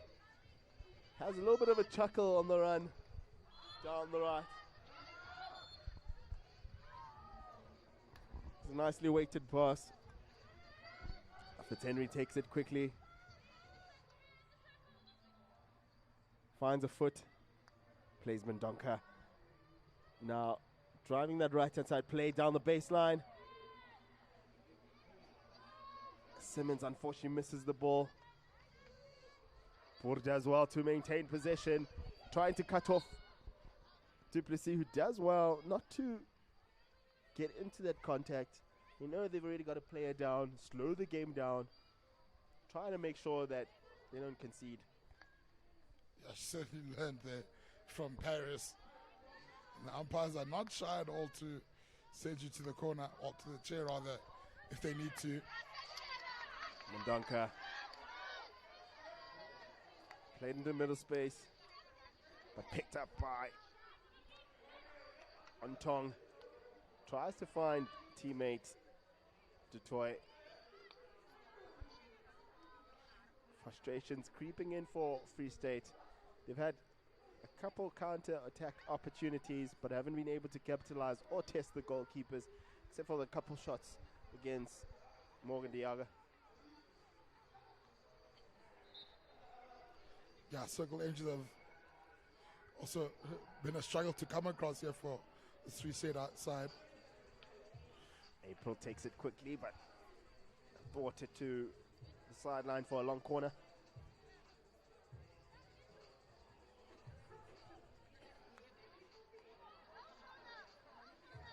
Taken nicely by Reese Gibbs. Takes it once again. Finds Pierce's stick. Koch dispossessed by Janssen.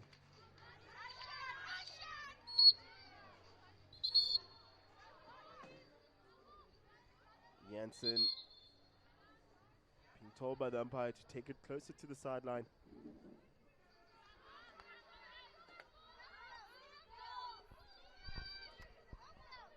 With less than 3 minutes left in this encounter,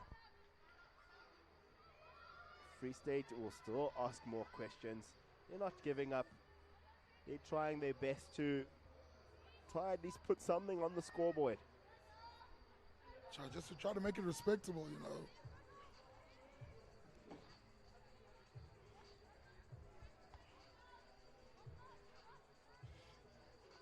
McLaren tries to give a pass and go, but dispossessed by Tashawn Delaray,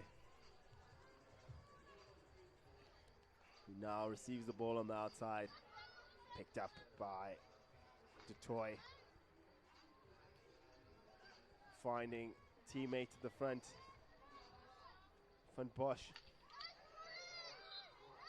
And Duplessis showing once again why she's the big boss at the back. Yeah, that was the real boss. Baby, what a brilliant low block tackle from her. Zai April now on the ball. Apologies, Bora on the ball. Southerns tried to activate that counter-attack, but picked up nicely by Danica Janssen.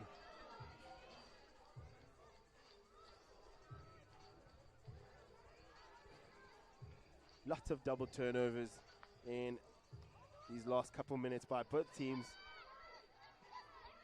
Now in possession, Southern Gauteng looking for an opportunity. Tries to find Wood inside this D, but just not coming right. Should have tried to register another goal. She's scored a hat-trick in this game so far. Parascale Isaacs also likely looking for her hat-trick too, registering a brace.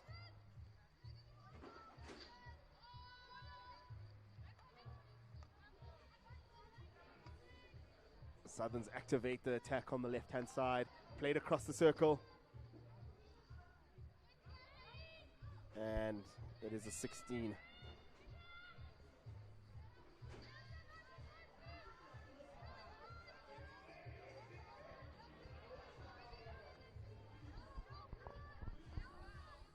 Free State with possession of the ball. Some pressure from Koch. Simmons receives the ball, tries to connect, tucks it in, finds teammate, played in the center, Delaray, and it's a penalty stroke given by the umpire. In the dying embers of this game, up by 6 goals. Well, you know, there's only a couple seconds left, but this one would potentially make them go 7-0 up. So, I mean, in the greater scheme of things, yes, you know, if you score, it's good, definitely good for team morale. But, you know, unfortunately, they still do end up being second in the group. Delray puts it into the top corner to make it 7-0. So great work. I would have expected them to give it to Paris Gale once again, to maybe give her the hat-trick. Or to redeem herself off that first one she took. I mean, it was, yes, she scored at the end, but, you know, maybe, you know, just give her some confidence. I can also put it in the top corner, coach. Don't worry, I got you. Indeed, now Free State throw the ball away. And that brings an end to this Group B encounter. Southern Gauteng 7, Free State 0. Absolute dominance by the Southern Gauteng team.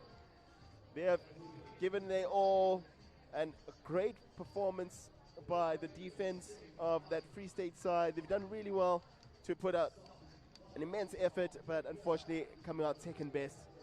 Ladies and gentlemen, thank you for joining us this evening. My name is Siano Luchungu, and we say goodbye and we'll see you tomorrow.